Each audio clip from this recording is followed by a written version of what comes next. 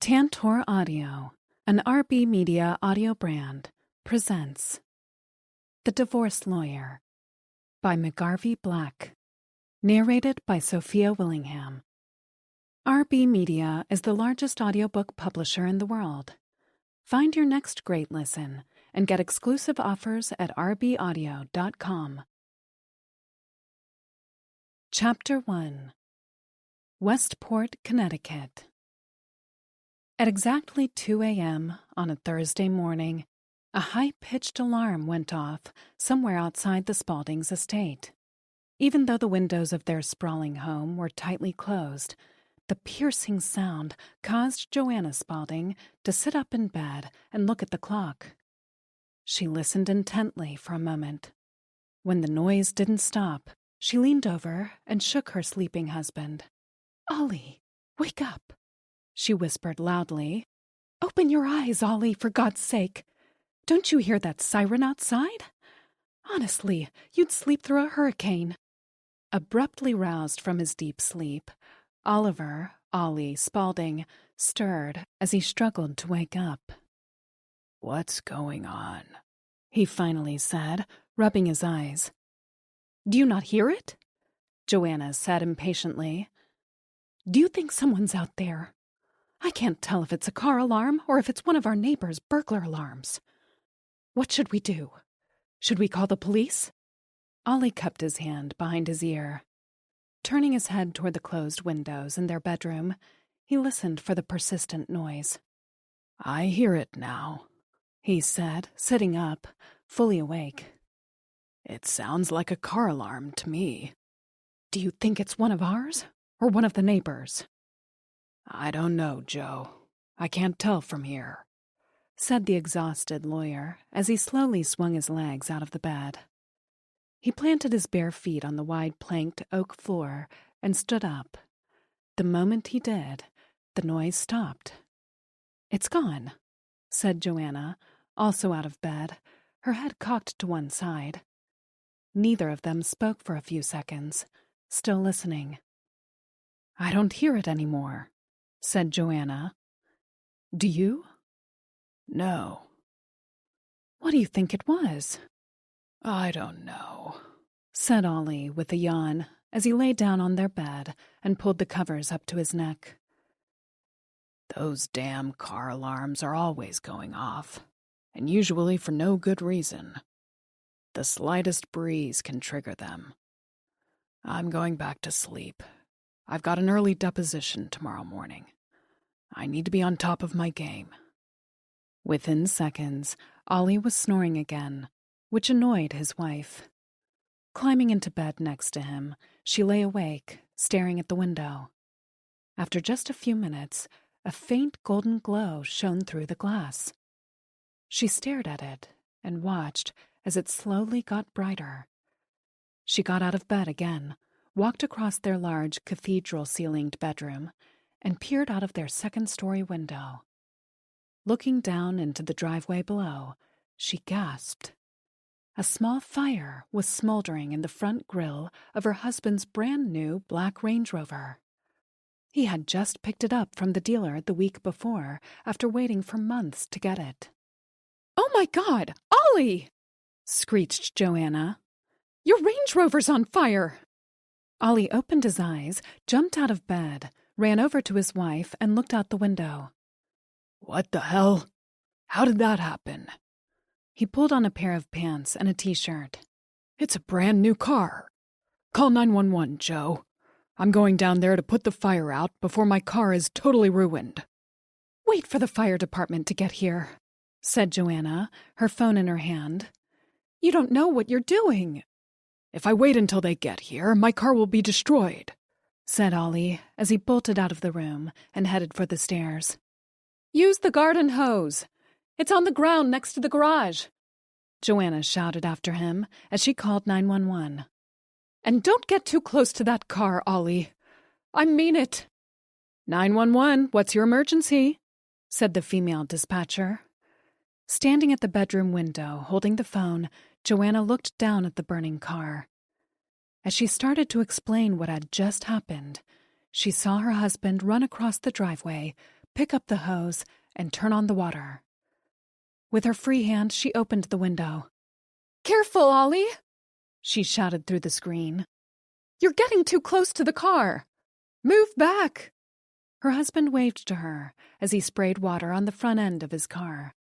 "My husband's downstairs right now, trying to put the fire out with the hose," said Joanna to the dispatcher.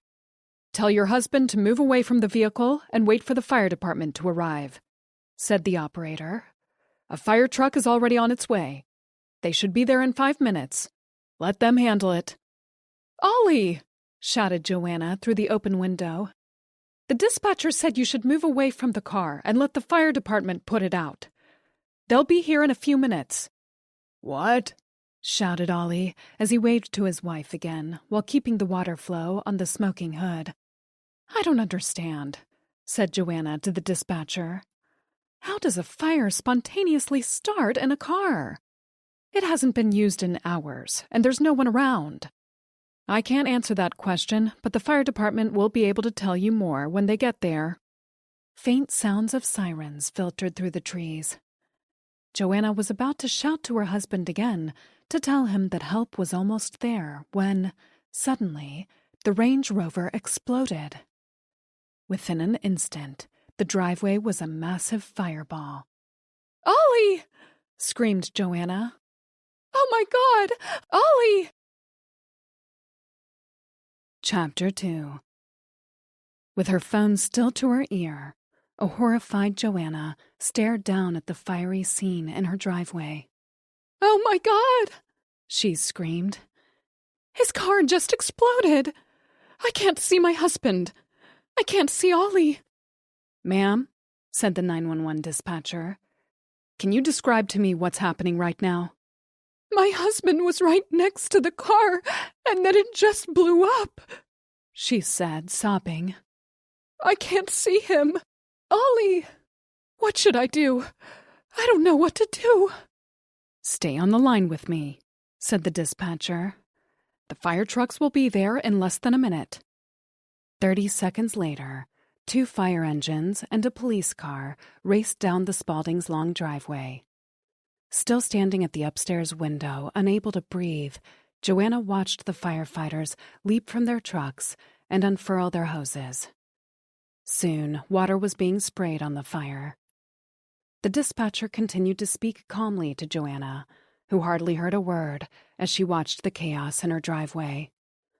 A loud knock on the front door, followed by multiple chimes from the doorbell, jolted her back to reality. With her phone still in her hand, she reached for her robe. Almost in a trance, she walked down the stairs. When she opened the front door, 4 police officers in uniform and 1 in street clothes stood in front of her. Tears poured down her face. "Mrs. Spaulding?" said the 40-something officer in street clothes, who flashed his badge and introduced himself as Detective Brian Fitz. Trembling and unable to speak, Joanna nodded. "Is there anyone else here in the house with you right now?" said the detective. Joanna shook her head slowly. "Are you all right? Are you hurt in any way?" "Is my husband okay?" she whispered. "Where's Ollie?" After observing a split-second look between one officer and the other, she knew the answer to her question. "I think we should go inside and sit down," said the detective. "I need to see my husband." "Let's go inside," said the detective as he led her into the living room, followed by several other police officers. Detective Fitz sat down on the couch next to Joanna. "Mrs. Spaulding, I'm sorry to have to tell you that your husband did not survive the blast. I'm truly sorry for your loss. I can't imagine how painful this must be for you. I promise you we'll do everything we can to find out what happened." Tears sprung from Joanna's eyes as she grabbed at the front of her robe and pulled it tighter around her. "But he just went outside to put the fire out," she said, her voice cracking. "It was so small, just a little fire in the front grill. It was barely anything. How could he be gone? We were in bed sleeping and an alarm went off and—" "Is there someone I can call for you?" said the detective. Joanna's left hand flew up to her brow, and she began to scratch while choking back tears. "Ollie has a sister in Rhode Island, and his 2 kids live in the city. Oh my God, Ollie's kids! What will I tell them?" "Do you have anyone nearby that we can contact for you? A friend or a relative? There will be a victim's rights advocate here soon to help you through this. But in the meantime, is there anyone else I could call for you?" Flustered, Joanna pulled her phone from her robe pocket, looked for a number, and handed the phone to the officer. "Call Kim DeLuca. She's my husband's assistant. They've worked together for many years," she said. "She lives here in Westport." The detective nodded and made the call. After the fire department had extinguished the fire, Ollie's body, or what was left of it, was removed and taken away by an ambulance. Even though it was the middle of the night, a number of neighbors were standing outside with flashlights in front of the Spauldings' house. "How could something like this happen?" said Joanna, sobbing. "How does a car just catch on fire? I wouldn't have let him go down there if I thought he was in any danger. He can't be gone. He can't." Chapter 3. Kim DeLuca. I was in a deep sleep when I got the call from Detective Fitz. I wasn't fully awake when he first started talking, and his words didn't sink in. He said there had been an accident at the Spauldings' house and that I was needed. When I tried to get more information, he told me he'd fill me in when I got there. In a panic, I threw on some semi-clean clothes I pulled from a pile on a chair in my bedroom, stepped into the nearest pair of shoes, grabbed my car keys, and ran out the door. As I drove across town toward Ollie's house, my mind conjured up all sorts of crazy, terrible scenarios. I tried calling Ollie's phone, but it went straight to voicemail. My heart was beating so fast, and I thought I was going to throw up. Please let Ollie and the kids be okay. They're all I've got. To this day, I have no memory of the drive over to Ollie's house, but somehow I got there. It was around 4 a.m. when I drove down the long driveway. The house was surrounded by emergency vehicles and flashing lights, which only intensified my dread. As I stopped my car, I saw firefighters hosing down what looked like pieces of a smoldering car. The sick feeling in my stomach intensified. Please let them all be all right. As I got out of my car, I saw a bald man peering out the window from inside the living room. Hyperventilating and imagining the worst, I raced toward the house, terrified of what I was going to learn. Walking past a frenzy of emergency workers, I saw flashes of light flickering on the house. I turned around to see a line of bright lights moving down the driveway toward me. As the caravan got closer, I realized what they were. News trucks. That was when I knew for sure something really terrible had happened. If the media was there, it had to be bad. I continued walking toward the house, and in my periphery, I noticed a small crowd of neighbors had gathered. As the news vans started setting up their equipment, the bald man I'd seen in the window came rushing out of the house with several police officers behind him. "How the hell do these people find out about this stuff so fast?" shouted the man to the other cops. "The last thing we need right now are reporters getting in our way. Get them out of here, now!" As the police officers started moving people back, the bald man, who seemed to be in charge, stepped forward to address them. "May I have your attention? My name is Detective Brian Fitz. I'm with the Westport Police Department. This is an active police investigation," said the detective loudly to the expanding crowd. "I'll need all of you to move back at least 100 yards. "What's going on?" shouted a man with one of the news crews. "We heard there was a big explosion. Was anyone hurt?" Detective Fitz looked over at his fellow officers before answering. "Unfortunately, there has been one fatality, and because of that, I need all of you to give our emergency workers the space to do their jobs. It's late, and I suggest you all head home. People from the media, you have to move way back." "Was it an accident?" shouted one reporter. "What are we talking about?" "TBD," said Detective Fitz as the officers instructed the reporters where they could set up. I approached the detective. "I'm Kim DeLuca, Oliver Spaulding's assistant. I came as fast as I could. Is everyone—" "I think we'd better go inside," said Fitz as he led me to the front door.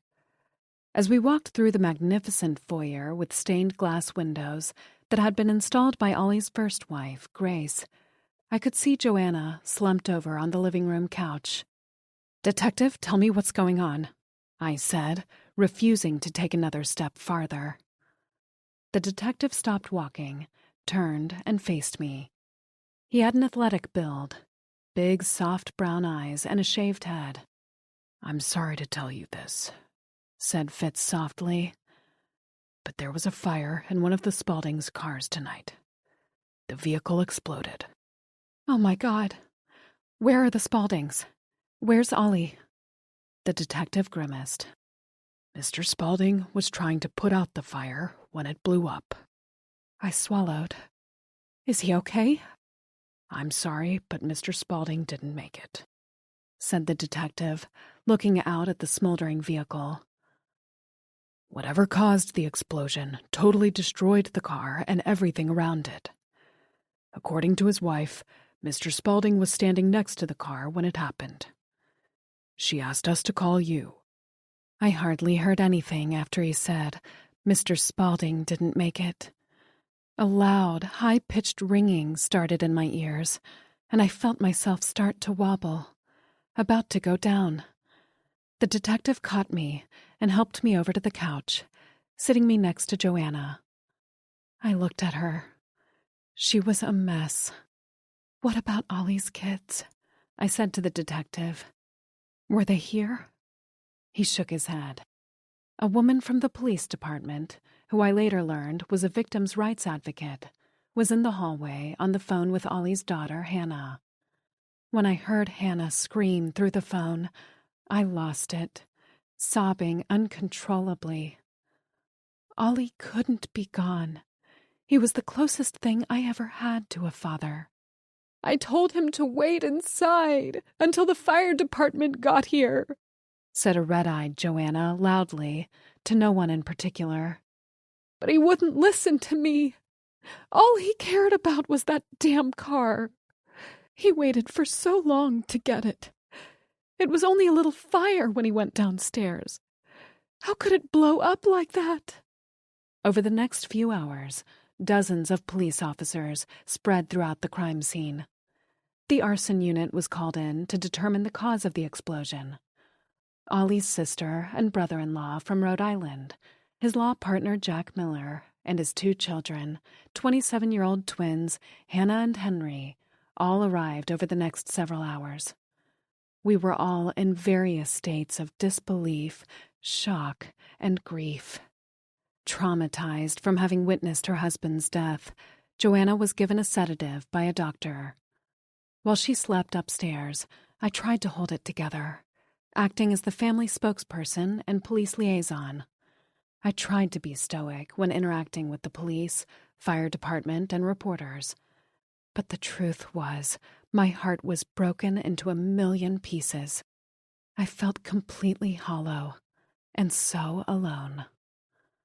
After the arson squad revealed their findings to Detective Fitz, he asked me to go upstairs and wake Joanna. She was groggy, and her eyes were red, like mine. "Did I dream this?"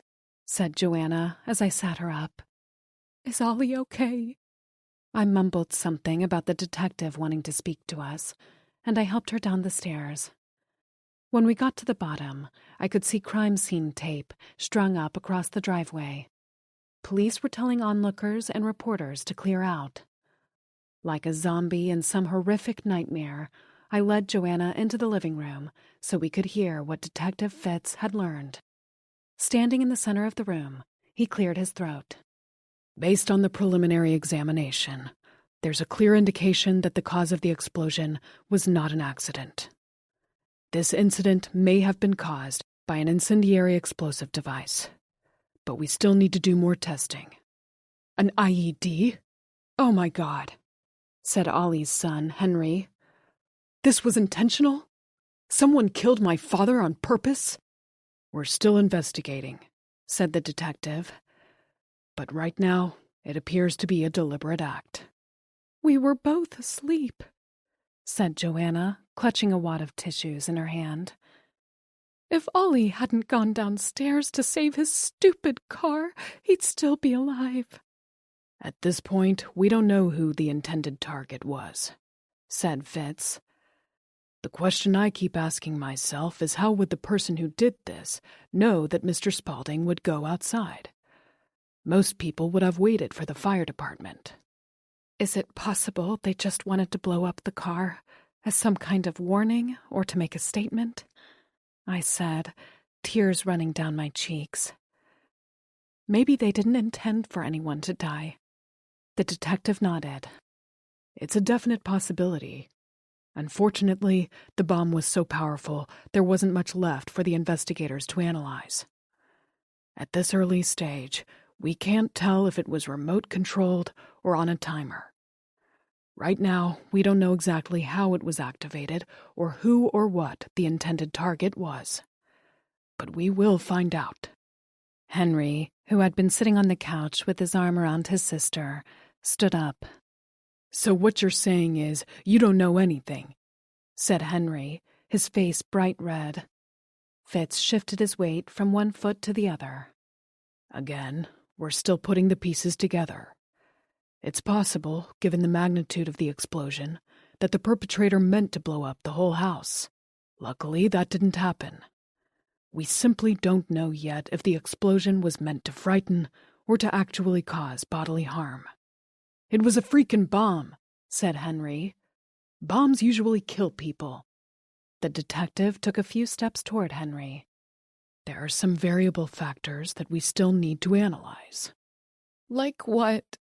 Said Hannah Spaulding, her voice cracking.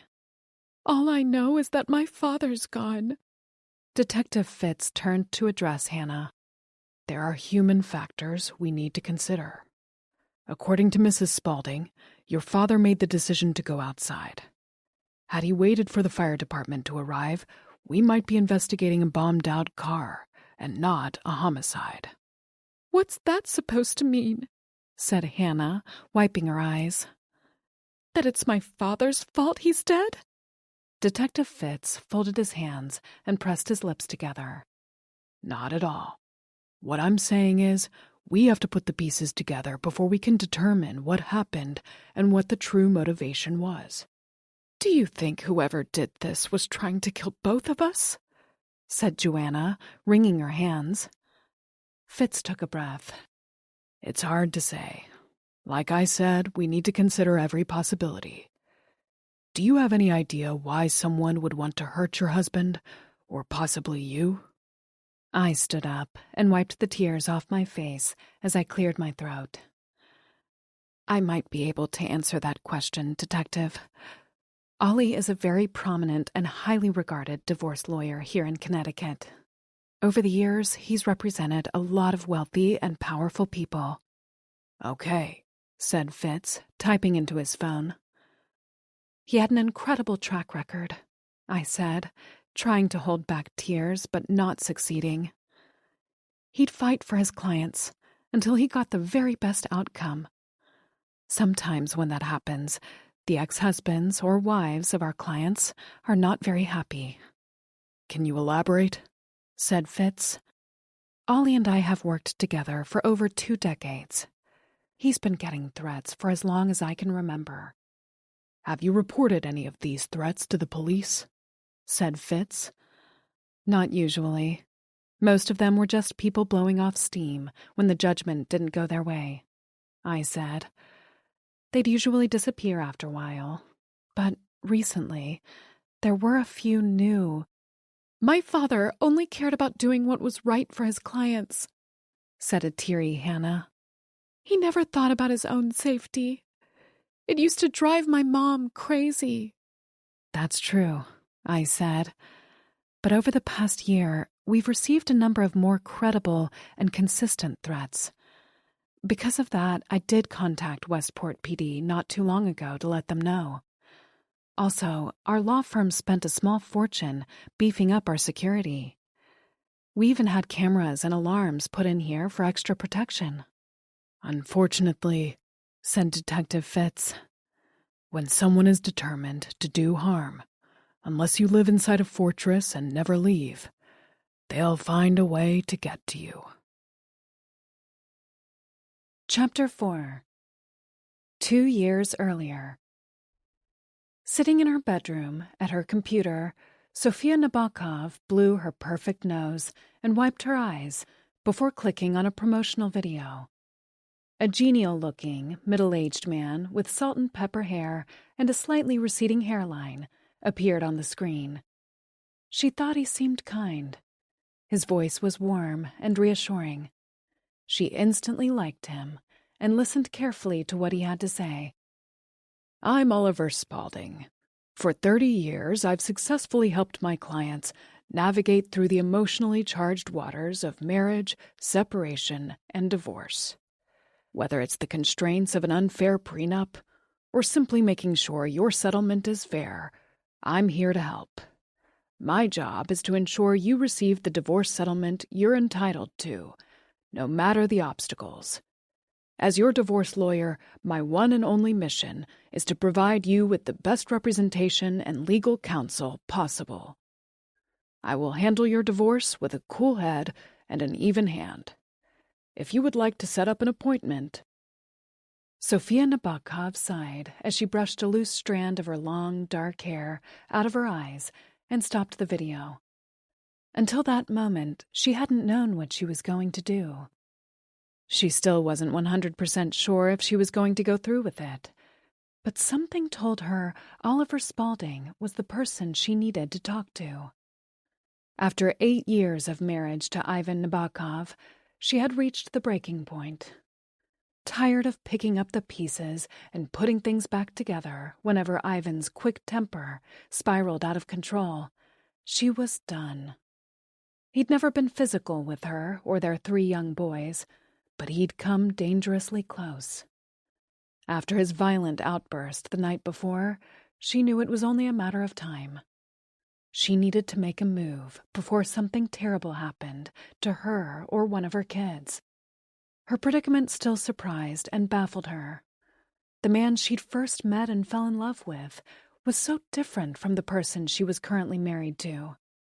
Ivan's dark side had only surfaced after they got married and she moved to the United States.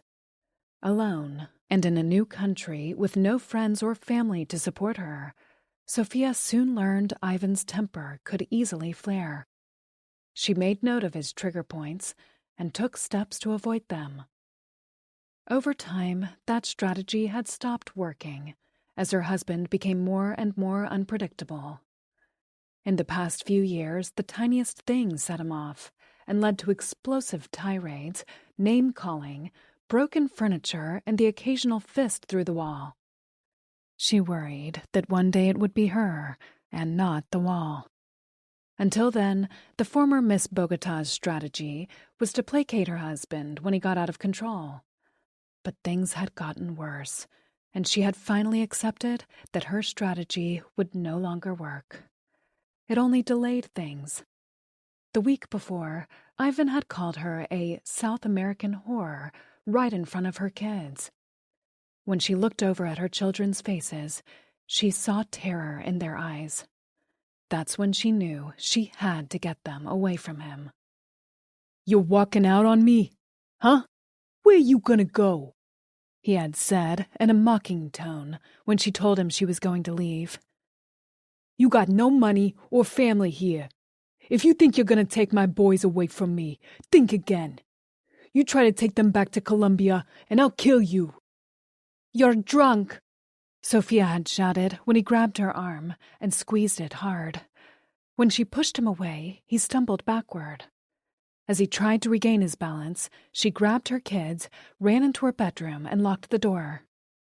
"You gonna walk out on me?" shouted Ivan through the bedroom door. "You'll have nothing. You think any man will want you? You live on the streets, like the puta that you are." They had met right after Sofia won the Miss Bogota beauty pageant. Ivan Nabokov, a Russian-American, had been in Colombia on business. While entertaining some associates in a large Bogota club, he'd spotted her across the dance floor. Pushing through the crowd, he muscled his way through the people standing around her and turned on his charm. Soon he had her laughing, and by the end of the night, she'd agreed to have dinner with him the following evening. What followed was a whirlwind romance. Ivan spared no expense, showering the young woman with expensive gifts. Clothing, bags, and jewelry.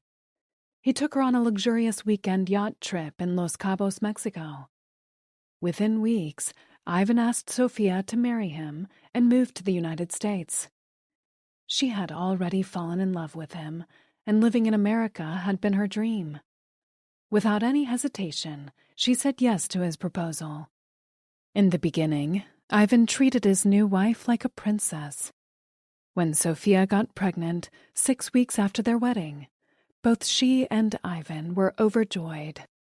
"I can't believe I'm gonna be a papa," he said one night over dinner. "I can't wait to meet my son." She smiled at her new husband. "It could be a girl." He laughed. "No," he said as he put a large piece of steak into his mouth. "He will be a boy. I can feel it." In the months leading up to the birth, Sofia prepared their house for the new baby. When she delivered an 8-pound baby boy, Ivan had tears in his eyes and showered her with gifts and praise. "See, I told you he'd be a boy," said the proud new father as he answered a call from a well-wishing friend. But shortly after the birth of their son, Ivan's behavior toward Sofia began to change. He seemed to look at her in a different way. As the months went on, he began treating her more like a nanny or concubine than his wife and partner. Over the next few years, they had 2 more sons, but things between them went steadily downhill. For Sofia, the atmosphere in their home had become scary. Living in a constant state of anxiety and fear, she tried to appease him by doing things to make him happy. Sometimes it worked, sometimes it didn't. She watched the divorce lawyer's video the morning after Ivan punched a large hole in the dining room wall, broke a window, and called her a whore. If she didn't do something soon, she'd end up dead. Absolute secrecy was critical because Ivan was always watching her. She didn't know how, but she was sure he listened to her phone calls and private conversations. There was no other way to explain how he always knew about everything she did. Sofia often wondered if her house was bugged or if there were hidden cameras and microphones planted. She looked for them, but never found anything. If she filed for divorce, Ivan would fight her with everything he had. She knew she had to be smart, or she and her kids would be left with nothing. After researching Connecticut divorce lawyers at the Westport Library, all roads pointed to one man, Oliver Spaulding. According to everything she'd read, he was the highest-ranked divorce lawyer in the state. She filled out a contact form on the Miller Spaulding & Green website and went into the kitchen to make a cup of tea. While pouring hot water into her cup, her phone buzzed. She didn't recognize the number. "Hello? I'm looking for Sofia Nabokov," said the woman on the phone. "I am Sofia," she said cautiously. "Who am I speaking to?" "This is Kim DeLuca. I'm Oliver Spaulding's assistant. We just received a request from you for a consultation." Sophia's pulse sped up. Was she actually going to do this? Was she really going to defy Ivan? What had seemed like a simple, innocuous click on her computer was now a real thing. Somehow, she knew if she met this divorce lawyer, there would be no going back. But Ivan wouldn't let her go easily. He had to be in control of everything, and there would be a huge battle. As she considered what Ivan might do if he found out she had met with a divorce lawyer, she glanced over at the framed picture on the wall of her 3 boys. "I did send it," said Sophia softly into the phone. "But I'm not sure if this is the right thing for me now." "I totally understand," said Kim. "Lots of people we meet feel that way. Look at it as an informational meeting for you. That's all. If you decide you don't want to move forward, then that's the end of it. Case closed." "I do want to learn what my rights are," said Sophia softly. "I haven't decided about a divorce yet." "Of course. What I can tell you is that I've worked with Oliver Spaulding for many years. He's the best at what he does, and his clients love him. I'm calling today because I just had a cancellation for tomorrow morning, which almost never happens. People usually wait for months to see Ollie. If you'd still like to come in and talk, we do have an opening." Tears filled Sophia's eyes as she looked over at the photo of her 3 sons again. Despite the risk to her own personal safety, she knew it was time to meet with a lawyer. If not for herself, then for her kids. She took a deep breath and cleared her throat. "What time should I be there?" Chapter 5. Kim DeLuca. I drove my dark gray SUV along Post Road toward the Miller, Spaulding, and Green law offices, taking a sip of coffee from my thermal cup. Located on the Connecticut Gold Coast, our firm was one of the top divorce law practices in the country. We worked with a lot of celebrities and wealthy and powerful people. Our clients included politicians, actors, sports and TV stars, musicians, writers, and even the occasional gangster. After our senior partner, Phil Green, passed away suddenly, the role of Connecticut's top divorce lawyer went to my boss, Ollie Spaulding. Our other senior partner, Jack Miller, a 60-something playboy, was also a killer in the courtroom, but Ollie's record was better. Not only was Ollie my mentor, but he was also my friend. Despite his reputation as a tough, take-no-prisoners litigator, he had an enormous heart. Everyone loved him, except for those who went up against him in court. Because Ollie rarely lost or conceded anything, those people often hated him. Rounding the corner a little too fast, my car skidded on the wet autumn leaves, blanketing the sidewalks and roads. Adrenaline shot through my limbs as I reminded myself to slow down. When I pulled into a parking space behind the large white clapboard colonial building, the clock on my car's dashboard said 7:39 a.m. The imposing wooden structure had black shutters and a red front door. It was quintessentially Connecticut. The place was once the summer home of a wealthy New York City shipping magnate. Now it was the location of the law offices of Miller, Spaulding, and Green. Every weekday morning, I'm the first person in the building. It's partly because I'm a morning person, but in addition to being Ollie's executive assistant, I'm also the office manager. Part of my job is to open the doors of the building each day. It's a big responsibility. If I didn't show up, our clients and employees would be left standing outside. That's never happened, and it never will. Being punctual is how I roll, and it keeps my head on straight. The thought of arriving somewhere even 5 minutes late makes me crazy. Opening the office at the same time every day is comforting. It sounds weird, but it is. Each morning before I get out of my car, I go through the same routine. I push my brown tortoiseshell glasses up the bridge of my nose and flip down the car's visor. Then I slide the cover of the mirror over to one side and take one last look at my face. I run my fingers through my wavy black, shoulder-length hair, apply a thin coat of plum lipstick, and press my lips together to spread it around. Plum is my signature color. It was Pascal's favorite. He used to say when I wore it, I looked good enough to eat. Then he'd pretend he was a wolf and tickle me. We'd inevitably end up laughing and wrestling on the couch. Sometimes after that, we'd make love. Now, plum lipstick is the only color I ever wear. I wear it for him. Standing at the rear entrance of the law office, I punched in the code to unlock the doors. We change the password every month for security purposes. When I heard the loud click inside the heavy white door, I grabbed the handle and opened it. As I walked in, the door shut and clicked behind me.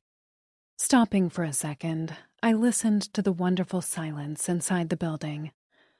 I enjoyed the quiet calm in the mornings. The first employee of the day would arrive soon enough, and the serenity would disappear. I relished those first quiet minutes by myself before the chaos commenced. Ollie often said I was the glue that held Miller, Spalding, and Green together. I never believed the place would fall apart if I wasn't there, but I did my best to make sure everything ran smoothly. I didn't want to let Ollie down. He'd been almost like a father to me. There wasn't anything I wouldn't have done for him. After Pascal died, Ollie was the one who picked me up off the floor and helped me get back on my feet. A lot of people would have given up on me, but not him. He stuck by people he cared about. He gave me a reason to keep going, even though at the time I didn't have one or want one. Honestly, after losing Pascal the way I did, I didn't care if I lived or died. But Ollie and his first wife, Grace, and their 2 wonderful kids kept me going. The Spaldings brought me back to the land of the living. I'll never forget their kindness. Never. Walking through the empty office hallways, I tossed my bag onto my desk, which was situated right outside Ollie's office. I grabbed the mail and other assorted documents from a bin and went into his office to prepare things for the day. After placing several letters, emails, and briefs on his large wooden desk, I straightened his pens and notepads so everything lined up and appeared neat and tidy. I like order. As I watered several of his plants on the windowsill, I picked up the only picture on his desk. It had a yellow enamel frame and contained a photo of Ollie's twins at the beach. I think his kids were 8 at the time the picture was taken. It felt like yesterday that those 2 were scampering around the office, wreaking havoc. I can still visualize both of them, sitting on Santa's lap at one of our firm's Christmas parties. Now those same twins, Henry and Hannah Spalding, were adults and living in New York City. I still can't get my head wrapped around that one. It was nearly 20 years ago when I met their father. They were 7 and I was 22. As I looked down at their smiling faces in the photo, it occurred to me how different things were when that shot was taken. Their mother, Grace, was still alive then. So was Pascal. In fact, he and I had just started seeing each other. We thought we had decades ahead to make memories, when it turned out we only had a few short years. Not nearly enough. Not nearly enough.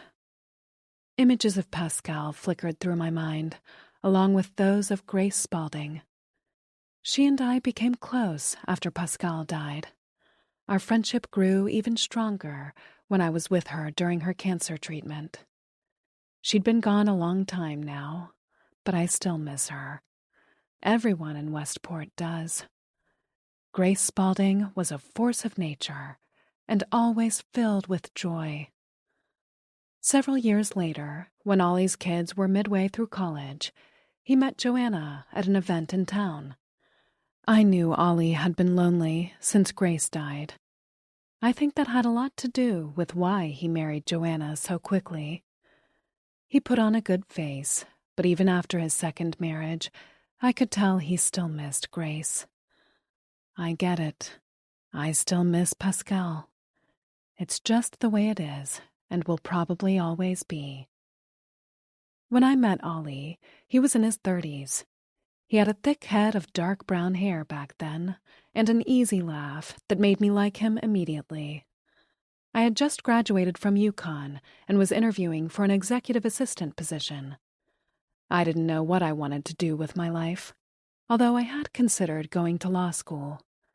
Having been a foster kid, I didn't have a lot of financial resources, so I decided to get a job working for a law firm. I may not know much, Ollie had said during my interview with him as he leaned forward in his chair. But I know talent and smarts when I see it. And you, Ms. DeLuca, have both. This job is yours if you want it. As the years flew by, I was often included in Spaulding family gatherings and grew close to the whole family. After Grace lost her battle with cancer, I tried to do what I could to keep the family afloat. Ollie's heart was broken after the loss of his soulmate. He threw himself into his work, so he didn't have to think about it. But I could tell he was overwhelmed by the responsibility of raising his 2 grieving kids alone when he himself wasn't whole. I wanted to do whatever I could to help him, because I understood that kind of pain. I'd been there myself. Of course, my situation was different, but the sadness was the same. Grief is grief, no matter how it's served up. Whenever I could, I'd offer to pick up his kids from practice, do some grocery shopping, or warm up dinner. The Spaulding family needed me then, and after what I'd been through, maybe I needed them too. After Grace died, Ollie's life consisted of his kids and work and nothing else. Well-meaning friends often invited him to local events and parties, hoping to cheer him up. Eventually, suggestions of fix-ups for blind dates started coming. He always declined, saying he wasn't interested. But because he was a successful, wealthy attorney, the offers kept coming. He never took anyone up on them. When the Westport County Playhouse held a fundraiser, a well-meaning friend bought Ollie a ticket, and, surprisingly, he agreed to go. The professional theater was a Westport institution and a source of pride for the town's residents. The event drew a big crowd. That's where he met his second wife, Joanna. Ollie told me he had met a nice woman the morning after the Playhouse event. In addition to a large local turnout, the evening had been attended by a sizable group from New York City. Ollie told me he was chatting with some friends over cocktails when he walked over to the buffet table to get something to eat. As he reached for a wedge of Gruyere, a pale hand with long, thin fingers and dark red nails brushed up against his. He turned and muttered an apology as he glanced into the woman's sparkling hazel eyes. "I'm so sorry," said Ollie. "I didn't mean to bump you." The woman smiled. "No problem. The truth is, you're the first person to talk to me all night. This isn't a very friendly group." "Oh, they're not so bad," said Ollie sheepishly as he looked around the room at many of his former and future clients. "You've got to get to know them, that's all. I'm guessing you don't live here in Westport." "I live in the city," said the woman. "You've come a long way, then." She smiled again. "The train only took a little over an hour. I wanted to support the Playhouse because they do amazing work. I'm a dancer, and I know how hard it is to keep the arts alive these days." As Ollie shared the details of his first meeting with Joanna, I saw his eyes light up. I also noted that he remembered an extraordinary number of details about her. He told me she had shoulder-length, dark brown hair that curled at the ends, and that she was tall and slim, with full lips coated in a red gloss that matched her nails. From his vivid description, she sounded like a movie star to me. Later, when I met Joanna, I understood Ollie's attraction. She was undeniably chic, with a style that appeared effortless. This was a woman whose clothes didn't make her, because she was the main attraction and she knew it. After their first meeting, Ollie and Joanna started seeing each other exclusively. It began slowly, But 6 months later, Joanna became Ollie's second wife. I'm not going to lie, it was a surprise to everyone in Westport. People knew how devoted Ollie had been to Grace, and as many noted, Joanna was very different from his first wife. Still, after she came into the picture, he seemed happier. Most people were generally glad he'd found someone. I was all for it. As much as I loved Grace, I hated seeing Ollie so sad all the time. Meeting Joanna appeared to give him a new lease on life. His kids were away at college, and he rattled around in his big house all alone, day after day. When Joanna came on the scene, there was a noticeable change in him. He smiled more and started telling his corny jokes again. I was happy for him. He was starting over, something I was never able to do. Chapter 6. Kim DeLuca. Stopping by the break room before going to my desk, I switched on the coffee machine and checked if there were enough paper goods to last the day. While waiting for my cup of coffee to brew, my second one that morning, I heard noise coming from the back entrance. The first wave had arrived. "Morning," said a young lawyer as he walked past the break room. By the time I'd added my milk and sugar, a half-dozen more people had entered the building. Miller's Spalding and Green was open for business. When I got back to my desk, the light was on in Ollie's office. It surprised me because he usually came in a little later. "You're early," I called out as I sat down at my desk and opened my copy of his calendar. "Heads up, Ollie, you've got a new client, Sophia Nabokov. She's coming in at 9 o'clock for a meet and greet." As I busied myself organizing Ollie's daily folder, my phone rang. I answered it, put the call on hold, and went into Ollie's office. "David Collins is on the phone." "How is David?" said Ollie, still focused on the document in front of him. "His wedding is coming up soon, isn't it?" "That may be up for debate. Apparently that airtight prenup you did for him isn't going over very well with the future Mrs. Collins. The groom is freaking out, Ollie. Can you pick up his call? I think he's crying." Ollie sighed as he reached for the phone and put the call on speaker. "Morning, David. All ready for the big day?" he said, looking down at his calendar. I pointed to a date, and he nodded. "It's this Saturday, if I remember correctly. The weather is supposed to be fantastic this weekend. You excited?" "Everything is falling apart," said the man on the phone. "My fiancé wants to call off the whole damn wedding. Audrey said the prenup you wrote was draconian and that only a pathetic, desperate loser would sign it. She said if I really loved her, I'd never ask her to do it." "Now calm down, David," said Ollie gently. "I'm sure we can fix this." "Calm down? In 2 days, 300 people are coming into town for the wedding. I've got relatives arriving from the UK tonight. What do I tell them?" Ollie looked at me and shook his head.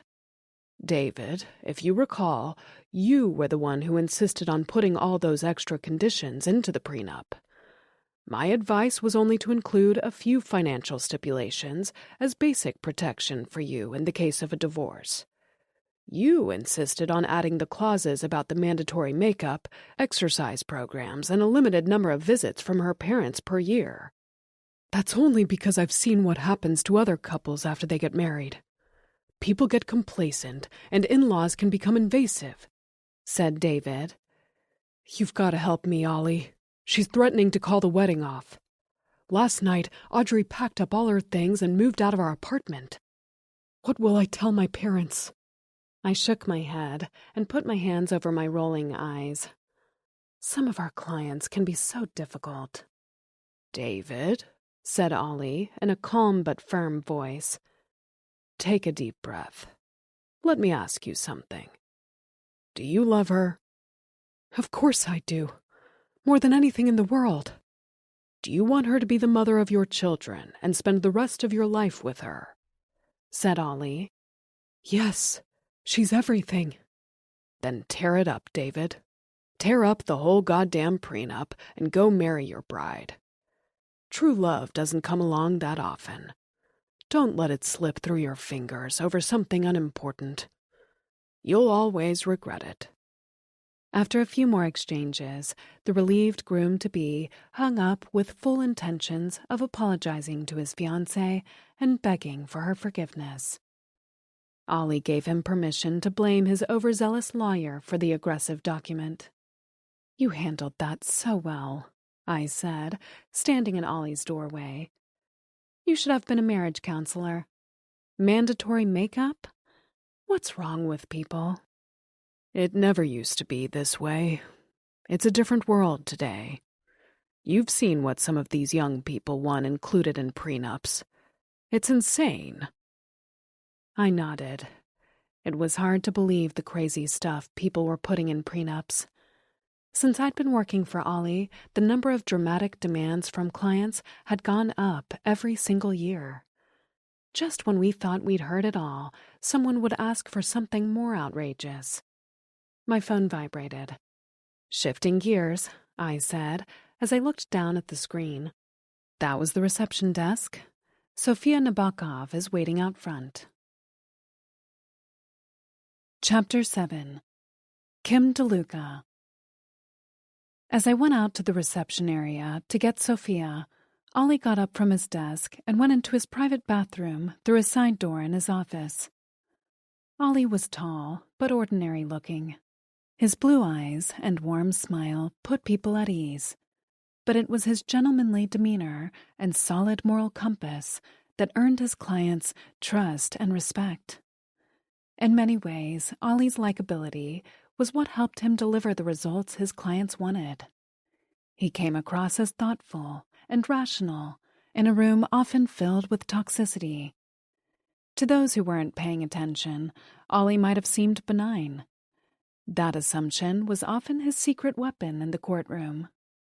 His genial personality didn't reveal his killer legal mind and unrelenting tenacity. It was only when a judgment went down in his client's favor that his opponents realized how they had misjudged him. Ollie was at his desk, reviewing Sofia Nabokov's documents, when I knocked on his open office door. "Ready for us?" I said. He nodded and stood.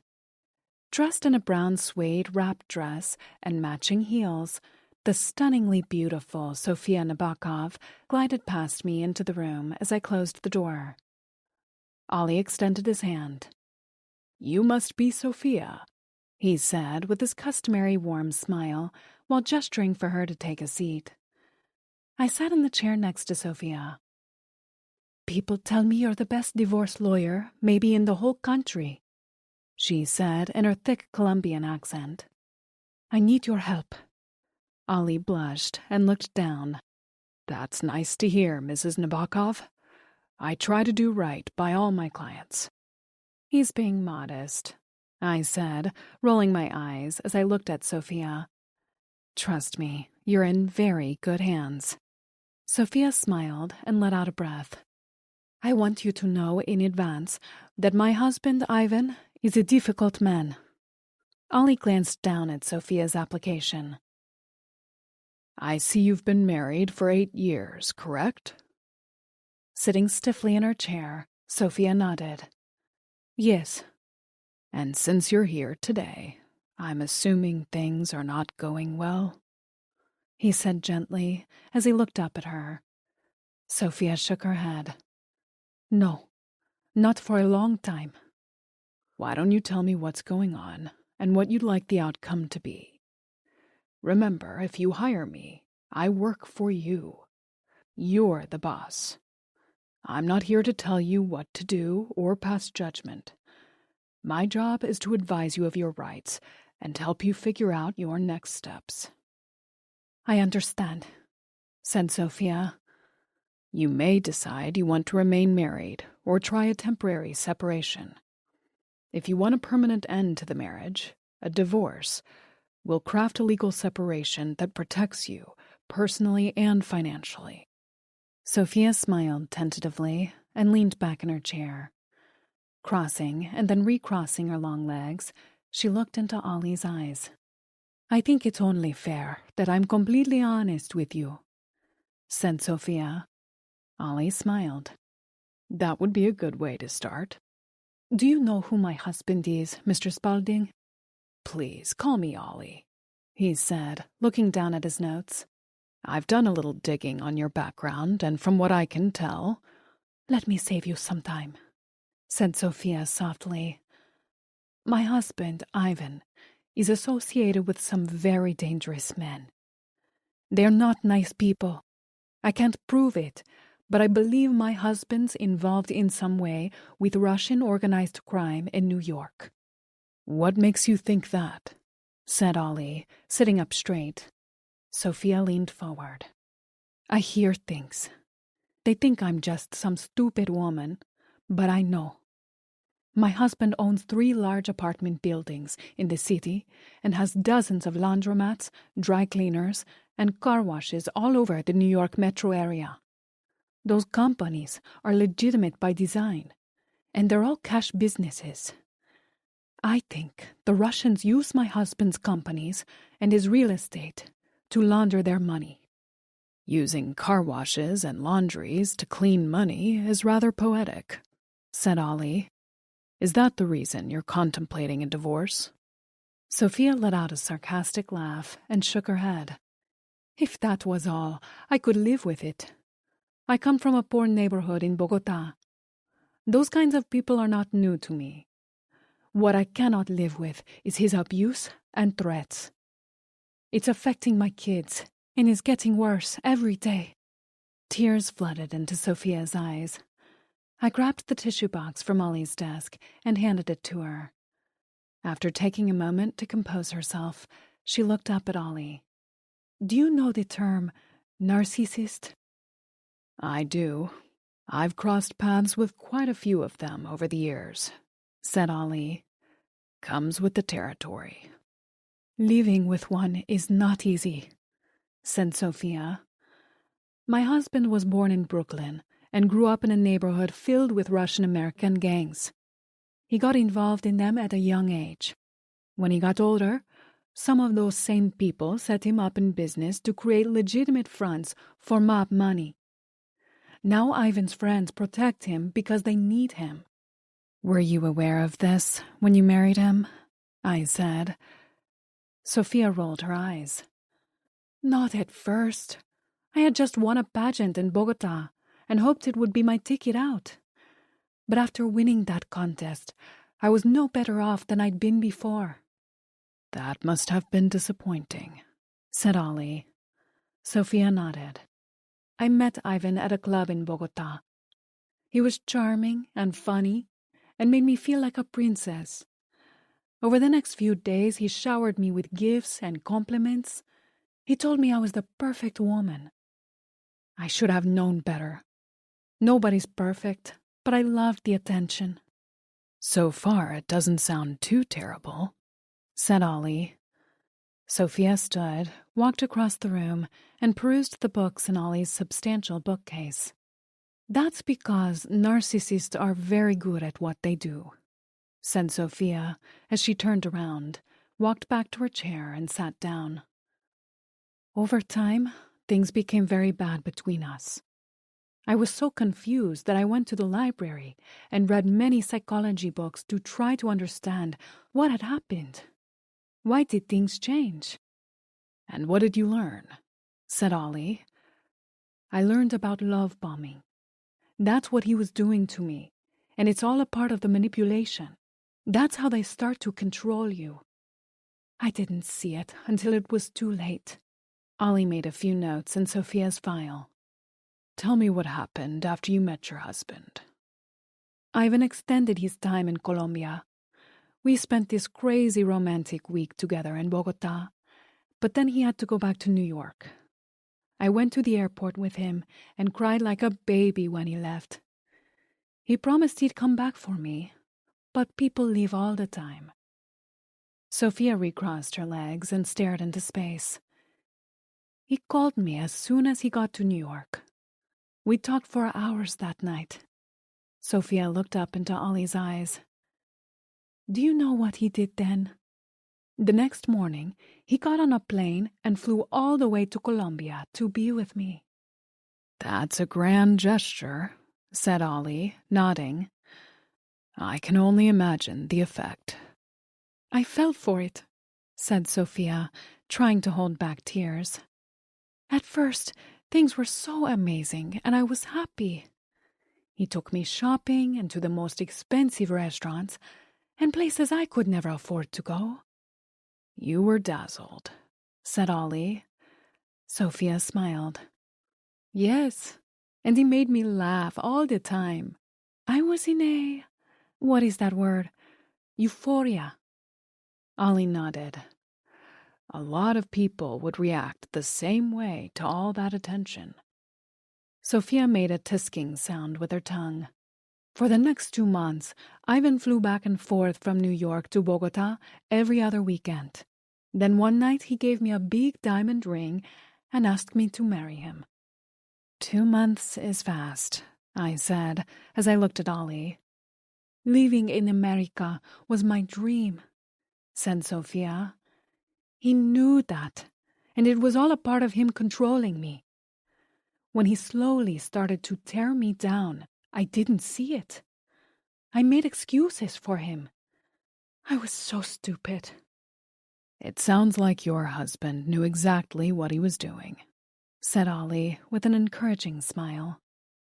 He would mock me and make fun of my accent, said Sophia. He called me an idiot and said I was ignorant and worthless. And the worst part was, I believed him. Because if someone loves you, said Ollie, puckering his lips, then they must be telling you the truth, right? Sophia's jaw dropped. How did you know that? Ollie smiled kindly. Let's just say I've been doing this a long time. Sophia pressed her lips together. He'd be so cruel to me in the morning, and then bring home a gift for me at night. I was so stupid not to see it. She reached for another tissue, dabbed her eyes, and blew her nose. I learned about gaslighting from those psychology books when I was pregnant with my second child. My family in Colombia is very poor. They couldn't help me. Even if they could, I was afraid Ivan might do something to them. I had no way out. That must have been very difficult, said Ollie. Being so far away from your family and fending for yourself and your kids. I kept hoping Ivan would go back to being the man I met. But he never did, and I was trapped. I had 3 kids, no college education, and none of my own money. Has Ivan ever been physical with you? Said Ollie, putting down his pen.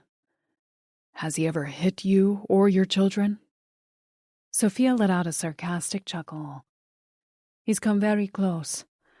Recently, he pushed me a few times. That was new, and it scared me. Ollie made a note on his paper. Anything else we should know about? He's getting worse, said Sophia. Now, when he gets angry, he breaks anything he sees. He's threatened to kill me right in front of my kids. I don't want my boys hearing that. That's why I'm here. I don't want them to become him. Chapter 8.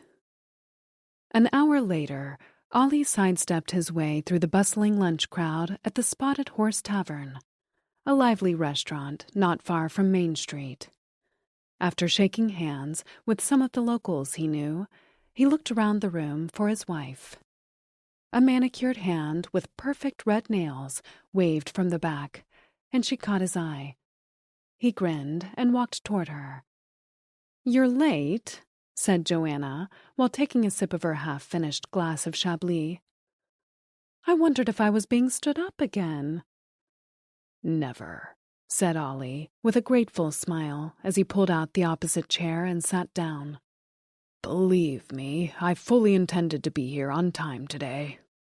But my morning got super busy, and a new client came in, and that went on a lot longer than I expected. Sorry I'm late. I'm here now." "So you are," said his wife, giving him a reproachful look. "How much time do I have before you race out of here?" Ollie looked at his watch and let out a sigh. "I have to be back in the office in 45 minutes. We've got a partner meeting at 2 o'clock. Some of the folks at the firm think we need a better, more sophisticated security system. Somebody is coming in to talk to us about options." Joanna forced a smile as she drummed her nails on the table. "Then let's make the most of the 45 minutes we have. I'd have to agree with improving the security in your office. Think of all the times you've received threats." Ollie rolled his eyes. "They weren't real threats. They were just the bleedings of angry exes blowing off some steam. Nothing's ever happened. When people get divorced, there's always a lot of anger floating around. Some of it blows back on me. It comes with the territory." Joanna tilted her head. "You look at the world through rose-colored glasses, you know that? Personally, I think more security is a good thing, and long overdue." Their food arrived, a cheeseburger and iced tea for him, a salad niçoise and another wine for her. After taking a few bites, Joanna pulled out a list from her designer bag and started to tick through several upcoming events and invitations they'd recently received. "The Ryans invited us up to their place on the Cape for the weekend after next. Can I say yes?" Ollie checked the calendar on his phone. "Maybe. I'm hoping to wrap up a big settlement next week. I shouldn't have to work that weekend, but you never know." "I don't think maybe is a fair answer to give our hosts," said Joanna, letting out a sigh. "I'll tell them no. Also, there's that Westport Community Pantry fundraiser at Longshore that I've been working on. I wanted both of us to attend on the 14th. It's important to me, Ollie. Tell me you can make it." Ollie glanced at his calendar again and shook his head. "That day isn't good for me. I'm speaking at a bar association dinner in Greenwich that night. It's their annual meeting. I'm sorry." Joanna pursed her lips as she scratched the fundraiser off her list. "What about the trip to France we talked about? I got a notification from the tour company this morning. If we want to hold our place on that Loire Valley wine tour, we've got to put in the deposit by the end of this week. I'd really like for us to go to Paris together." Ollie bit his bottom lip. "With everything that's going on at the firm right now, I can't commit to something 9 months in advance. Things are hectic at the office, and with Phil's death, a lot of his clients have fallen on me. They're all high value, and most of them need a lot of hand-holding. Our junior partners can't handle them. At this point, I can't make a long-term commitment to a trip." "But you deserve a vacation, too. You work so hard, Ollie. We never do anything." "If one of my cases escalates, I need to be here. I've got a few very combustible marital situations going on right now. I can't commit to Paris today. I'm sorry. Ask me again in 3 or 4 months." "We'll lose our spot," said Joanna, drawing a line through the word Paris 6 or 7 times. After a moment, she looked up and forced a smile. "Don't worry about it. Paris will always be there. We'll plan something else, something more spur of the moment, so it doesn't interfere with your court schedule." Ollie looked down at his watch. "Thank you, Joe. I know I can be frustrating at times. I'll make it up to you. Now, I hate to leave a beautiful lady alone in a restaurant, but I've got to run." Joanna smiled and waved him off with a flick of her hand. "Go. Do whatever you need to do. I'm going to sit here and finish my wine like a big girl. And then I'm going to do a little shopping to ease the pain of not going to Paris." Ollie stood, leaned over to his wife, and kissed her on the forehead. "And by the way," said Joanna, "don't think I didn't notice you had a hamburger for lunch. You know what the cardiologist said about your cholesterol? We're having grilled fish for dinner tonight." As Ollie turned, he made a face. He didn't like fish. Once outside the restaurant, that strange feeling overtook him again, and he stopped on the sidewalk. Marrying Joanna had helped him through the lingering grief after his first wife's death. But while Joanna filled part of the empty hole, there was still something missing. He couldn't put his finger on it. He felt that sad twinge often, and it always left him unsettled. While walking back to his office, he made a mental list of Joanna's many pluses. She was tall and attractive, cultured and sophisticated. People noticed her when she was on his arm, and if he was being honest, he enjoyed the envious looks he got from other men when they saw she was with him. Joanna had been a dancer. When he met her, Joanna's dancing career was virtually over. Getting older and riddled with knee problems for several years, she paid her bills from tips she earned waitressing at expensive Manhattan restaurants, not dancing. The flexibility of restaurant work still allowed her to go to auditions and take dance classes. But by the time Ollie met her, she hadn't had a dancing job in over 2 years. Even if she had secured one, she told him she wasn't sure her knees would hold up. After Joanna and Ollie became a couple and planned to marry, it seemed like a win-win to both of them. He had someone with whom he could share his life and wealth. She was someone to have dinner with, instead of eating takeout alone. For her, Ollie was a safe harbor. He had a beautiful home, credit cards, and in general was a kind and caring partner. For the first time in her adult life, Joanna wouldn't have to scrounge for every dollar and pinch pennies. Marrying Ollie would allow her room to breathe and to live in a way she had always thought she deserved. Ollie walked briskly down the street to his office building and climbed up the white wooden steps to the front door. Still preoccupied with unsettled feelings about his marriage, he put on his customary happy face, smiling and waving to several members of the staff as he walked through the door. As he headed toward his office, the irony of his situation became crystal clear. He was one of the top divorce lawyers in the United States, yet his own marriage was somewhat unfulfilling and occasionally disappointing. Joanna was nothing like his first wife, Grace, and although Grace had been gone a long time, her shadow still loomed large. He missed her terribly and yearned for the unconditional intimacy they had shared for so many years. But after 4 years of marriage to Joanna, he knew that intimacy would never develop. She would never be Grace. But at the same time, he was grateful not to be alone. Chapter 9. 7 junior partners were seated around the large rectangular table in Miller, Spaulding & Green's conference room when senior partners Jack Miller and Ollie Spaulding came in and took their seats. A security expert was waiting to begin explaining his recommendations for increased safety measures inside and outside of the offices. As far as we're concerned, you can never be too careful, said the security expert with a thick New England accent. A 50-ish former Boston police officer and ex-Navy SEAL named O'Boyle, he was dressed in a light gray golf shirt that said, "Safety First" in blue on the breast pocket. His body language and strong, steady voice conveyed that he was deadly serious about his work. Growing up in South Boston, I saw all sorts of bad things going down every day, said O'Boyle. When we were kids, we had to be careful of our surroundings and take precautions. It was our way of life if we wanted to survive. That's how we kept everyone we cared about safe.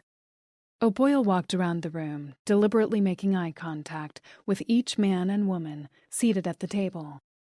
When you live and work in a place as pastoral as Westport, Connecticut, with all its bucolic scenery and quaint, charming downtown, you could be lulled into a false sense of safety.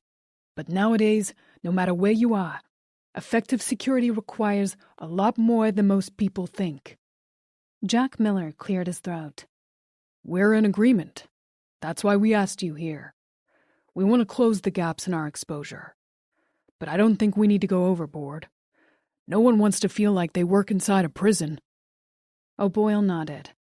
"I understand where you're coming from, and that's not what I'm suggesting. I've studied the recent historical crime statistics on Westport.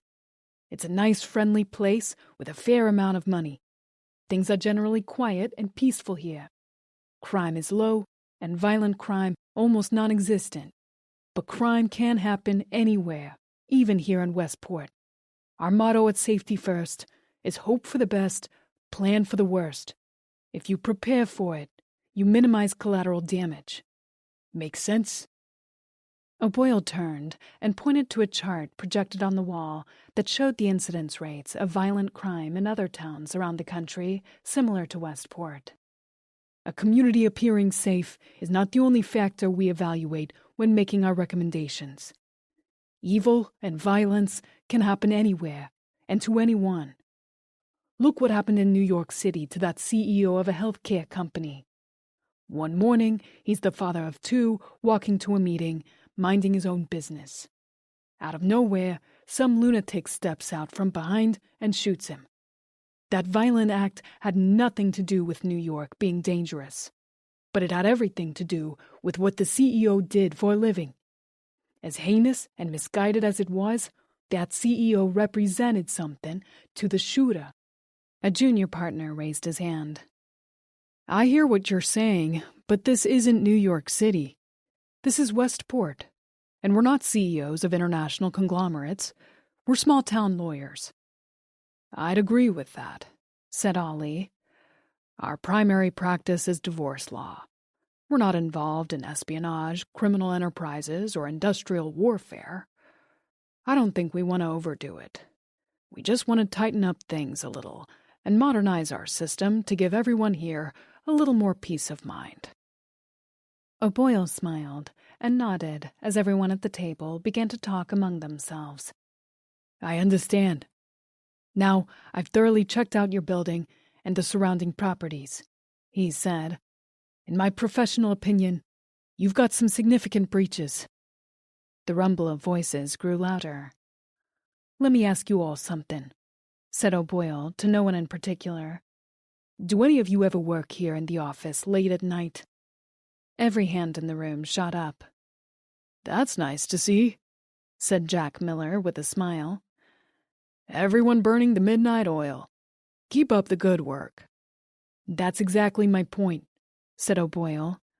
"I know the kind of crazy hours you lawyers keep. I'll bet some of you have been here alone at night with no one else in the building. Am I right?" Several heads bobbed. "Did you know that your entrances and doorways are so compromised that a teenager with a plastic credit card could bust open your locks in a few seconds?" said the security expert. "At a minimum, you need a more sensitive lock and alarm system, reinforcements on your windows and doorways, as well as motion detector lighting around the perimeter of the entire building." Jack Miller waved his hand. "That seems like a reasonable approach, and not terribly restrictive." "I'd also recommend putting in several panic buttons in strategic locations around the office. In case anything happens, it gives your staff a way to alert someone immediately on the outside. These shootings that are happening all over the country aren't only at schools. Trust me, when there's an imminent danger, seconds matter. My tech team will also review your phone and digital security walls.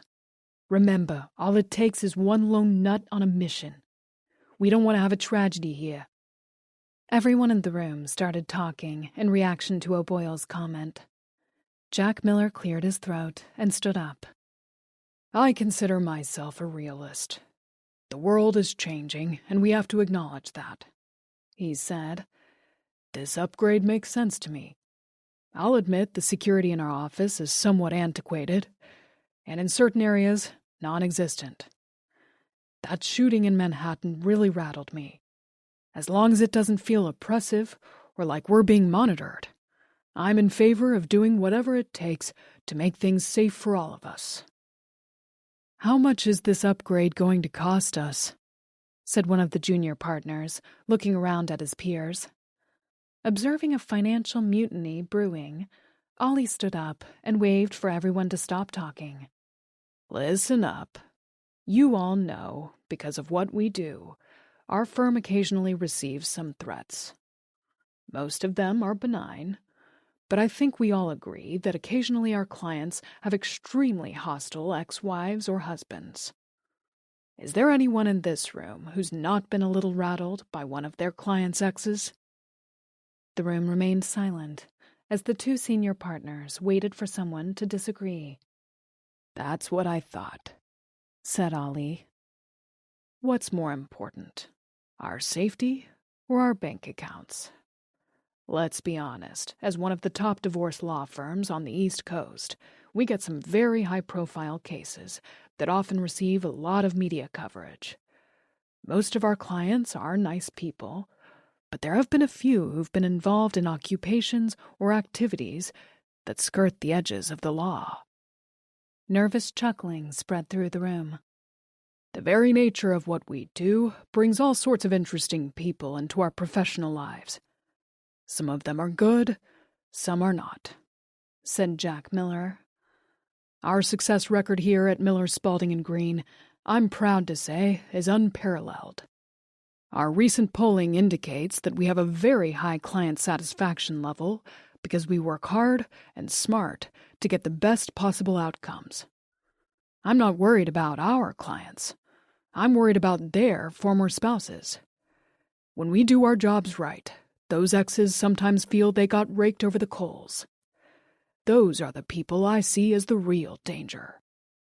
After some pushback from a few of the junior partners over their portion of the upgrade costs, everyone started talking at once.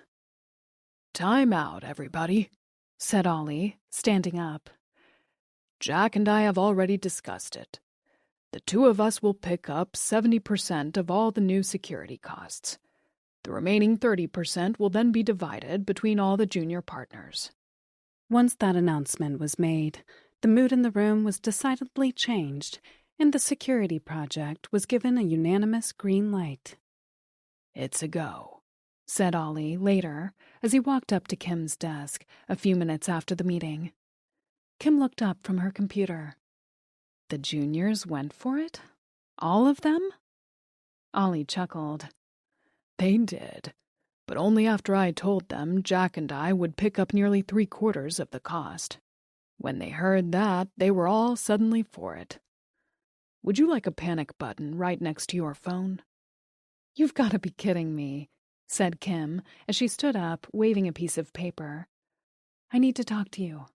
While you were in that meeting, we got a call from Tyrese Alston. Why is he calling me? If Mr. Alston has any questions about his divorce settlement, he should contact his own lawyer, said Ollie as he walked past Kim into his office. I think you'd better hear his message, said Kim, following him. The Alstons' divorce was finalized 6 months ago, said Ollie as he sat down at his desk. What could he possibly want to discuss with me now? I don't think he wants to discuss anything with you. Kim leaned over Ollie's desk and pushed a few buttons on his phone. A few beeps sounded, and Tyrese Alston's deep, professorial voice blasted out of the speaker. Mr. Spalding, this is Tyrese Alston.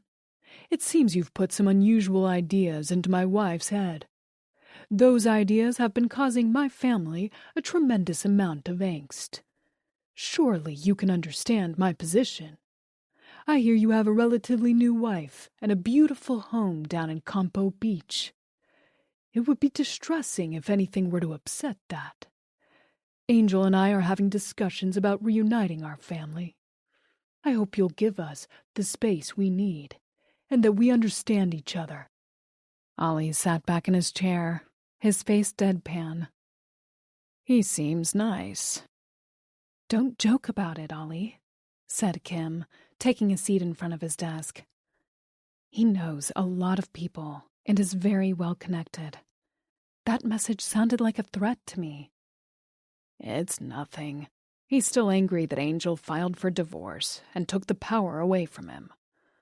Because I was her lawyer, he's projecting his anger onto me, that's all. He's just blowing off steam because the divorce settlement went heavily in her favor.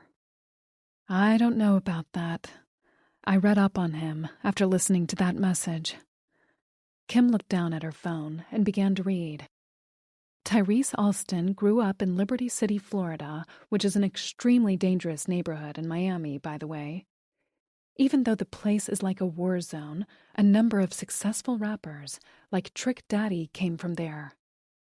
Who? It doesn't matter, said Kim. The point is, Tyrese Alston hip-hopped his way out of Liberty City using the name 14KK, and then he went from that into producing music. Turns out Tyrese is way better at producing than rapping. Today, he's one of the most successful hip-hop music producers in the country. The man has hundreds of millions because he's smart and diversified himself with investments in restaurants, theme parks, real estate, and a whole bunch of other things. And you're telling me all this because... Everything I read indicates he still has strong ties to his old neighborhood. He may come off as this erudite gentleman, but he still mixes with a lot of questionable people. You don't want him as an enemy. Ollie smiled slightly as he picked up a document on his desk and glanced at it. Sounds like he already is an enemy. Ollie, this is serious. He's not someone you want to mess with. He knows a lot of dangerous people. And that is exactly why we had the security company in here today. Once we make the doors and windows more trespasser-proof, everyone can rest easy, including you. I'm telling you, Tyrese Alston was just venting. Kim leaned forward in her chair. I love that you always see the good in people, she said, but there are lots of crazies in the world. Unfortunately, most of the time, we don't realize what someone is capable of until it's too late. I know that better than most people. If Pascal and I had taken our landlord's threats more seriously, Pascal would still be alive today. Chapter 10. Kim DeLuca. A few weeks after the security meeting, our law offices were crawling with technicians. It was a Wednesday morning, and the sound of drilling and hammering was all you could hear. As the office manager, I was in charge of supervising the entire upgrade. While I was directing some of the frenetic workflow away from the main hallway, several attorneys passed me, rolling their eyes, shaking their heads, and muttering some salty language. "This noise is killing me," said one of them, putting his hands over his ears. "When is this going to be finished, Kim?" "I had to take client phone calls out in the parking lot this morning," said another. "I can't get anything done." I gave a reassuring smile. "Hoping by the end of the day tomorrow all the loud stuff will be done," I said, as I observed Ollie climbing over the wires and mechanical equipment that littered the hallway. "I see our new security installation is in full swing," said Ollie, looking around at the mess. "Should I be wearing a hard hat? It's been a bit noisier than I'd anticipated."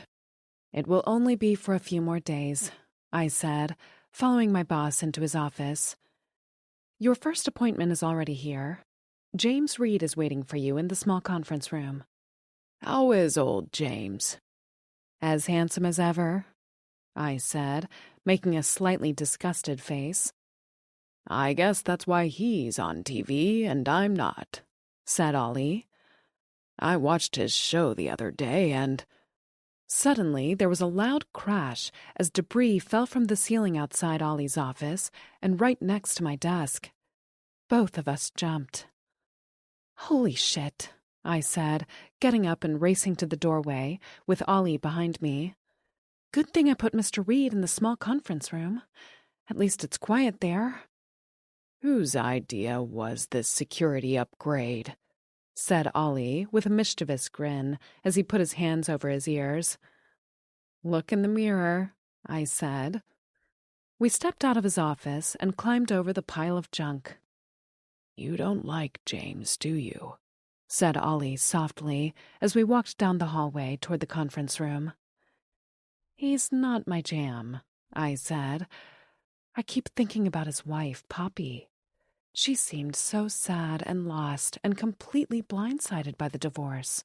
Don't you remember during the mediation meetings, she looked like a deer in headlights? Like she couldn't believe it was really happening? Ollie smiled sadly and sighed. Unfortunately, we don't always choose our clients. They choose us. If we take them on, we have to do the best we can on their behalf, even if they're not the finest of people. I closed my eyes and nodded. I know, but it felt wrong fighting for James to get every single dollar when Poppy seemed like the better person, said Ollie.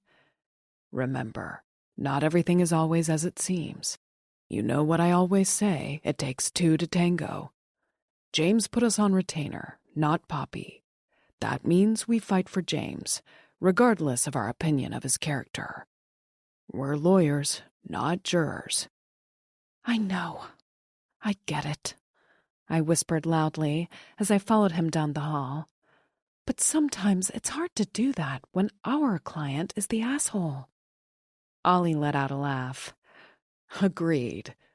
And that's why I pop antacid tablets all day. If we sign on with a client, we commit to giving them the best representation possible. Our promise is to leave no money, assets, or visitation rights on the table. No matter who gets hurt. Ollie turned and looked at me while pursing his lips. You're being judgy. Our job is to bring a marriage to a legal conclusion with the least amount of damage to our client. Nothing more, nothing less. Come on, you've been doing this with me for a long time. You know how the game is played. Ducking under some hanging wires, we somehow reached the small conference room in the back of the building without being electrocuted. Through the panes of glass on the side of the conference room door, I could see several of our female employees fawning over James. I gritted my teeth.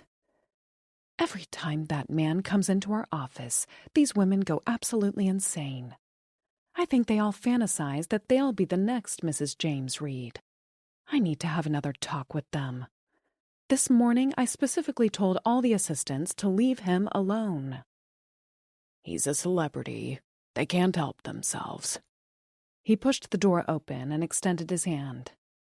Nice to see you again, James. I've got some good news for you. James Reed stood up and stretched out his 6'1" frame. Smiling, he shook both our hands, his glistening white teeth on display, his dimples fully engaged.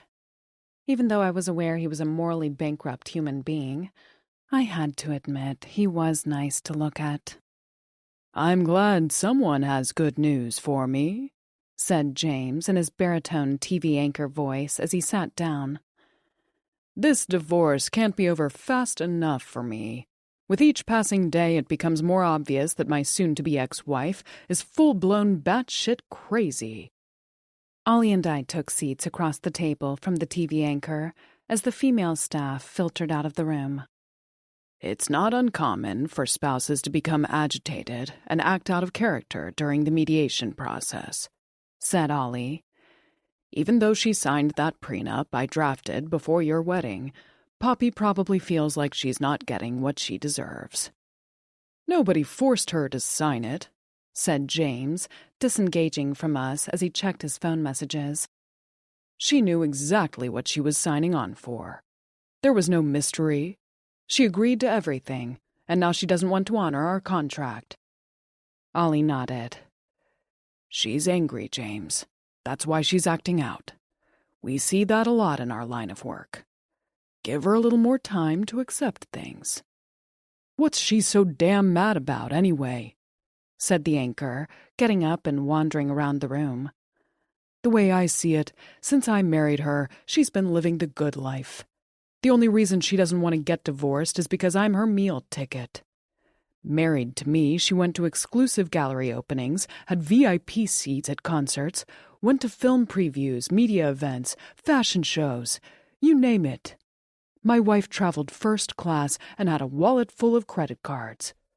All she had to do was look good and be nice to me. That's what it said in the prenup she signed, and she couldn't even do that. Ollie nodded.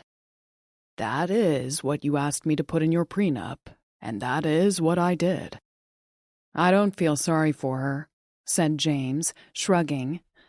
After we got married and I handed her the keys to my castle, what does she do? She starts living in yoga pants, never fixes her hair, and becomes whiny and demanding.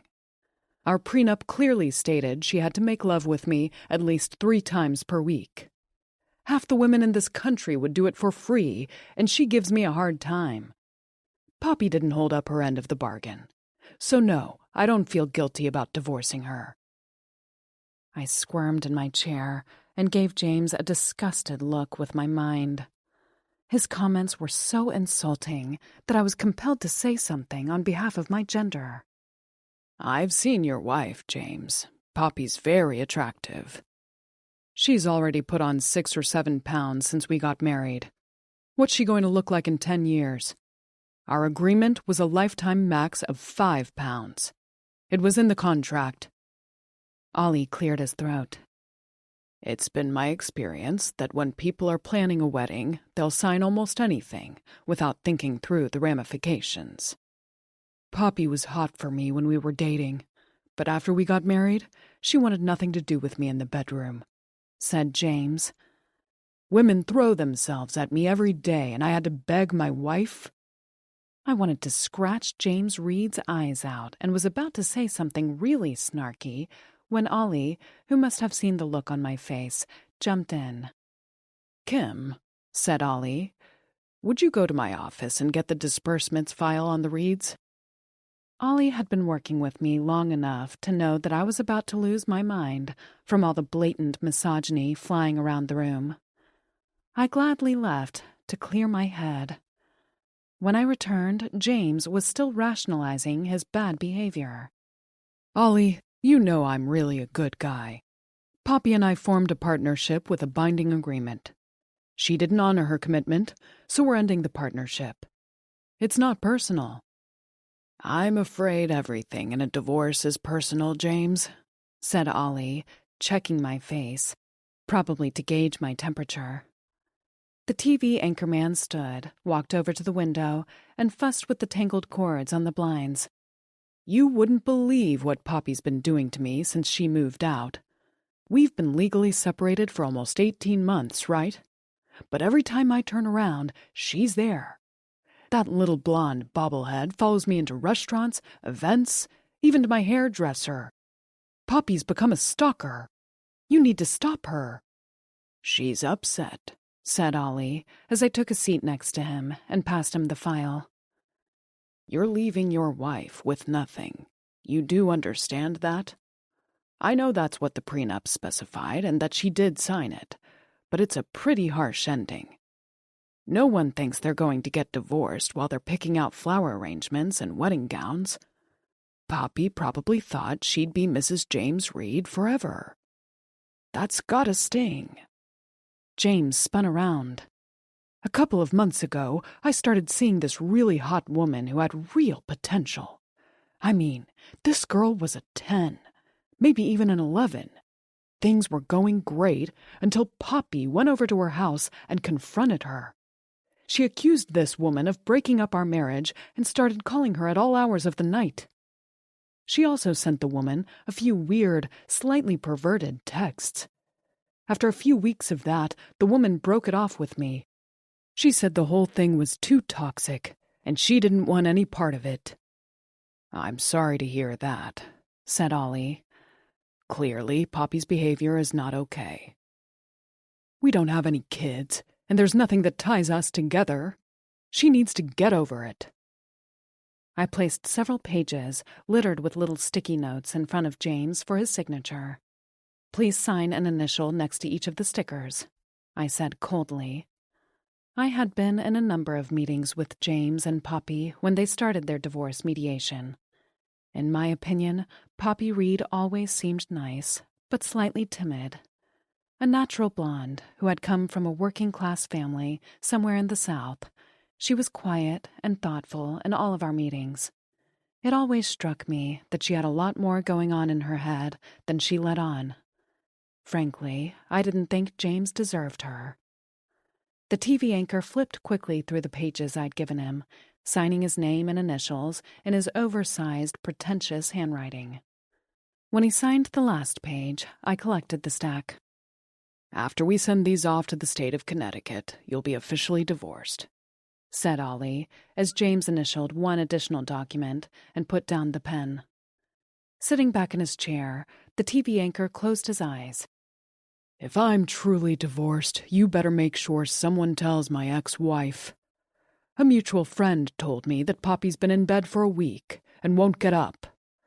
She isn't taking calls or letting anyone into her apartment. Personally, I don't care. I just don't want to be responsible for her anymore, that's all. I'm sorry to hear Poppy is struggling so much," said Ollie as he placed a paperclip on the documents. "Our goal is to end a marital contract, not destroy a life." James grinned.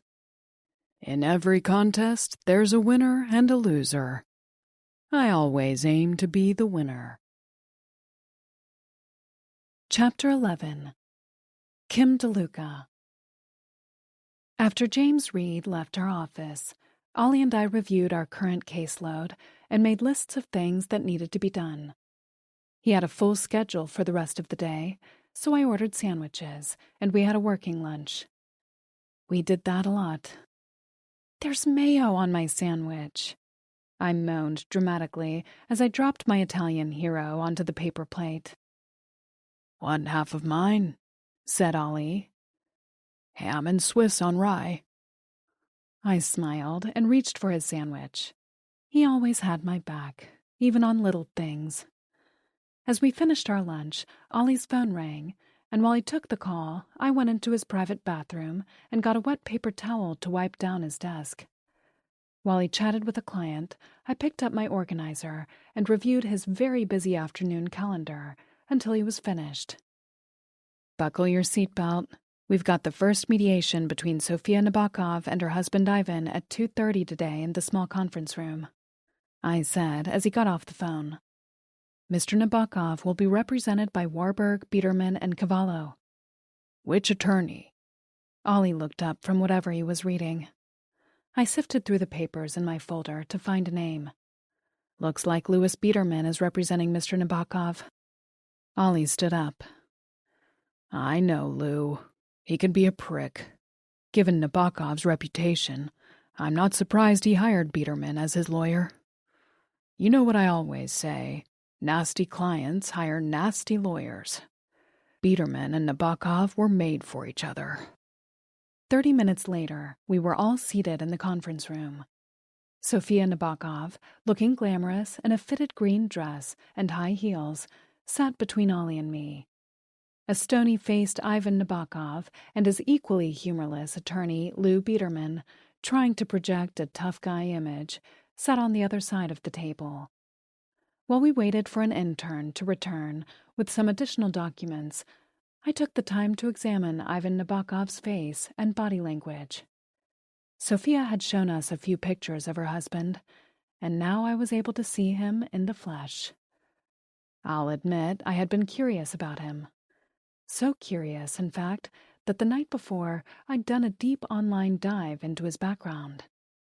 My assessment, for what it's worth, Ivan Nabokov was a bully and a creep. And he looked far more menacing in person, with his dark, unruly hair and small, close-set black eyes. To me, he had the face of a rat, which fit with his personality. Trying not to stare, I detected tension in his jaw. That's when I realized Ivan Nabokov was doing everything possible to keep from exploding. Ollie slid his reading glasses down his nose and examined a new document. "Let's get started," he said as he looked through some papers. "We've got a lot of items to go through today. I've spoken with my client, and I think you'll agree she has very reasonable expectations." Ivan snorted.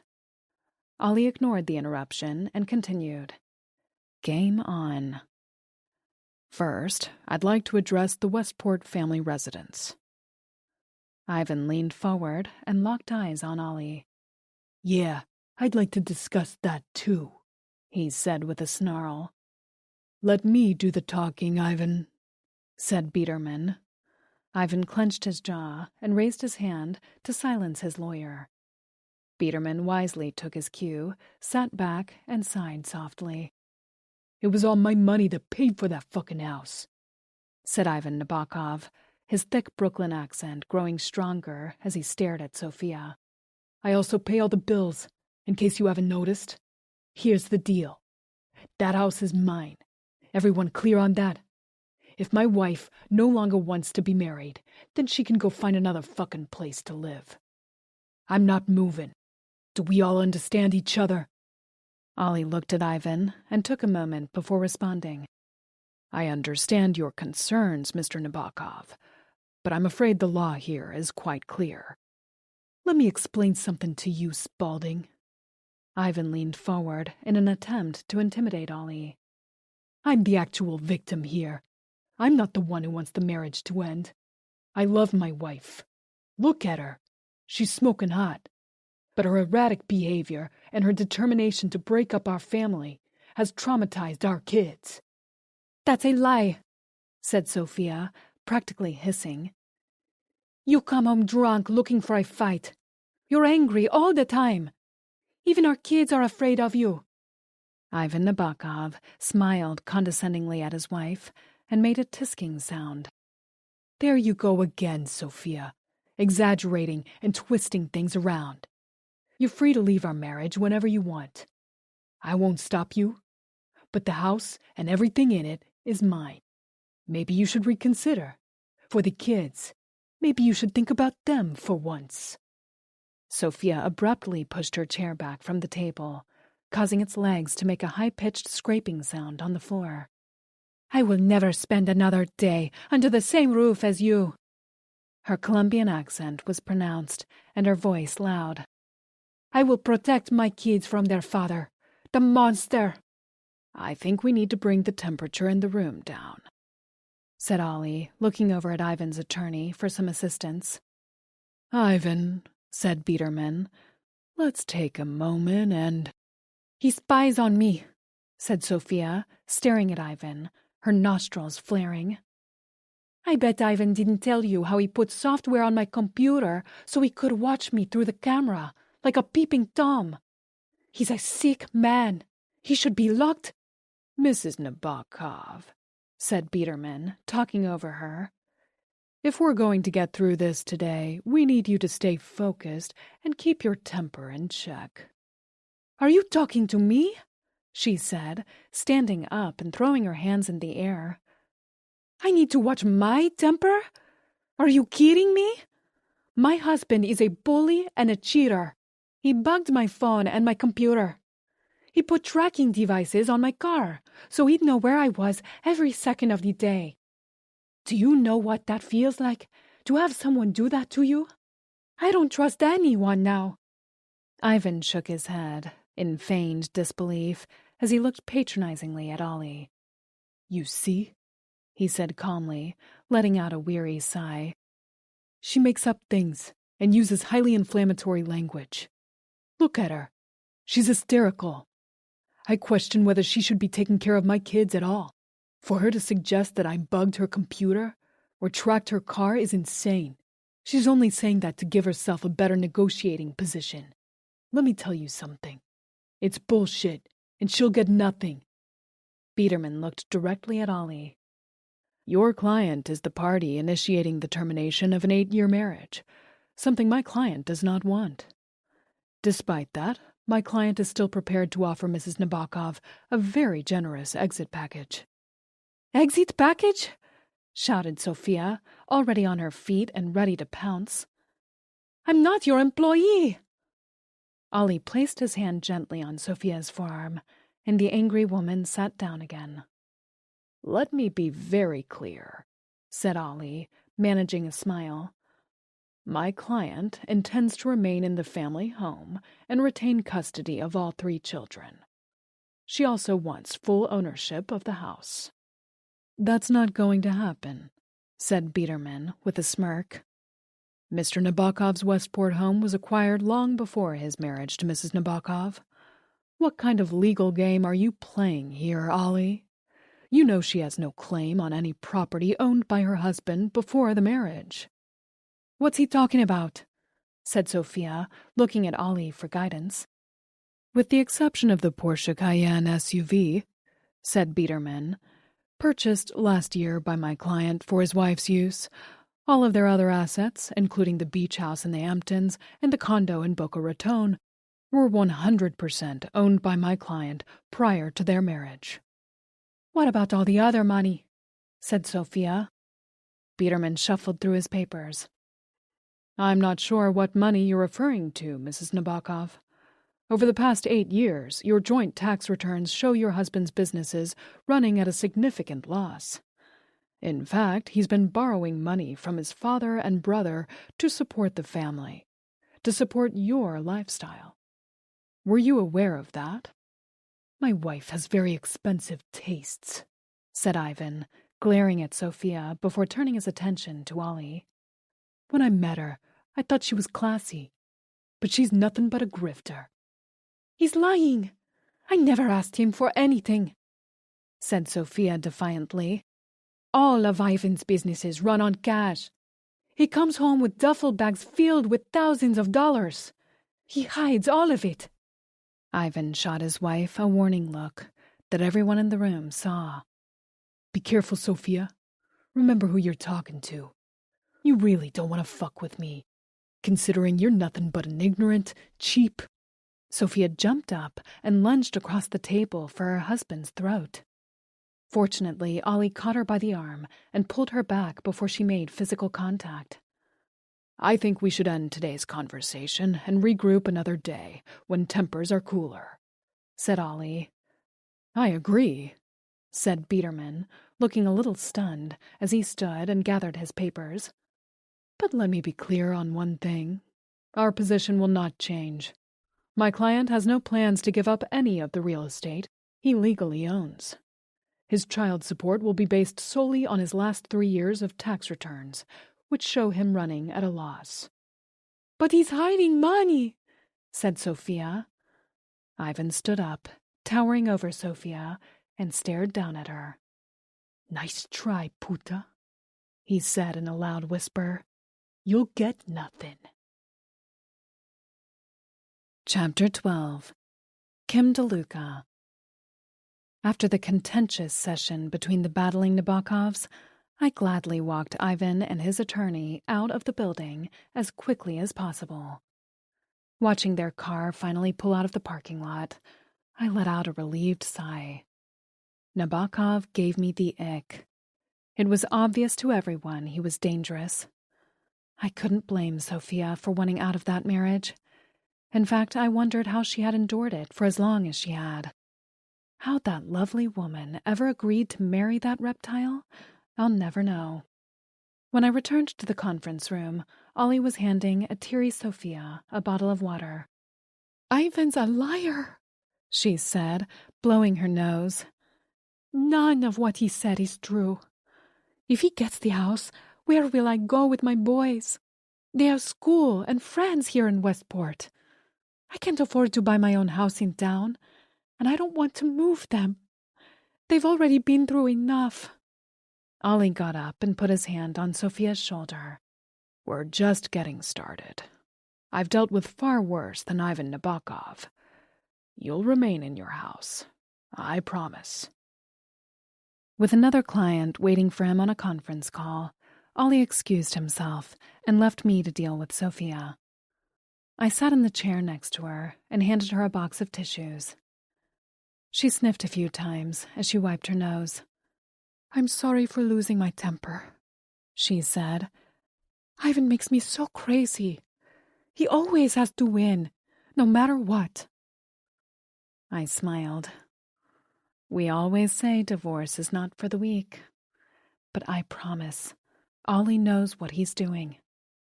It's not in my husband's nature to give up. Ivan fights until the end, when no one is left standing but him. That's how he is with everything in his life, including me. I patted Sophia on the arm. But Ivan's never been up against Ollie Spaulding. His nature is to remain calm in a storm, But when he's inside a courtroom or in front of opposing counsel, he's lethal. He'll fight to the death for his clients, and he knows the law like nobody else. Sophia took a deep breath, threw her shoulders back, and nodded. Thank you for reminding me why I chose him. Trust him. I do. Sophia reached into her bag, pulled out a small hand mirror, and checked her face. Oh my God, I look terrible, she said, fussing with her hair and dabbing gently under her eyes. I let out a little laugh. I don't think that's possible. The Colombian beauty blushed. You and Ollie have been together longer than many marriages. You know what they say. People don't run away from good. He's been my mentor. He's even encouraged me to go to law school and offered to pay for my tuition. Sophia smiled. You're going to be a lawyer too? That's wonderful. You should go. You'd be great. I smiled. I'm thinking about it. Ollie also offered to hire me at the firm as an attorney after I graduate. Then you must do it. It must be nice to have a guardian angel, said Sophia. I could use one right now. A new tear trickled down Sophia's cheek. I nodded. Do you have any friends who could help? There was a woman who cleaned our house, and we became friends. Ivan didn't like that. He saw us laughing together and told me to fire her. But she had a daughter to support. I told him I wouldn't do it. So, what happened? Sophia let out a sad laugh. A few weeks later, we were going to a party. Ivan told me to wear an expensive diamond necklace and earrings that he had bought for me. When I went to get them from my jewelry drawer, they were gone. My eyes widened. What happened? Although I can guess what's coming next.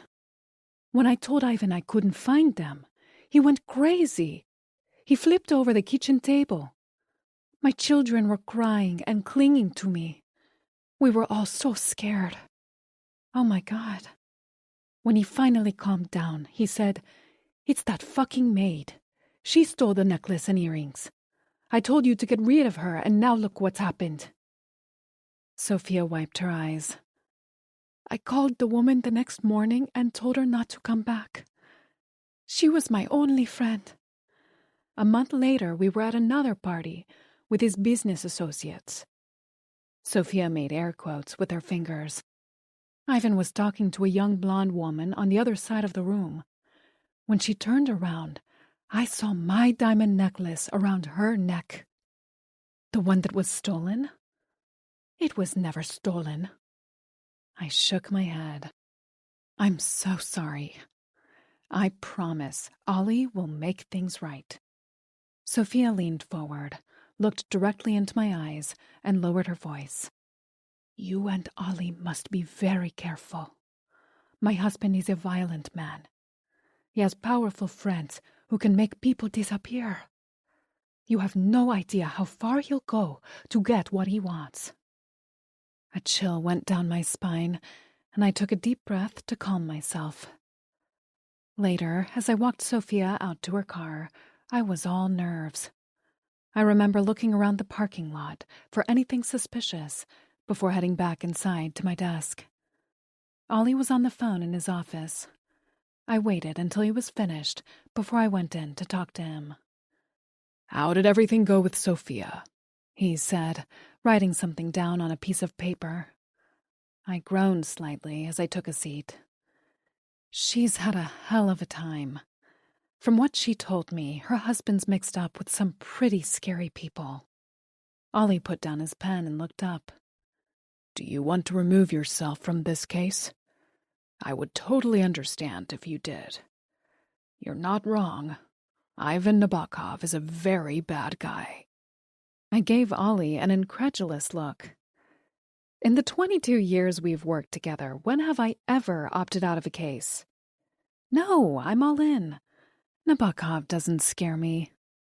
He should. That night, a group of Connecticut divorce lawyers gathered for their quarterly dinner at an expensive steakhouse in Greenwich. Many of them had gone to law school together or had previously worked at the same firms. This regular social outing gave them all a safe place to let their hair down, shoot the shit, and share client war stories. Alone in their private dining room, they were able to speak freely. No matter how you slice it, divorce law is always a shit show. Either the client is crazy or their soon-to-be ex is, said one middle-aged lawyer to Ollie as they sat down for dinner. And if we're really unlucky, both parties are vengeful freaks determined to bring on global destruction. I'm getting too old for this shit. Ollie smiled as he took a sip of his red wine. We've all had our share of those. But I like to believe I help people to get out of a bad situation and move on with their lives. A bearded lawyer to Ollie's right leaned in and cleared his throat.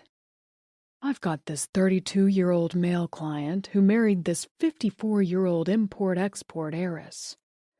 The woman insisted my client sign a prenup before they got married.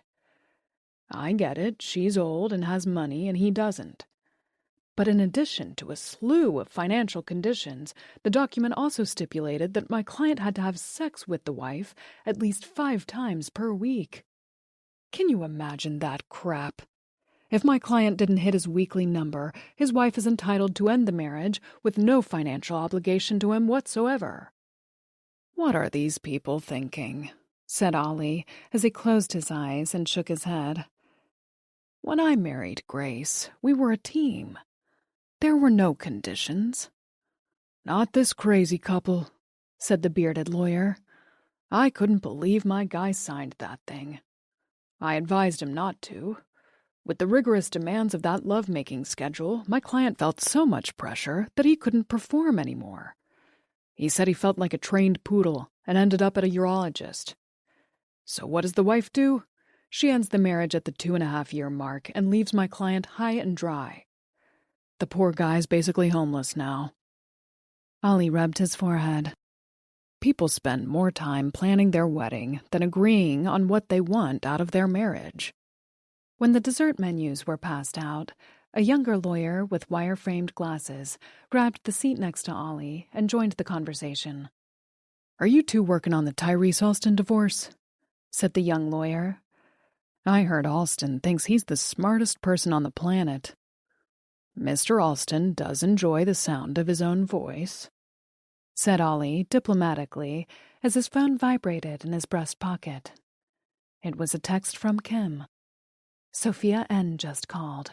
Ivan over at house tonight, threatening her. He broke a lot of stuff. Gone now.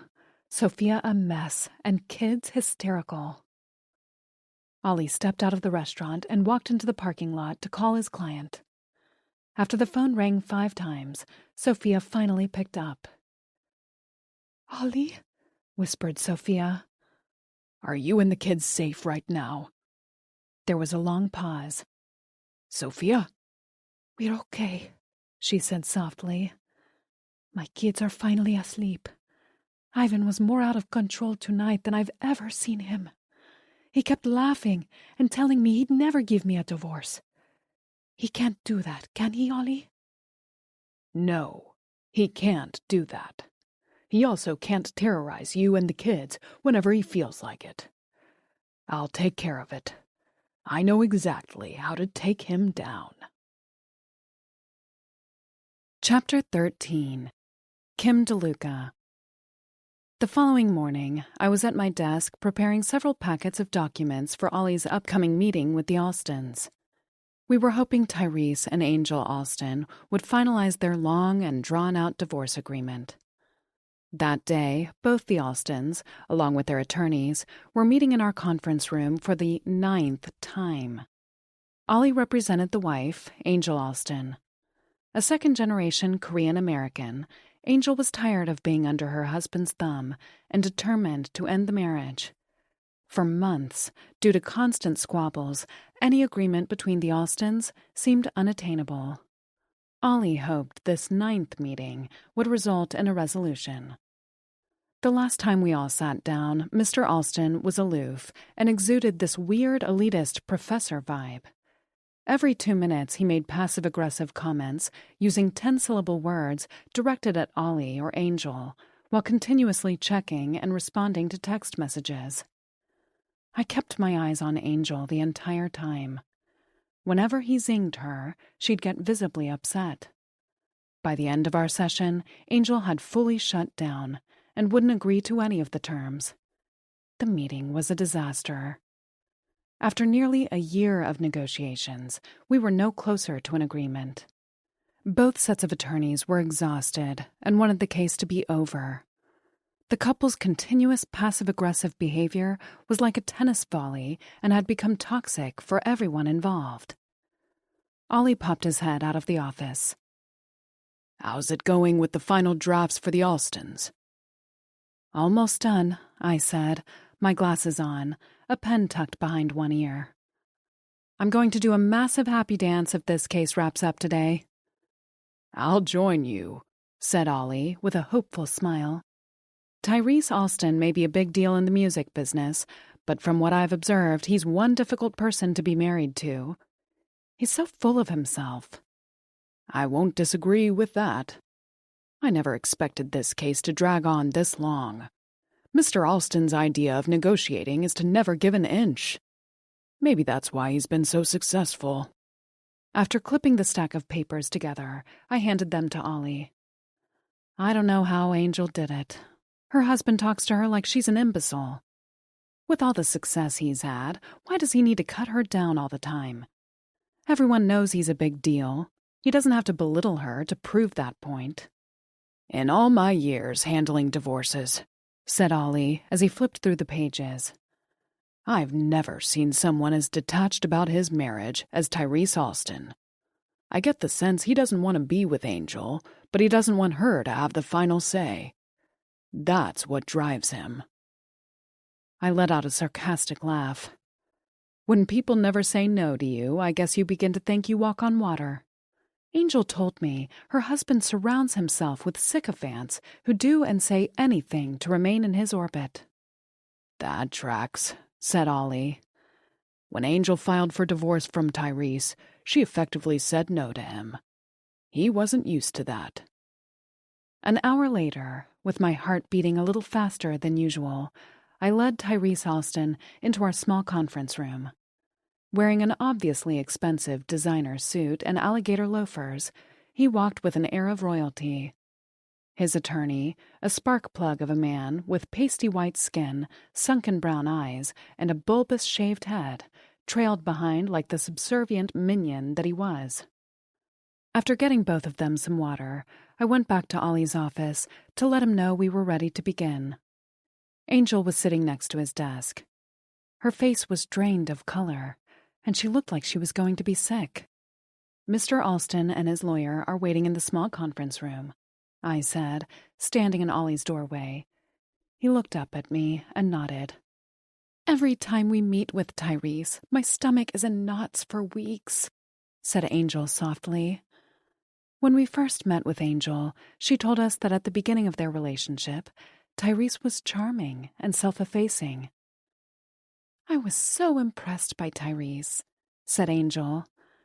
"He came from less than nothing and put himself through college after he got out of the army. While he was in school, he started rapping and totally reinvented himself. He did all right as a solo artist, but discovered his real talent was producing music. He wanted to be the next Quincy Jones." After a few months of dating, Tyrese asked Angel to marry him. At first, she said no, because marrying him meant being on the road with him all the time. She was going to school for her MBA and wanted to finish, but Tyrese was persistent and persuasive and never let up. Eventually, he wore her down. According to Angel, at first, things were idyllic, but soon Tyrese started to lose interest in her and began spending more time away from home. He also stopped taking her with him on trips. In the last couple of years, he was away from home more than he was there. He'd stop at the house to pick up clothes or a pair of shoes and give the kids a gift so they'd remember who he was, said Angel bitterly. He never shouted or acted in an aggressive way, that's not Tyrese's style. He does everything with a nod or wink and lets other people do his dirty work. Eventually, he shut me out completely.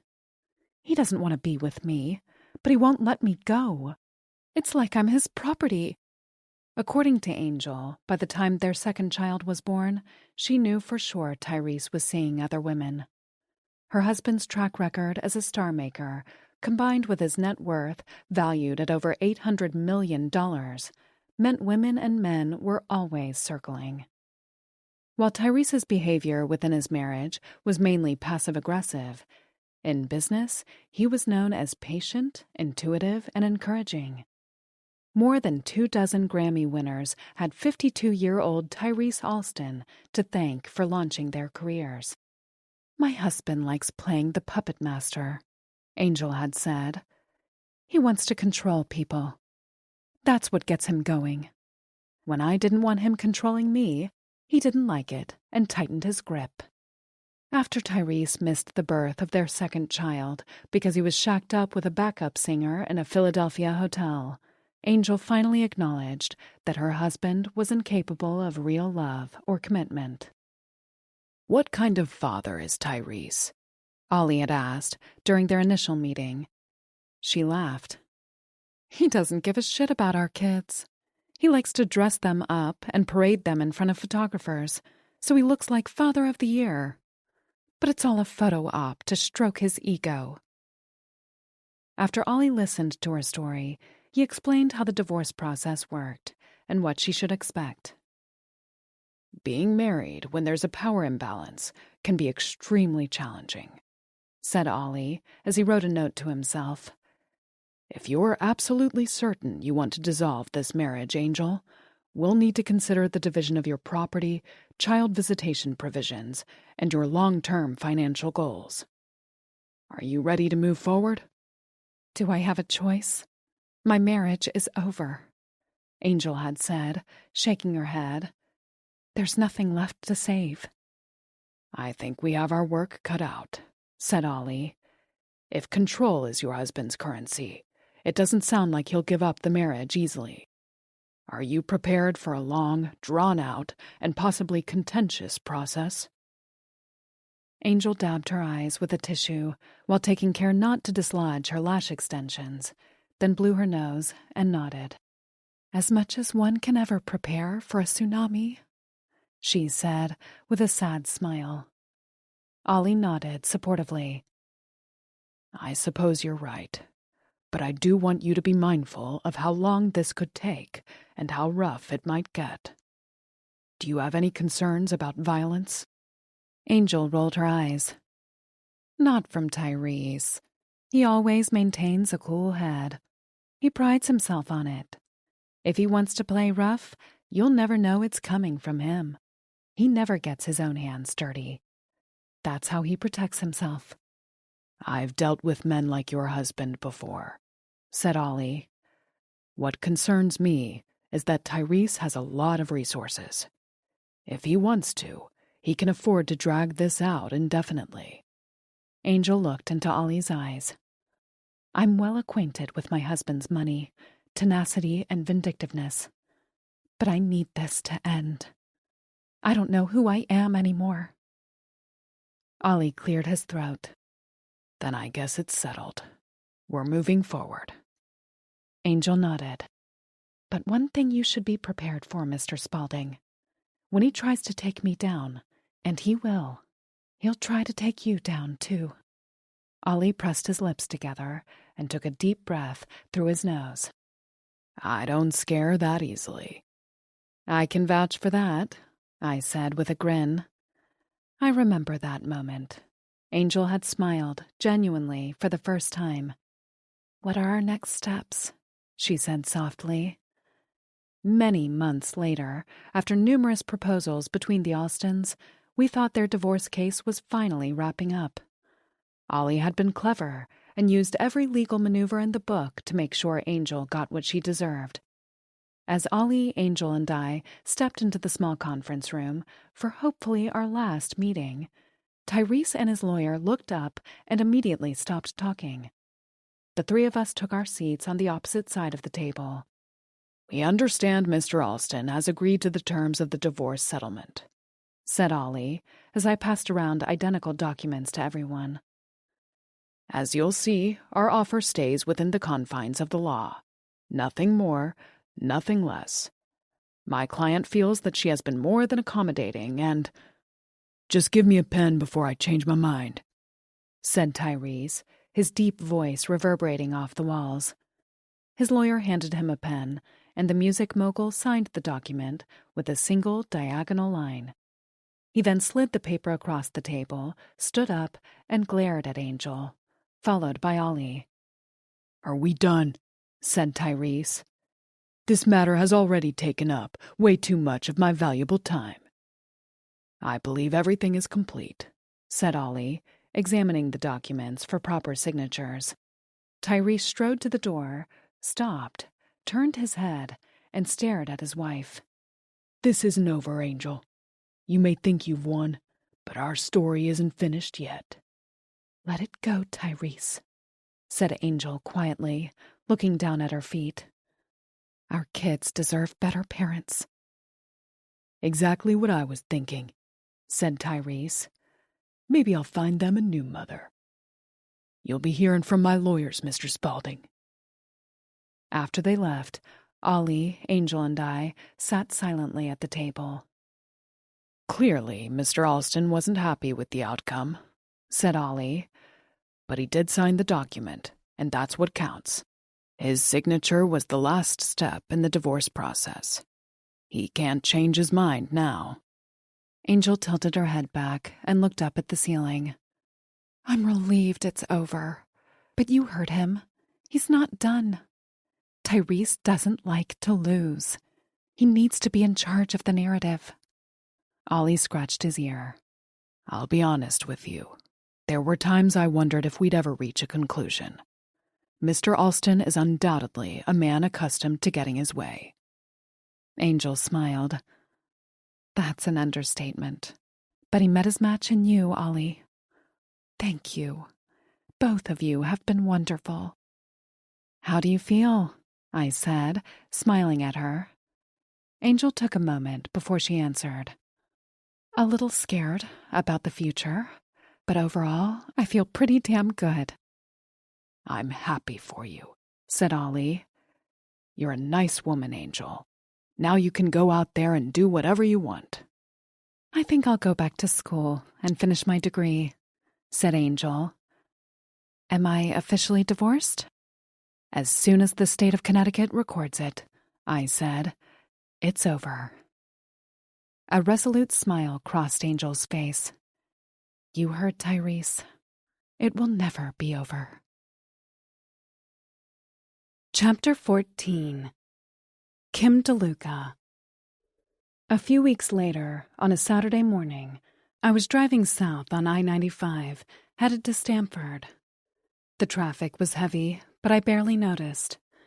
Whenever I went to the cemetery, the memories of Pascal played in my head like a movie. He'd been on my mind more than usual. It was hard to believe he'd been gone for so many years, given that he was still so alive in my head and in my heart. I smiled, remembering how I used to laugh at all of his dumb jokes. He took pride in those. The stupider, the better.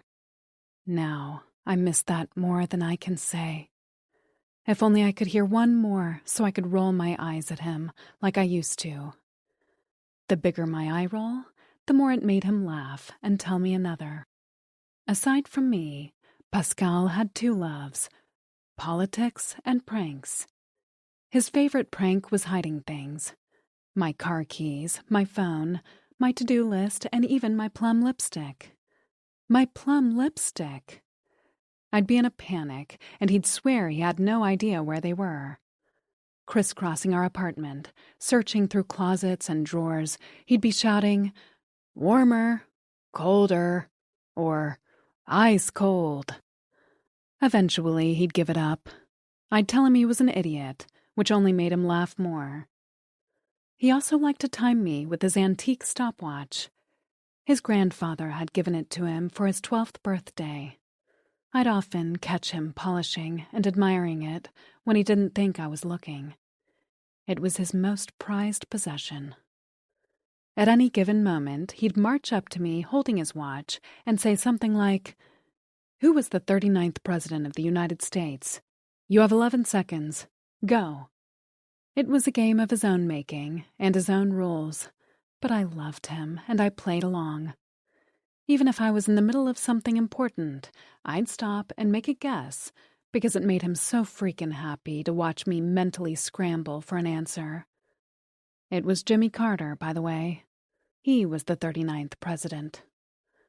We met in college. I was an undergraduate, and Pascal was working on his PhD in economics. He tried to explain economics to me numerous times, but whenever he started, my eyes glazed over at the mention of free markets, trade policies, and monetary regulation. Can anyone blame me? Despite his admitted lack of creativity, we complemented each other. I drew him out of his brainiac head, and I guess he made me use mine. After I graduated, we moved together into a small apartment building in Norwalk, Connecticut. Not long after, I got the job working as Ollie's assistant at the Miller & Green law firm. Mr. Green was the senior partner then, and Ollie was their most promising young attorney. When Ollie was made a junior partner, I also got a 25% salary increase. That was huge for us. Pascal was teaching part-time and finishing up his dissertation, so the extra money was a game changer. "What did I tell you?" Pascal had said, holding me in his arms after I told him the good news. I smiled as he leaned over and kissed me. "I'm so proud of you," he said. "Once I start working full-time and make more money, you should go back to school to get your law degree. You'd be an amazing lawyer." I remember that day clearly. We were both so happy and optimistic about our future. We were unstoppable. Then, one lazy Sunday in October, a few years after we moved in together, Pascal announced that he had a big surprise for me. He had been acting mysterious and told me I couldn't ask any questions, that I should trust him. He took my hand and led me outside to his beat-up old Honda Accord, and we drove down to Calf Pasture Beach in East Norwalk. The Long Island Sound was still that day, like glass. There were people everywhere, running, walking dogs, and enjoying the sunshine. It was so unseasonably warm that there were even a few people in the water. We took off our shoes and held hands, feeling the sand between our toes as we walked silently along the beach. Eventually, we came upon a bench and sat down to look out at the water. Suddenly, Pascal got up and went down on one knee. It took me a moment or two to grasp what was happening. It didn't fully sink in until he held up a small diamond engagement ring. The two of us had never seriously discussed getting married. I loved him more than anyone in the world, but I was still young. I wasn't thinking about getting married then or having kids. I still had plenty of time for that. At least, I thought I did. I looked down at the nervous, hopeful expression on Pascal's face as he held up the diamond ring. That's when I realized he wasn't entirely sure what my answer would be.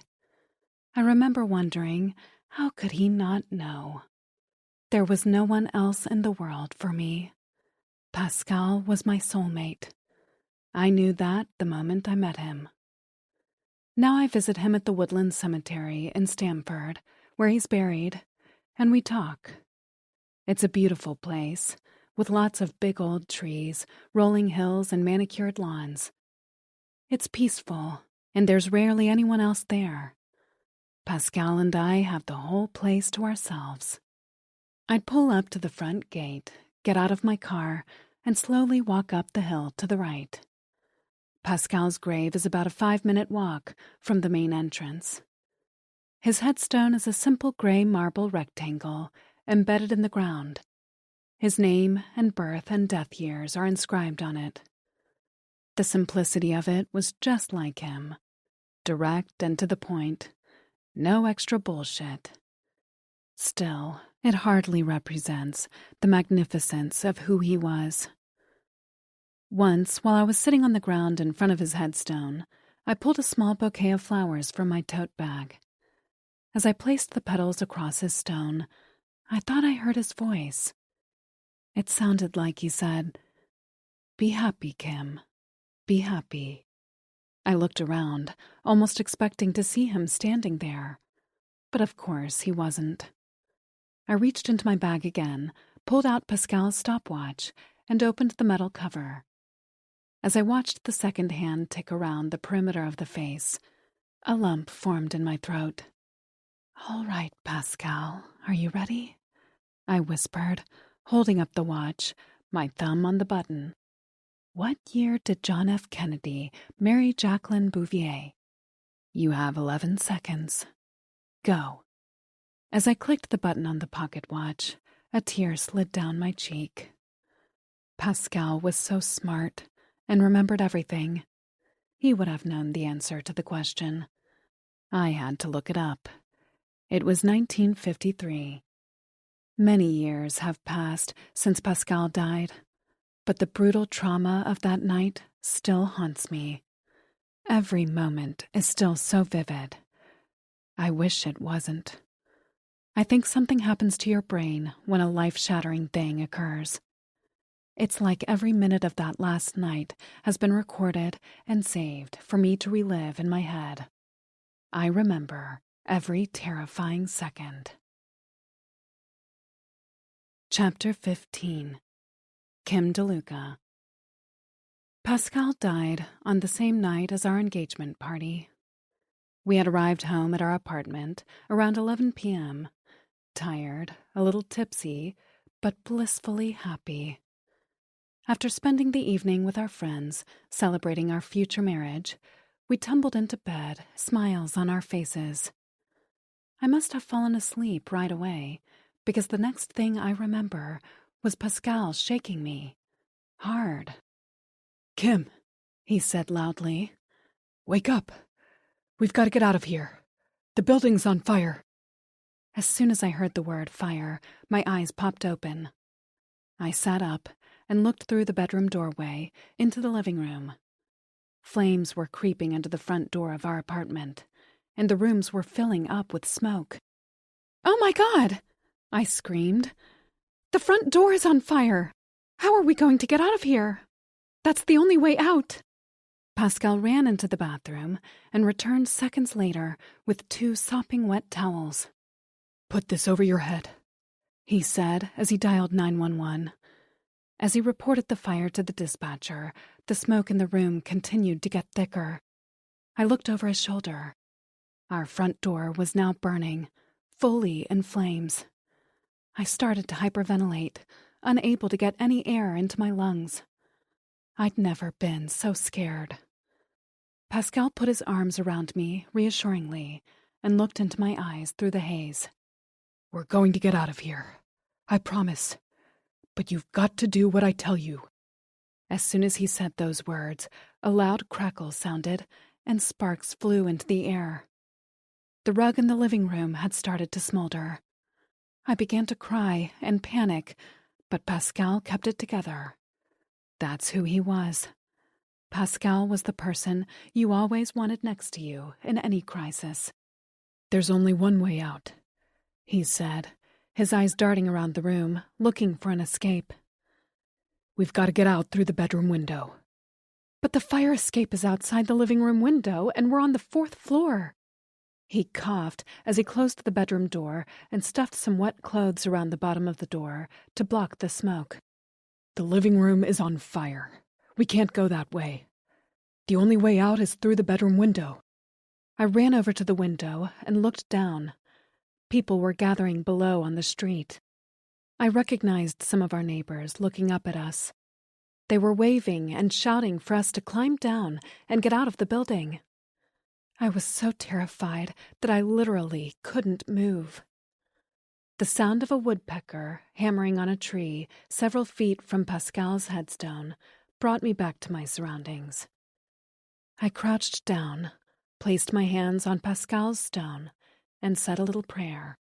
Despite all the time that had passed, my love for him hadn't faded one iota. If it hadn't been for Pascal, I would have died that day. I've gone out with a few other men over the years, but none of them have come close to Pascal. Deep down, I never expected anyone would. How could they? He was, and always will be, my hero. Years ago, I convinced myself I could be content with the few years he and I had together. Some people never get that, I told myself. For the longest time, it was enough. As my fingers traced the letters of his name on the stone, my mind shifted back again to that awful night. He and I had been standing by the bedroom window, coughing, desperately trying to figure out how to safely climb down to the ground. When I looked behind me, I saw the fire flickering around the base of our bedroom door. The room was getting really hot. We heard the faint sounds of sirens in the distance as smoke billowed into the room. "Listen to that. Do you hear it? They're coming," I said as I coughed, my wet towel still draped over my head. "We can't wait for them to get here. There's no time," said Pascal as he looked behind us at the flames inching up the door. "We've got to get out now." I looked out the window again and down at the ground. We were so high up. "There's no way," I shouted. "We'll fall." Pascal stuck his head out of the window to assess the situation, like the mathematician he was. "See that ledge? There over to the left," he said, pointing. "I'm going to lower you down to it, and you should be able to reach that open window. The fire's on our floor, above us. I don't see any smoke coming from below. It should be safe there." "I can't do this," I shouted, coughing harder, unable to breathe. "What if you drop me?" "Look at me, Kim," he yelled as he held my face in his hands. "I'd never drop you. You've got to go right now. There's no time left." "But what about you? How will you get down?" "As soon as you're on that ledge, I'll climb down behind you." "You can't reach the ledge by yourself?" Tears poured down my face as he lifted me up on the windowsill. "It's too far down. You'll fall." "Don't argue with me," he commanded. "You're going. Now." Suddenly, my legs were going out through the window into the night air. Thick black smoke was everywhere, but I could feel Pascal's strong hands gripping my wrists as he lowered my body. I couldn't see anything as my feet searched for something hard to land on. For a few seconds, there was only air underneath me, and I started to panic even more. "I can't reach it," I screamed up at him. "I need to be lower." He coughed as he leaned farther out the window. My body dropped down a few more inches, enough so that my feet finally hit something hard. The ledge. I swung my lower torso into the building and let go of Pascal while grabbing for the decorative molding around the open window. After pulling up the glass, I tumbled into an empty apartment.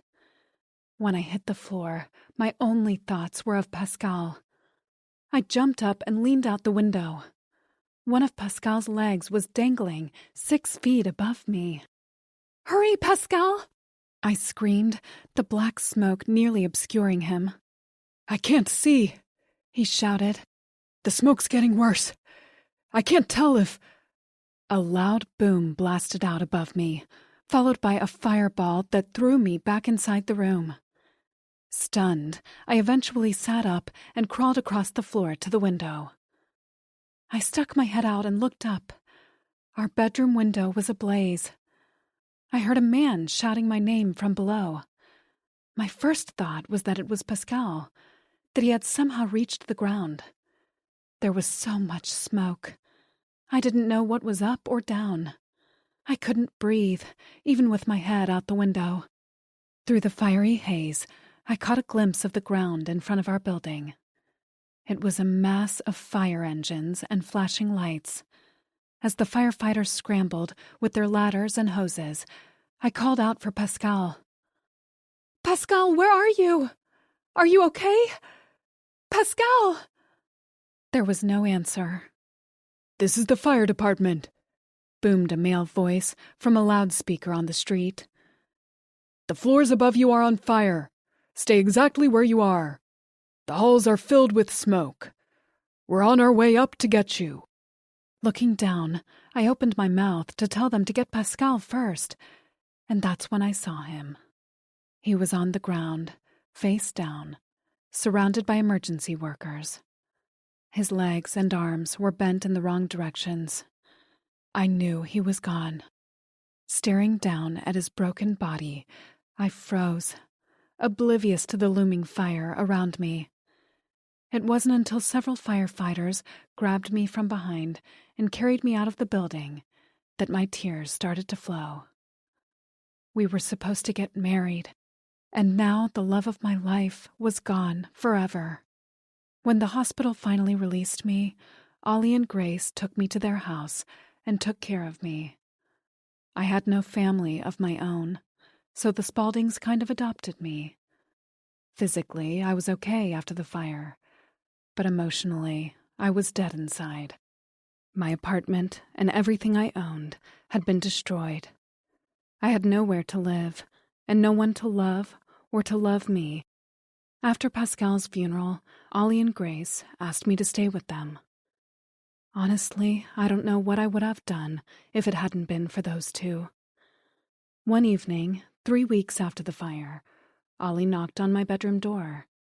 "Come in," I said, lying on the bed, staring up at the ceiling, something I'd been doing for weeks. He crossed the room and sat at the foot of the bed. Somehow it registered that Ollie had a pained look on his face, despite his attempt at a smile. "Hey, kiddo. How you doing? I stopped down at the Westport police station today," said Ollie. "They gave me something to give to you."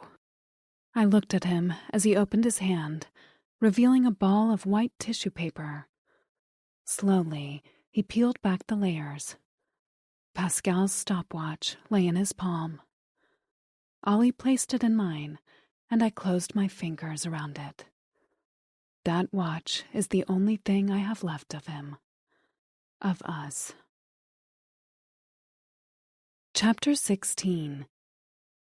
Sitting in Miller, Spaulding, and Green's small conference room, Ollie and Kim passed out draft copies of a divorce agreement to their clients. The soon-to-be divorced couple sitting across from them had been committed to reaching an amicable separation. While his clients looked over the documents, Ollie glanced down at his watch. It was nearly noon. That left him 30 minutes to complete the meeting if he was going to be on time for lunch with his wife. He had stood up Joanna before because of work and didn't want to do it again. The last time, she was not amused. "I'm glad we were able to come to a mutually agreeable conclusion for both of you." Ollie flashed a quick smile at the two men across the table. "So many couples drag out the divorce process to the point it becomes damaging to both parties. You two did it the right way. It's been my experience that the things people think they want at the beginning of the divorce process aren't what they ultimately agree to at the end. By that time, it's all over. More often than not, the two people hate each other and have spent a small fortune in legal fees." Jeremy Wilcox nodded as he looked over at his soon-to-be ex-husband, Curtis. "Look, I still love Kurt," said Jeremy, patting his partner gently on the hand. "We never wanted to hurt each other. We went in different directions, that's all." Curtis smiled at Jeremy and shrugged. "It happens," said Curtis. "I don't regret a minute that I spent in our marriage. Most of it was great. But now it's time for us to move on." "You both have a refreshing and emotionally intelligent attitude," said Kim as she placed a form for a signature in front of Curtis. "I wish all of our clients were like you two." 10 minutes later, Through the window in Ollie's office, Kim watched the same two men talking in the parking lot behind the building. After giving each other a hug, they each turned and walked in different directions. Kim shook her head and sighed. "They're such great guys," she said. "You ever been to their restaurant in Norwalk? Chez Orly? It's supposed to be fantastic. People say the food is amazing." "I've heard the same. I'll tell you what," said Ollie as he packed up his bag. "When things quiet down toward the end of this month, I'm taking you to lunch there as a thank you for all your hard work." Kim made a face. "You don't have to do that." "You know as well as I do that I couldn't do this job without you." Kim blushed and smiled. "You know me. I'll never turn down lunch at an expensive French restaurant." Ollie gave her a thumbs up as he looked at his watch again. "I'd better get going. I'm meeting Joanna for lunch, and she doesn't like to be kept waiting." Following Ollie down the hallway while reading from her iPad, Kim updated him on several of their ongoing cases. Sofia Nabokov called. Her husband cut off all her credit cards and froze their bank accounts. She has no money. She's freaking out. Ollie pulled out his phone and punched in a number as he put one arm into his coat sleeve. "Sophia, it's Ollie Spaulding.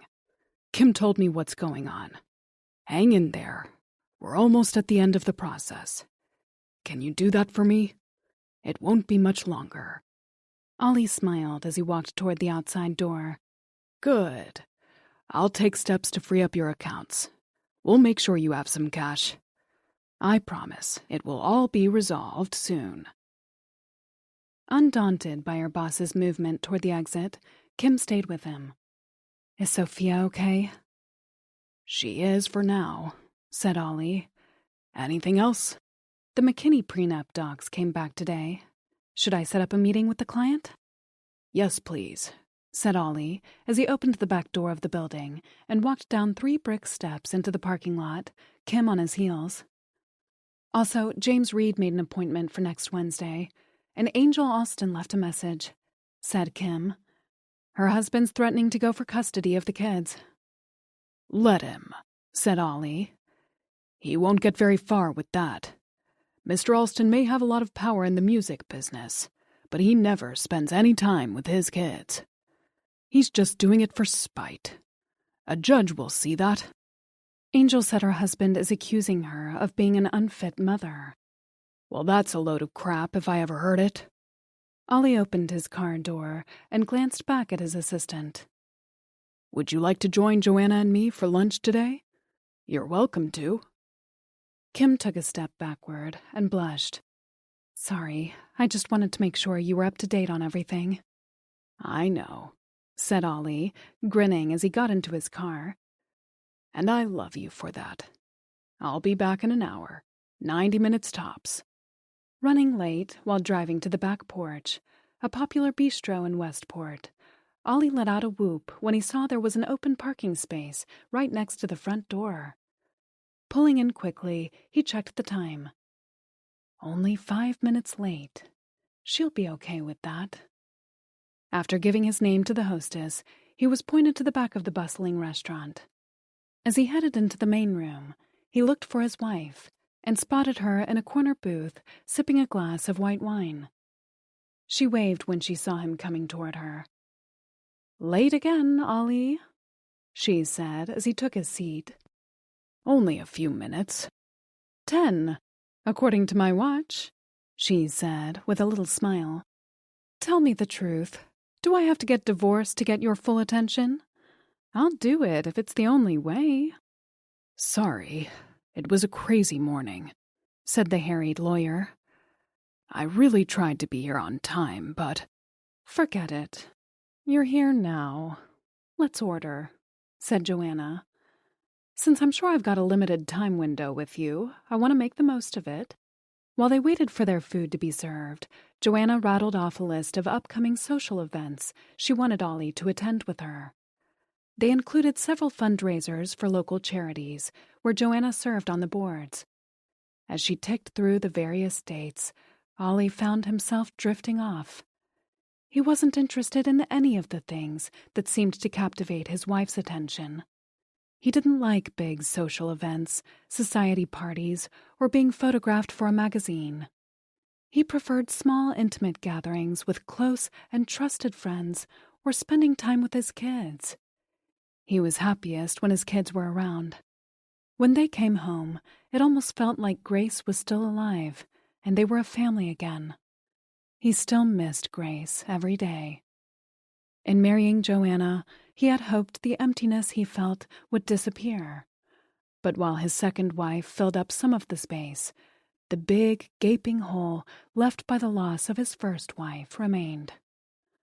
Wrapping himself in work had been his way of coping. His job was what kept him from falling apart. He hadn't worked so many hours when Grace was still alive, but now the extra hours were therapeutic. Joanna had done some research on Ollie the day after she met him. One thing she learned early on was that everyone in Westport, Connecticut loved Grace Spaulding. From all reports, she had been a wonderful mother, wife, and avid community volunteer. According to a few people Joanna spoke with, Grace Spaulding's work had bettered the lives of many people in Fairfield County. Not surprisingly, Grace's early death had elevated her to a saint status. That got under Joanna's skin. What irked Joanna even more was Ollie's continued devotion to his dead wife's memory. It seemed an unfair match, competing with a dead woman, a match she'd always lose. Despite his devotion to Grace's memory, Ollie was basically a decent husband. Joanna lived in a magnificent home near the beach and never had to worry about money or live paycheck to paycheck.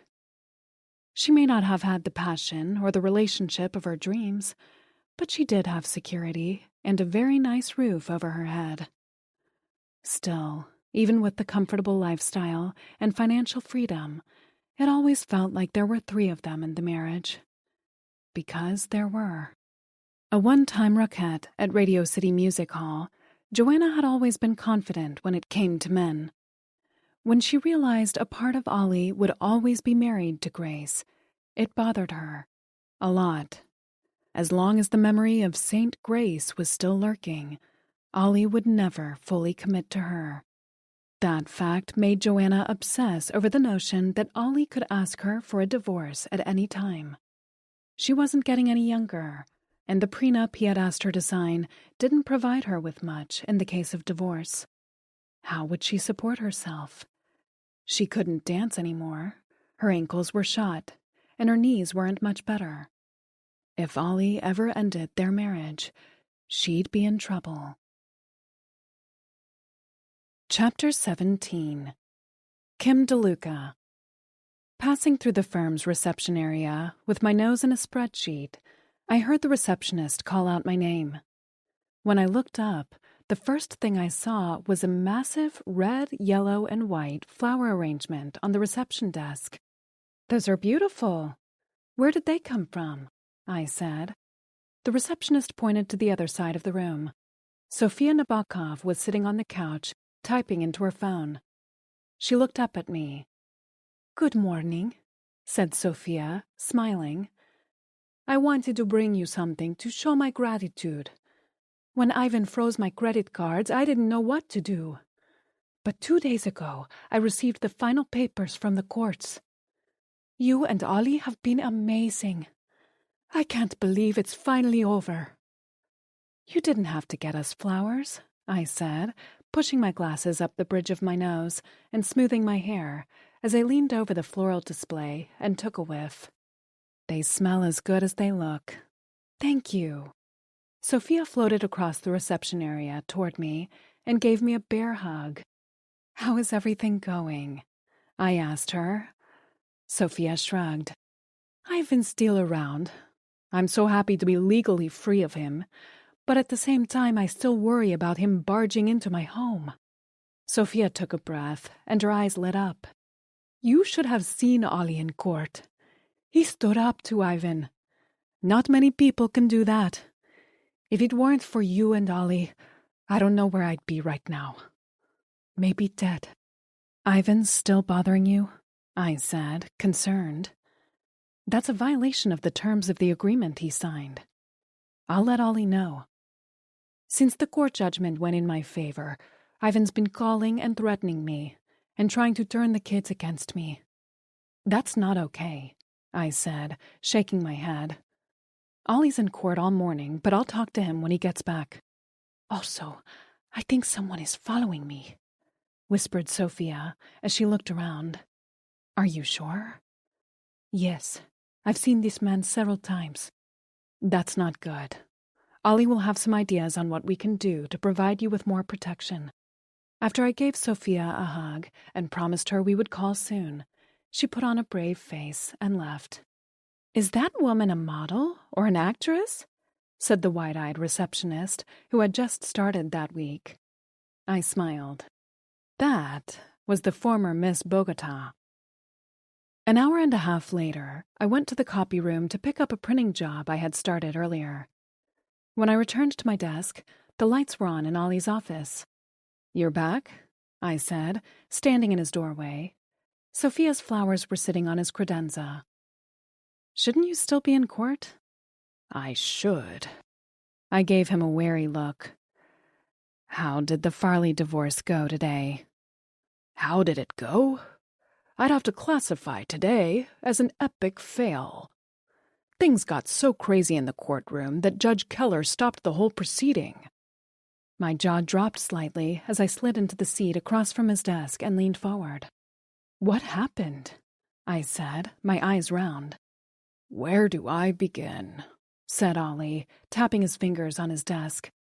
I guess it started when our client, Mr. Farley, brought his very young girlfriend, who was dressed in a skin-tight, low-cut red mini dress, to his divorce hearing. If you remember, Farley's wife caught her husband in bed with the girlfriend when Mrs. Farley got home early from a tennis lesson. He brought the dental hygienist to court? Yes, he did. When Mrs. Farley spotted the hygienist sitting behind her husband in the courtroom, she took off one of her high heels and hurled it like a missile at the girlfriend's head. Turns out Mrs. Farley has damn good aim. Her shoe clipped the girlfriend right in the forehead, leaving a big red mark that bled and started turning purple. Oh my God! In Keller's courtroom? You're not allowed to sneeze in Keller's courtroom. Ollie nodded. I was told by the wife's attorney that Mrs. Farley played second base on her college softball team. Clearly, her aim is still excellent. I started to laugh, but at the same time, I understood how this incident would become a huge problem for us. We'd put a lot of work into that case. Ollie sat back in his chair. After the girlfriend got hit in the head, she made a beeline for the wife. Before anyone could stop her, she'd pulled out a fistful of Mrs. Farley's blonde highlights. It all happened so fast. I felt my jaw drop again. The bailiff ran over and had to peel the girlfriend off the wife. That's when Keller shut down the whole thing, said Ollie. Both parties were charged with contempt. Their divorce wasn't finalized today? Ollie shook his head. Nope. The wife was way out of line, but our client should not have brought his girlfriend into the courtroom. Get Kevin Farley in here this week for a sit-down with me. I need to go over proper courtroom etiquette with him. Also, see if and when you can get us back on the court's calendar. I nodded as I wrote myself a note. Mind if I change the subject? Ollie closed his computer and gave me his full attention. While you were in court today, I picked up all your voice messages. Looking down at the list in my hand, I wondered which piece of bad news to deliver first. We had a few solicitations from local charities and a call from a prospective client wanting a consult. Ollie nodded. Anything else? James Reed called. What does James want? Said Ollie, taking off his reading glasses. Everything on his case has been completed. I believe the final court date for the Reeds' divorce is in a couple of weeks. James said that his wife, Poppy, has been threatening to kill herself if he goes through with the divorce. Ollie sighed and rubbed his eyes. Oh boy. All right, I'll call him. I took a deep breath. There was also another message from Tyrese Alston. That makes 24 quasi-intimidating messages from him over the past few months. I've been keeping track. This time, he said he's going to sue you for malpractice and then bankrupt you and the law firm. Ollie swallowed. Let him waste his time and money. There was no malpractice. Anything else? I held my breath a moment before I spoke. You received 2 messages from Ivan Nabokov. This day keeps getting better and better, said Ollie with a groan. What did he want? Do you want to hear his actual message or my cleaned-up, edited version? Ollie sat back in his chair and closed his eyes. Give me the original, so I can taste its full flavor. Okay, I said, my face contorting into a grimace as I began reading from my notes. Spaulding, you piece of shit. We're not done by a long shot. You think you're better than me because you went to some Ivy League school? You know who I am? You know who my friends are? You better stay the fuck out of my wife's life, or you'll be sorry. Ollie let out a beleaguered sigh and shook his head. That was lovely. This isn't a joke, Ollie. Nabokov is a genuinely scary person. You've heard what Sophia told us. Everyone knows he's mixed up in organized crime. You don't want him as your enemy. I don't. But I'm also not going to abandon Sophia. I agreed to be her lawyer, and I intend to see this all the way through. Do you want to hear the other message Nabokov left? I said, flipping the page of my notebook. This one came in after the other one. Let's hear it. I swallowed before repeating Nabokov's angry words. And why the fuck did my wife bring you flowers? Is something going on with you two? Are you fucking my wife? I'm warning you, Spaulding. Stay away from Sophia. Ollie bent his head back, looked up at the ceiling, and let out a long, slow breath. He got right to the point on that one. When Sophia dropped off the flowers this morning, she said something about someone following her. I thought she was being paranoid, but maybe she was right. How else would Ivan know about the flowers? What are you going to do? Ollie sat up and looked at me. I'll try to stay out of Nabokov's way, but if Sophia needs me, I'm going to help her. Standing up, he stretched his arms over his head and walked around his desk to the credenza. Sophia didn't deserve any of this, he said, bending over the flowers and smelling one of the roses. She also told me that Ivan's been harassing her again. Ollie's eyebrows knit together as he pounded his fist on top of the credenza. Shit. We may need to get a restraining order. I had a feeling he wouldn't go away quietly. I shook my head. I don't think Ivan Nabokov is ever going to accept this divorce. Chapter 18.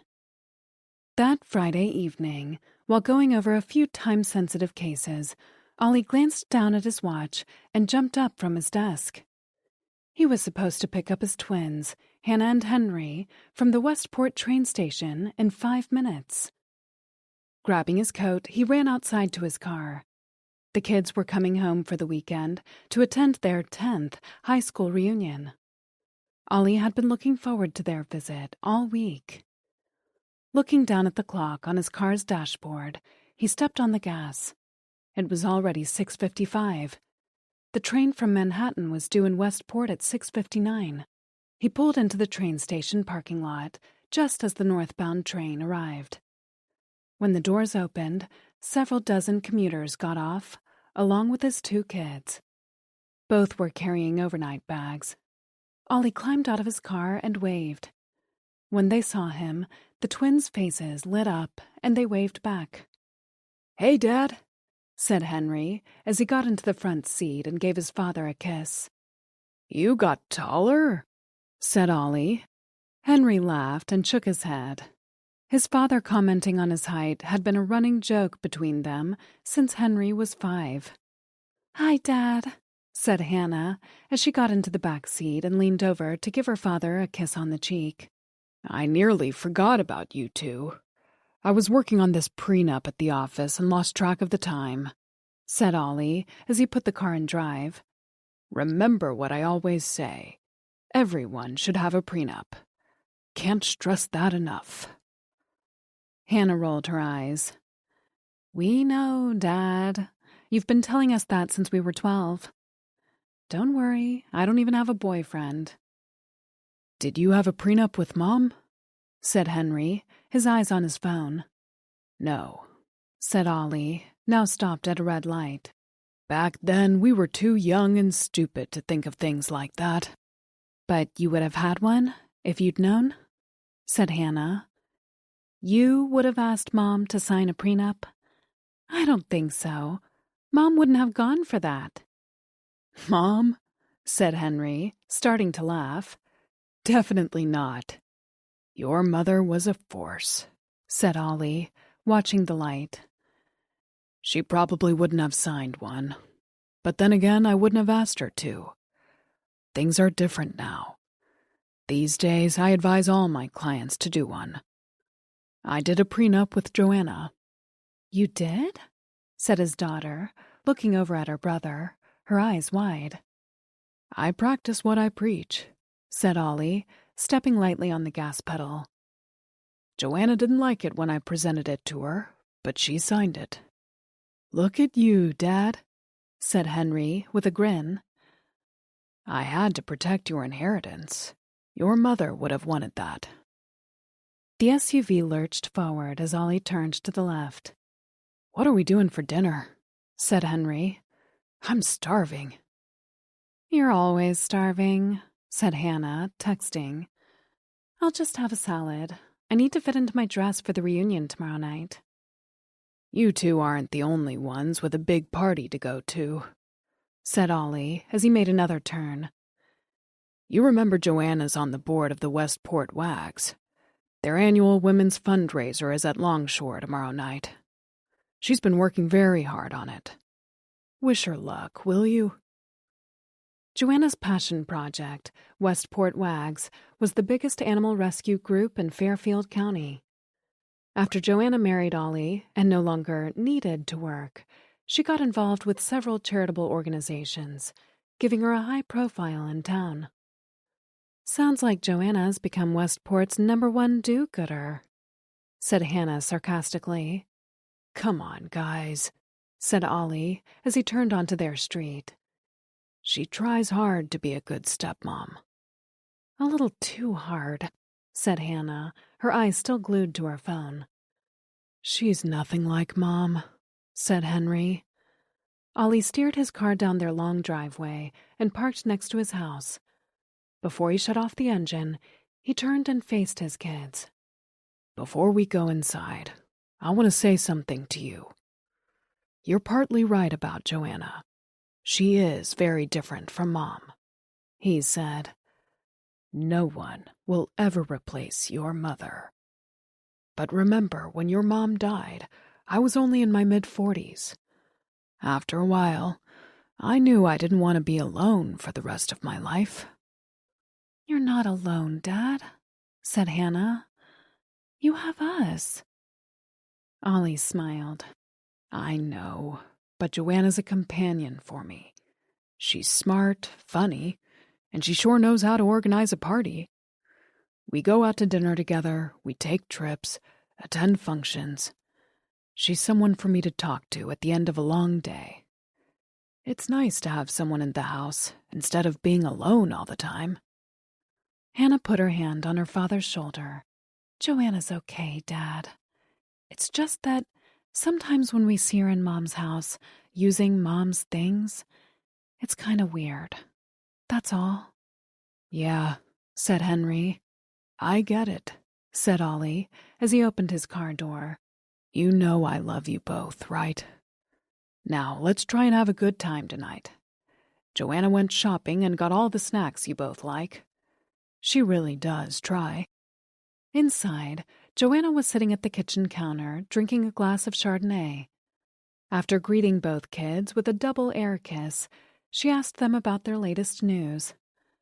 For anyone watching from the outside, it looked like a normal family gathering. But it wasn't. Each of the participants knew there was something missing. something that made the whole scene feel hollow. It was as if they were acting in a play, portraying a happy family, and working very hard to stay in character. After 10 minutes of small talk, Henry and Hannah excused themselves and went up to their old rooms. Joanna poured Ollie a glass of wine, and the two of them sat in the family room to rehash the day. Crossing her long legs, Joanna picked at a chip on one of her fingernails before taking a sip of her drink. "So, what's new in the world of divorce?" she said. "Any more of our neighbors splitting up?" Ollie leaned back on the couch. "It's been a crazy week." "Isn't it always?" Ollie nodded and smiled. His wife wasn't wrong. "But this week was particularly nutty and full of surprises." "Good surprises?" said Joanna, reaching for the stone coasters at the center of the coffee table. Grace had picked out those coasters when she and Ollie took a trip to the Azores. Whenever they traveled, Grace would pick out one small thing to bring home. Usually, it was a Christmas ornament, but she had loved the design on those coasters. Watching Joanna place that coaster under their glasses underscored the conversation he had just had with his kids in the car. It was weird to see another woman using the things Grace had so carefully and lovingly collected. For the most part, not much in the house had changed since Grace died. That fact was not lost on Joanna. From the first time Ollie invited her over for dinner, Joanna had the sense that Grace was sitting with them at the dinner table. Ollie had answered the front door and greeted her with a smile. But from the minute Joanna walked into his house, she noticed Grace's subtle imprint on everything. The front foyer with the stained glass and the little shelves with knickknacks that could have only been selected by a woman. Silk flowers and magnificent vases were scattered throughout the house. Grace's collection of antique perfume bottles still remained in the powder room, and her clothes, bags, and shoes were still in the closets. Even the kitchen was filled with her old cookbooks that were littered with little sticky notes Grace had written to herself about a particular recipe. The kitchen wall blackboard still displayed the last scribbled chalk message Grace had written before she died. It said, "Don't waste a minute." No one in the family wanted to erase it. After Joanna and Ollie had been seeing each other for a few months, she finally asked him about the blackboard and the message. "Erasing it would be like erasing the kid's mother," Ollie had said. "I can't do that." Joanna had thought keeping it was rather creepy, given that Grace Spaulding had been dead for almost 6 years. The bottom line, the house was a shrine to Ollie's dead wife. "So," said Joanna, as she poured herself a little more Chardonnay and topped up her husband's glass. "Glad to have the kids home this weekend. What was the fire drill in the office this week?" Ollie knew he had to tell his wife about what was going on at work. She needed to know. Taking one last sip of his drink, he placed his glass on the painted Azores coaster and leaned toward her. "I need to talk to you about something," he said, a worried look crossing his face. "We've received some disturbing messages at the firm." "What do you mean by disturbing?" said his wife, noticing the alarm in his voice. "There have been a few threats from unhappy exes of 2 of my clients." "This has happened before, hasn't it? It's never bothered you," said his wife, now cocking her head. "What's different about this time?" Ollie chewed on the inside of his cheek. He didn't want to scare Joanna, but at the same time, for her own protection, he wanted her to take what he was about to say seriously. The divorce lawyer leaned in closer to his wife and lowered his voice so his kids wouldn't overhear. "It's different now because of who the threats are coming from." "Who are they coming from, Ollie?" "I can't tell you that because of client confidentiality." "That's ridiculous. I'm your wife. Ollie shook his head. He knew this conversation would be difficult. The threats are coming from two unrelated client sources, said Ollie. I have no idea what that means. What am I supposed to do with this incredibly vague information? Should I be afraid? Should you be afraid? Why can't you tell me? If I thought the threats put us in any real danger, I'd tell you more. But I don't think we're at a significant risk. But there is a risk? Ollie let out a sigh. The conversation was going more poorly than he had anticipated. A couple of my clients' exes are angry about their divorce settlements. My opinion, they're just letting off steam and will eventually fade away.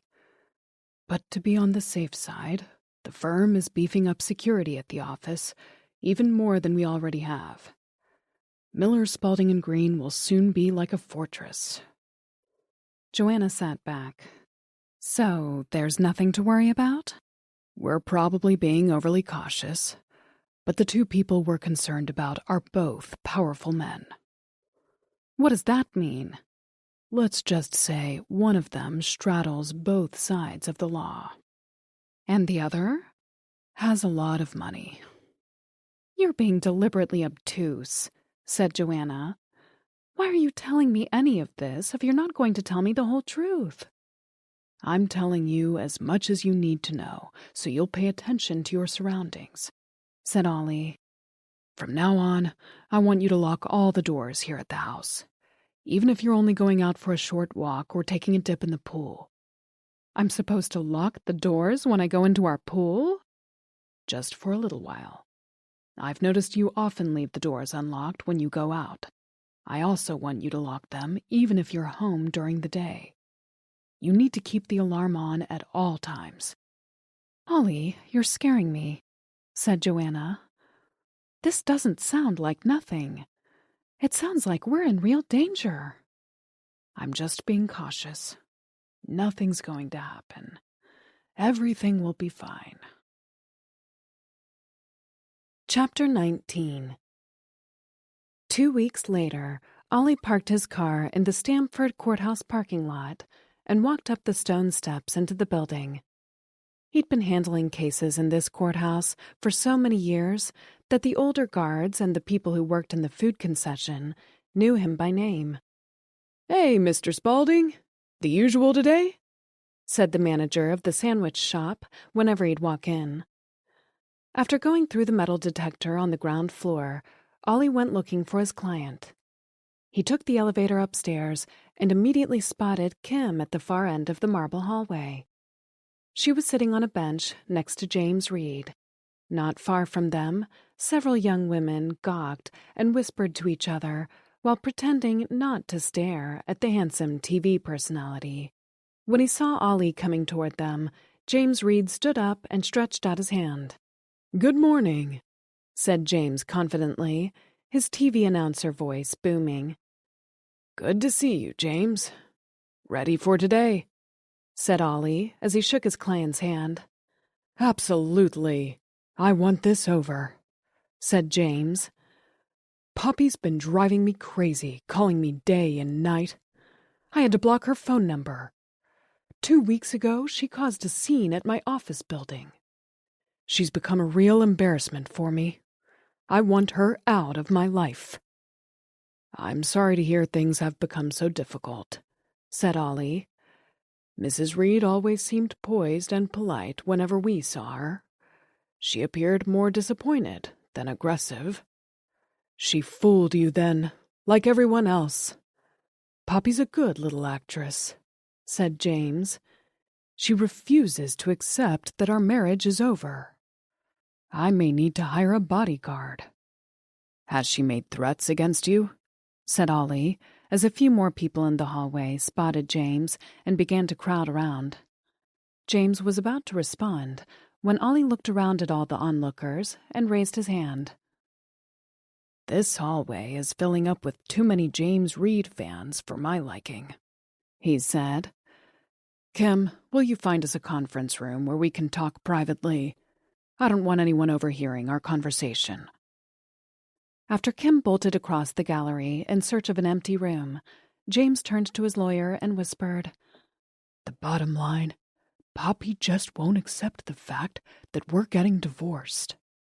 She won't let go." Minutes later, Kim led the two men into a small, windowless room containing only a small wooden table and 4 chairs.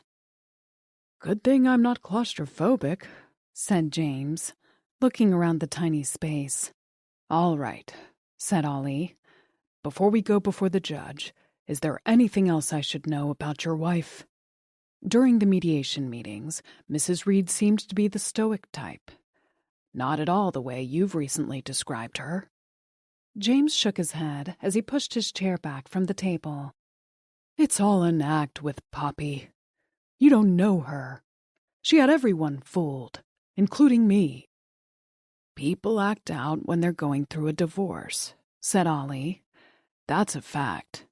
There's a lot of emotion swirling around when a couple splits up.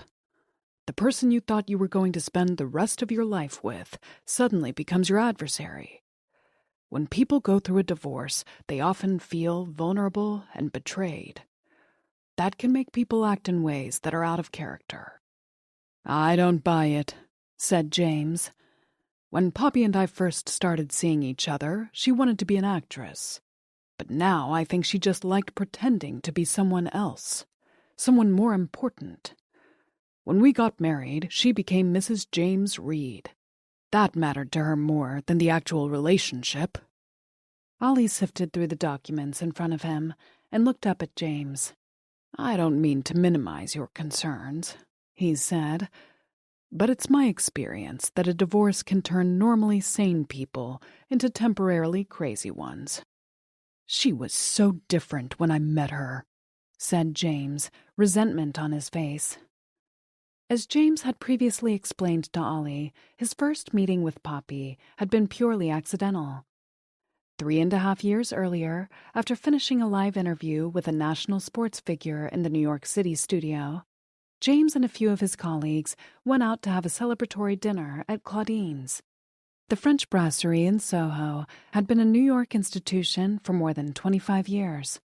It was a Thursday night, and Claudine's was mobbed. James entered the restaurant without a reservation and looked around the cavernous dining room to see if there were any empty tables. They were all full, and he noticed a long line waiting to be seated. Leaving his group by the entrance, James walked over to an attractive blonde with curly, shoulder-length hair, standing by the hostess stand. He flashed his broadcast mega smile and leaned in close to the young woman. "Excuse me, I'm looking for a table for 4 for dinner," said James, surveying the room for anyone important he should rub elbows with. "I can add your name to the wait list," said the hostess with a slight southern twang. "Be about an hour and a half wait, I'm afraid." Without breaking stride, James leaned in farther and broadened his smile a little more. "Can't you do a little better than that? I just finished this big TV interview with Roswell Jackson this afternoon, and my crew and I are hungry and raring to celebrate. Can you help me out this one time? I'd really appreciate it." The hostess looked down at the evening's table schemata. "Unfortunately," she said, clearing her throat, "we're fully booked tonight. I'm sorry for the long wait, but there are no open tables available." James looked back at his colleagues, their faces full of hope, and took another shot at the hostess. "I was wondering if, maybe after you got off tonight, you might let me buy you a drink somewhere?" said James, certain she'd accept his offer. They always did. She looked him over for a few seconds without speaking. "You know who I am, right?" He glanced back at his friends, giving them a reassuring wink and smile. "I know who you are, Mr. Reed, and thank you for the invitation," said the hostess, quietly, with utter calm. "Actually, I'd love to meet you for a drink later. Let me see what I can do about that table. Give me a few minutes, please." About to head over to his group, James turned back to the hostess one last time. "If we're going to have a drink later, I probably should know your name. You already know mine." The blonde hostess responded with a warm but guarded smile. "My name's Poppy. Poppy Garner." As promised, the petite hostess managed to find a table for James within 10 minutes. Once seated, he and his group ate and drank for several hours. When the restaurant finally cleared out and the staff started cleaning up, James paid the bill and the 4 men got up to leave. As they approached the door of the restaurant, Poppy was standing there, her jacket draped over one arm. "I'm ready for that drink now," she said with a smile. After a full meal and too many cocktails, James had completely forgotten about his earlier promise of a drink with Poppy. At first, he was a little confused when he saw her standing by the exit. After looking her over, he decided the young blonde hostess was fairly hot and worthy of a nightcap. They stopped in at one of James's favorite dive bars and then headed up to his apartment. No one was more surprised than James when their late-night drink ended up being an all-nighter. James was a man who was easily bored, especially with women. That's probably why he dated so many of them at the same time. Uncharacteristically, after only a few dates with Poppy, James developed intense feelings for her that surprised him. Normally with women, he kept things easy and breezy. The more the merrier. But Poppy had somehow gotten under James's skin, and within a month, he'd fallen for her. Hard. Soon, all the other women in James's life slowly disappeared, leaving a clear playing field for the young blonde hostess come actress. 16 years older than Poppy, James showed the young actress all of his favorite New York haunts, escorting her to expensive restaurants that she could never afford to go to. Poppy loved every minute of it. Being on James's arm was like going on a wild ride at an amusement park. Exciting and scary at the same time. 6 months after they started seeing each other, James received his dream job offer. ESPN was giving him his own TV show. The series would be filmed north of New York City, up in Connecticut. The new job was a significant career step for him and would give him a much bigger profile. He'd also make a lot more money, have a company-paid car and driver, and his celebrity status would be significantly elevated.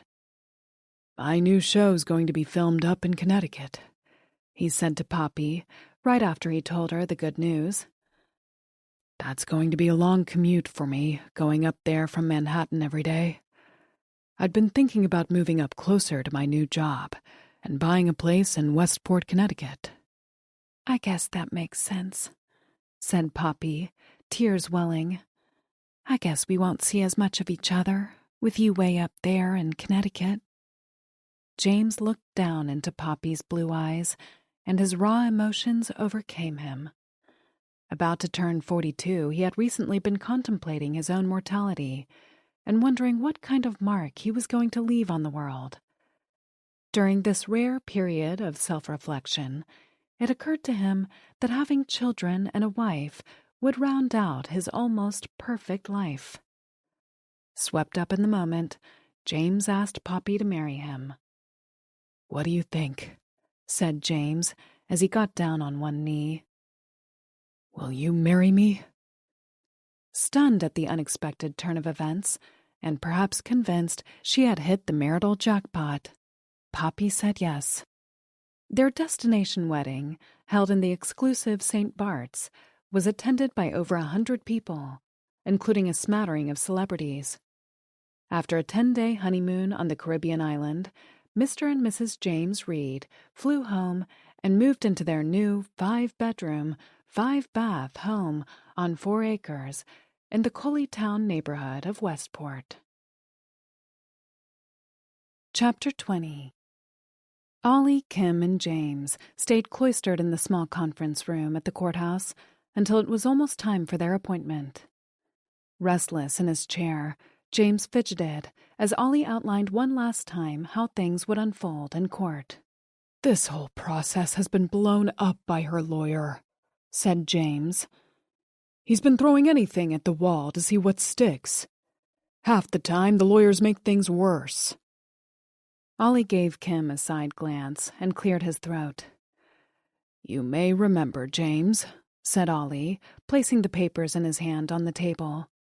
When you were getting married, I strongly advised you to have a prenup. If it wasn't for that piece of paper, your soon-to-be ex-wife might be able to lay claim to your house in Connecticut and go after your townhouse in Florida. She could ask for your sailboat, your pensions, and a good portion of your possessions. That includes all your artwork and any other high-value items purchased during your marriage. You didn't want to do a prenup, said Kim, taking notes. Ollie convinced you it would be in your best interest. Not all lawyers make things worse. James nodded sheepishly. I didn't mean you. For many couples, prenups can be a difficult conversation, said Ollie. But I see it differently. They're simply marital contracts that keep things clean and simple if the relationship falters. Every couple thinks their marriage will be forever when they say I do. Since approximately 41% of first marriages in the United States end in divorce, a prenup makes sense. I remember when I presented our prenup to Poppy. She didn't react the way I expected she would. I thought she'd get upset and give me a hard time, but she didn't, said James. She was calm and composed. I was surprised. She picked it up, read it, took a deep breath, and asked me for a pen. She told me she was happy to sign it because she knew we were soulmates and that we'd be together forever. Ollie pressed his lips together. There you go. That's exactly why everyone should have a legal written agreement. In relationships, things can change overnight. Trust me, I know. I pick up the pieces of soulmate hopes and dreams every single day. An hour and a half later, a judge made a final decision in the matter of Reed versus Reed. As had been laid out in the prenup, Poppy would receive only $25,000 from James, and she'd keep all her own personal items brought into the marriage, including her engagement ring. The remainder of the couple's possessions and holdings went to James. Despite everything going in his favor, James let Ollie know he was unhappy Poppy was able to keep his grandmother's engagement ring, and left right after their session. Leaving the courthouse together, Ollie and Kim walked into the parking garage. He left her by her car on the first level and took the stairs another flight up to his car, parked at the far end of the garage. Walking toward his vehicle, Ollie listened to the messages on his phone. He unlocked his car door and was about to get in when a woman's voice rang out. "Looks like this was a good day for you, Mr. Spaulding." The voice had a slight southern twang. Ollie spun around. Poppy Reed was leaning against a wide pillar, her face streaked with a mix of black mascara and tears.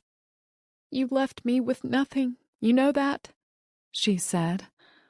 "I haven't got a pot to piss in." Ollie swallowed. Poppy wasn't wrong. The final judgment had left the young woman with almost nothing. But Ollie firmly believed that marriage wasn't supposed to be a financial windfall for one party or the other. Poppy had only been married to James Reed for 36 months. That shouldn't entitle her to a big payday. He opened his car door. "I'm sorry you feel that way," he said as he threw his bag onto the back seat.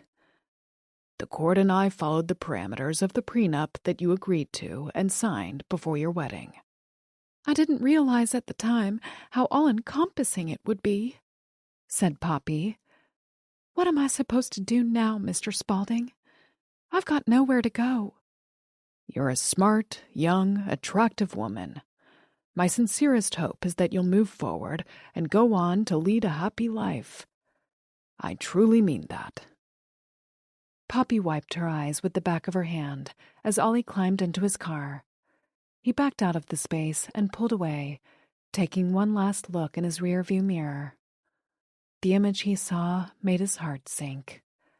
Poppy was slumped against a parked car, her hands over her face. Later that night, when Ollie got home from work, Joanna was watching TV in the family room. "There you are," she said, hitting the mute button on the remote. "It's nearly 7:30. I'm starving." Ollie dropped his bag and coat on the chair in the hallway and sat down on the love seat across from his wife. "Long day," he said. He linked his hands behind his head and sat back, exhausted. "You say that every night." Ollie smiled ruefully. "True, but some days are more difficult than others. Today was a particularly tough one." He told his wife about the Reeds' divorce decree and the confrontation with Poppy in the parking garage. "That poor woman," said Joanna. "My heart goes out to her." "Believe it or not, I do feel sorry for her." "But you're the one who did it." Ollie sat forward and looked into his wife's eyes. "That's not fair. Everything I did was standard legal practice. James Reed was, and still is, my client. Given his financial status, I recommended a prenup. He agreed. I wrote it, and they both signed it.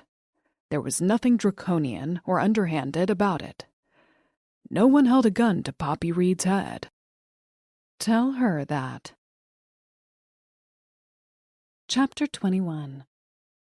The next morning, while Ollie was out at a bar association breakfast, Kim used the time to prune the plants in his office. The law firm had a dedicated plant person who came in once a week, but Kim liked to take care of Ollie's herself. "You truly have a green thumb," said Ollie as he entered his office and hung his coat on the wooden rack next to the door. "Grace did too, remember? She could make anything grow." "She's the one who taught me all about plants." Ollie looked at his window ledge, admiring her handiwork. "You've created an emerald green pasture on my windowsill. You and Grace are so alike in many ways." Kim smiled. "That is the ultimate compliment. She was a very special person." "She was," said Ollie as he walked around his desk and sat in his chair. Sitting down across from him, Kim picked up her writing tablet and prepared to take notes, a routine they replayed at the start of each day. "Where are we on the Milberg agreement?" said Ollie as he checked his phone. "The client has reiterated that she wants this divorce over ASAP. She texts me every day, sometimes twice a day." "I spoke to her husband's lawyer this morning.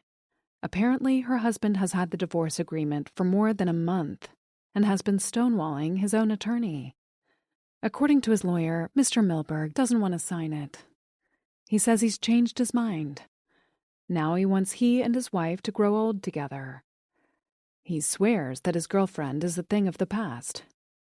Ollie shook his head and rolled his eyes. "I'm getting too old for this. Some people just won't leave the theater after the show is over. If that's Mr. Milberg's final position, then we've got a contested divorce situation on our hands. We'll serve him and wait out the 90 days. "I'll get it started," said Kim, scribbling something into her notebook. Spinning his chair around, Ollie stared out the window, thinking how Kim was always 2 steps ahead on any project. He marveled at how she anticipated potential pitfalls better than most of the lawyers he knew. "Ollie?" said Kim. Her boss turned his chair around and looked at her. "I was just thinking about how you'd make one hell of a lawyer. Whatever happened to you going to law school?" "I'm still thinking about it." "My offer to pay your tuition and bring you in as a junior partner still stands." Kim smiled. "Thank you. I'm still thinking about it." After going over a list of Ollie's upcoming appointments and court dates, Kim moved on to the client messages. She had almost finished the update when an intern appeared in the doorway holding a large white box. "This package came for you, Mr. Spaulding," said the young man. "You can leave it outside on my desk," said Kim as she turned back to her boss. "The note on it says perishable and open immediately," said the intern. "Maybe it needs to be refrigerated?" You can bring it in here," said Ollie as he made room for it on his desk. As soon as the intern left, Kim leaned over, lifted the lid, and looked in. "Oh my God," she said, shaking her head as she peered into the box. "What?" She looked up at him. "Remember last week some man with an Eastern European or Russian accent left that voice message about how the roads are slippery and you should drive carefully?" "Kind of hard to forget that."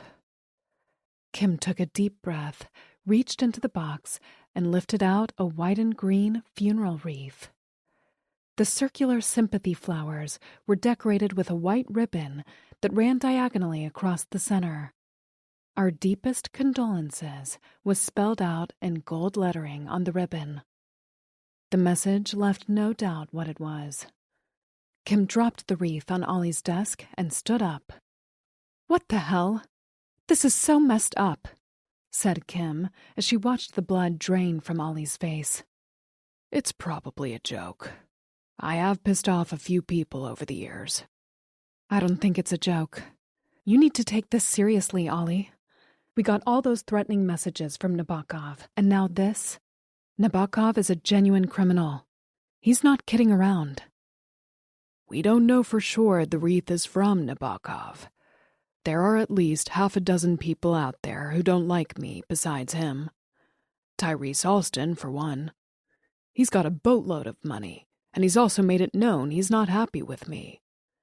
And what about Eve McCabe? When her husband got the house and full custody of the kids, she didn't take that well either." But Eve McCabe was just spouting off because she was surprised the decision went in her husband's favor. "We haven't heard from her in a long time." Kim held up the wreath and pointed to it. "This, on the other hand, is different. The wreath is a physical threat, Ollie. I'm going to call the Westport police and report this. Then I'm reaching out to our security team. Maybe they'll have some suggestions on additional steps we can take to tighten things up." "All right."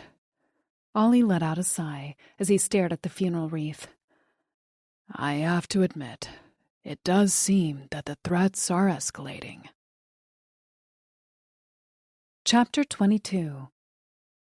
The Westport Wags Wine and Shoes fundraiser would take place at the inn at Longshore, the town beach club situated right on the Long Island Sound.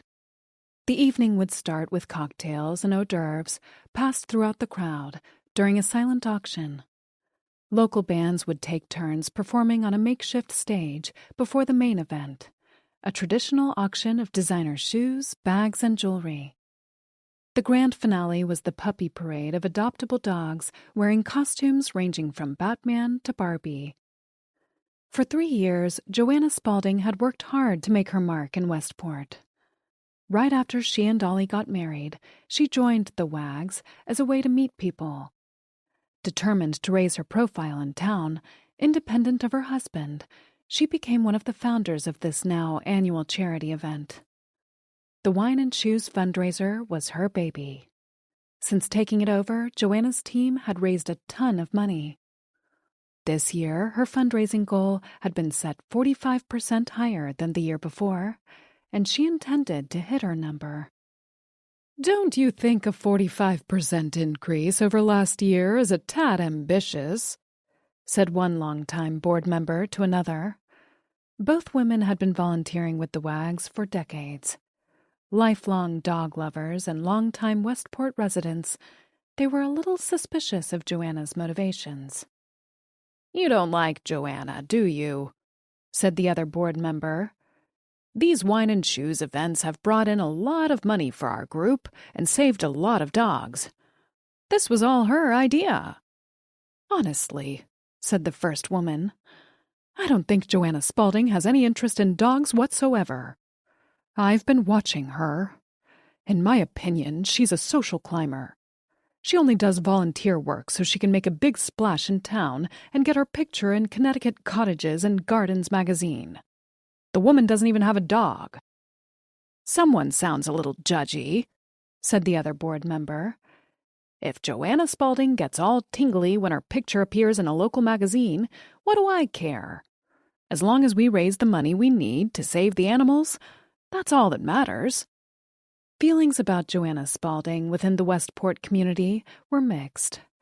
Regardless, she had run a successful event for the past 2 years, and based on ticket sales for the current one, she was on target to do it again.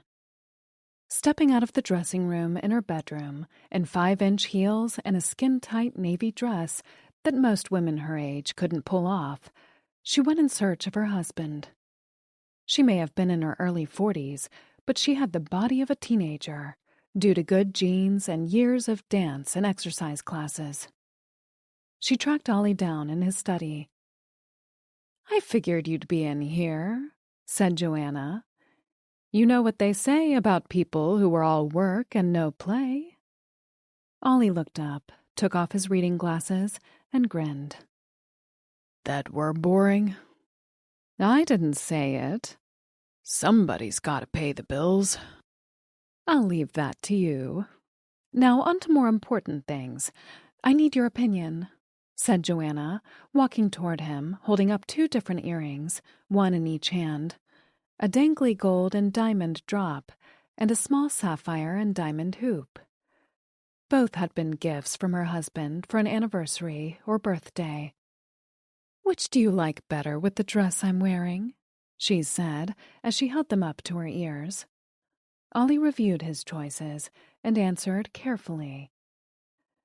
"They're both very nice. Either will do. You look good in anything. You know that." Exasperated, Joanna let out a groan. "That's sweet, but which earrings go better with this outfit?" Clearly out of his depth, Ollie took a chance and chose the hoops. Joanna smiled and muttered, "That's what I thought," as she turned and sashayed out of the room.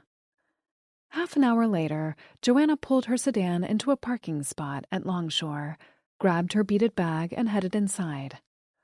Walking into the building, she took note of the beautiful warm night. The moon was out early, despite it still being light out. She took that to mean, in some cosmic way, that they'd raise a lot of money that night. If they reached their inflated goal this year, she'd be a superstar. If they exceeded it, a supernova. After checking on the volunteers to make sure everything was ready, Joanna gave out the last-minute assignments. At 5 o'clock, the excited attendees started arriving. Volunteers holding adoptable puppies stood on either side of the front walkway, while dozens of women entered the building. Like an honor guard of grand dames, Joanna and the other event organizers positioned themselves near the main entrance, greeting and thanking each woman as she entered. They were expecting over 300 people. If everything went as planned, the WAGs hoped to raise 50,000 more than the year before. As she watched the people file in, Joanna noticed several of Fairfield County's wealthiest women had turned out for the event. She smiled. Those women would spend big. "Thank you so much for coming," said Joanna. "Your support will save so many animals. Bless you." As the night went on, things appeared to be going smoothly, and Joanna finally relaxed. For the first time that evening, she allowed herself a glass of champagne and stood off to the side to watch the next phase of the evening unfold. A waiter carrying a tray of tuna tartare on fried wonton crisps walked by her. She took one and was about to put it into her mouth when a woman's voice sounded next to her. "Those are seriously delicious," said the blonde woman with a noticeable southern twang. Joanna turned and looked at the petite blonde. "They look good. I haven't tried them yet." "Well, you'd better get busy. I've tasted one of everything. The caviar blanese with creme fraiche are my favorite," said the woman in a loud whisper as she put out her right hand. "I'm Poppy Reed." Joanna shook the woman's hand. "I'm Jo. Oh, I know who you are. You're Joanna Spaulding. You organized this event, which, by the way, is amazing. You're married to Oliver Spaulding, the infamous divorce lawyer, aren't you?" I don't know that I'd call my husband infamous, but I'm glad you're enjoying the party," said Joanna, finishing her tuna tartare and wondering how this woman knew so much about her. She was about to say something when she realized who the woman was. "Poppy Reed? Are you related to the sports news anchor, James Reed?" said Joanna. Poppy let out a sarcastic laugh. "I used to be. James was my husband until your husband represented him in our divorce. Mr. Spaulding was extremely thorough, but I'm sure you already know that." "Small world," said Joanna, looking around for an easy way to leave what was becoming an uncomfortable and weird conversation. "Ollie never discusses his cases with me." "When I got divorced," said Poppy, "did you know my husband left me with nothing? Your husband made sure of that. If I hadn't already bought the ticket for this event 6 months ago, I couldn't afford to be here right now." Joanna stepped back to put some space between herself and Poppy. "I'm sure you'll land on your feet in no time. I read your impressive bio in the program." Poppy stepped forward, closing the physical gap between them. "Were you really a rockette at Radio City?"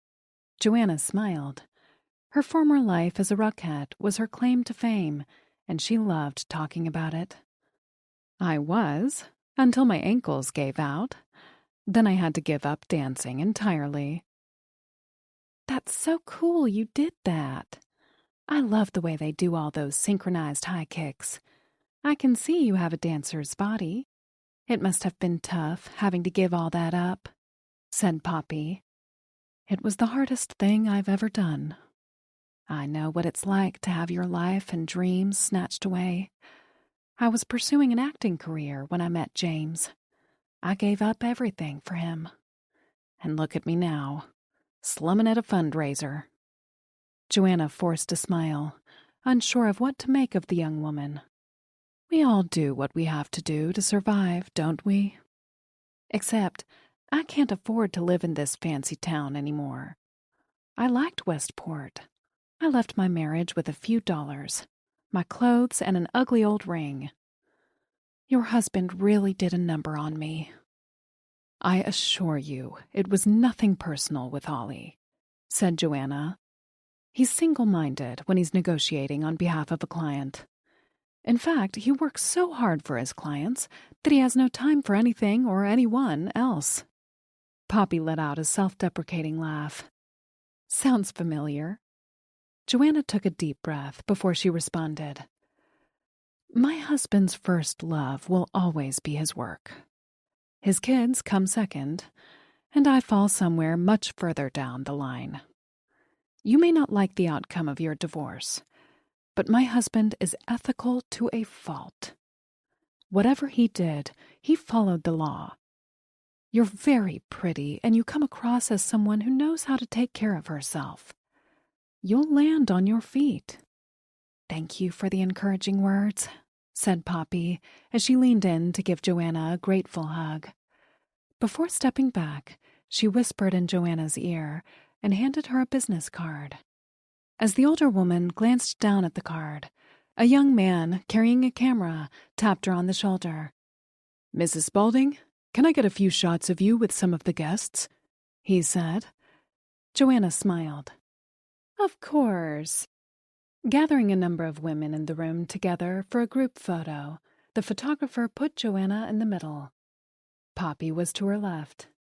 After taking several shots, he moved on to another group, leaving Joanna and Poppy standing alone next to each other. "Maybe you and I could meet for coffee one day," said Poppy. "We could share some theater war stories." Before Joanna could answer, the photographer waved to her from across the room. Joanna nodded to him, relieved to get out of the conversation with Poppy. "I have to go," said Joanna, taking a step back. "Good luck with everything." "You have my card," said Poppy. "Call me if you'd like to get that coffee." After posing for several dozen group photos to be placed in local newspapers and magazines, Joanna headed back to the main section of the party. Moving through the crowd, she kept one eye looking out for Poppy Reed. For some reason, the young woman had gotten under her skin. When she didn't see her anywhere, Joanna's shoulders relaxed. Later that evening, after making lunch dates with a few of the biggest donors, Joanna was approached by a small Asian American woman with long, straight black hair. "You're Joanna Spaulding, aren't you?" said the woman as she shook Joanna's hand.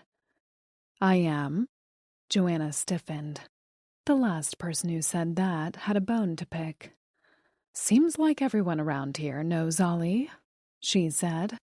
"He handled my divorce," said the dark-haired woman. "And he was amazing, by the way. I can't say enough good things about him. You're a very lucky woman." Joanna relaxed. A lot of people in Fairfield County knew her husband. Most people loved him, but some did not, and she never knew which way it was going to go. "My husband is very good at what he does," said Joanna, smiling. "He's more than good," said the woman. "He practically saved my life. I'm Angel Alston. If it weren't for Ollie, my husband Tyrese and his team of cutthroat lawyers would have chopped me into 1,000 pieces. Ollie was the only thing that stood between me and total destruction." When she heard the name Tyrese Alston, Joanna connected the dots. She had read about him. Alston was a big deal in the music business and extremely rich. Joanna examined Angel's flawless skin, wondering if the newly divorced woman had set her sights on Ollie for her next conquest. All of a sudden, Angel waved to someone across the room and started to move in that direction.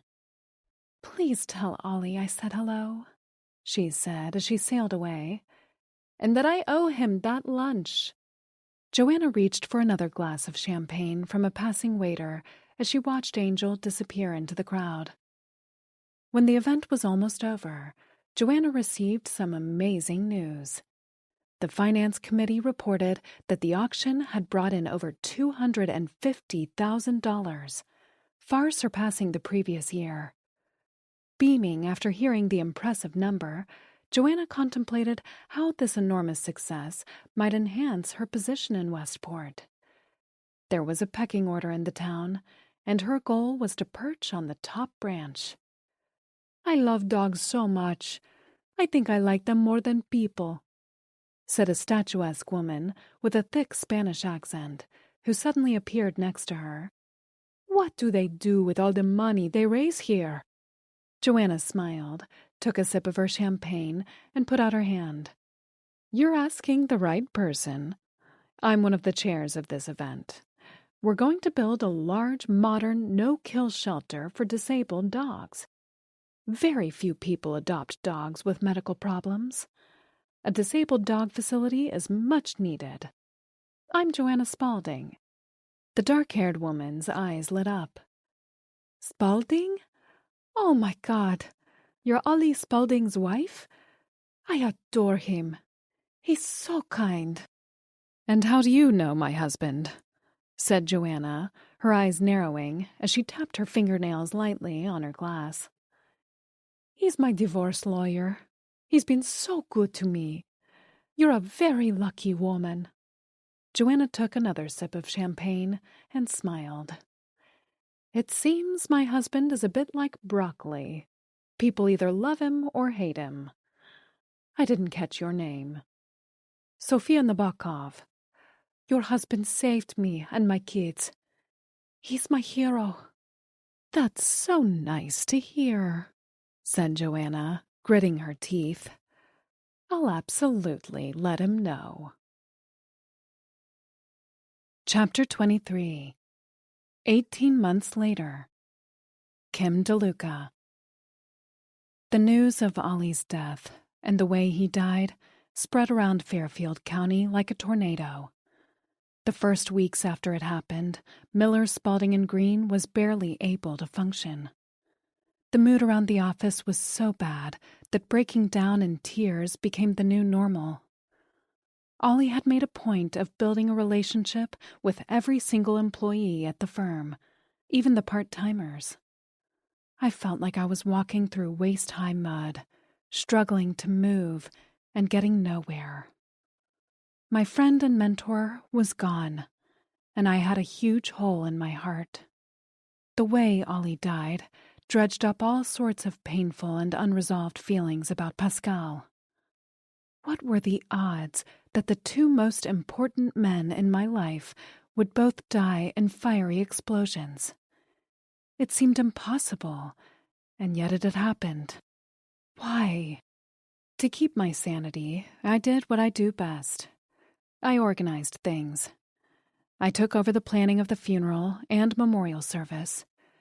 It kept me busy and took my mind off my overwhelming sadness and anger. According to Ollie's wishes, he would be cremated. The service and gathering to celebrate his life would be held at Radcliffe's funeral home. "When it's my time," Ollie had said to me on more than one occasion, "you make sure to throw me a damn good party." "How do you know I won't go first?" I had said. "I know. And I want a real blowout, too. Not some cheap coffee and cake thing. Champagne for everyone, and the good stuff. I've had a good life, and an amazing family. I wasn't cheated in the least, except for losing Grace too soon. Promise me you'll make sure it's a blowout." I thought about those conversations many times while I made the arrangements for my boss's big send-off. Given the near coma-like state Joanna and Ollie's kids were in, my offer to plan the entire memorial event had been welcomed. I was glad they let me do it. I wanted to. For him. After the outpouring of sympathy from so many people, it became clear there would be well over 300 people attending the service. Ollie had said he wanted a party, and I intended to give him one. Within 48 hours, the liquor and hors d'oeuvres were ordered, and the musicians hired. Ollie would have his big night, just the way he wanted. When all the arrangements with the caterers and clergy were finalized, I took a break and went over to the Westport police station to talk to the person handling Ollie's investigation. "The Spaulding family has asked me to be their liaison with the police," I said when I met with Detective Brian Fitz. His no-nonsense look matched perfectly with his approach to his job. Fitz led me into a small conference room in the back of the police station, and we sat at a wooden table. "Mrs. Spaulding called this morning to let us know she would like you to be the point person," said the detective. "Unfortunately, I don't have anything new to tell you." I ran my fingers through my hair in frustration. "I don't understand. How is it possible nobody heard or saw anything, Detective? Ollie has cameras all over his house and around the property. I know this because they were recently installed by our security people." "I'm aware. We've looked at the footage retrieved from the house. So far, nothing unusual stands out," said the detective. "No one was seen in or around the Spaulding property in the days leading up to the fire and subsequent explosion. We've canvassed all the neighbors, and none of them heard or saw anything out of the ordinary." "What about the other alarm Joanna heard earlier in the night? The one that woke them up?" "We believe it was coming from Mr. Spaulding's car. Maybe the bomb was put into Ollie's car when he was at work or somewhere else." Detective Fitz nodded. "That's one of our theories. We've checked all the images from your law firm's parking lot. Again, no one was lingering anywhere near Mr. Spaulding's car in the weeks before his death." I looked up at the ceiling for some divine inspiration and pursed my lips. The police had nothing. Ollie went to other places besides the office and home, I said. What if someone put something in his car when he was in court, or having lunch at a restaurant, or shopping? It was common knowledge that he went to Mortimer's for lunch every Wednesday. He'd been doing that for 10 years. Their parking lot is at the back of the building. Maybe the restaurant has cameras. Detective Fitz nodded. Remember, we're only at the beginning of this investigation.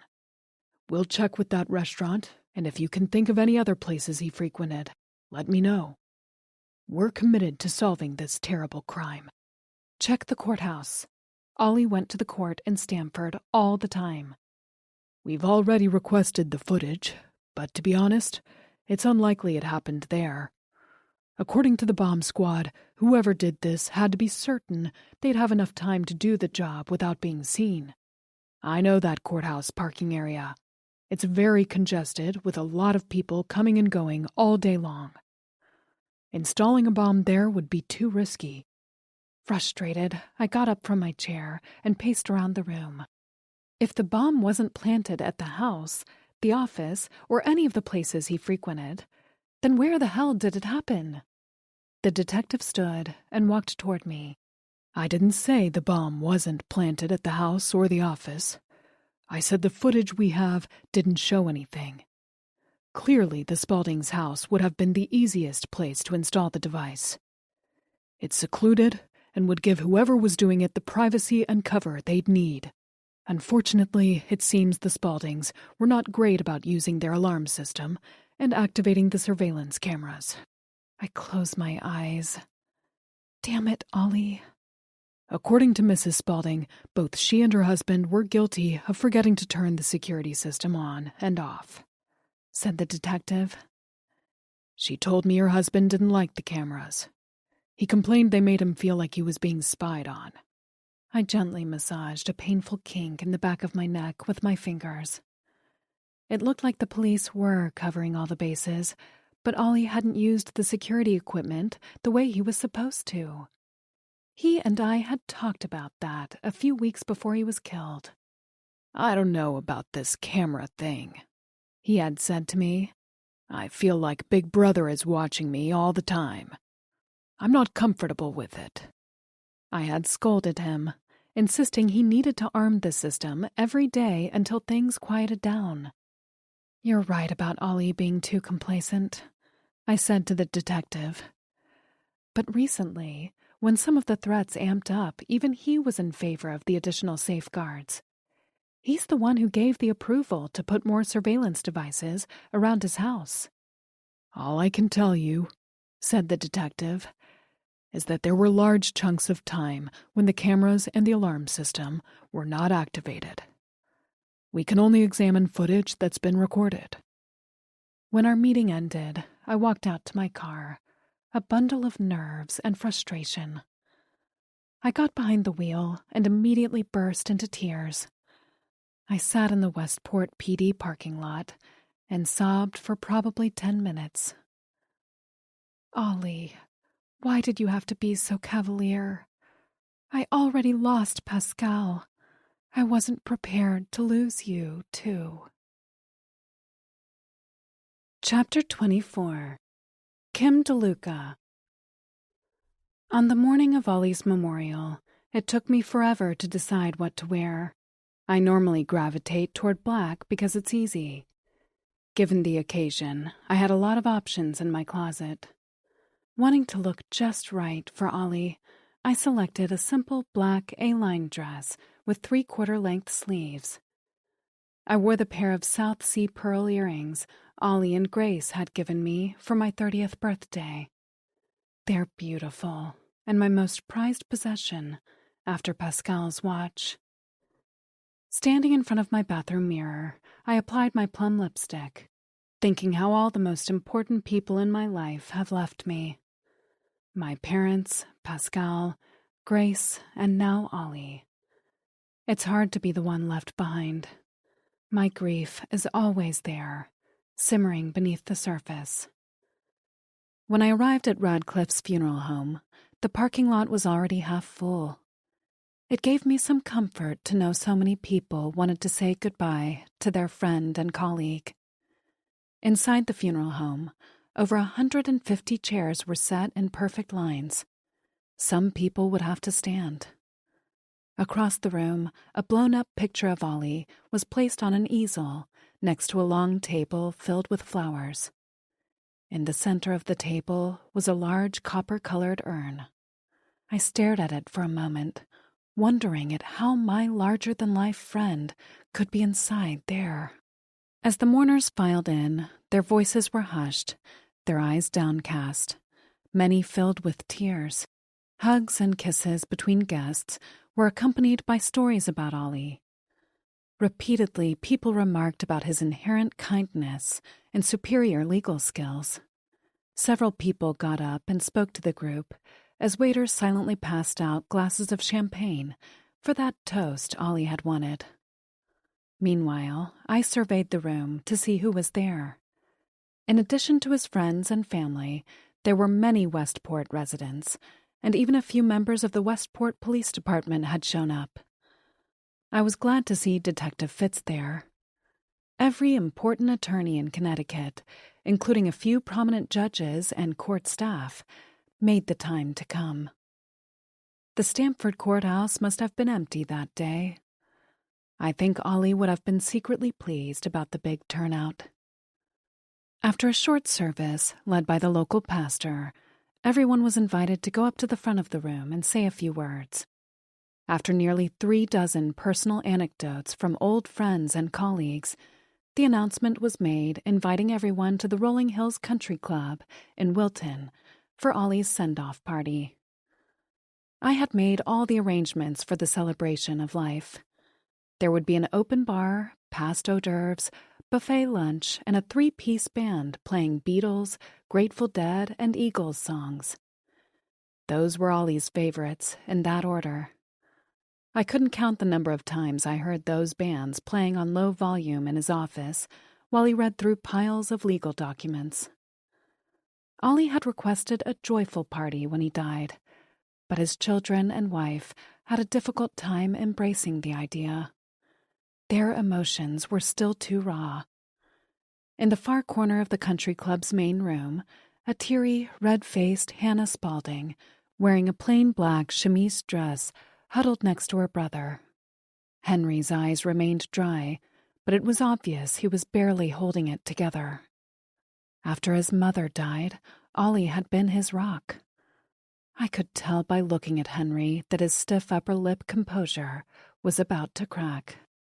Sitting in a chair near Ollie's kids, with a wad of tissues bunched in her left hand, Joanna dabbed her red, swollen eyes frequently and pressed her lips together, presumably to hold back tears. As I looked over at Ollie's miserable family, a lump formed in my throat. I knew how they felt because I felt that way too. Not wanting to fall apart again, I moved across the room to greet some people from our office. I attempted small talk, but my words sounded hollow and forced.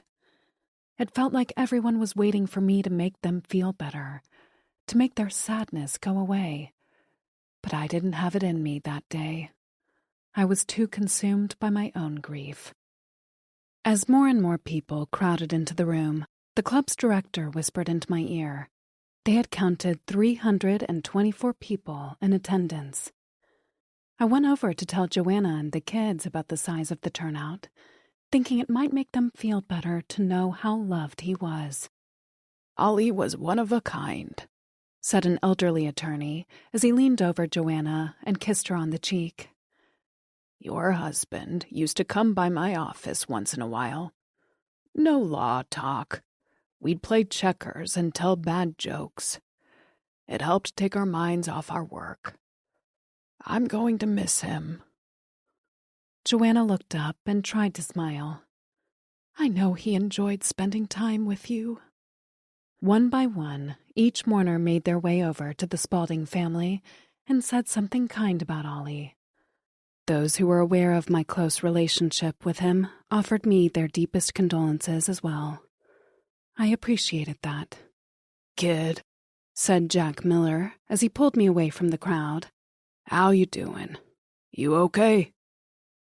In all the years I'd worked at Miller, Spaulding & Green, I'd never seen Jack Miller inquire into the personal life of any employee. His question and concern took me by surprise, and tears welled in my eyes. It's like a bad dream, I said, my words catching in my throat. I still can't believe he's gone. Jack nodded, also getting a little weepy. Ollie was a good man. A great man, he said. He and I were partners for a long time. You can never replace someone like him. I'm gonna miss him more than I can say. I nodded as a single tear escaped from the corner of my right eye. I quickly brushed it away. It was my honor and privilege to work alongside him all these years. I said, "There's a huge hole in my heart right now that I don't think will ever disappear." Jack looked around the room at the large crowd. You're not alone, kid. There's been quite a turnout today. Most people who knew him felt the same way, with the exception of people he obliterated in court. I smiled, grateful for the comic relief, and cleared my throat. I don't know who did this to Ollie, but I intend to find out. Someone's got to pay for what they did. I won't give up until they arrest someone. Jack leaned over, gave me a hug, and whispered into my ear. I know you won't. Your tenacity was one of the reasons Ollie loved you so much. You do whatever you need to do. After hearing Jack's comment, I broke down and started to sob. Jack suggested I go to the ladies' room and catch my breath. A few minutes later, when I returned to the main room, a weepy Angel Alston was standing in front of Ollie's urn. From where I stood, it looked like she was saying a prayer. I was about to cross the room to greet her when James Reed walked in behind me. His presence always caused a stir, and I turned around when I heard the commotion.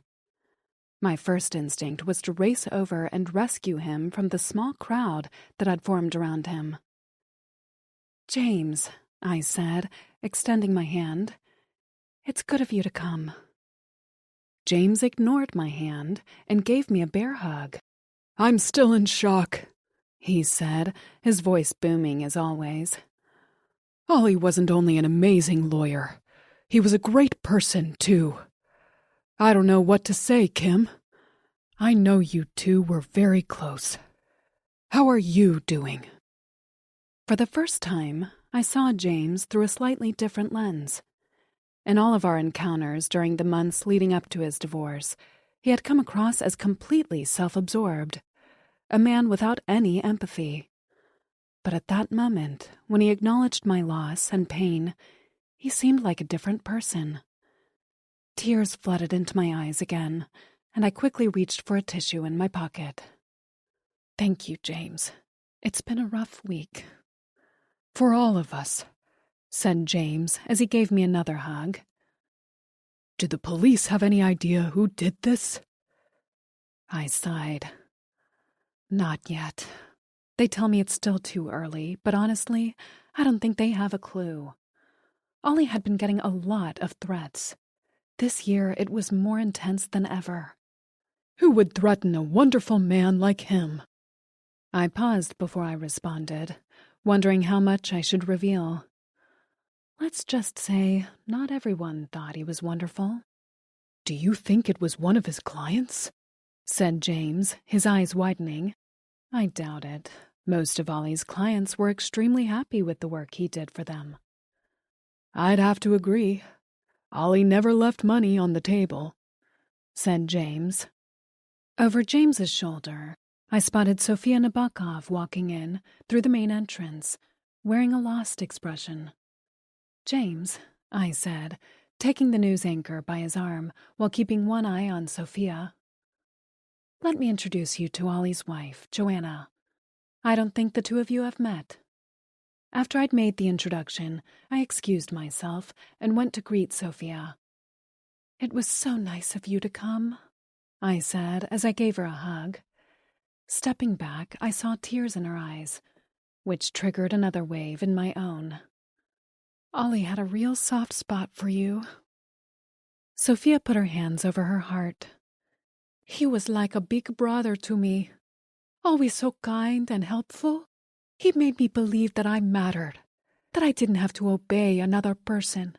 I reached out and touched Sofia's upper arm and gave it a squeeze. He liked you very much. From the minute I met him, said Sophia, the tears threatening to spill over. He treated me like a real person. Ollie saved my life and my children's lives. I wish he'd known how many people he touched, I said, looking around the room at the large crowd. I contacted a few other divorce lawyers before Ollie. When they found out who I was married to, none of them wanted to go up against Ivan. They were all cowards, but not Ollie. He said, Sophia, if you hire me as your lawyer, I will stand by you and get for you what is rightfully yours, no matter what. And that is exactly what he did. He kept his promise, and I'm forever grateful. I nodded.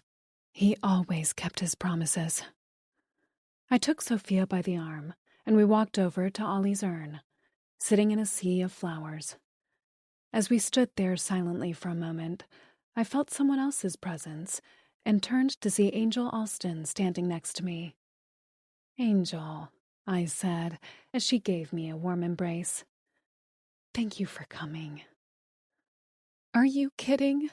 Of course I'd be here, said Angel. Ollie was my rock through the whole divorce.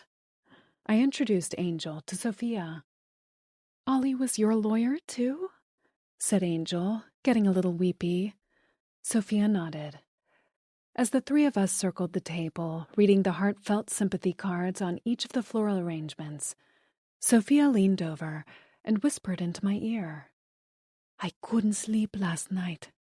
There's something I need to show you. She handed me her phone.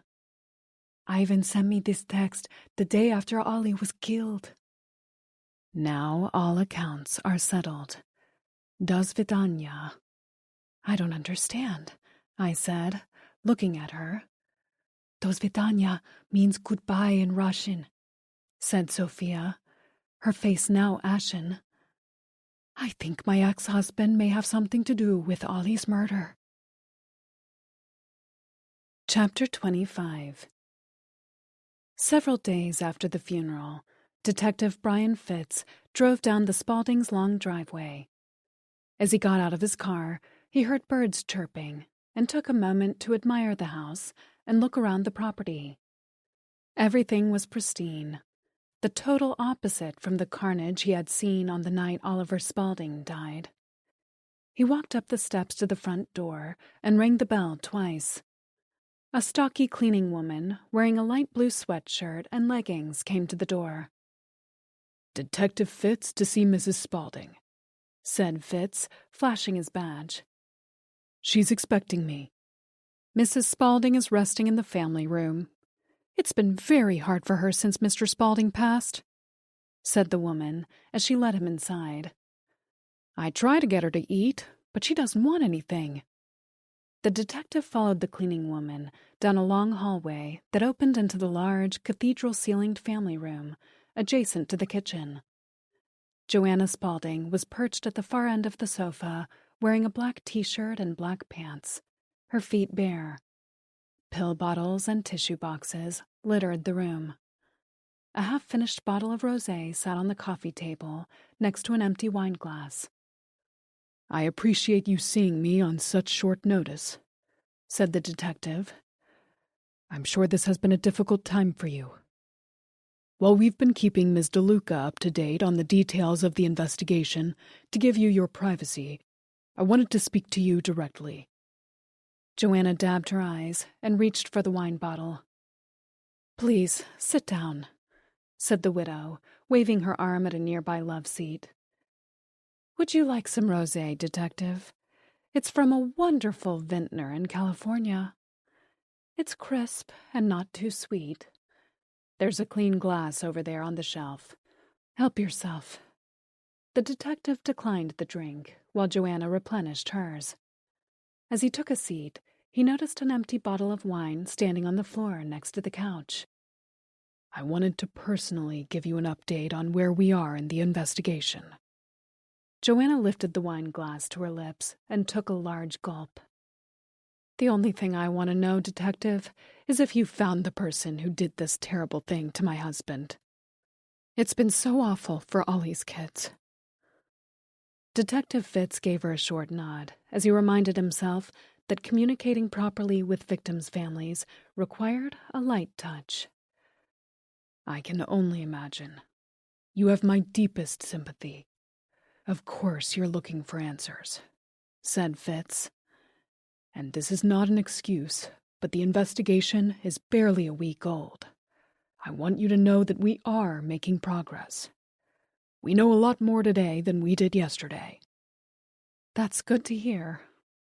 The detective leaned forward, steepling his fingers as he looked into Joanna's eyes. "For starters, the remnants of the bomb have now been thoroughly analyzed. While there wasn't much left of the device, we're now certain the bomb was activated remotely." Joanna looked down at her glass and took another sip of her wine. "And how does knowing that help us find Ollie's killer?" she said, sitting back and staring at him. "Knowing what kind of bomb it is helps us trace it. A bomb's components are like a fingerprint. There's a lot you can learn. At the very least, it gives us a sense of the sophistication and skill of the bomb maker. That could potentially lead to something." Joanna reached over and poured more wine into her glass. "I don't want you to get the wrong idea, Detective. I'm not usually a day drinker." She held up her glass. "It's just that this has been a very difficult time, and I need something to take the edge off." "No explanations needed. As far as who's responsible, it seems pretty clear to me that my husband's death was somehow connected to his work. Ollie told me he'd been getting threats lately. I'm sure you already know the firm had recently increased security at both the office and here at our house. I guess it wasn't enough, was it?" Detective Fitz nodded solemnly as Joanna blew her nose. "Mr. Spaulding's client list is currently being vetted, and interviews are happening as we speak." Joanna shook her head as she wiped her eyes with a tissue. "I told him over and over that one of these days something bad would happen. Typical Ollie. He'd blow it off as if he were impervious." The detective noticed Joanna had begun slurring her words and quickly got to the main reason for his visit. "The recording of the 911 call you made on the night your husband died is also being enhanced and reviewed," said the detective. "What do you think you'll learn from that?" said Joanna, putting down her glass and sitting forward. "You never know. There could be some kind of sound or background noise of some kind that might give us another clue," said Fitz. "The point is, I wanted you to know that our department is going all in on this. Every stone is being turned over." Joanna looked up at the ceiling. "When the bomb went off, I was all the way upstairs inside my bedroom. I doubt you'd pick up any sounds other than the explosion." "You'll hear that," she said, getting teary-eyed again. "It was really loud." Fitz grimaced. "We've also collected camera footage from various intersections in Westport between midnight and 3 a.m. on the morning your husband was killed. We're hoping to identify license plates from any car that was in the area. There aren't too many vehicles on the road in Westport in the middle of the night."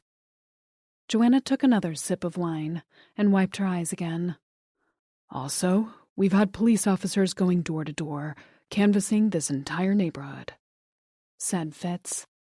"And?" "Nothing significant so far, but we're not finished. There are still more people to talk to. Somebody knows something." Slowly, Joanna got off the couch, walked over to the window, and looked out. "Do you know what I've become, Detective?" Fitz cocked his head as he gazed at the back of Joanna's head. "I'm not sure I follow you." Joanna spun around. "I'm a widow now. Look at me. Aren't I too young to be a widow? I used to be a rockette at Radio City. I could kick higher than anyone else on the team. I actually had to kick lower to keep it uniform with the other girls." "I'm sure it was something to see," said the detective, unsure where the conversation was headed. "Is there anything else you may have remembered? After a shock like the one you've had, it can take some time for all the memories to come to the surface." "All I know is Ollie told me he was getting threats from a few of his clients' exes." "That's who you should be talking to." Detective Fitz looked down at several notes he had on his phone and nodded. "Ms. DeLuca told me about a few people.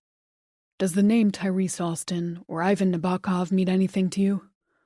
Did your husband ever mention them?" Joanna wrinkled her nose. "They sound a little familiar, but Ollie rarely talked about specific clients by name because of confidentiality issues."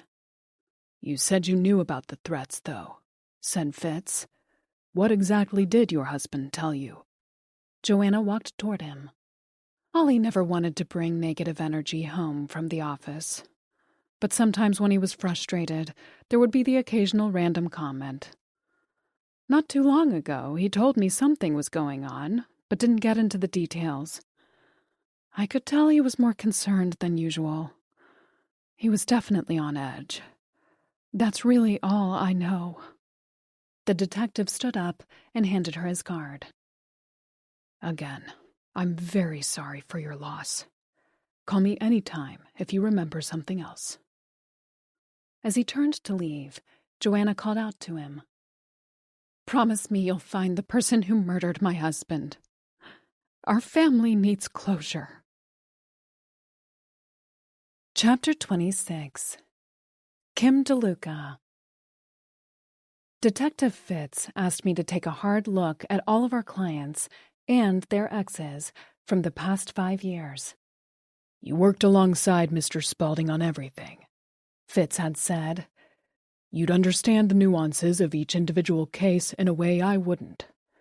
I could really use your help." The detective didn't have to ask me twice. I told him about the somewhat obtuse Do Svidaniya message Sophia received, and then pulled out all the files. The two of us sat in our conference room and dug through each account. Fitz was right. For 20-plus years, I had been in the room where everything happened. Detective Fitz wanted me to identify divorced couples where one of the parties had suffered a significant financial or personal loss as a result of Ollie's representation. Our goal was to create a short list of anyone who might have been angry enough to take out retribution on Ollie. With that directive, we combed through dozens of cases, and even reviewed all of Ollie's handwritten messages and sticky notes still stuck in the files. I also found a few saved voicemails that had been transcribed and added those to the info dump. Over the years, I often transcribed voice messages so we could keep them. Sometimes people will say things they wouldn't dare put in writing.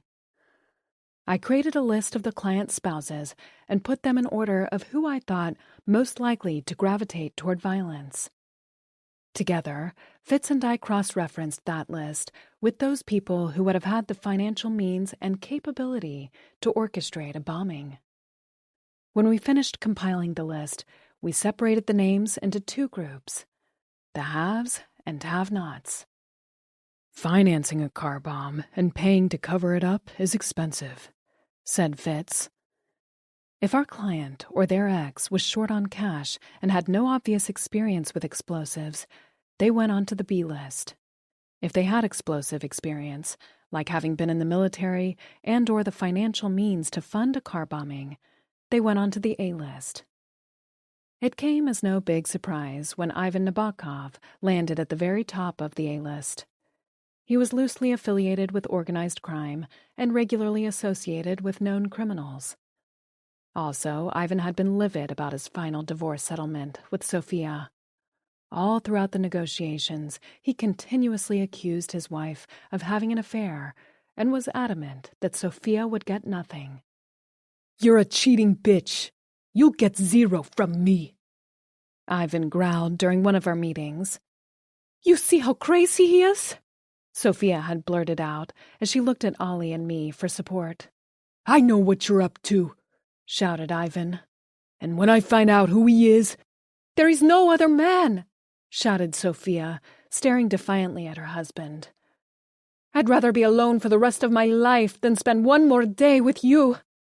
I relayed all this information to Fitz. When the judgment came down, and Sophia ended up receiving a lot more than Ivan expected, we got a call from Ivan's lawyer. Apparently, his client was throwing a temper tantrum. Fitz nodded and circled Ivan's name several times with a red marker. Next on the A-list was Tyrese Alston. The hip-hop music mogul had grown up in a rough, seedy neighborhood, and despite his vast wealth, he still occasionally ran around with a gangster crowd.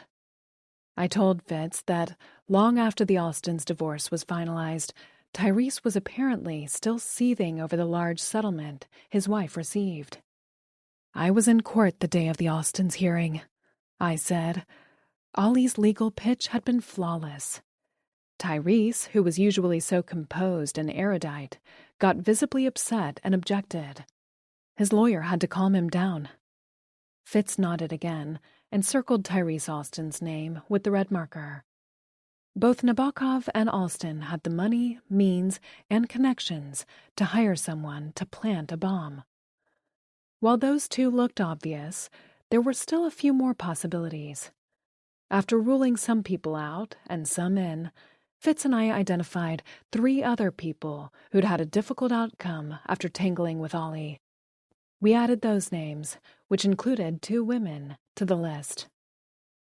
Anne St. Clair and Poppy Reed have no history of violence that I know of, I said to Fitz. But Ollie did airtight prenups for both of their husbands. "Tell me more about those 2, said the detective, typing notes into his phone. Poppy Reed. She's the ex-wife of TV anchor James Reed. "The one who does all those sports interviews? I saw him at the funeral." "That's right. His wife got leveled in the divorce." "Did she strike you as high-strung or vindictive?" said Fitz. "No," I said, shaking my head. "When I saw her, Poppy was always quiet and measured, like she was trying to be a lady no matter what was hurled at her. But she certainly had a motive. I remember she was really upset over the outcome and even confronted Ollie in a parking garage. But she wasn't angry. It was more like she was defeated." "Everyone responds differently to things." Honestly, I felt sorry for her. I don't think she had any family around to help her get through it. From what I could tell, she was pretty much on her own. "Then it doesn't sound like she would have had the money to hire someone to plant a bomb." "I doubt it." "And the other woman?" Anne St. Clair. She was a former flight attendant. Met her husband in first class, I said, reading from an old folder. Her story and Poppy's were similar. Anne also had a beautiful home in Westport, expensive cars, club memberships, the works. When their divorce was finalized, she left the home with only her clothes and a few personal items. She had to start all over. "And your boss designed these restrictive prenups?" said Fitz, scratching his head. I sighed.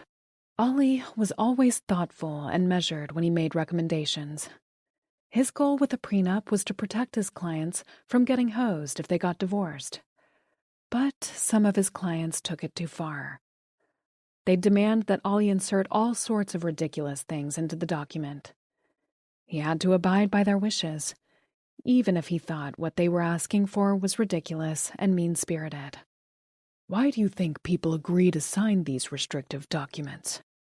I bit my bottom lip. They're in love with the person they're about to marry, and the lifestyle they're about to have is something they can already taste. Also, they probably believe their marriage is going to last forever, so the prenup doesn't really matter. "Losing everything when you think it's yours might make someone pretty pissed off," said Fitz. "Maybe enough to get even with the lawyer who wrote it. And I thought law enforcement was a dirty business." I closed the file and placed it on the table. "Let's go back to Nabokov again," said Fitz. "You mentioned that he was angry and insisted his wife was having an affair. I know you said she denied it, but what do you think? Was Sofia Nabokov having an affair? I shook my head. I don't think so. Ivan Nabokov is a serial abuser, and Sofia's first concern was always her kids. I don't think she had the time or bandwidth for another relationship before or during the divorce. Ivan kept her on a really short leash. She was genuinely afraid of him. She wouldn't have done anything to incite him and put her kids at risk. Fair enough, said Fitz. Tell me more about Angel and Tyrese Austin. From what I remember, Angel was a grad student at Columbia going for her MBA. She was working part-time at one of Tyrese's restaurants to help pay for school. He had a meeting at the restaurant, saw her, and fell for her. Tyrese Austin is one of the most influential people in the music business today, and used to getting what he wants. He wanted Angel, and didn't give up until he had her. After they got married, he insisted he needed her with him when he traveled, so she had to quit school. She never got the MBA? No. Who wanted to end that marriage? Angel filed first, I said. She was kind of lost and didn't know how to get away from him. She told us she wanted out of the marriage because Tyrese treated her like a piece of property. She also got wind of numerous affairs. After a while, Tyrese didn't even try to hide it. How was he during the divorce process? Said Fitz. I thought for a moment. He came across as intelligent and polite when we dealt with him, but I always thought it was an act. It was important to him that everyone think he was a generous, intelligent, creative man. But little things gave that away. I didn't buy it. Interesting. The funny thing was, Tyrese had actually reached out to our firm before his wife did, I said. I took his call and set up the appointment. Fitz leaned forward. Then how did Mr. Spaulding end up having Alston's wife as his client? I rolled my eyes. The day after Tyrese called, I was out of the office on a personal day. There was a temp sitting at my desk answering the phone. Angel called that day looking for a divorce lawyer, and the temp put her through to Ollie. He wound up talking to her for half an hour. When he heard her story, he told me to cancel the meeting with Tyrese and took on Angel as a client. Ollie had a soft spot for women with overbearing and mean husbands. Fitz got up and walked across the room, stretching his legs. I would imagine when Ollie took on Alston's wife after he had made an appointment, it would have made Mr. Alston rather angry. You don't know the half of it, I said. He threatened to have Ollie disbarred. In Tyrese Austin's world, he's the absolute king, and you don't say no to a king. When Ollie said no, it didn't go over well. During the divorce negotiations, Tyrese refused to speak directly to Ollie and refused to sign documents or appear when he was required to. Bottom line, Tyrese Austin was a total pain in the ass. Because of his uncooperative behavior, Ollie had to do their divorce in absentia. The detective stretched his arms over his head. Okay, enlighten me. What does that mean? I smiled because I'm a nerd and loved explaining the law. In Connecticut, one party can't keep the other from leaving the marriage.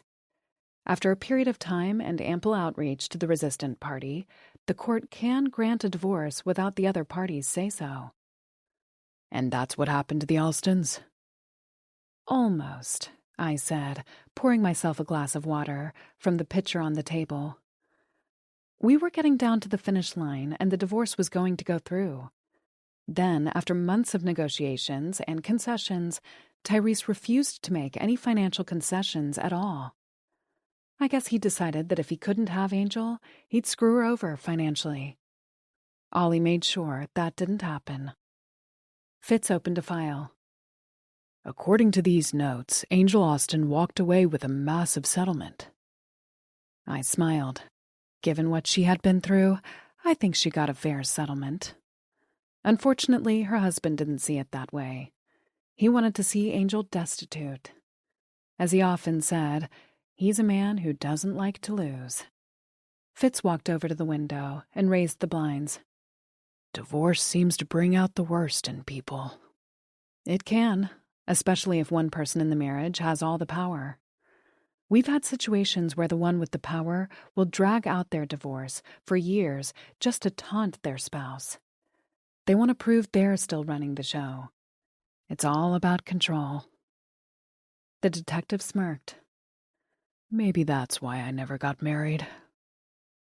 It's not the married part that's the problem. I pursed my lips. It's when they split up. Chapter 27. Kim DeLuca. Over the next 2 days, I made several trips to the law firm's storage unit in Bridgeport and spent hours digging through old boxes and files. I was on a mission to find anything that had been sent to Ollie that might be considered a threat. Working for lawyers for so many years, I had become a bit of a pack rat and meticulous about saving everything. Ollie often wrote things out by hand, so a handwritten note on a scrap of paper would go into the files. After finding several documents in the storage unit that had new meaning to me in the wake of Ollie's death, I drove straight to the Westport police station. Ms. DeLuca, said Detective Fitz with a warm smile when he came out to get me. You work fast. Sitting across from the detective in an empty meeting room in the back of the police station, I unpacked several files from my black leather backpack and placed them in the center of the table. Before you show me what you found, said Fitz, I'd like to share some information I received from the bomb squad this morning. My heart jumped into my throat. According to the report, whoever set up the bomb that blew up Mr. Spaulding's car knew what they were doing, said Fitz, looking into my eyes. The bomb that killed your boss was put there by someone with hardcore explosives experience. Our best guess is it was a person with a military or a law enforcement background. Oh my God. Are you sure? Fitz nodded. That bomb wasn't made by a first-timer using bits and pieces from a hardware store. Whoever assembled and armed it knew exactly what they were doing and how lethal it would be. That bomb wasn't meant to scare. It was meant to kill. My eyes filled up. I wiped away the tears with the back of my hands and reached for one particular file. I flipped through the folder and pulled out a small square piece of pink paper and slapped it down onto the table. Take a look at this, I said as I slid the pink paper scrap in front of Fitz. What is it? He said as he picked it up. It's an old phone message taken by one of our firm's receptionists. I can tell by the paper it's written on and the handwriting. The caller was Tyrese Alston's assistant. That message came in 2 years ago. Fitz read and reread the slip of paper.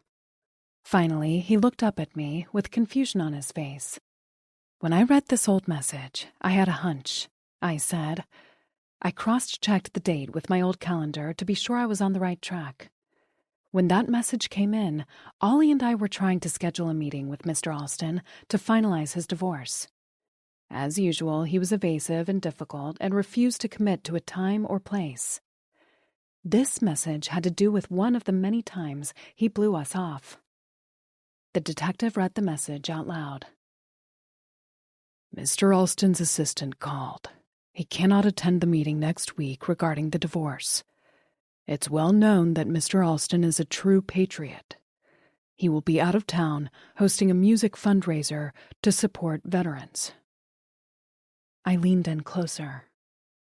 After I saw this note, I did a little more investigating into the world of Tyrese Alston. Turns out his interest in veterans is personal. He was still in his teens when he enlisted in the Army, and he served 2 years in the Gulf War before he got into the music business. And wait until you hear this. When he was in the service, he was a munitions technician. Now that is interesting, said the detective, squinting. But Tyrese Alston's a public figure now. He'd easily be recognized. I don't see him skulking around in the middle of the night rigging cars with bombs at this stage of his life. He's got too much at stake. I chewed on my lower lip. Maybe he's still in touch with some friends he made in the Army. What if there's someone who's served with Tyrese but hasn't been successful in life? Someone like that might be willing to do a job for an old friend for the right price. The detective nodded as he punched some info into his phone. I'll follow up on it. Find anything else? I flashed him a satisfied smile because I had. Was saving the best for last. I handed Fitz a yellow document. I thought I knew about everything Ollie was doing. Clearly, I didn't because I found this. It looks like an invoice from a private investigator. I've never heard of this person, but Ollie obviously knew him. The detective glanced down at the invoice. It says $5,000 for services rendered, he muttered. According to this, your boss hired this PI to do some kind of background check on Ivan Nabokov. Exactly, I said, pointing to the lower portion of the paper. Take a look at Ollie's handwritten notes on the bottom right corner of the page. The detective squinted at the scrawl and slowly read it out loud. Declassified judicial file discovered. Nabokov possible involvement with terror group at age 16. Weapon sales, drugs, linked to Brooklyn subway bombing. All info wiped. No trace. Professional job. Looks like Nabokov was able to get information regarding his violent past expunged, said the detective. And somehow this PI found it. Exactly what I was thinking. Wouldn't Spaulding have told you about this? Said Fitz, cocking his head to one side. I sighed and got misty again. Normally, yes. But remember, Ollie was very protective of me. I don't think he wanted me exposed to any danger. We knew about Nabokov's connection to the mob as an adult, but we didn't know it went back to his teen years. My guess, Ollie wanted to keep me out of it for my own safety. Fair enough. I reached out to this PI right after I found the invoice. He wouldn't talk, said his contract was with Ollie and not me. Typical PIs. They don't like to share. I kept at him and asked if he'd meet me for coffee tomorrow. After a little cajoling, he said he would. It's a start, said Fitz. This new information increases the likelihood that Nabokov would have had the bomb skills to take his revenge. But even if all that's true, I'm still not convinced Nabokov or Alston would do it themselves. It's not who they are anymore. They've reinvented themselves. I don't see it. For my grand finale, I handed Fitz a grainy black and white photo of a man with a beard wearing a dark hoodie. This photo was paper-clipped to the invoice from the PI, I said. There's got to be a connection. Fitz stared at the picture. Any idea who it is? I shook my head and looked into the detective's eyes. You think Ollie was killed by a murder for hire, don't you? I do, said Fitz, taking the invoice and photo from me. Nabokov and Alston may have set up a bomb in the past, but these days they let other people do their dirty work. As I started to pack up my things, I remembered something else and reached into a different folder. I almost forgot to tell you. I looked into James Reed's ex-wife again. When we were hammering out the Reeds' divorce agreement, Poppy always spoke in this strange, measured, premeditated way. She was from somewhere in the South, so I chalked it up to a different dialect. But after a while, I changed my mind. It felt like she considered every single word before it left her mouth, so she wouldn't make a mistake. Like she was censoring herself. I could never decide if she was hiding something or just really insecure. And? I never figured it out. But one thing I can tell you, she got shafted in her divorce. I don't think our perp is a woman, said Fitz. Bombs are almost exclusively used by men. I chewed on the end of my pen. We're ruling out all the women, then? Not ruling them out, but my money's on the music mogul or the Russian. Chapter 28. Kim DeLuca. At a busy coffee shop in Norwalk the next day, I ordered my latte with a double shot of espresso. I hadn't slept well the night before and needed some caffeine. I looked around the cafe for a table with a little privacy and grabbed one in the corner next to a window. I took out my notebook, a pen, and a folder and placed them on the table in front of me. It was 9:45, and my meeting with the private investigator was at 10 a.m. I was early, as usual. That's how I roll. At 10:10, a man in his 50s wearing a tired blue sports jacket and weathered jeans opened the front door of the shop, stepped in, and looked around. I had already Googled this PI and recognized his face, although he looked older and shorter in person. I waved. His eyes locked on mine. His blank expression remained the same. He subtly tipped his head at me in acknowledgement, but instead of walking toward me, he pointed to the coffee counter. I nodded and sipped my latte as he went over to order. I used the few extra minutes to study him. He ordered a cup of black coffee, which I inferred meant he was a no-nonsense guy. Turns out I was right. "Thank you so much for coming," I said as the private investigator pulled out the chair across from me and sat. He took one last look around the entire coffee shop before giving me his attention. "Ollie Spaulding was a good man," said the PI with a thick Long Island accent. He hunched over his hot coffee and took a sip. "He didn't deserve what happened to him. You know what that was? It was a tragedy, is what it was." Despite my best efforts to hold them back, tears seeped into my eyes. I blinked several times, hoping to keep the waterworks from starting. I wanted to be professional for this meeting. "Ollie and I go way back," said the PI. "He even handled my divorce 1,000,000 years ago." My eyebrows darted up, and my mouth opened involuntarily.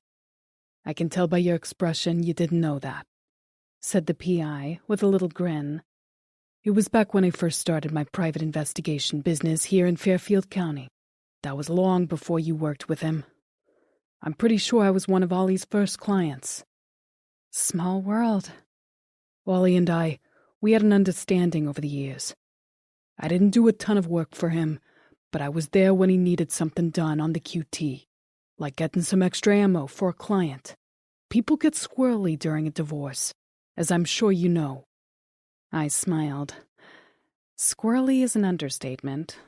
I completely understand that you don't want to reveal any confidential information, but I really need your help.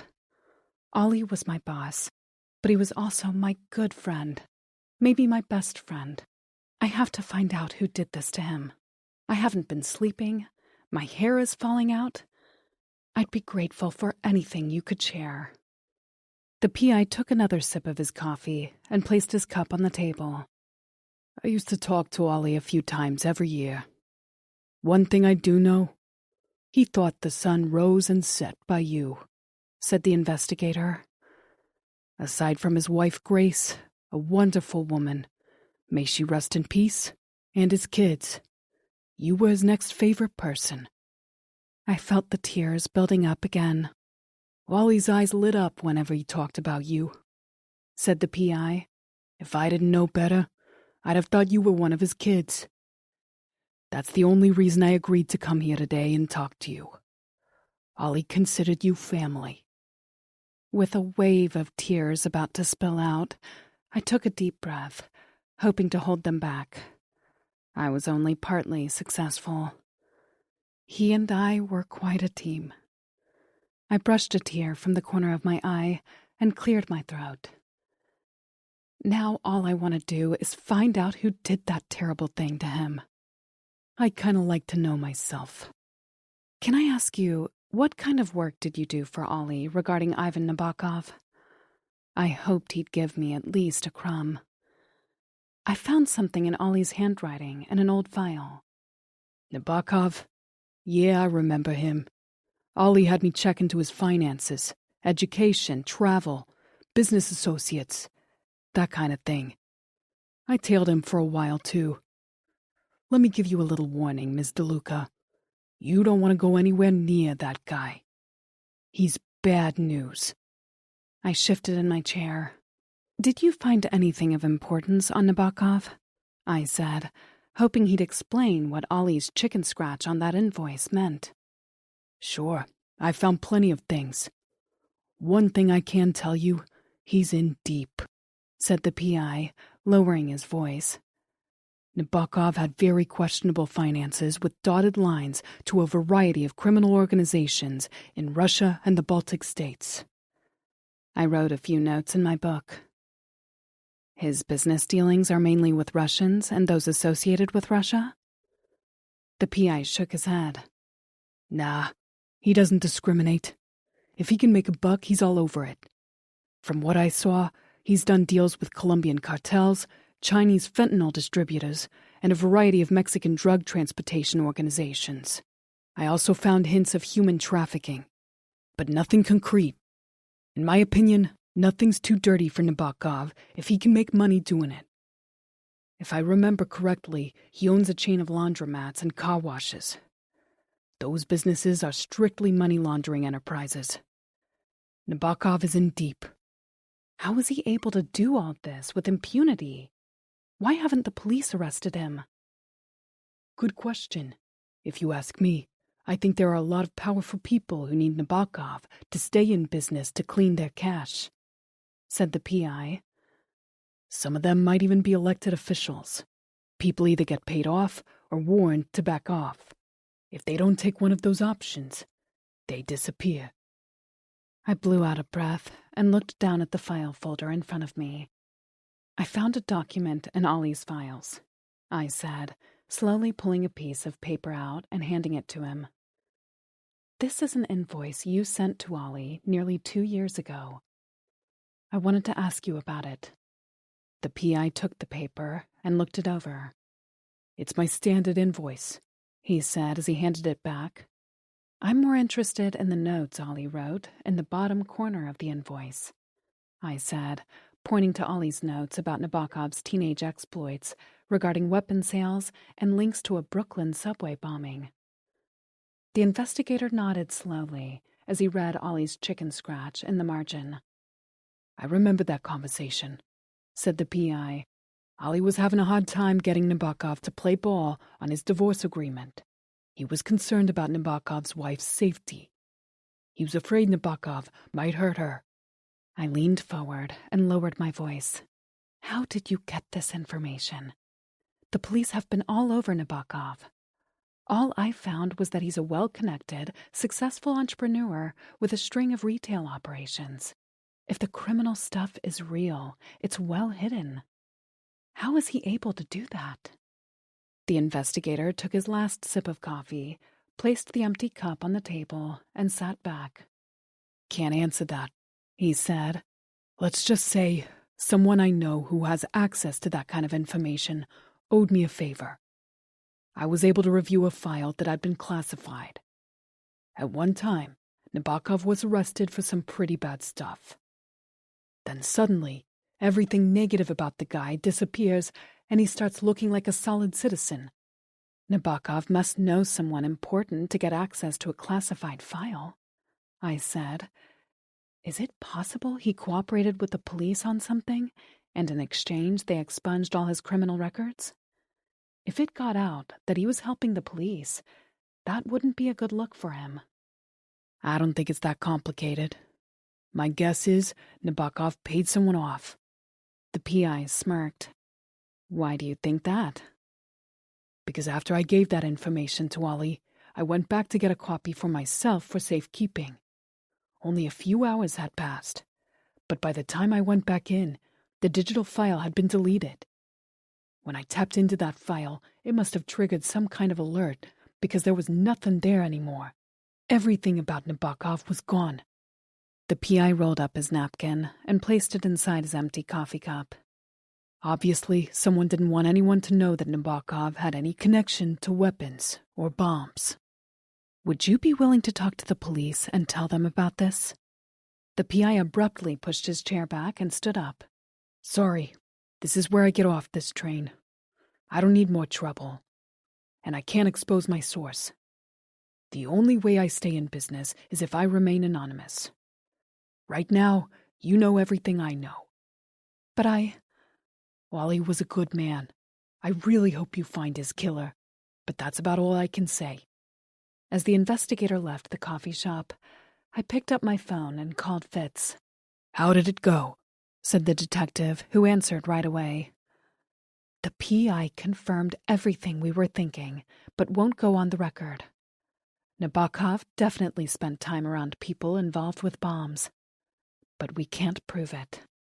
It's still good intelligence for us to have. Mr. Nabokov is coming into the police station to talk to us this afternoon.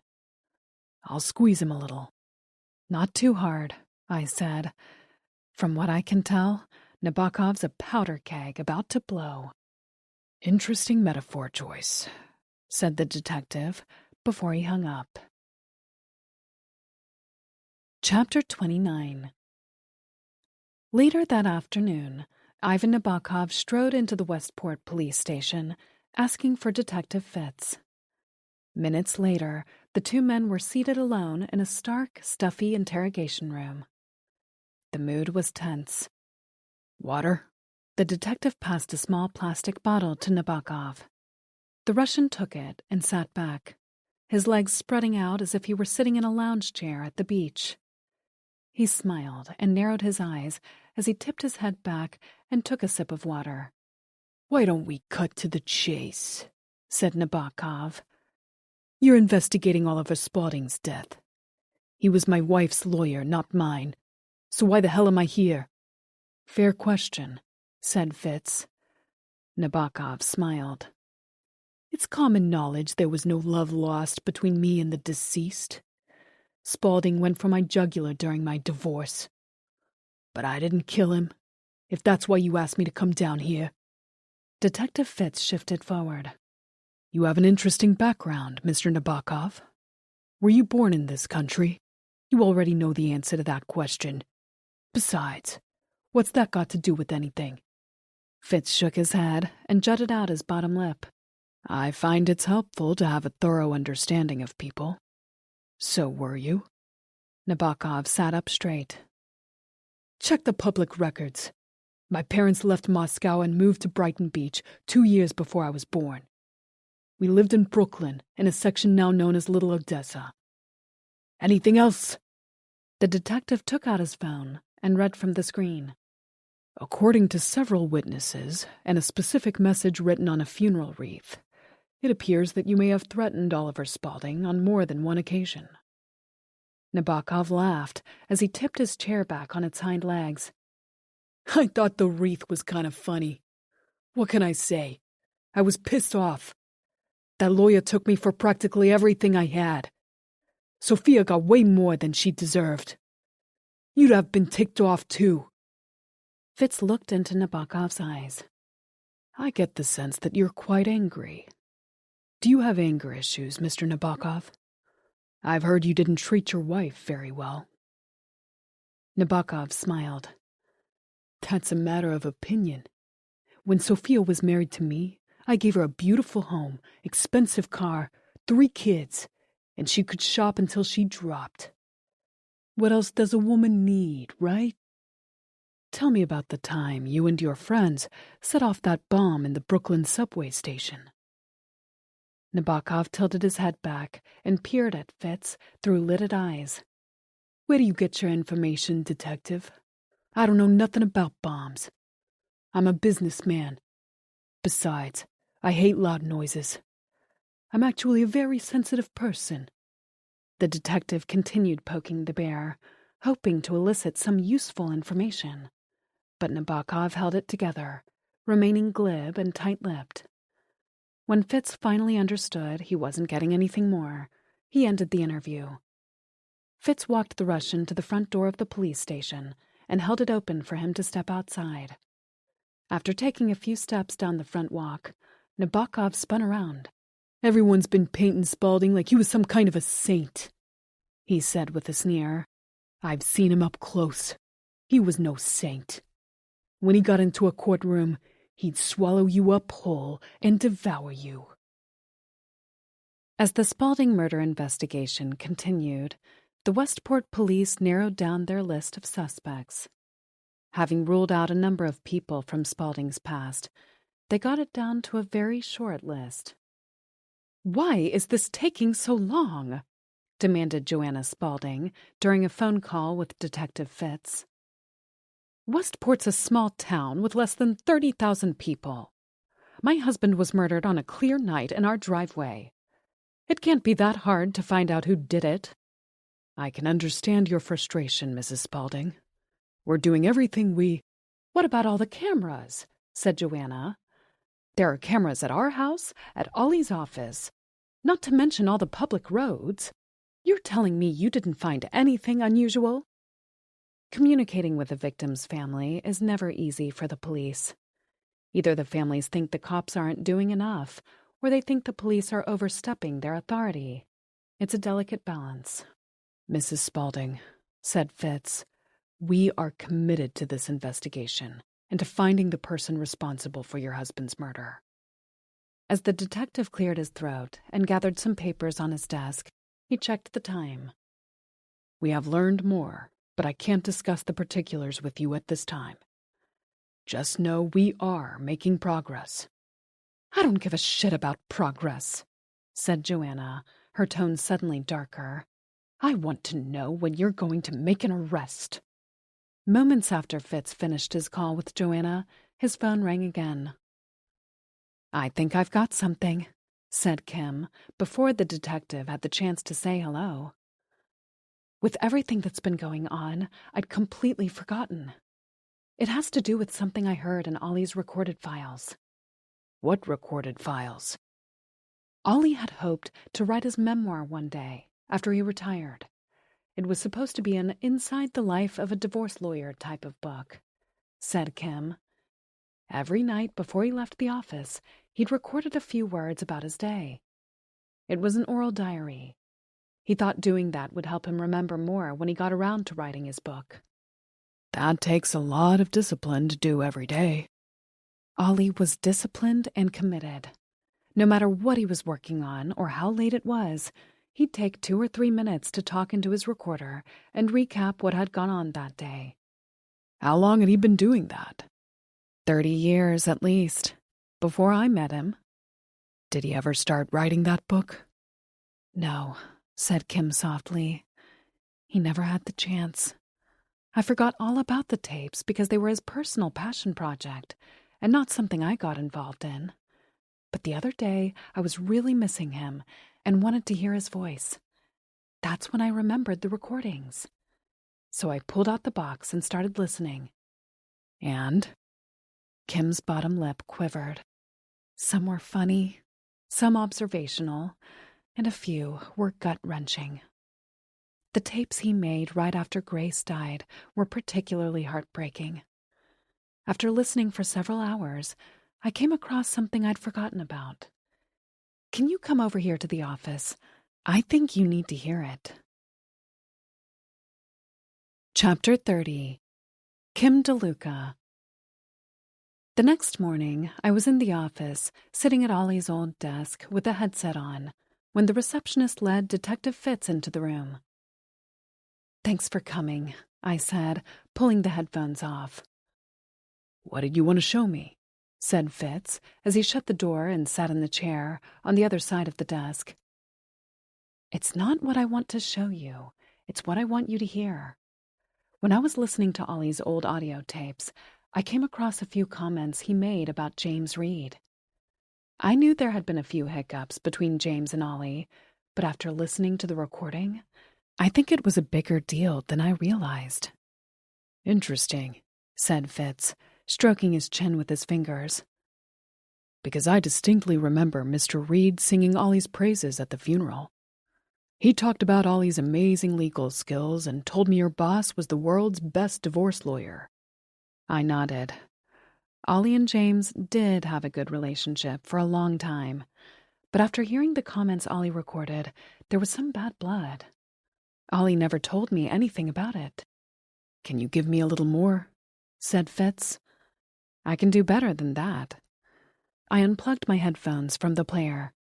You can hear it from Ollie himself. It took me a minute to find the right section, but when I did, I turned up the volume, and Ollie's voice billowed through the room. It's been a bit peculiar working with James Reed lately. What started out as a good working relationship has recently devolved. I was taken aback by James's vitriol. He may be a celebrity with a good guy public persona, but I've seen his dark side, and I don't much like it. I shut the player off. What do you think that means? Said Fitz, his brow furrowed. I'm not sure. Ollie never said a thing to me about that. Was there anything else in the recordings? Not that I heard, I said. I listened to every one of Ollie's recordings from the past 2 years. Like I told you, most of them were short and sweet. Many of them were less than 30 seconds long. Fitz folded his arms. Could Reed's objectionable behavior have been related to the stress of the divorce? I would imagine many of your clients' behaviors change as their divorce dance proceeds. That's true, and that's what I thought at first, too, I said. But then I remembered something else. I checked the date of that particular recording against my own work calendar. Something else happened around that same time. Like what? The day before that recording was made about James being dark, I was on the phone with a difficult client. I was trying to calm the woman down when, all of a sudden, James came speeding down the hallway toward me. I tried to get off the phone because I knew he didn't have an appointment. Before I could stop him, he waved at me and went right into Ollie's office. He got past the reception desk. Everyone knew James was Ollie's client, so it didn't raise any red flags. When I finally got off the phone, I went over to Ollie's doorway and stuck my head in. I asked Ollie if he needed anything, and he told me they were fine. So I went to the break room to get a coffee. 10 minutes later, when I got back to my desk, Ollie's office door was closed. Did he usually close his office door? Said Fitz. Only when something extremely personal was being discussed. After a minute, I heard James's shouting through the door. I couldn't make it all out, but I distinctly heard him say something like, "You were supposed to protect me from that conniving bitch. That's what I pay you for." Then the voices got quiet. Finally, the door opened, and I heard James say something about a ring, and he was angry. When he saw me sitting at my desk, he immediately put on a happy face and walked past me. I thought James Reed's divorce went totally in his favor. I took a sip from my water bottle and cleared my throat. It mostly did. I asked Ollie about it, but he was running late for a deposition and said it was nothing. So I dropped it. Detective Fitz stood up and walked slowly around the room, rubbing his forehead with one hand. It's interesting that they had words, but I'm not sure it connects him to the murder. That's what I thought, at first. So I dug out the Reed file and pored over all the old documents. Everything in his divorce did go in James's favor. I walked around the desk and placed 3 documents in front of Fitz. A copy of the Reeds' original prenup, their final judgment, and a letter from one of our junior partners to Poppy's lawyer. Leaning over him, I pointed to the judgment first. See here, the judgment says James didn't have to pay Poppy anything. When she left their Westport home, the only things she was allowed to take were personal clothing or items she brought with her into the marriage. That was straight from the prenup. Fitz shook his head and let out a breath. Why would the husband be so upset then? I shrugged. I don't know. Fitz punched some notes into his phone. It's a bit of a stretch, but it's enough to make me question Reed's motivations. I'll add Mr. Reed to our short list, along with Alston and Nabokov. I walked the detective out to the front door of our building and shook his hand. Before the door closed, he reached for my arm and gently pulled me outside. Do you have a minute to talk? I wanted to discuss something with you in private, outside of the office, said Fitz, his voice lowered to almost a whisper. We're doing everything we can to catch the person who killed Ollie. What's slowing us down is that a lot of the information we need to solve this is protected by attorney-client privilege. It took me a second to understand what the detective was getting at. You want my help? One of his eyebrows shot up as he nodded. Because I'm not a lawyer, right? Which means I'm not bound by privilege. Fitz nodded again. And I have relationships with all these clients and know where all the bodies are buried. He nodded a third time. I blew out of breath as I weighed the ethical dilemma of what he was asking me to do. I don't know, I said. I need to think about this. Our clients trust me. I don't know if... Sleep on it, said Fitz as he started to walk backward. I know you want justice for Ollie, but I'll be honest with you. We've hit a wall. You could make a real difference in this case. As I watched him drive away, there was a pit in my stomach the size of a melon. That night, I tossed and turned and got almost no sleep. In the morning, though exhausted, I had clarity and called Fitz. If he hadn't answered on the first ring, I might have chickened out. DeLuca, he said. For better or for worse, tell me what you need. Chapter 31. Kim DeLuca. The rain had just stopped when I got off I-95 in Greenwich, Connecticut, and drove toward Angel Alston's home. My mission was to uncover the additional bits and pieces Detective Fitz needed in order to solve Ollie's murder. I had only just started my sleuthing gig, and already I had to lie. I called Angel and told her I needed her to sign some documents, which was total bullshit. There were some minor documents requiring her signature for tax purposes, but they could have been easily mailed. What can I say? I had moved over to the unethical dark side, but for a good cause. Angel's stately gray stone home was situated up on a hill on 3 or 4 acres, surrounded by perfectly manicured pastoral lawns. The front of the grand house had a large white portico that could fit several cars at the same time. It was an impressive place and located less than a mile from Greenwich Avenue, the famous high-end shopping street. All I could think was that if this was the home Angel and her kids had moved into after her divorce, what had her home with Tyrese been like? I climbed up 8 stone steps to reach the front door and rang the bell. Within seconds, a middle-aged woman with short brown hair appeared in the doorway. I identified myself, and she ushered me into a room filled with exercise equipment. Treadmill, elliptical, bike, and various sets of weights and mats. There was a full-blown sauna on the far side of the room. Over on a side table, there was a glass pitcher with droplets of condensation on the outside. It looked like it contained cucumber water. On the opposite side of the room, Angel, dressed in tan and light brown designer yoga clothes, was upside down against the wall doing a headstand. She wasn't sweating nearly as much as the pitcher of cucumber water. "Kim," said Angel, as she gracefully swung her legs down over her head and stood up in one single motion. "It's good to see you again. How are you doing?" Since Ollie died, I'd been an emotional basket case. When anyone asked me how I was doing, the waterworks started instantly. But this time, I forced myself to hold it together. I had a job to do. "I'm okay," I said. "It's been hard. We all really miss him." Angel pressed her lips together and gave me an encouraging smile.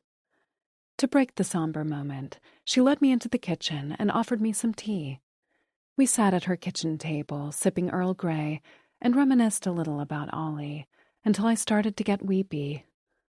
So much for being able to keep it together. "You said you had some documents for me to sign," said Angel, changing the subject while fiddling with her tea bag. I cleared my throat and pulled out a large brown envelope from my backpack. "Right," I said, composing myself as I placed the first disclosure form in front of her. I handed her a pen, and she looked down at the document and began to read. "Are the police any closer to finding out who did that to Ollie?" said Angel, in an oddly casual way, as if she was inquiring about the weather. I shook my head. I don't know. They don't tell me much, I said, lying through my teeth. Tell me the truth. Are the cops looking at Tyrese? Angel tossed her long black hair over her shoulder. My ex-husband went into our divorce thinking he had everything lined up in his favor. He was so damn smug. Remember how he kept accusing me of having an affair? He thought it would give him the upper hand in court. Can I be honest with you? Said Angel. Of course, I said, wondering what kind of revelation I was about to hear. I did have an affair while I was married. I know I told you and Ollie that I didn't, but I was embarrassed. In the years we were married, Tyrese had dozens of girlfriends. I was lonely, and it happened. I was surprised at how forthcoming Angel was. Mining her for information was going to be a lot easier than I had anticipated. Before I arrived, I had devised a whole strategy on how to gently coax Angel into talking about her ex-husband. But before I opened my mouth, she'd volunteered a ton of info without so much as a prompt from me. I let her keep talking. Tyrese's lawyer assured my husband that he'd walk away with an extremely favorable settlement and I'd get nothing, said Angel, getting up and pouring more hot water into her teacup. Then along came Ollie, my knight in shining armor. Tyrese never expected Ollie would be such a formidable opponent. I smiled. That country lawyer thing was Ollie's secret weapon. Angel grinned. I'll give him that. Ollie found every legal loophole when he represented me. He exposed Tyrese's bullshit financial statements and turned the tables on him and his big-shot lawyer. I smiled, remembering the many times Ollie outfoxed other attorneys at their own game. Whenever the other side got devious, it was like red meat for Ollie. He chalked it up to luck, but I knew that wasn't it. As you know, Tyrese and I didn't have a prenup, thank God, said Angel. He was a big deal in the music business when I met him, but he's so much bigger now. And you'll remember, during our divorce, with the help of a forensic accountant, Ollie dug into Tyrese's brand deals, assets, royalties, and investments. Turns out my husband was sitting on a fortune and tried to hide a lot of the money from the court. As you know, the judge was not amused. In the end, I walked away with far more than my ex-husband thought possible. Tyrese was totally blindsided. I took that as my cue to probe and went for it. How did Tyrese behave toward you after the settlement? To the world, he acted like it was no big deal, said Angel. He pretended to shrug it off. How was he with you? Like a mad king, constantly ranting about how Ollie fucked him over? His words, not mine. Did Tyrese ever make threats to you after the divorce was finalized? All the time, said Angel, making a face. He used to call me and say how Ollie had played him. He said that Ollie deserves whatever he gets. As time went on, I'd heard some rumors that Tyrese was getting into cocaine. People told me he had been out of control a few times, at the clubs and in the studio. Mutual friends said he was constantly going off about the divorce. Angel shook her head and covered her eyes with her hands. What's wrong? I said. As she removed her hands, she looked over at me. I haven't told anyone this, but the night before Ollie's murder, Tyrese called me again. He was spinning out, and I could tell he was on something. He wasn't making sense. He likes to come off as this insightful sage, someone who is above it all and smarter than everyone else. But that night, he was totally loose. He was at a recording studio and wasn't speaking with his usual self-control. Had you seen that side of him before? Yes, but only when he was really stressed out. Tyrese still kept in touch with a few old friends from the Miami neighborhood he grew up in, said Angel. Some of them were on his payroll as bodyguards. I never wanted them hanging around me or our kids, But Tyrese was so loyal. The night he called me, it was late. He wanted to talk to the kids. They were asleep, so I told him no. What happened? Angel leaned forward.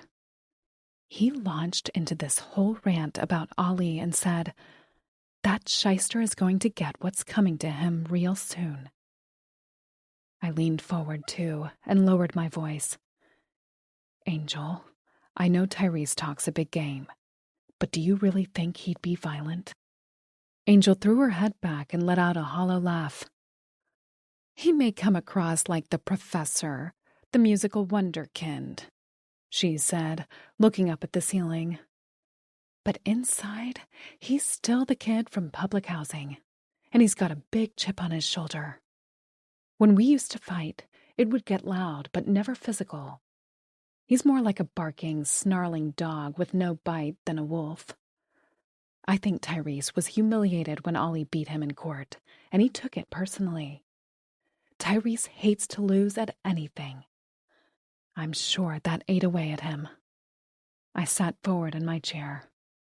"Do you think Tyrese is capable of murder? Could he have set that bomb?" "Tyrese? Set a bomb? He doesn't like to get dirt on his hands. Ever. Tyrese is a germaphobe. If he was going to do something like that, he'd never do it himself. But he definitely knows people who could. If my ex-husband wanted a bomb planted, he has the connections and money to make it happen. You wouldn't believe what people are willing to do to get on his good side. In the music business, he's the man." As soon as I left Angel's house, I called Detective Fitz to tell him what I had learned. It was a Thursday, and the Westport Farmers Market, located right next to the police station, was open. I asked him to meet me there for a coffee. "I did some additional digging on Austin," said the detective as he took the first sip of his drink. "He's a star maker who presents himself as the intellectual godfather of the hip-hop world. Most of his elitist pretense is just an act. What did you find out?" I told him about my conversation with Angel and confirmed Fitz's suspicions. Nabokov was still at the top of the list, but Tyrese Alston was now a close second, and James Reed remained a contender. "I still don't have solid confirmation on where each of these men were the night Spaulding was killed," said Fitz. "None of their alibis are particularly strong." "They all have money," I said, unwrapping the croissant I'd purchased at one of the farm stands. Angel told me there's no way Tyrese would have done it himself.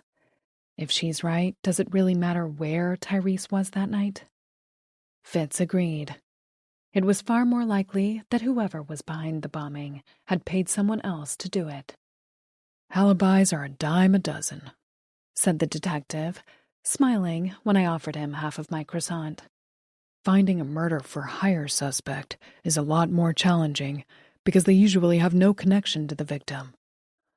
What we need now is a smoking gun, which I don't have." Chapter 32. After the farmer's market, Kim returned to the office, and Fitz drove down to Campo Beach to have another chat with Joanna Spaulding.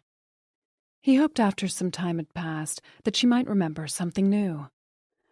The detective drove slowly down the long driveway, lined with stone walls and lush shrubs, and parked in front of the large home. After climbing up the blue stone steps, he rang the bell. Unlike the last time, when the housekeeper answered the door, Joanna greeted him. She wore a floor-length lavender silk robe, and her thick dark hair was pulled back into a ponytail.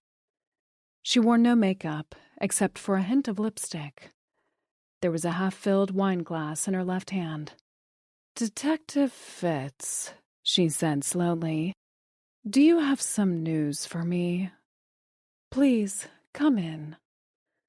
He followed the widow down the hallway, noticing she didn't lift her feet, causing her slippers to drag and make a scuffing sound on the floor. Entering the family room, she signaled for him to sit on the gray couch. She took a seat on a nearby overstuffed armchair, sat back, and took a sip of her wine. "Where are my manners?" said Joanna. "I'd offer you a glass of Malbec, detective, but you're probably on duty, aren't you?" "I am." "Too bad.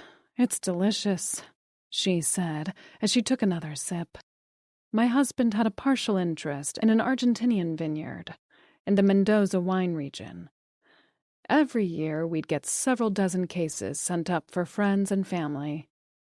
The wine's label is Ollie's Folly. Isn't that cute? My husband came up with that. Ollie could be so clever." Joanna reached for a tissue and dabbed her eyes. "It must have been exciting to have your own wine label," said Fitz.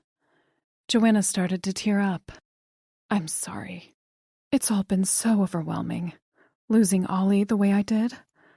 Of course I miss him terribly. Do you know who did it? Do you know who hurt Ollie?" Fitz leaned forward in his chair and folded his hands in front of him. "Let me assure you that the entire Westport Police Department is following up on many different leads. But my reason for coming here today is to go over the details of the night it happened again. Your husband's death and the way he was killed was a shock for you. Sometimes people's memories return later and new details emerge." Joanna took a big gulp of wine. "I've already told you everything I know. I haven't remembered anything new. To be perfectly honest, I try to block out the memories from that night.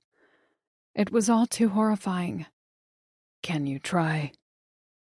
Joanna took another swig of wine and let out an exasperated breath. "Like I already told you and everyone else, Ollie and I woke up when we heard an alarm and—" "Who woke up first?" Joanna's brow furrowed. "I did." She took another sip of wine and nodded. "I heard the alarm, and then I woke up Ollie. That's exactly what I told the officers on the night it happened." "Noted. But let's keep going. What happened next?" "As soon as Ollie got out of bed, the alarm stopped. He turned around and went back to sleep," said Joanna. "A few minutes went by, and I was still wide awake. That's when I noticed a faint glowing light coming through the bedroom window.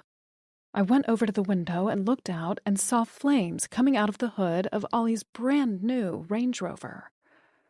I shouted to my husband. He jumped out of bed, ran to the window, threw on some clothes, and raced downstairs to put the fire out. I called 911 and was standing by the window on the phone with the emergency operator when the car—" Allow yourself a moment of stillness, where time slows and the world feels gentle for just a breath.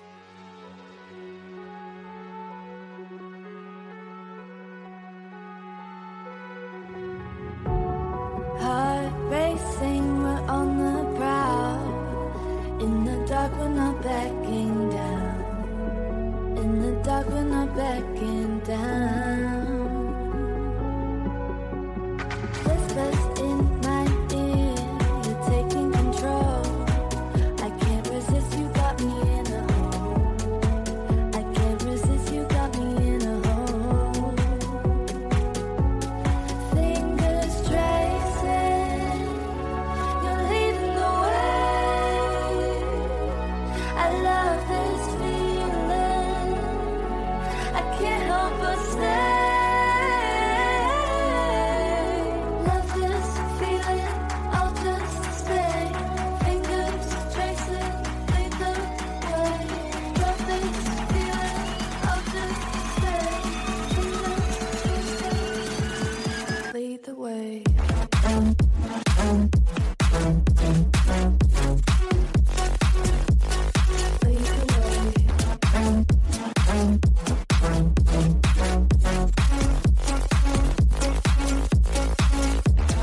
After you, lead the way. I'll follow you. Tonight I'll say.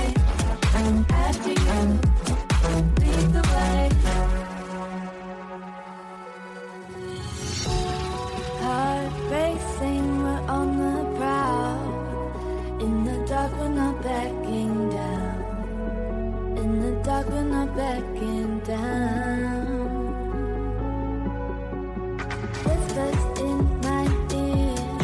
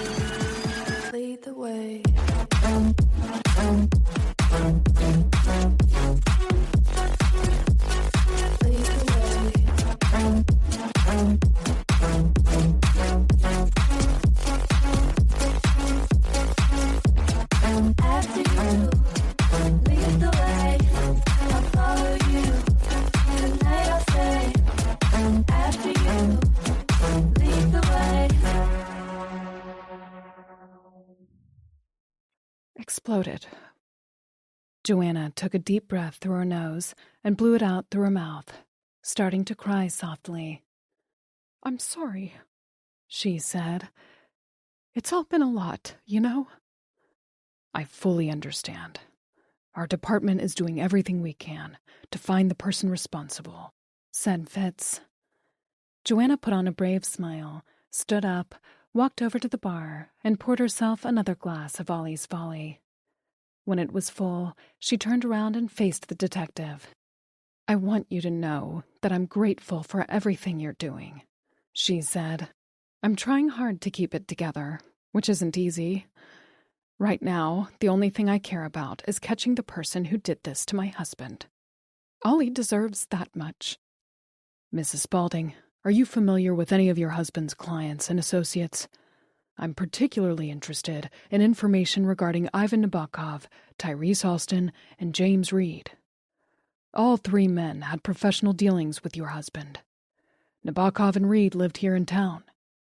Did your husband ever talk to you about those men? Or had you ever come across them on your own? Joanna looked away for a moment. Westport is a fairly small town. It's hard not to know people, especially if you're involved in the community like I am. I believe I've met all their wives at various fundraisers. Sophia, Angel, and Poppy, if I'm not mistaken. That's correct. Joanna smiled ruefully. We all had something in common. All of us were independent women from humble beginnings who married rich husbands. But that doesn't make us unique. I've just described half the women in Westport. Is there anything about those three women that stands out to you? Not really. They're typical Westport women. Accomplished, stylish, attractive, and driven, said Joanna, nearly finished with her latest glass of wine.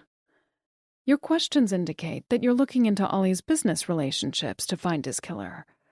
But isn't it possible that the person who did it is someone who had nothing to do with Ollie's law practice?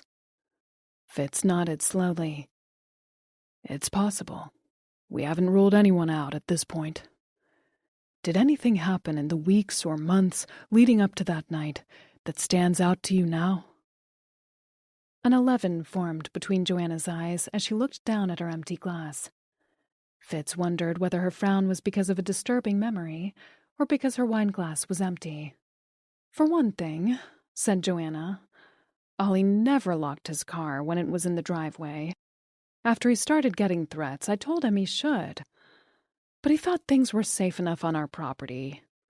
I was worried about the car being stolen. I never imagined someone putting a bomb underneath it. Fitz's head cocked ever so slightly to one side. That was an interesting choice of words. What do you mean? Fitz shrugged. I just received some additional intelligence from the bomb investigators this week. We now believe the explosion that killed your husband came from a device placed inside the Range Rover. Oh. Except, said Fitz, you just said someone put a bomb underneath the car. What made you say that? Underneath or inside, I don't know. It was just a figure of speech. I guess I assumed it was underneath. In the movies, they're always checking underneath cars for bombs. The detective's dark eyes focused on Joanna's face. We also believe there were two devices, but only one with a high-powered explosive capacity. We think the first device started the small fire in the car's grill. That's what you described to the 911 operator. We don't think that the first fire was meant to explode. I don't understand. Our working theory is that the fire in the grill was a lure. It was the way to get your husband outside and down to the vehicle and put him in harm's way. Once he was near the car, whoever did this was able to activate the big explosion. Joanna gasped. Are you saying someone was on our property that night and watched the whole thing? It's a distinct possibility. Chapter 33. Kim DeLuca. Balancing a cup of coffee in one hand and a bagel and cream cheese in the other, I somehow managed to unlock and open the outer office door and turn off our new alarm system. Once inside, I headed to my desk. I loved the quiet mornings in the office, even if it was only for a few minutes. Despite the passing of time since Ollie's death, the vibe at Miller's Spalding and Green had still not returned to the way it was. Right after it happened, there was a collective group grief. Even those people who had minimal interaction with Ollie were sad. He had been the most visible partner in the office and was the heart and soul of the firm. Jack Miller was a nice man and a good lawyer, but he was more interested in his cars and girlfriends. Ollie was the office mentor and sage. His nuggets of wisdom were lapped up by the younger lawyers, who all tried to emulate him.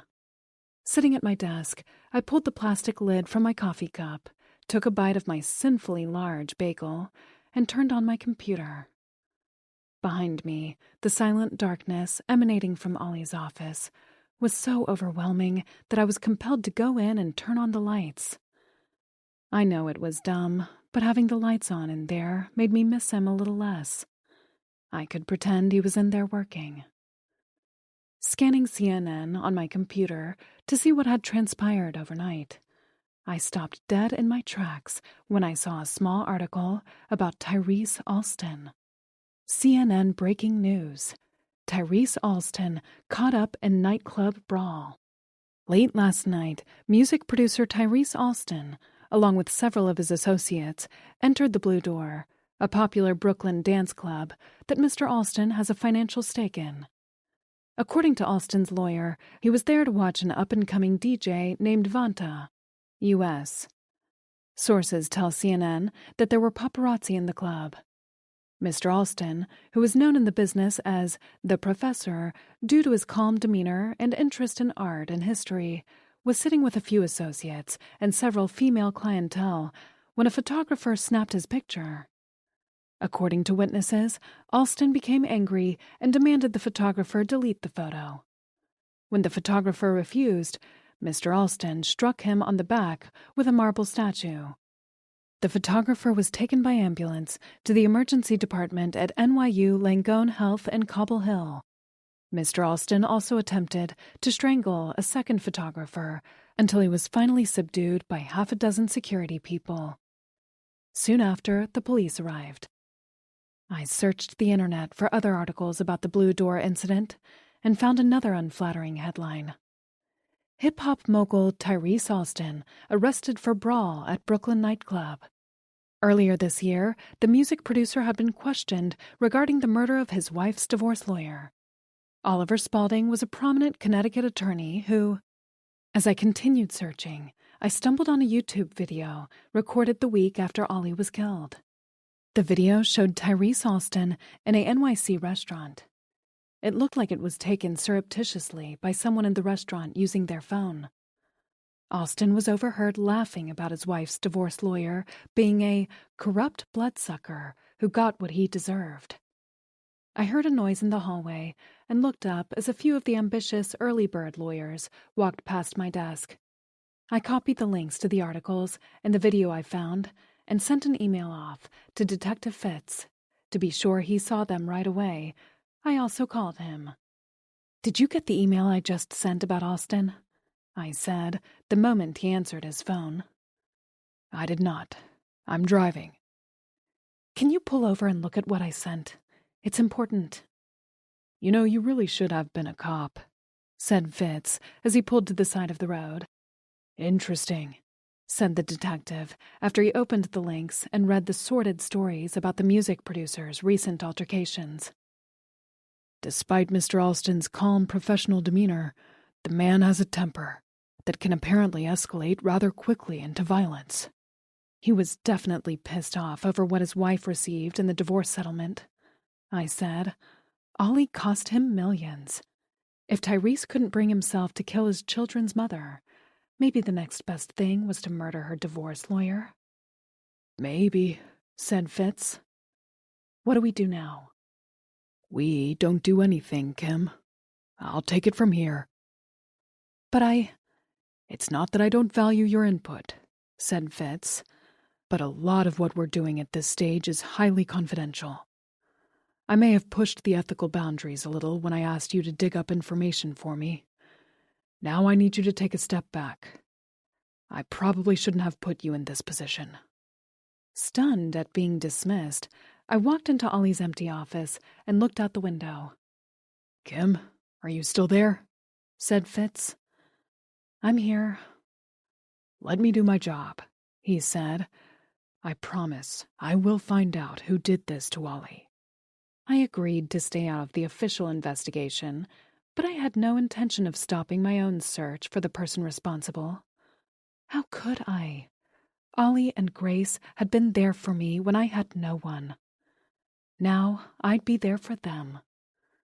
In the weeks after Ollie's murder, new and more sophisticated safety systems had been put in place at the firm. Once things settled down, the junior partners took over most of Ollie's open cases. Because I had worked so closely with Ollie, my input was critical to ensure a seamless handoff. Aside from my role as the office manager, I also supported 2 junior partners until they made a new hire. "You know this case law better than we do," said one of the young lawyers during our first client background meeting. "You really were Ollie's secret weapon." I smiled. Not exactly. He taught me everything I know about the law. He's the one who convinced me to go to law school at night. I'm starting this summer. Chapter 34. Kim DeLuca. After I finished with the junior partners, I checked my messages. One was from Joanna Spaulding, asking if I would bring over the remainder of Ollie's personal items from his office. I had been dreading that. "I couldn't bear to go into his office, Kim," said Joanna's voicemail. "It would be too upsetting. I'm already so filled with anxiety as it is. If you could pack up his things and bring them over." Going through Ollie's desk was something I had put off for a while. All the legal files had already been removed and distributed to other attorneys. But the sentimental personal stuff, like birthday cards, pictures, and little things that mattered only to him, were still there. I knew everything in his desk and credenza would tug at my heart. That's the reason I hadn't done it. Now that his wife was asking for it, I couldn't avoid the chore. I started by gathering all the framed pictures around the room. There was one of Ollie and Joanna at a formal event, and a black and white portrait of Joanna alone, taken by a photographer. There were a few Bar Association group dinner shots, and behind his desk on the credenza was a picture of Ollie and me at one of our company Christmas parties. When I opened the credenza, I found loads of pictures of Ollie's kids at various ages, and several pictures of me, which made me cry. I slipped the Christmas picture of Ollie and me into my leather backpack. Joanna wouldn't miss it or want it. Sitting in Ollie's chair, I remembered how the two of us would spend hours in his office discussing legal strategy on cases. We'd often veer into other things and inevitably end up making each other laugh over something completely unrelated. I never knew my real parents. Ollie was like a dad to me. Getting misty, I shook my head and went back to my task, determined to finish. The bottom left drawer of the desk contained a small bucket of golf balls, a couple of shot glasses, a navy sweatshirt with a zipper, and an extra tie. "I always keep this tie here for emergencies," he had once said, holding up a blue and white striped tie. "Food stains don't build client confidence. Good to have a spare when you need it." Placing Ollie's emergency tie into a big plastic bag, I picked up his sweatshirt and held it up. Ollie called it his end-of-day shirt. Sometimes when he'd work late and there were no clients or staff around, he'd put the sweatshirt on and get comfortable. I folded the sweatshirt carefully and placed it in the bag with the tie. In the remaining drawers, I found a box of cherry cough drops, various plastic knives and forks, a bag of pretzels, and several water bottles. Next, I tackled the upper right drawer of the desk, the only one left. Unlike the others, this one was filled with a seemingly random collection of items. Business cards, unmarked keys, slips of paper, gum, paper clips, scissors, and a few small notebooks. Ollie used to call it his serial killer drawer. I scooped up the contents and placed them on the desk so I could weed through them more carefully. Most of it went into the trash, but I made sure to examine every single piece of paper and the notebooks in case there was something important there. Ollie saved everything. While digging through the pile, I found an old leather photo case. Inside were pictures of Ollie and Grace from their wedding, and others of their kids when they were young. They looked so happy. I knew Joanna wouldn't want those pictures, so I planned to give the photo case to Ollie's kids. After sifting through stacks of business cards and finding nothing important, I flipped through all the booklets and papers. At the bottom of the pile was an old article that had been torn from the local newspaper. Its jagged edge indicated the hurried way in which it was saved. The Westport Wags Wine and Shoes fundraiser exceeds annual goal. In the center of the article was a black and white group photo taken at the event. I looked at the faces and immediately zeroed in on Joanna in the center. Glancing quickly at some of the other faces in the picture, I was surprised that I recognized several other people. The photo was a little grainy, so at first I wasn't sure if I was seeing things. But as I examined it, I changed my mind. Unless I needed new glasses, which was entirely possible since I hadn't had a checkup in ages, it looked to me like Sofia Nabokov was standing on Joanna's left. And a woman who looked a lot like Angel Austen was on her right. Fortunately, there was a list of names underneath the picture that confirmed what I thought. Angel Austen and Sofia Nabokov were absolutely in the shot. I scrutinized all the faces again. There were a few others I didn't know, but there was one other person who also looked familiar. The petite blonde woman standing near Joanna looked a hell of a lot like Poppy Reed. I looked at the caption underneath, and there was Poppy's name. What? They all knew each other? As I reread the list of names, I spotted a tiny question mark in green ink next to Poppy's underlined name. Ollie always used a green pen when he took notes and wanted to remember something. I looked at the date of the article again and then checked the date of something on my computer. That Westport Wags event happened not long after Ollie negotiated James Reed's divorce from Poppy. Why were all three of these women at Joanna's event and posing in a picture with her? More importantly, why did Ollie underline Poppy Reed's name and add a question mark, but not to the others? What was the connection, and why did Ollie save this clipping? I stuck the article in my bag so I could look at it again later. After I'd finished cleaning out his office, I loaded up a cardboard box and took several bags full of Ollie's things out to my car. Then I drove south toward the Spauldings' home down in Campo Beach. When I got there, I parked as close to the house as possible because I had a lot to carry. I slung the straps of the bags over my shoulders, picked up the box, and climbed up the stone steps to the front door. Joanna answered.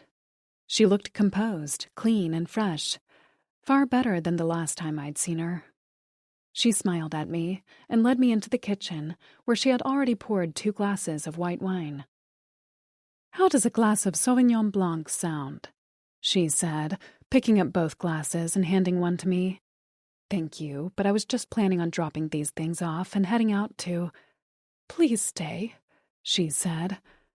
"I've been here alone for so long. It would be nice to have some company for a few minutes. I've learned that people don't like being around widows. I think it makes them uncomfortable and nervous, or afraid they'll become one too." Hearing the not-so-quiet desperation in Joanna's voice, I agreed to stay. It would give me the opportunity to ask her about the newspaper article and the 3 other women in the photo. Chapter 35. Kim DeLuca. While I nursed my glass of white wine, Joanna refilled hers. Twice. Sitting across from her, at one end of the long wooden table in the kitchen, I contemplated how to broach the subject of the newspaper clipping. Was it a lot of work packing up Ollie's things? Said Joanna softly. It must have been hard for you. I nodded. Not a lot of work, but it was difficult. Everything brought back a memory. To be honest, I had to stop a few times. That's why it took me so long. Joanna took a sip of her wine and sat back. I know what you mean. I've been going through some of Ollie's things here at the house. It's an emotional roller coaster. It seemed like the perfect moment to bring up the photo, so I decided to go for it.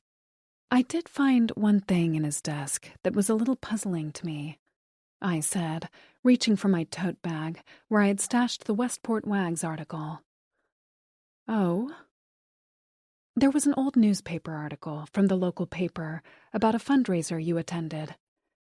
In fact, I think you organized it. You're in the center of this group picture, I said, handing her a copy of the article. As she took it from me, I watched her face carefully to gauge her reaction. Why is this picture puzzling to you? She said, her brow furrowing as she examined the photo. I used to be on the board of that group. After everything happened, I've since resigned my position. Of course, I said. I knew you were involved in a lot of charitable activities here in town. But what jumped out at me from that group photo was that you were in the same frame with Poppy Reed, Sophia Nabokov, and Angel Austin. All three of those women were involved in various legal actions with Ollie. Were you aware of that? Joanna looked down at the photo again. I don't really know these women. I probably met them at the event that night. I had no control over who bought tickets, if you're suggesting it was some sort of conflict of interest. Photographers routinely round up random people at these events for publicity photos. It's just a weird coincidence, that's all. I nodded, hoping to keep the conversation going. That makes sense, but it's still quite an amazing coincidence, don't you think? At the time this picture was taken, Ollie was knee-deep in settling all three of those women's divorce settlements. Joanna finished her glass of wine, placed it down on the table, and looked at me. Westport's not a big place. I would imagine all those women regularly attended fundraisers in town. I don't think there's anything strange about it.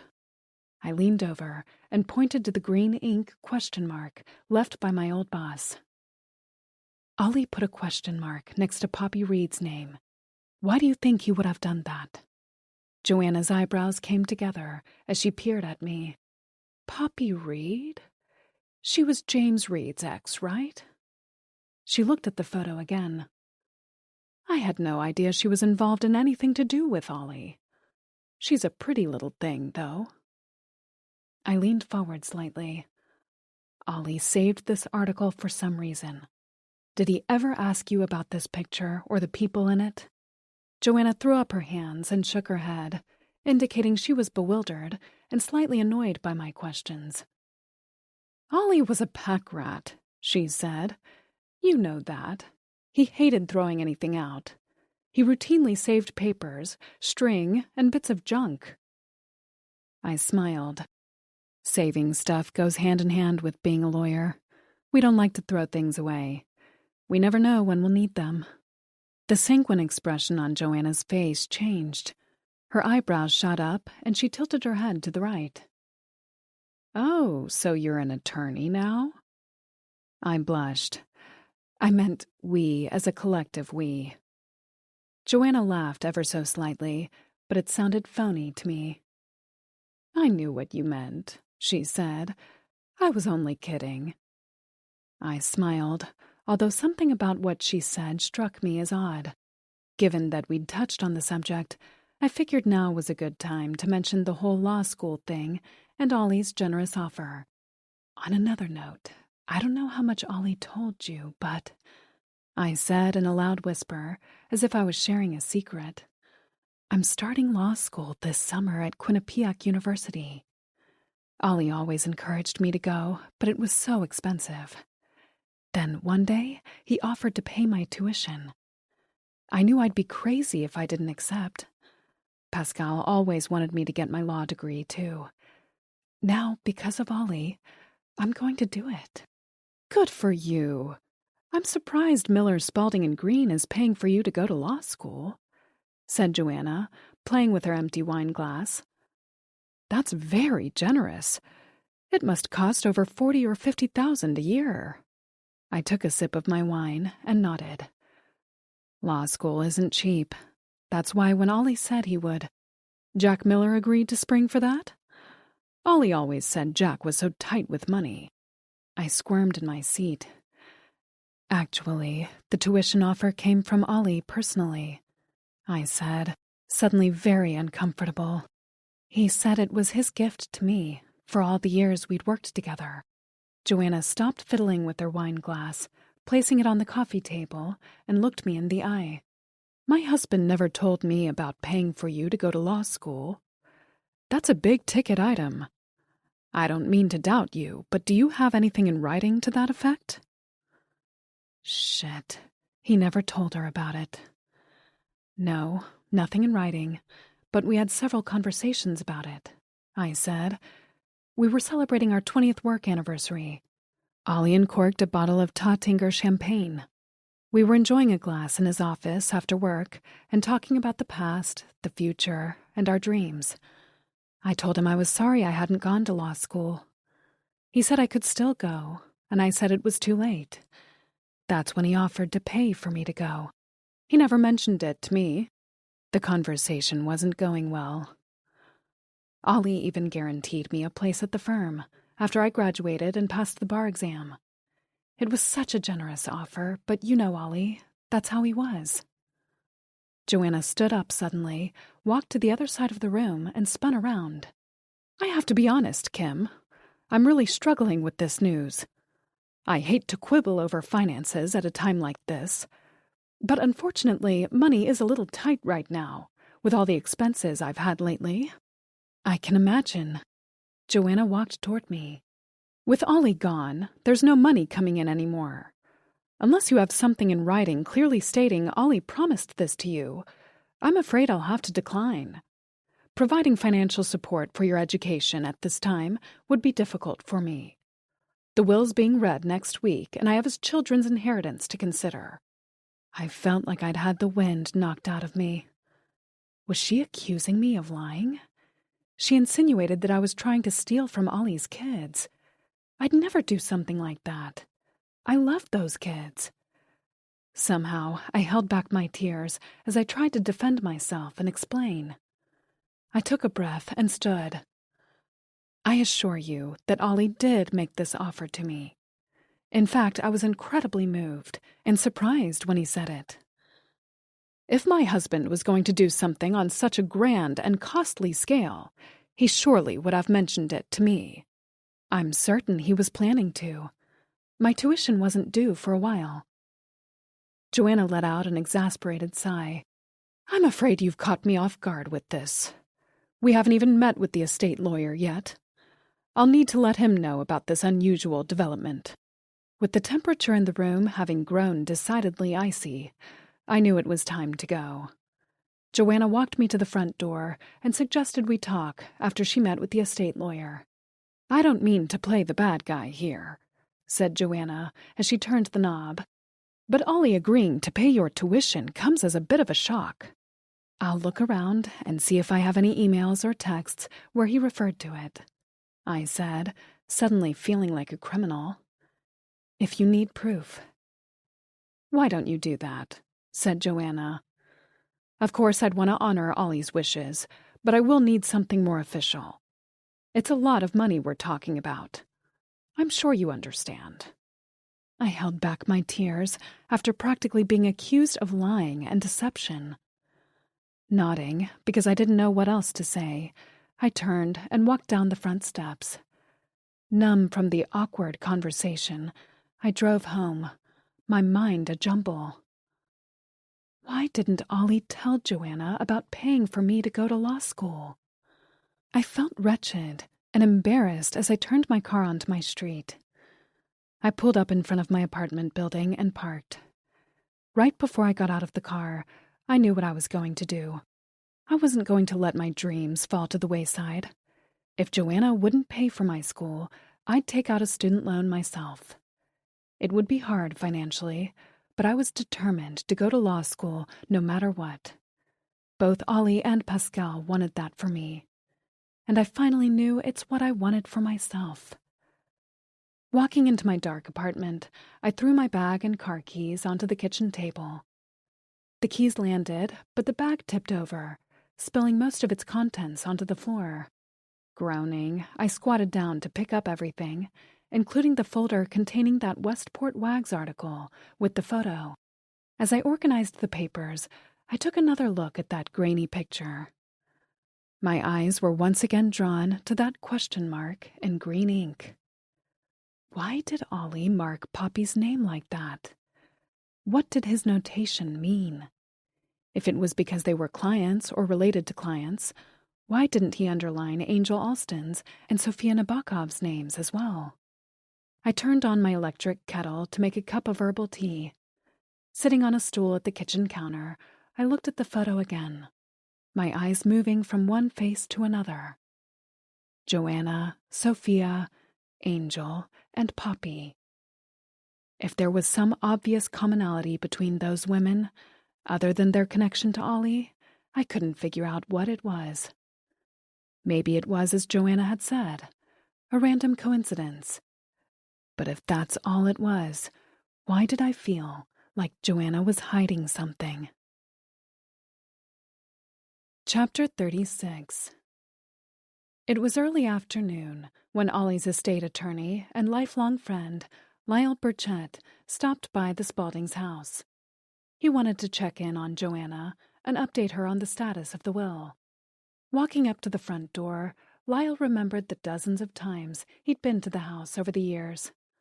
Lyle's wife and Ollie's first wife, Grace, had been the best of friends. When their kids were growing up, the two families did everything together. Then Grace died, and a few years later, so did Lyle's wife.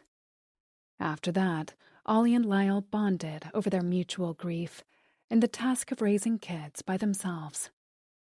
Now, Ollie was gone too, and Lyle was a little lost. The lawyer pressed the bell, and the door was answered by Joanna's cleaning woman. The older woman led him into the living room, where he found Joanna sitting on the couch. She was surrounded by piles of sweaters and pants and metal clothing racks loaded with dresses on hangers. Dozens of garments with tags were scattered across the room. "Are you opening a boutique?" said Lyle with a smile as he walked into the room and bent over to give Joanna a kiss on the cheek. When Ollie and Joanna first got together, Lyle had wondered if the dark-haired former dancer might be too young for his old friend. But as time went on, Ollie seemed happier after meeting her, so he never voiced his concerns. "I still miss Grace every day," Ollie had said to Lyle over a beer at their favorite pub. "That won't ever change for me. But now that Joanna's in my life, I'll admit I'm less lonely. With the kids gone, I rattled around in that big house all by myself. Honestly, it got damn depressing." Standing in the middle of all the clothing racks, Lyle noticed how put together Joanna was for someone who had just lost her husband. Dressed in dark gray pants and a black sweater, Joanna looked up at him and smiled. "I wasn't expecting you. What a nice surprise," she said with a cool, syrupy voice. The estate lawyer took a seat on the only chair that wasn't covered by garments. "You'll have to forgive the mess. I desperately needed some new things," said Joanna. "But after everything that's happened, I just couldn't bear the thought of going over to Mitchell's to go shopping. I've got so much on my mind, and I don't want to run into people and make small talk. I called their in-store shopper and asked her to select some outfits for me and send them over. They know my size and my taste. It's so much easier this way." The lawyer nodded. "I imagine it would be." "I hope you're here to tell me that Ollie's will has been signed off on and we can finalize things." Lyle nodded again. "Because of the way Ollie passed away, it's taken a little longer than usual. I'm expecting to have everything back by the end of the week. I'd like to schedule some time for you, Ollie's kids, and Kim DeLuca to come into my office so we can go over everything." "Kim? Why would Kim need to be there?" "Ollie has left her a small bequest." "He never mentioned that," said Joanna, eyes wide. "Ollie was always so secretive about his will. I've never seen it. You would think, as his wife, I would have been privy to it, but I wasn't. I trust there are no big surprises. Am I right to assume that, Lyle?" The lawyer stood up. "It's what you'd expect. But we should wait until everyone is in the same room before we get into any of the details. We'll discuss the will as much as you like when Hannah, Henry, and Kim are all there. I'll reach out to them and get back to you with a date and time." A few weeks later, Ollie's family and Kim assembled in Lyle Burchett's office in Darien, Connecticut. While his assistant passed out bottles of water to the group, Lyle distributed copies of the documents to each person. "As you know," Lyle said, facing Ollie's kids, "I've been your father's estate attorney since we both finished law school. He was one of my best friends, and I miss him a lot. Our families were so intertwined." "Dad felt the same about you," said Henry with a half smile. "I still think about all those vacations our families took together." Lyle smiled. "Remember when we all went skiing in Utah, and there was that huge snowstorm, and your father thought—" Joanna leaned forward in her chair. "Lyle, I hate to interrupt you, but I have a doctor's appointment back in Westport in 2 hours. You know how doctors can get when you're late. Can we move on with the reading of the will, please?" "Of course," said Lyle, as he nodded and faced Henry and Hannah. "Kids, over the years, your father made some very sound investments, which have paid off. He has left gifts for several dozen local and national charities, which I will take care of." "And the remainder?" said Joanna, tapping her fingers on the arm of her chair. "The house alone is valued at nearly $10 million. The rest of his investments are in stocks and bonds. Their value comes out to approximately $20 million. "I had no idea there was that much," said Joanna. "Ollie was always so private about his money." "As of today, his entire estate is valued at a little over $30 million, said Lyle. Henry and Hannah looked at each other. "It's more than I thought," said Joanna. "And Kim, the reason you've been asked here today is because Ollie left you something in his will. It's a thank you for all your years together. You meant the world to him, and he's left you $100,000. "Oh, my goodness. Ollie never said anything to me about it. I had no idea." A tear spilled out onto her cheek. "There's your money for law school," said Joanna, with no emotion. "See, everything works out in the end." "Moving along," said Lyle. "Joanna, Ollie wanted to protect you and provide for you so you could stay in the house. His will is structured so that you will inherit the home free and clear. The remaining assets, $20 million in investments, is to be split 50-50. Half going to Joanna, and the other half equally divided between Hannah and Henry." Hannah stood up. "Joanna gets a $10 million house and $10 million in cash, while Henry and I each get $5 million? She barely knew him." "It's what your father wanted," said Lyle, putting down his papers. "It was his choice." "That doesn't sound like Dad at all," said Hannah as she turned and faced her stepmother. "You were married to my father for less than 5 years. Now you're getting 2/3 of his estate?" Joanna sat back, and her brow furrowed. You two weren't around that much. Your father and I had a special relationship. We were very happy. Bullshit, said Henry. Our father had a special relationship with our mother, not you. Lyle, something about this isn't right. My father wouldn't have given all of his money to someone he'd only known for a few years.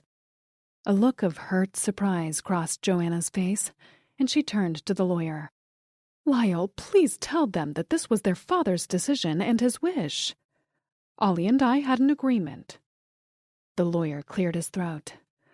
Kids, your dad had a safety net in place to protect both of you financially in case anything went wrong with his marriage. Joanna agreed to sign a prenup before they got married. In the event of a divorce, Joanna was only to receive $10,000, plus moving expenses. Then my father didn't want her to have the bulk of his estate. So why is she getting most of the money now? Said Hannah, clenching her fists. Lyle stood up and walked around to the front of his desk, closer to Hannah and Henry, and sat in an empty chair. Your stepmother agreed to the divorce clause in the prenup on one condition. If your father passed away and they were still married, she would keep the house and half of the estate. Why would my father agree to that? Said Henry. Most people leave their money to their kids, not some woman they just met a few years ago. Lyle bent slightly forward. Kids, your father was very lonely after your mom died. He told me after he met Joanna, he started to feel more normal again. The prenup was designed to protect you and him if Joanna wanted a divorce. But at the same time, he didn't want to lose her, so he agreed to the will as it reads now. Pretty good return on your investment, said Hannah bitterly as she glared at her stepmother. Let's see, you were married to my father for less than 5 years? Doing the math, looks like you've earned about $4 million per year. Nice work, Joanna. Abruptly standing, she threw her bag over her shoulder. You're being cruel, Hannah, said Joanna. My husband was recently murdered in front of my eyes. What happened was traumatizing, and I don't like the tone and innuendo of this conversation. Frankly, you two just sound like greedy kids. I didn't write his will. Your father did.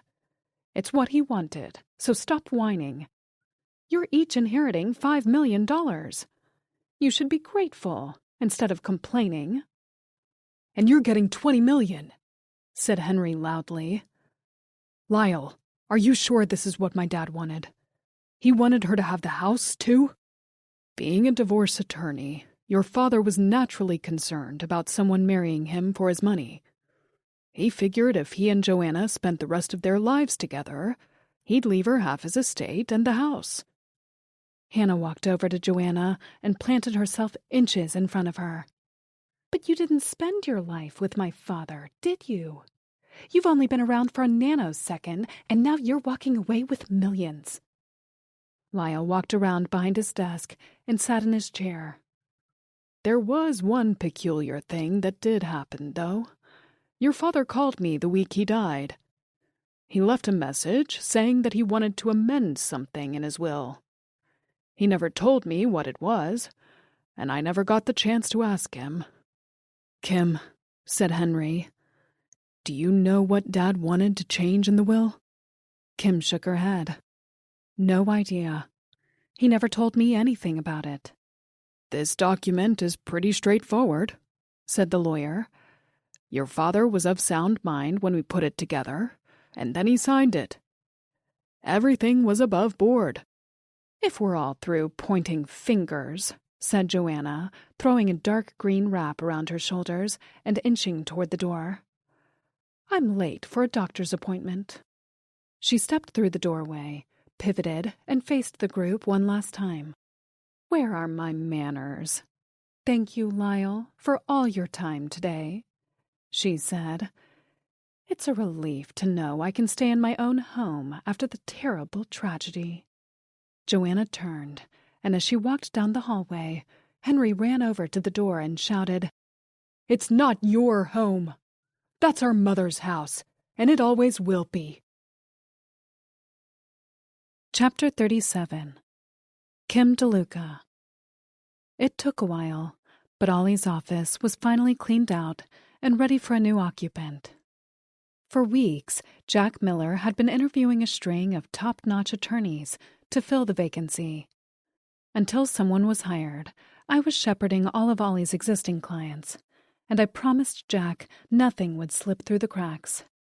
The reading of Ollie's will, his generous gift to me, and the fight between Joanna and Ollie's kids had all been unexpected and upsetting. On top of that, I was still obsessing over why Sophia, Angel, and Poppy were all in that photo together with Joanna. It bugged me. And more importantly, why had Ollie marked that picture in green ink? I knew it meant something, and I had a feeling it was important. I've always been someone who trusts my gut. If something bothers me a lot, then it's probably not right. Ollie underlined Poppy Reed's name in green and put a question mark next to it for a reason. He was always very deliberate about everything he did. He never wasted time with things that didn't matter. That was one of the things I loved about him. I called Detective Fitz because I needed to talk to someone about the nagging feeling I had. When he answered, he was out in the field working a robbery investigation. He couldn't talk, but agreed to meet me after his shift was over. That night, at 6:20 p.m., I waited for him at the bar at Hudson Malone, a pub on Main Street. Ollie and I used to grab lunch there from time to time because they had killer hamburgers. Holding a glass of white wine, I waved to Fitz as he entered the restaurant. He grinned and sat down on the stool next to me. I felt an odd flutter in my stomach, which surprised me. "It's getting crowded in here," I said. "You have no idea what I had to do to keep people from sitting in that seat." "Sorry. Things got a little hectic at the station as I was leaving," said Fitz, signaling to the bartender that he'd like a beer. "You were rather mysterious on the phone today. What's going on?" I reached for my bag. "Before I start, is there anything new on Ollie's case? Are you getting any closer to finding out who did it?" The bartender placed a beer down on the bar, and Fitz took a sip. "We've got a few suspects who had means and motive. I'm sure you know who I'm talking about." I nodded. Nabokov, Reed, and Alston, right? "More or less," said Fitz. "Unfortunately, it's all conjecture. We still need that smoking gun that definitely connects one of them to the bombing. At this point, we don't have enough to keep going on James Reed. There's just nothing there." "But what about the fight they had?" Fitz took another sip of his beer and wiped his mouth. "We know Reed had a disagreement with your boss after his divorce, but that doesn't make him a murderer. From everyone I've talked to, James Reed genuinely liked and respected Ollie. I don't think he's involved." I made a face as I pulled a folder out of my bag. "There's something I wanted to show you. I don't know exactly what it means, but it's been bothering me." I placed the folder on the bar, pulled out the torn newspaper article, and turned on my phone light so Fitz could see the tiny print. "Look here," I said, placing my finger on the newsprint above Joanna's head. "This is a picture of Joanna Spaulding at a fundraiser from 2 years ago.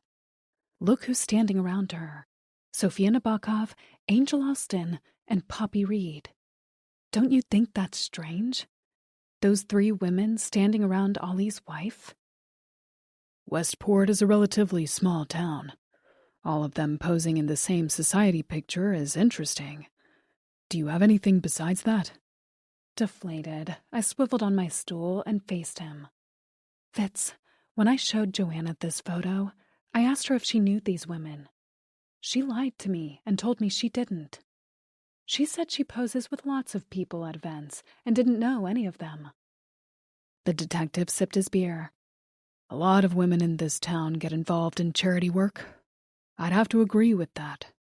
Being in the same picture at a fundraiser doesn't necessarily mean they knew each other."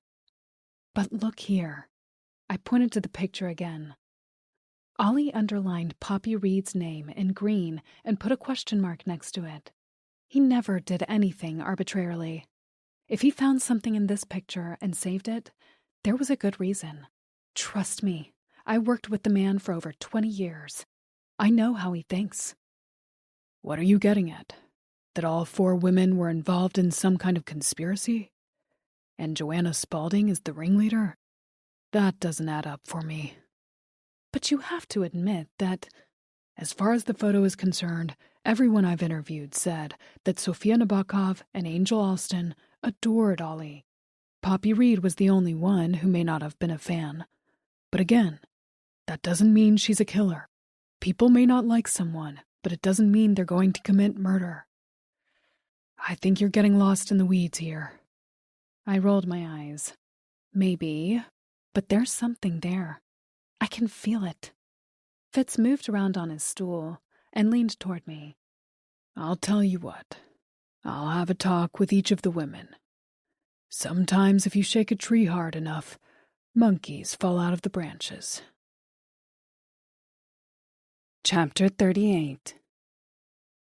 True to his word, over the next few days, Detective Fitz met with each of the 4 women in the picture. Sure, I knew who Joanna Spaulding was, said Angel Alston, sitting in her palatial living room with the detective. She was my lawyer's wife and involved in a number of charities in town. But I didn't know her. What does that mean exactly? We traveled in similar circles, said Angel. She always struck me as somewhat elusive. She wasn't particularly warm or friendly. She seemed to keep to herself. With no new information from Angel Alston, the detective met with Poppy Reed in a Stamford diner. I was the new kid in town and didn't know a soul, said Poppy to Fitz as she stirred sugar into her coffee. After James and I got married, I decided to get involved in the Westport community. I didn't come from a lot of money, and the town seemed kind of cliquish. Joanna Spaulding looked like she had her act together. She was kind of glamorous, and I had heard she used to be a rockette. I had pursued acting for a time, so I thought maybe we'd have that in common. Did you develop a friendship with Miss Spaulding? Said Fitz. Not really, only enough to say hello at a public event. I volunteered on one of her projects once. She was really into animal causes, as I remember. Did your husband have a problem with Ollie Spaulding? Said Fitz. Poppy smiled. I think you mean my ex-husband. You'd have to ask him that. Mr. Spaulding was his lawyer, not mine. The following day, Fitz stood in front of Sofia Nabokov's home and rang the bell. He had spoken with the former Miss Bogota before, but now he was looking for any connection between Sofia and Joanna Spaulding. He also hoped Sofia could answer some questions about her ex-husband. Ivan was still the top contender. Ollie was very caring, said Sofia, reaching for a tissue when they sat down in her dining room. He looked out for me and taught me that I should stand up for myself. I learned I don't have to obey men. That was a valuable lesson. You've stated that your ex-husband, Ivan, threatened Mr. Spaulding. Is that correct? Said the detective. Sophia let out a little laugh. Yes, but Ivan threatens everyone. If a waiter is too slow or the Uber driver is late, Ivan goes crazy and wants blood to run. There's no middle with him. He is hot or cold. Fitz pulled out a copy of the picture of the 4 women at the Westport Wags charity event and showed it to Sophia, asking about her relationship to the other people in the photo. We're standing together, but I barely know these women, said Sophia, examining the photo. It's what you do at these parties. You smile, they take pictures, and your photo goes into the magazines. What about Mrs. Spaulding? How well did you know her?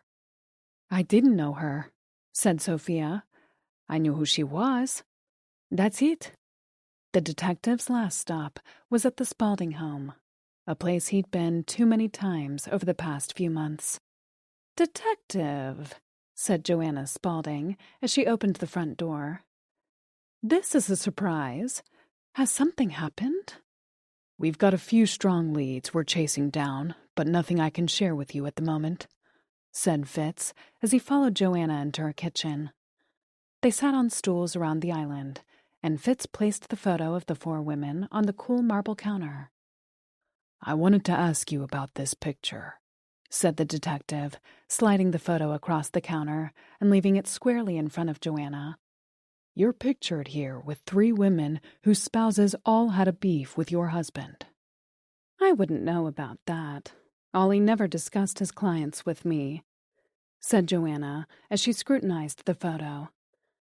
"As far as this picture is concerned, I'm on a million committees. I was photographed with all kinds of people I don't know. Other than being vaguely aware of their names, I didn't personally know any of the women in this picture. I don't socialize with them, if that's what you're getting at." Fitz's queries to each of the women had elicited a similar response. They all admitted they knew who the others were, but denied having any personal relationship. The conspiracy angle was looking like a dead end. Meanwhile, the police continued putting pressure on their 2 primary suspects, Ivan Nabokov and Tyrese Alston. "What do you want from me?" said Nabokov when Fitz approached him in the parking lot of the Russian's condo. "Spaulding screwed me out of a small fortune, but I didn't kill him. I should have. Let me tell you something. My ex-wife isn't worth going to jail over. Money's only money. There's always more out there to take." Fitz put a piece of gum in his mouth. "Don't you mean to make?" Nabokov snorted out a laugh as he opened his car door. "You do it your way. I'll do it mine." Chapter 39. Kim's and the Spaulding kids' instincts hadn't been wrong about the will. 2 weeks before Ollie Spaulding was blown up and killed in his own driveway, he had been in the courthouse in Stamford. It was a Monday morning, and the woman he was representing that day had a husband with a drug problem. As the proceedings were starting, the husband collapsed and had to be taken to the hospital by ambulance. The court was adjourned and the trial postponed until a later date.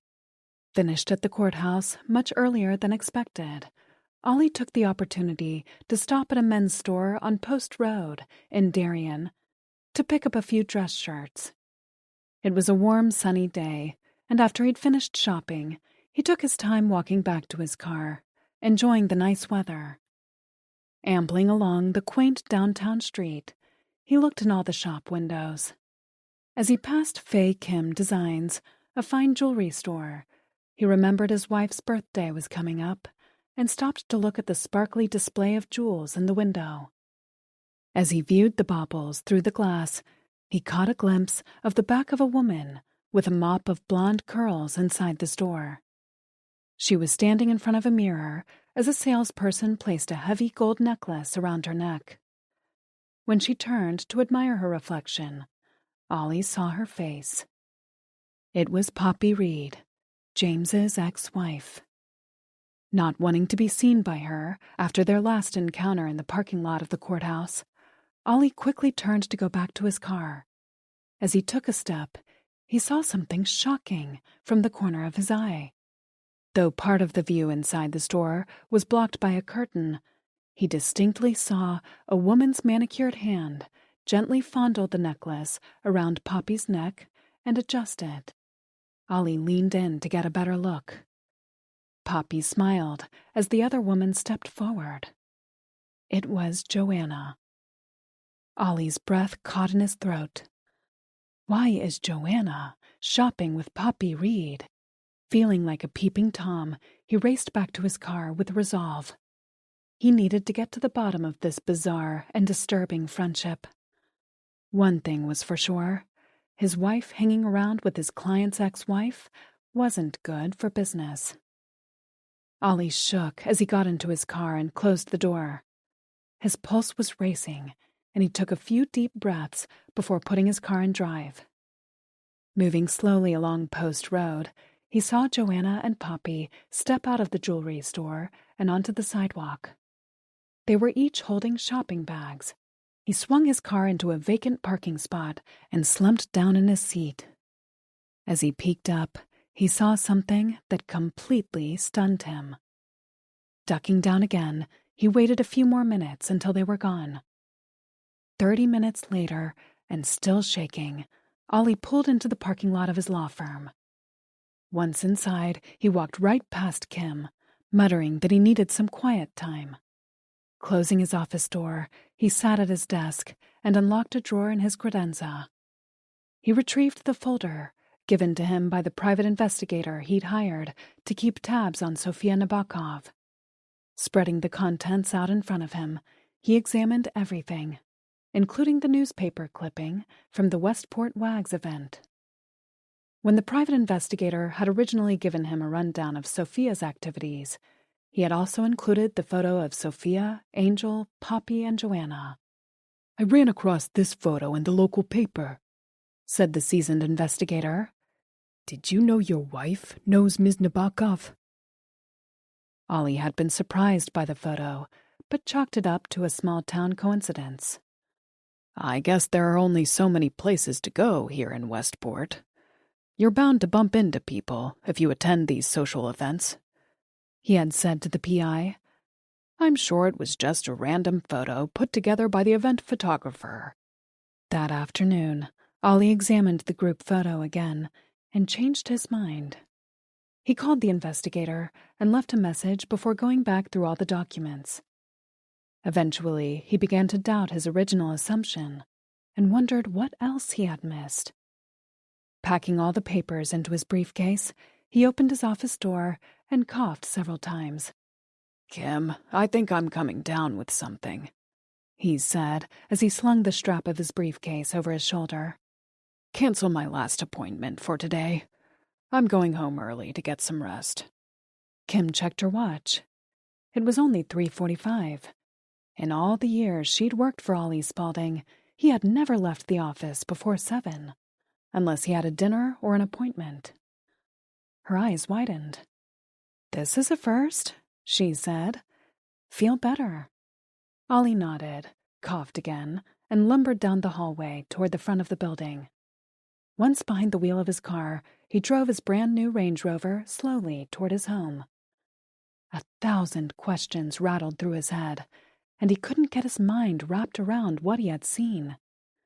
His legal training told him not to say anything to anyone until he had more information.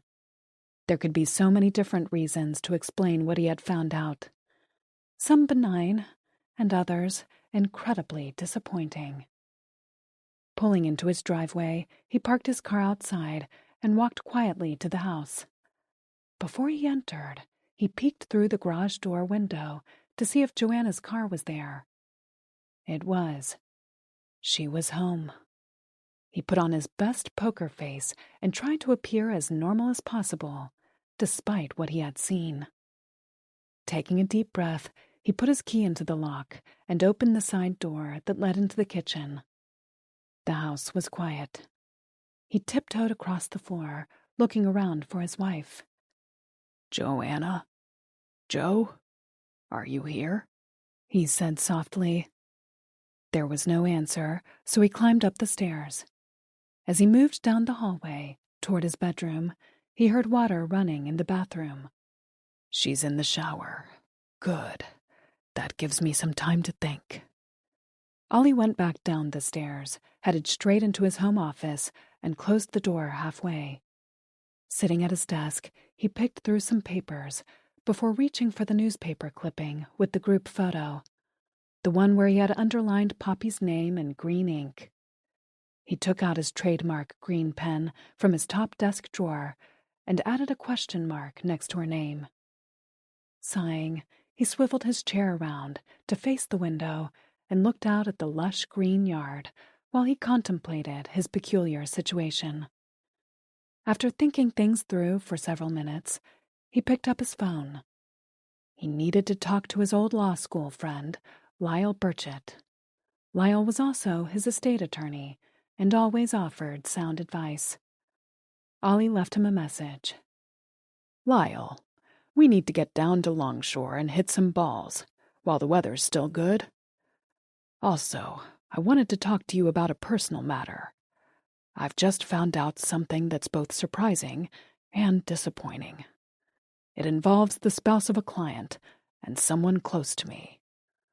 I need to make some changes, and I'd like to amend my will. Any chance you have some time this Friday? After ending the call, Ollie turned on some 80s rock music and picked up a thick stack of legal documents needing his attention. As the Grateful Dead played loudly on his iPhone, Joanna tiptoed away from the half-open door. With adrenaline pumping through her veins, she walked quickly into the main foyer. She had overheard everything her husband said, and was sure that the surprising and disappointing thing he referred to was her. Bunching her fists, she rolled her eyes in self-recrimination as she walked halfway up the main staircase. When she reached the midway point, she spun around, plastered a smile on her face, and walked briskly down the steps. "Ollie? Ollie," said Joanna. "Are you home already, sweetheart?"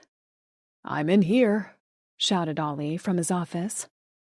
Joanna marched over to the same doorway where she had just been eavesdropping, pushed the door open, and walked into her husband's office. "There you are," she said, her forced smile spreading from ear to ear. "Home before 7? That's so unlike you. Everything all right?" "I'm just a little tired," said Ollie, barely looking up. "It's probably my allergies kicking in."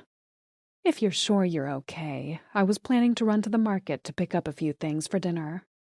I was thinking of getting a quiche and making a spinach salad. That work for you?" "Sure," said Ollie, a veil of sadness on his face. Joanna carried on as if nothing was wrong. "Wonderful," she said, her smile intact. "If you play your cards right, I might also get you some ice cream." Ollie feigned a small smile. "That would be nice. I'll be gone for a while because I have a few other errands to run."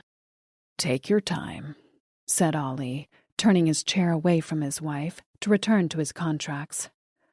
As soon as Joanna's red BMW coupe was out of the driveway, she made a phone call, which was sent to voicemail. "It's me. I need to see you. We've got a problem."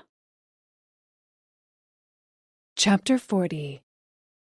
Driving fast, Joanna turned onto the westbound entrance of I-95. 20 minutes later, she pulled into a parking spot next to a large complex of apartments in downtown Stamford.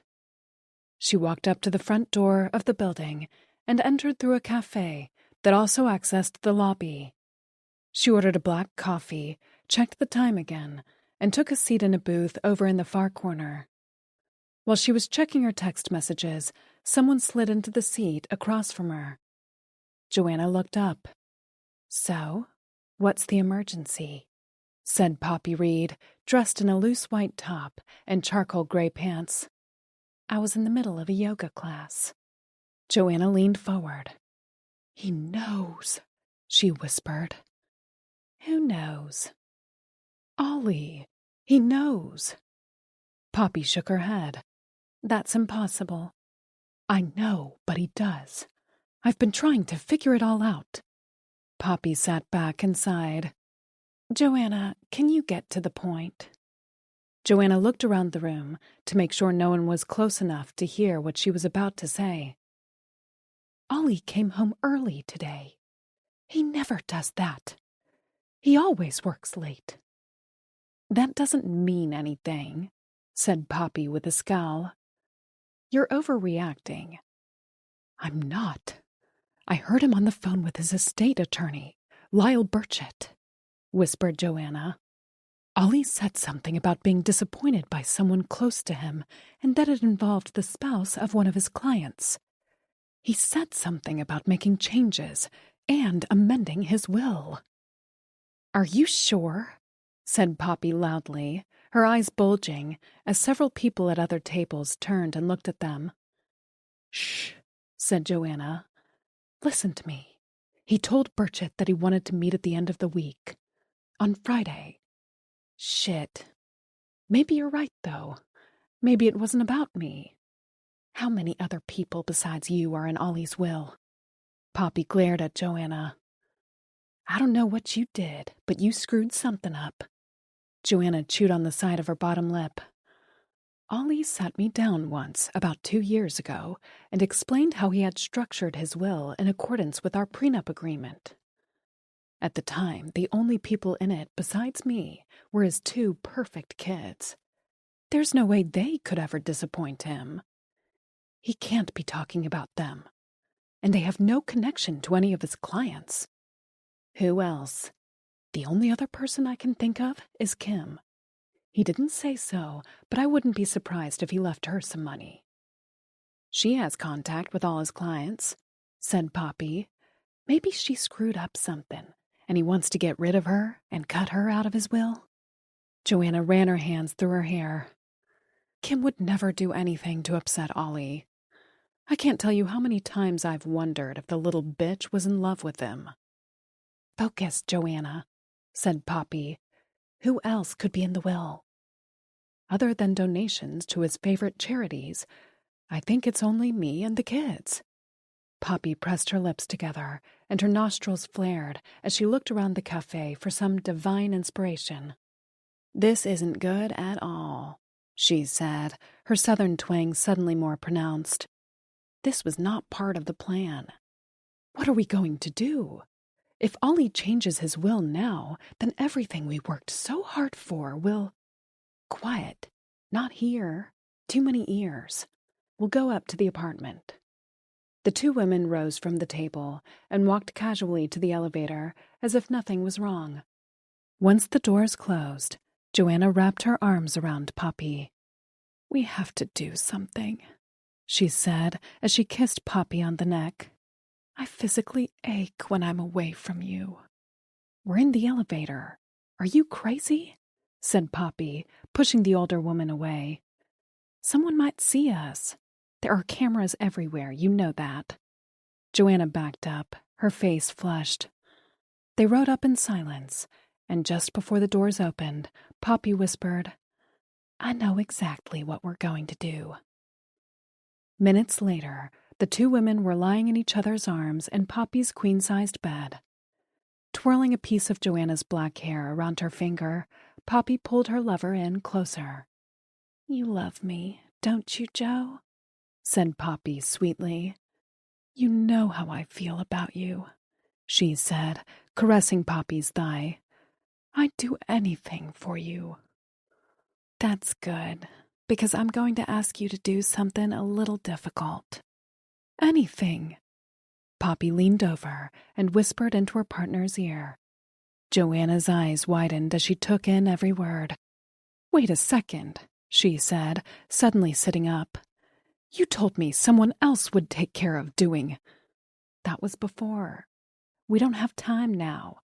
Your husband is going to change his will in a couple of days. We have to act now, or you can forget about Morocco and all the plans for our new life together. Joanna climbed on top of Poppy. But I want our new life. It's the only thing that's kept me alive all these months. Living with Ollie is like living in a morgue. Poppy smiled and kissed Joanna ferociously on the lips. If you're telling me you're all in, then you need to listen very carefully to everything I say, she said. It's up to us now to make things happen. I'll take care of the back end, but you need to manage the front. And remember, after it's done, we won't be able to see each other for a while. Not until things blow over. Are you prepared for that? Joanna took a deep breath. For how long? A flash of irritation crossed Poppy's face. I don't know, Joe, as long as it goddamn takes. Can you do what I've told you without falling apart and hold up your end? It's the only way we can be together and make our dreams come true. You want that, don't you? Joanna swallowed and nodded. "And you're certain you can follow through on the plan?" said Poppy. "I can do it." "You're sure?" "I'm sure." Poppy smiled and kissed Joanna again. "All right," she said as she sat up. "It's safe to say if your husband's been on the phone with his estate lawyer, we have no time left to waste. We've got to get to Ollie before he tells anyone anything and changes that goddamn will." "How do we know he hasn't already told someone about us?" Poppy made an incredulous face. "Because telling people about us would be so damn embarrassing for him and his fancy divorce law firm. Imagine if it got out that the great Oliver Spaulding's wife was having an affair with a woman who was also the wife of one of his clients. The gossip would be unbelievable. He won't want that." "You really think he'll keep it to himself?" "Your husband is totally old school," said Poppy. "The only one he's going to tell is his lawyer because it's protected by attorney-client privilege." Joanna nodded. "You're right. Ollie won't want anyone to know. Then when do we—" Poppy tipped her head back and squinted. "It's gotta happen tomorrow night." Chapter 41. That Tuesday evening, Poppy wasted no time setting the wheels in motion. The whole thing had to go down before Ollie met with his lawyer on Friday. Someone else had been lined up to do the job, but because of the sudden change in the timeline, that person wasn't available. Their plan had been in the works for far too long to abandon it because Joanna had somehow messed things up. After placing a few strategic phone calls, Poppy had everything in place. If Joanna did what she was supposed to do and played her part exactly as Poppy had instructed, the plan would work. Originally, someone else was going to take care of Ollie. Originally, the divorce lawyer was going to be mugged and murdered coming home from his quarterly bar association dinner. That was supposed to happen several months down the road. But because of Ollie wanting to change his will, they had to act fast. Poppy reached out to a few old friends, and soon a new plan was formed. "You think it will work?" said Joanna, after Poppy explained how it would all go down. "You tell me," said Poppy. "If Ollie's new Range Rover caught on fire," said Joanna, "I know he'd jump out the window to save it. The way he acts about that car, I think he loves it more than me." Poppy smiled, texting as she spoke. "Then we've got our answer, don't we? That Range Rover is our new target. But we need a private place to rig it. We can't do it in the law firm's parking lot or when he's at home. That's too risky. And it's got to happen before Friday." Joanna thought for a moment and then smiled. "I know how we can do this. Ollie plays golf on Wednesdays at 4 when the light allows. Even though he got the new Range Rover, he still takes his old BMW sedan to the golf course because of limited parking at the club for oversized vehicles. On Wednesday, the Range Rover will be at my house all day, and no one will be around." "Then we've got a plan," said Poppy. The next morning, Joanna went back to the Stamford apartment, and Poppy gave her a surge generator device. The instrument was normally used to test industrial electrical equipment, but they had another use for it. "Ollie leaves for work every morning at exactly 8:30 a.m., right?" said Poppy, handing her the device. 8:30 sharp. Every day. It never varies. A few minutes after your husband leaves tomorrow morning in his BMW, you plug that surge generator into any outlet in the house. It doesn't matter which one.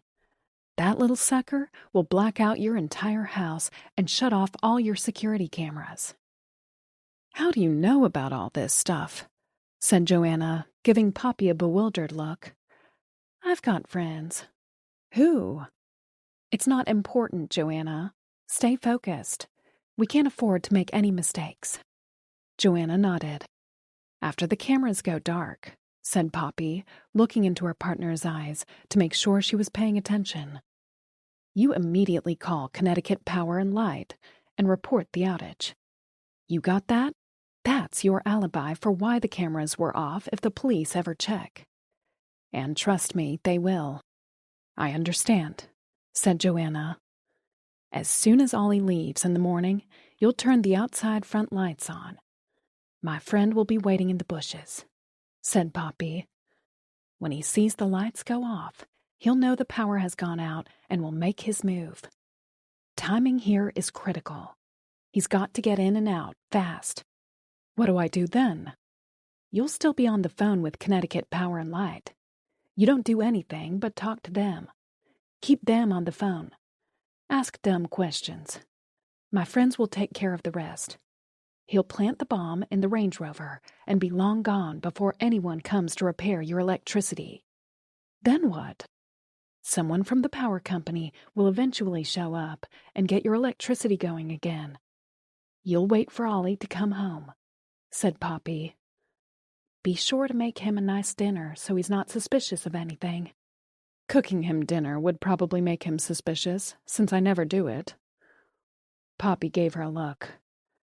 Just do what I say, Joe. Joanna nodded. Poppy reached into her bag and pulled out a second electronic device that looked like a TV remote control. It was small and black and had 3 buttons, a green one on the side, a white one on the other, and a big red button in the middle. I loaded new batteries into it this morning, and my friend checked it to make sure it worked. It's totally operational. You won't have any problems. Joanna nodded as she took the device and turned it over in her hands several times.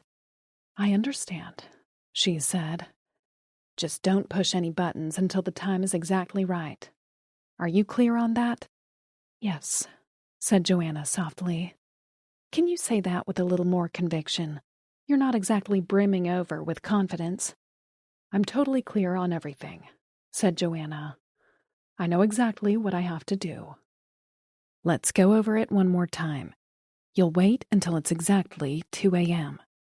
That's when you push the white button, said Poppy. That will set off the car alarm. You'll wake up your husband. Before he gets up, you hit the white button again. That will turn off the alarm. Ollie will go back to sleep.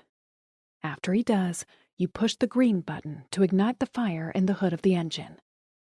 Right, said Joanna. Then I go over to the window and call for him to come see what's going on. He'll see the fire downstairs in his new car and run down to save it.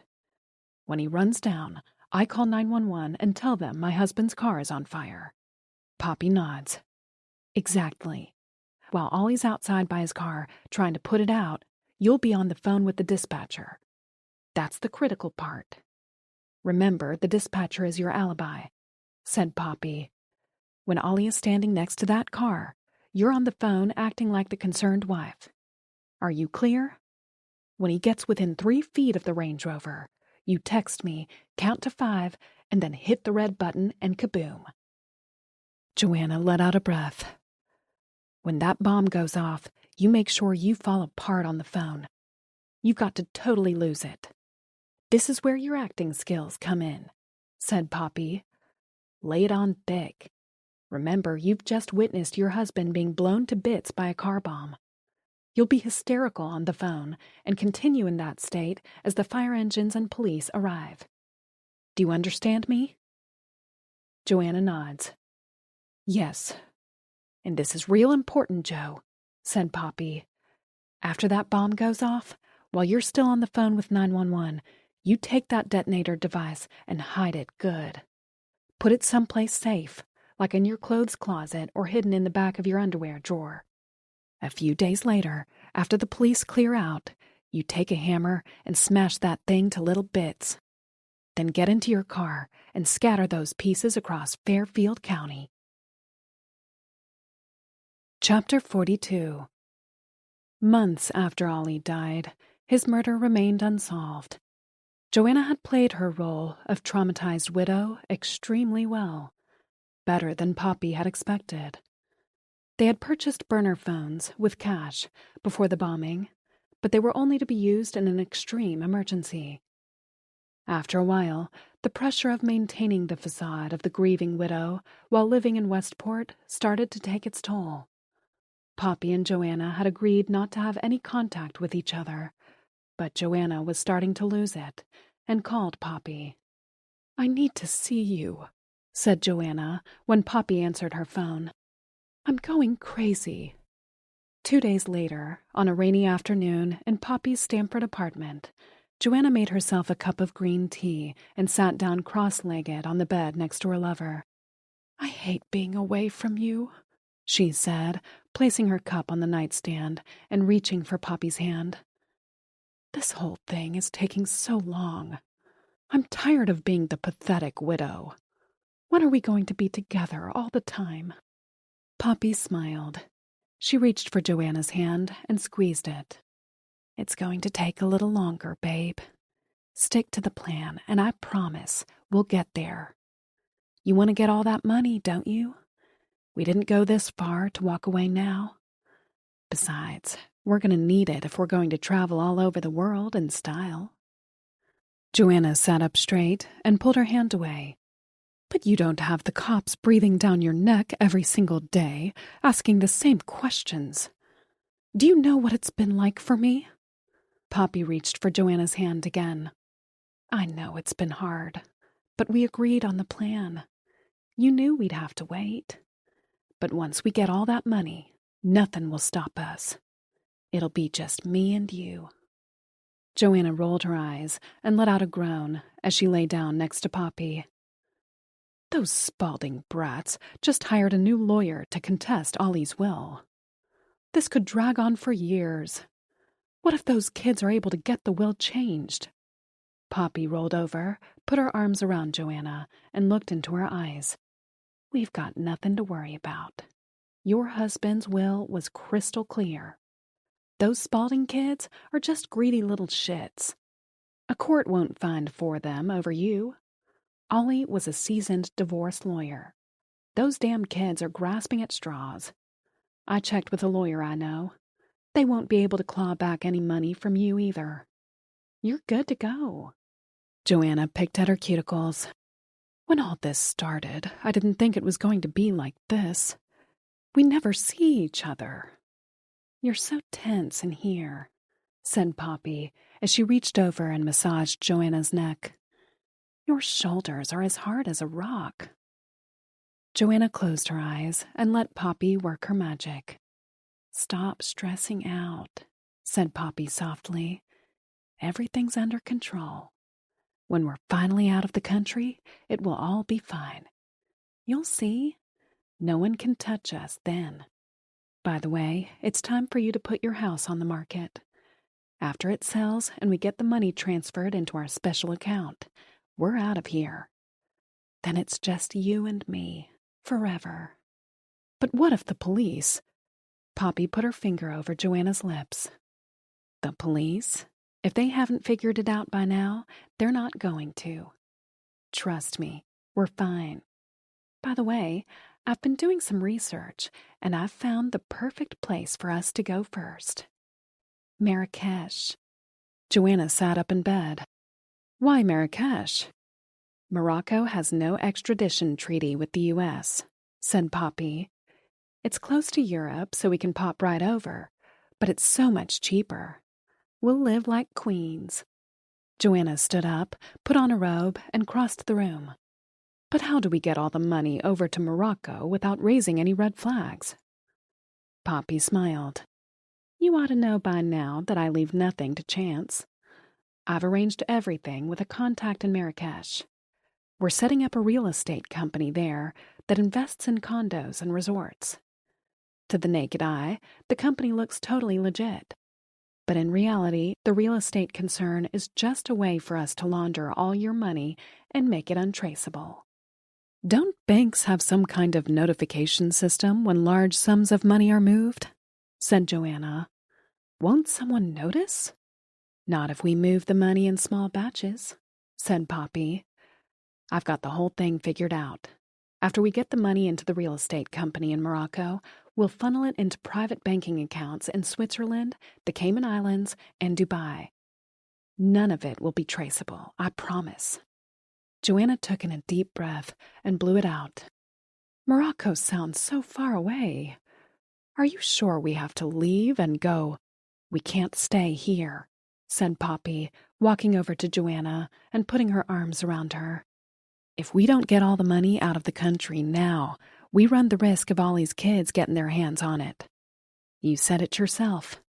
Without the money, we've got nothing. That would kill all of our plans, and we'd never be together. This whole thing has become so complicated, and Poppy pushed Joanna away from her and walked over to the window. Do you want to spend the rest of our lives looking over our shoulders? She said, waiting for the police to knock on our door? This is the only way. Despite protests from Ollie's kids, when they found out their stepmother was planning to sell their family home, Joanna put the Spaulding house on the market. Within a week, she had an all-cash buyer and had rented an apartment for herself in Westport. Once in the new place, she and Poppy slowly began transferring small sums of money out of the country. Chapter 43. Kim DeLuca. A year after Ollie died, a new senior partner was finally hired to replace him. The law firm's name was officially changed to Miller, Spaulding, Green, and Rabinowitz. I received the $100,000 Ollie left for me and fulfilled his wish, and mine, by starting law school at night. Thankfully, I was able to do it without any financial help from Joanna. I'll be honest, working full-time, getting the new partner up to speed, and going to class 4 nights a week was a lot. But at the same time, I loved the challenge. Though Ollie had been gone for a while, he was rarely out of my thoughts. Everything around the office reminded me of him. And despite time passing, I was still more determined than ever to find out who killed him. He was family, and I wasn't going to let it go. Ever. Maybe it's the Italian blood in me, but I wasn't wired to forgive and forget. Every Tuesday, without fail, I'd reach out to Detective Fitz and ask if there had been any new developments. Me again, I said one morning when Fitz answered his phone. I could set a clock by you, he said. Just checking in. There was a long silence. I'll be honest with you, Kim, because I don't want to get your hopes up, said the detective. We've hit a wall. There haven't been any new leads in a while, and we don't have nearly enough to make an arrest. What about all the threats Nabokov and Alston made? And James Reed, for that matter? Were they threats or just loose talk? Said Fitz. People say lots of things. It doesn't mean they ultimately do them. But Fitz, what if they... Listen to me. I've been doing this a long time, said Fitz. Investigations have a rhythm. This one doesn't. It's not moving forward. We're still following up on a few loose ends, but it's mainly going in circles. I'm sorry, but the case has dried up. When the call with Fitz ended, my new boss, Paul Rabinowitz, stepped out of Ollie's old office, now his, and handed me a large brown envelope. Just got a frantic call from the courthouse. One of our new associates forgot this folder, and the team needs it in court this morning. Can you run it down to Stamford for me? He said. One of them will meet you outside the building in an hour. It was a beautiful sunny day, and I was happy to get out of the office for a while. After packing up the folder, I got into my car and headed south on I-95. The mid-morning traffic was surprisingly light, and I arrived at the courthouse 25 minutes earlier than expected. Listening to music while waiting in my car to hand off the materials, I checked my text messages. A song came on the radio that I didn't like, and I looked up to change the station. That's when a person on the far side of the courthouse plaza caught my eye. It was someone familiar. I squinted because the sun was shining through the windshield into my eyes. At first, it was hard to see exactly who it was. I put on my sunglasses, and the image became clear. Standing on the other side of the intersection, waiting to cross a busy street, was Joanna Spaulding. What was Joanna doing by the courthouse in Stamford? This wasn't her neighborhood. I don't know why, but for some reason, I slid down in my seat and continued watching the grieving widow, who looked pretty happy to me. While waiting for the light to change, I saw her face break into a broad smile. Following the trajectory of Joanna's gaze, my eyes landed on a petite blonde woman, and my heart started to pound. The other woman was far away, but she looked a hell of a lot like Poppy Reed. As the two women approached each other, they embraced, turned the corner, and disappeared from my view. "Holy shit," I said out loud as I looked at my watch and jumped out of the car. I still had 19 minutes before I had to meet up with the attorney. I decided to go for it. Keeping a reasonable distance between us, I followed Joanna and Poppy for a block and a half and watched them enter a brick apartment building. I typed the apartment's address into my phone and checked the time again. I still had 12 minutes left before I had to be back at the courthouse. I was about to call Detective Fitz to tell him about my strange discovery when I spotted a tall man.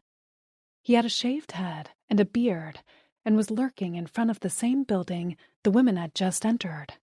Something about him looked familiar. It took me a moment, and then it hit me. He was the man wearing the hoodie in that grainy picture the private investigator gave to Ollie. I felt the blood rush to my head. I didn't know what any of it meant, but somehow Joanna Spaulding, Poppy Reed, and that man in the hoodie were connected. And in my gut, I knew it had something to do with Ollie's death. In an emotional tailspin, I called the Westport police station as I ran back to the courthouse. "Fitz, it's Kim," I said, out of breath as I left the message. "You're not going to believe what I just saw." Chapter 44. Kim DeLuca. Racing to my car, I surrendered the folder to the junior associate, who was already waiting outside the courthouse for me. After the handoff, I drove directly back to the office, my head still spinning. Fitz got my voicemail, but texted that he was at an off-site training program and wouldn't be available to talk until late that afternoon. He said he'd meet me at 5 p.m. at the police station. Back at my desk, I tried to focus on work, but my mind was in another place. I wasn't sure exactly what I had witnessed that morning in Stamford, but I knew in my bones it was something. For the next few hours, I rearranged some of my new boss's meetings and took care of some urgent office management stuff. There was so much to do that I didn't take lunch until 3 p.m. Eating a sandwich at my desk, I used the downtime to do some digging on the internet. After what I had seen that morning, I wanted to find out as much as I could about Poppy Reed. Other than knowing she was James Reed's ex-wife, I didn't know much else about her. Checking through the firm's files, I looked up Poppy's maiden name. Garner. According to the notes from the divorce, Poppy Garner was originally from Tennessee. With that information, I Googled her name and birth date in a variety of sequences. Finding nothing, I turned to AI and finally got some action. Poppy Garner Reed was originally from Brookfield, Tennessee, and had gone to Brookfield High School. It wasn't much, but it was more than I had when I started. I kept going until I found a digital copy of the Brookfield High School yearbook from the same year Poppy graduated. Skimming through every page of that book, I arrived at the G's. That's where I found a picture of a young, fresh-faced Poppy, her hair a light brown back then. Underneath her picture it read, "Most likely to be rich and famous." Interesting. As I continued examining every photo and comment in that yearbook, I nearly fell out of my chair when I stumbled across pictures of Poppy from her senior prom. There was a 2-page collage spread showing various seniors in formal wear with their prom dates. Poppy's picture was in the upper left corner. She was wearing a skin-tight royal blue halter dress and strappy silver sandals with extremely high heels. but it wasn't the picture of Poppy in prom clothes that took my breath away. It was the photo of Poppy's date. The young man in a cheap tuxedo with his arms wrapped around Poppy's waist was instantly familiar. It took me a second before I realized he was a much younger version of the man wearing the hoodie in Ollie's photos. But the thing that got my heart really pounding was that he was the same man I'd seen following Joanna and Poppy in Stamford that morning. I printed out copies of everything to show Fitz. Sure, I'd hit on something major. 2 hours later, I entered the Westport police station and asked for Detective Fitz. He led me back to his desk, and I started talking before I sat down. "You're not going to believe this," I sputtered as I laid out all my printed documents in front of him. What are the odds that I'd be in Stamford today at that exact same moment all the players came together? "Fitz, I never go to Stamford." "Slow down, DeLuca." I took a breath. I was waiting in my car this morning to meet a lawyer when I saw Joanna Spaulding and Poppy Reed together, which was totally weird on its own. But the big news is that a bald man with a beard was following them. I'd seen that man before. "I'm not quite following you," said Fitz as he ran his fingers through his hair. "Slow down." With no intention of taking my time, I laid out the old grainy photo of the man in the hoodie. "Look at this picture. This is a copy of the photo I found in Ollie's desk." Fitz took the printout and examined it. "Now take a look at this," I said, passing the Brookfield yearbook prom pictures to him. "These are photos from Poppy Reed's high school prom. Look at her prom date. It's the same guy." Fitz compared the two pictures and nodded. "You might have something here. It does look like the same person." "And he's the same person I saw this morning tailing Joanna Spaulding and Poppy Reed. He was definitely following them." Detective Fitz looked at the photos again and smiled. "You done good, DeLuca." I felt myself blush. Wait, there's more. I opened my computer and turned it around so Fitz could see the screen. "I found out his name, too," I said, smiling victoriously as I scrolled to the B's. Fitz leaned in closer and inspected the graduation portrait I had enlarged. With the printout of the man in the hoodie in his hand, he compared the two images. "It's the same person.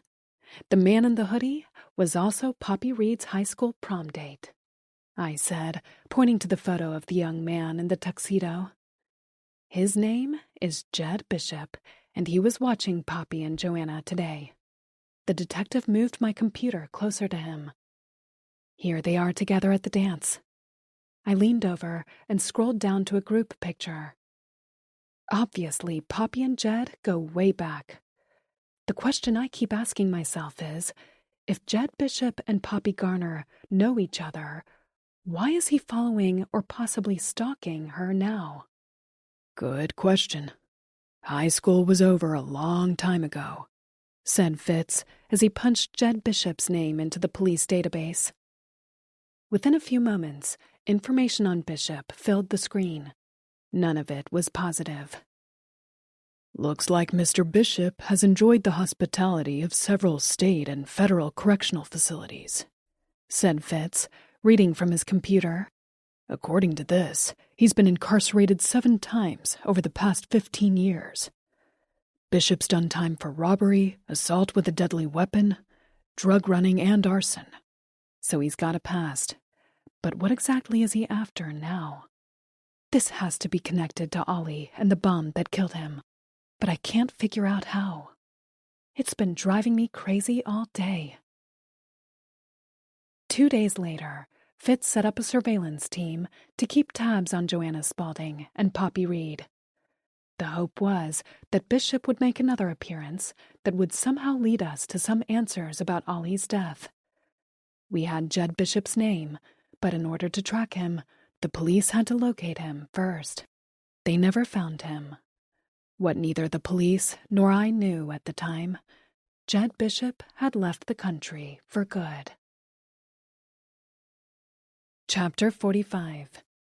Weeks later, sitting at an outdoor cafe in the heart of Marrakesh, Jed Bishop sipped on his Moroccan coffee, his long legs sprawled out in front of him.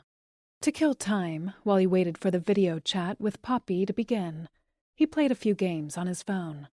Recently released from prison for the 7th time, 35-year-old Jed had developed a unique set of skills while in and out of jail. His abilities ranged from cybercrime to arson and everything in between. He wasn't terribly discriminating when it came to the type of crime he committed. If he could make fast money doing it, he was game for anything. Almost nothing was off limits if the price was right. Once, he'd even done some work with a domestic terror group. But after his most recent stint behind bars, he had promised himself this time was going to be different. His plan was to change things up, and he swore he wasn't ever going back inside. If Poppy came through with everything she had promised him, they'd soon be living on some tropical island or some other exotic location in the lap of luxury. "Now that's what I'm talking about," said Jed after Poppy had explained her original idea. "You do everything I tell you, Jed," said Poppy, "and you'll never have to work another day in your life. You'll be living like a king." After that promise, Jed had done everything she'd asked of him. Procured the bomb and detonator, installed it in Oliver Spaulding's Range Rover, and disposed of anything that might lead the police back to Poppy. For months, he had been in Marrakesh, organizing things. His main job was to set up the shell companies to receive the monetary transfers that would eventually come from Joanna Spaulding. To an outsider looking in, Paradise Real Estate Holdings looked completely legit, but it definitely wasn't. As Jed finished his coffee and signaled to the waiter for a refill, his phone rang. He clicked on an app, and Poppy's smiling face filled the screen. "Hello, gorgeous," said Jed with a smile. "Is it my imagination, or do you get better looking by the day?" "Hey, baby," said Poppy, grinning. "You're looking good, too. Real good. Morocco agrees with you. How are you liking the food?" Jed laughed. "It's not bad, but I could surely go for some of your mama's fried chicken right now. Ain't got nothing here that's better than that." Poppy beamed. She and Jed had grown up in the same poor southern town and had known each other since they were kids. Throughout the years, they had been romantically involved on and off. But when Jed went back to jail for transporting drugs with intention to distribute, Poppy decided it was time to change up her life. Determined to become a success and live the life she had always dreamed of, she put Jed behind her. After packing up what little she had, she moved to New York City to pursue an acting career and find a rich husband. Not long after arriving in New York, things started coming together for her. First, she landed a job as hostess at a popular and prestigious restaurant on Spring Street in Manhattan. Not long after that, she met TV personality James Reed. He checked off all of her boxes. James was quasi-famous, rich, and good-looking. The night they met, she decided he was her speed pass to the good life. From the moment they began seeing each other, Poppy recognized and understood James's large ego and put him at the center of her universe. With Poppy driving the love train, their relationship evolved at a fast and furious pace. Somehow, Poppy bewitched the normally elusive womanizer, and it didn't take long before James was hooked. When he asked her to marry him, he presented her with his grandmother's 4-carat diamond engagement ring. It had been in the family for generations. Naturally, Poppy said yes. But there was a little wrinkle in her plan. A week before their wedding, James had insisted that Poppy sign a very restrictive prenup. In essence, it said that if she and James divorced, Poppy would receive next to nothing. Convinced that she could keep him happy forever, and determined to become the TV personality's wife, Poppy reluctantly signed the document and hoped for the best. Like everything else in James's life, he couldn't resist shiny new things. Within a year of his wedding to Poppy, he started playing around. An intuitive woman, Poppy sensed her husband's loss of interest and suspected something wasn't right. After a few thinly veiled comments from so-called friends, she saw a small mention in the New York Post insinuating trouble was brewing in their marriage. Not long after that, Poppy was served with divorce papers. Furious, her first instinct was to protect herself. After making a few inquiries, she located and contacted her old boyfriend, the newly paroled Jed Bishop, and the old sparks between them started to fly. "You and me," said Jed, after they had finished making love in the back of his banged-up minivan. "We got this thing going on, don't we? No matter how much time passes, it's always the same. I tried to get you out of my head 1,000 times, but nothing works." Poppy laughed.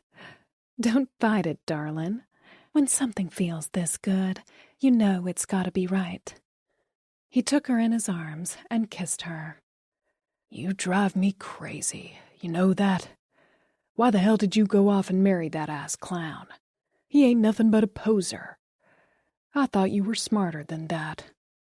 Poppy smirked. "You know I like nice things. James had a lot of money, so I married him. It's that simple. Besides, you were in jail. What was I supposed to do?" Jed kissed her neck. "You could have waited for me." Poppy moaned enthusiastically as he caressed her. "I didn't know when you were getting out. Besides, marrying James was a purely financial move. But once a dog, always a dog. James wasn't satisfied just having me. That man likes to play the field. Having a wife was an inconvenience." Jed pulled Poppy closer and kissed her. "You'd never be an inconvenience to me, darling. What is wrong with that boy?" I asked myself that same question 100 times after he served me with divorce papers. Then James got himself this high-powered divorce lawyer named Spaulding. That attorney was the devil himself. While keeping a smile on his face, Ollie Spaulding raked me over the coals and ground my bones to dust. Between that prenup Spaulding wrote and all of his sneaky legal maneuvers, I barely got out of that marriage with the clothes on my back. The only thing I was able to keep was an old ugly engagement ring. Jed shook his head. "That ain't right." "Sure ain't." "You got screwed," said Jed as he kissed her again. "Literally. My husband was screwing all those other women, and then his lawyer screwed me." "You can't let these people get away with that kind of stuff." "I couldn't agree more," said Poppy. That day, in the back of the van with Jed, the wheels in Poppy's head started turning. She asked herself a question. What do I want, and how do I get it? Soon, she had clarity and knew what her path forward would be. She wanted money, and lots of it. But she also wanted to get even for being dumped and left with nothing. Soon, she figured out a way to do both. Angry with her ex-husband for dumping her and leaving her with no money, she also desperately wanted to obliterate his divorce lawyer. "I've got this little idea I've been noodling with," said Poppy after an intense session of lovemaking in her apartment in Stamford. "How'd you like to live in Europe with me and travel around the world?" "How are we gonna afford something like that?" said Jed as he rolled over on the bed. "I know you, Poppy. You like to go first class. You got what they call champagne tastes." "Ain't nothing wrong with that. You gotta think big if you're gonna get big. What if I told you there's a way we could live in Europe and have a lot of money?" "Define a lot of money." "Millions. Tens of millions," said Poppy, nibbling on his ear. "Just you and me?" he said, rolling over and running his fingers down her thigh. Poppy nodded as she pushed him back and climbed on top of him. Jed smiled. Well, then, sign me up. When they finished making love for the second time, Poppy shared her plan, and soon everything was set. A Moroccan waiter placed a fresh cup of coffee on the cafe table in front of Jed. Sporting a short beard and shaved head, the ex-con nodded as he looked at the image of Poppy on his phone. I'm so lonesome here without you, babe, he said. When are you getting your ass over here? You know I don't like sleeping alone.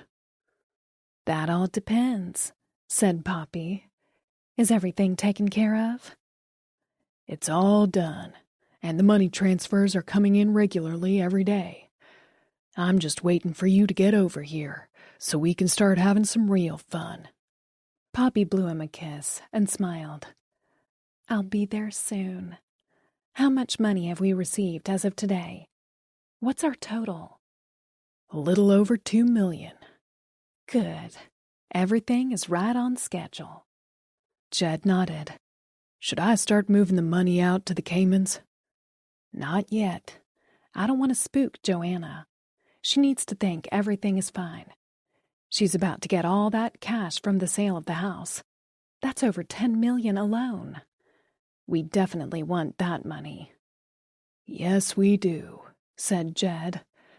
I think I'm going to buy myself one of them jet skis and a big, fat, solid gold watch. You can have whatever you want when the time is right, said Poppy. But for now, you leave that money where it is until we have all of Joanna's inheritance. Once every dollar is in our accounts, then we'll move it to Dubai and the Caymans. You're not leaving her with anything, are you? Said Jed, slightly in awe of his girlfriend's ruthlessness. Poppy made a face. Why should I leave Joanna with anything? Did her husband leave me with anything? Ollie Spaulding single-handedly destroyed my life while she sat in her big, fat mansion with her designer clothes and expensive jewelry. What do I care if she's left with nothing? Let her know what it feels like to be desperate. Jed cocked his head and chuckled. Guess I don't ever want to get on your bad side, he said. No, said Poppy. You really don't. Chapter 46. While sitting in heavy traffic on the route to JFK International Airport, Joanna maneuvered her car from lane to lane to make up for lost time. I'm going to miss my plane, said Poppy with an exasperated groan as she checked her lipstick in the mirror on the visor. It never fails. The traffic on the Van Wyck is always a shit show. We should have left earlier. Joanna changed lanes again. We're almost there. Your flight to Morocco doesn't leave for another 2 hours. You're in business class. They'll make sure you get through. Everything will be fine. Poppy let out an impatient sigh. While we're waiting, let's review everything again. We've been over it 1,000,000 times, said Joanna. And we'll do it again, to make sure we get it right, said Poppy. You've transferred all the money, except for the remaining $500,000, correct? Yes, said Joanna wearily. Good. Later today, you'll begin sending the remainder of the cash in small batches, like we discussed. As soon as I get home, I'll send one out, said Joanna, changing lanes again. And you're sure everything is working properly with that real estate company in Marrakesh? It's all under control. All that's left is for you to send the last $500,000 to our special account. After that's done, you can pack your bags and meet me in Morocco. We're going to have so much fun. Joanna smiled. I can't believe we've pulled this off. After all this time, it's actually happening. After Morocco, what country should we go see next? I've always wanted to go to Australia. Me too. We'll stop to go shopping in Dubai on the way there and buy ourselves new wardrobes, said Poppy, pointing to the exit ramp Joanna needed to take. "The first thing I'm going to do is buy you a fabulous piece of gold jewelry," said Joanna, reaching over and squeezing Poppy's hand. "Something big and substantial." "I won't argue with that," said Poppy. "They say a girl can never have too much bling." Poppy checked for the different airline signs on the terminal promenade. "There it is, Royal Air Maroc." Joanna steered her car over to the curb in front of the Royal Air Maroc sign and stopped. Both women jumped out and quickly pulled Poppy's 2 gigantic wheeled bags from the back of the car. Joanna grunted as she lifted one of the bags onto the curb. "Oh my God, this bag is so heavy," she said. "How are you going to manage it when you get to Morocco?" Poppy smiled. "I'll be fine.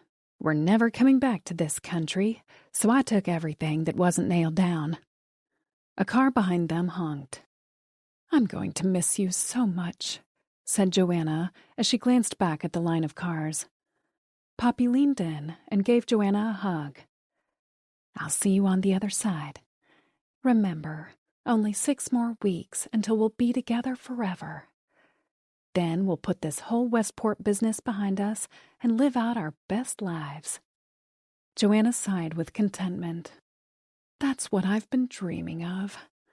You and me together with money in our pockets and no one breathing down our necks." Poppy stood up on her tippy toes and gave Joanna a kiss. "I'd better go. Don't forget to send the money a little at a time like we discussed. Only 12 or 13,000 a day, so we don't attract any unwanted attention." "I know what to do," said Joanna, walking around the driver's side of the car. "Call me on WhatsApp when you land. Love you." "Love you more, darlin'," said Poppy, blowing a kiss to Joanna before turning and walking into the terminal. The next morning, Joanna sat down in front of her computer and initiated the same transaction she'd been doing every day for months, transferring funds from her estate to an account in Morocco. She typed in $12,500, and after entering the serial number of their special account, she hit send. When her deposit had gone through, she got up from the desk and went over to her closet. She grabbed armfuls of clothes still on hangers and placed them on the bed. Then she made 2 piles, things to take to Morocco and items to donate to the Habitat for Humanity thrift store. After cleaning out her apartment for several hours, Joanna looked at her watch. Poppy was supposed to have landed a few hours earlier. She wondered why she hadn't heard from her and hoped nothing was wrong. As she was folding all the clothing she planned to give away, she heard a chime ring on her phone. Joanna opened the WhatsApp video chat, and Poppy's tired but smiling face soon filled the screen. "Where the hell have you been?" said Joanna. "I was starting to worry about you. You were supposed to call me when you landed. You look exhausted." "That's because I am. My flight was delayed, the airport was insane, and I couldn't find one of my bags. But it's all good now," said Poppy. "I've made it to the apartment in one piece." "Where are you now?" said Joanna, hearing ambient outside noise on the call. "I was starving and came outside to get something to eat. Wait until you see Marrakesh. It's an incredible place. I already love it here, and so will you." Joanna smiled. "I wish I was there with you right now." "You'll be here soon enough, babe. All you have to do is finish the rest of the transactions and get yourself to the airport. Everything go okay today?" Joanna nodded. "The money went through. I even started packing up this morning." As the 2 women chatted about their future travel plans, Poppy began to yawn. "Am I boring you?" said Joanna. "I'm sorry," she said, covering her mouth. "Even though I was in business class, I couldn't sleep. I should probably go take a nap." "Wait, there's something else I need to tell you," said Joanna. "Ollie's kids are still on the warpath about the money I got from the sale of the house. His son, Henry, called me this morning to let me know they've hired a lawyer to dispute the will." "Who cares?" said Poppy, stifling another yawn. "In a few more weeks, there won't be any money left for them to go after. It will all be here in Morocco, waiting for us." Chapter 47. For the next 5 weeks, Joanna sorted, packed, and donated while dodging calls from her dead husband's kids and their lawyer. Her flight to Morocco had been booked and paid for, and she was counting the days until she and Poppy would be together again. When the final week arrived, there was only $84,000 in her account left to be transferred. After the last payment went, her job would be done. She'd leave the country and never go back. Every morning that last week, as soon as Joanna made her $12,500 deposit, she'd video chat with Poppy on WhatsApp. "We're almost there, Joe," said Poppy, dressed in a black Moroccan caftan with gold trim. "Wait until I show you around Marrakesh. The place is magical. You'll see." Joanna nodded. "I can't wait." "I miss you, Joe," said Poppy. "You're going to love it here. The food is amazing. I think I've already gained a few pounds." 2 days later, after Joanna sent her second-to-last transfer, she did what she always did. She double-checked their bank account in Morocco to make sure everything had gone through. She also spent a moment admiring the fortune they had accumulated. Sitting at her computer, dreaming of the adventures she and Poppy would soon have, she smiled. After all the meticulous planning and carefully staged money transfers, they had accumulated nearly $19 million in their overseas account. She and Poppy would live extremely well for the rest of their lives on $19 million, especially if they invested some of it. With 1 more day to go and only $12,500 left to send, Joanna was practically giddy. On the final morning, Joanna sat down at her computer and made the last transfer. She typed everything in, pushed send, and finally admitted to herself that it had all been worth it. As she always did, she went to check the balance in the receiving account. She typed the password in and hit enter. For the first time, a strange message popped up saying, "Password invalid." She tried it again and received the same response. Assuming Poppy had made a change for security reasons, she reached out to her partner on WhatsApp. After trying several times and unable to reach Poppy, Joanna started to panic. 3 more times she tried to get into the master account to check the balance. After her 5th try, the system blocked her from entering the site again for 24 hours. Joanna's heart pounded and sweat beaded on the back of her neck as she repeatedly tried reaching Poppy. Suddenly, she remembered Omar Aloui. He was the Moroccan agent who had helped them set up the bank accounts connected to Paradise Real Estate Holdings. Joanna rummaged through the papers in her desk, looking for his phone number. She was not supposed to call him, but after the 10th unsuccessful attempt to reach Poppy, she punched Omar's number into her phone. It rang more than a dozen times before someone picked up. "Allô?" said a male voice on the other end. "I'm looking for Omar Aloui," said Joanna. "I am Omar." Joanna identified herself and reminded the man of their arrangement and how he had helped them set up their special accounts. "And so, as of this morning, the account won't let me in," said a panicky Joanna. "I tried reaching out to my partner, but we haven't been able to connect. Do you know why I can't get into my own account?" "I will try to be of assistance," said Omar. "I also have a password to your account in my safe, along with those of many other clients. Before I can do anything, I will need the private credentials I gave to you when we established the account. It's for your protection." Joanna opened her phone and read the serial number to Omar. "Very good," he said. "That is correct. Now I will need to log in and see if I can figure out what the problem is. Anxiously waiting on the phone, she heard Omar make a few unintelligible sounds. What's going on? Said Joanna. Is something wrong? I think I see what the problem is, said Omar. What is it? Said Joanna in a low whisper. It appears your account has been closed. There's nothing in there. Chapter 48. Reeling after discovering all their money was gone, Joanna desperately tried to reach Poppy. With the beginnings of a migraine coming on, she still continued leaving dozens of messages and texts. After many hours with no response, Joanna thought her head was going to explode. Where the hell is Poppy? Why isn't she answering me?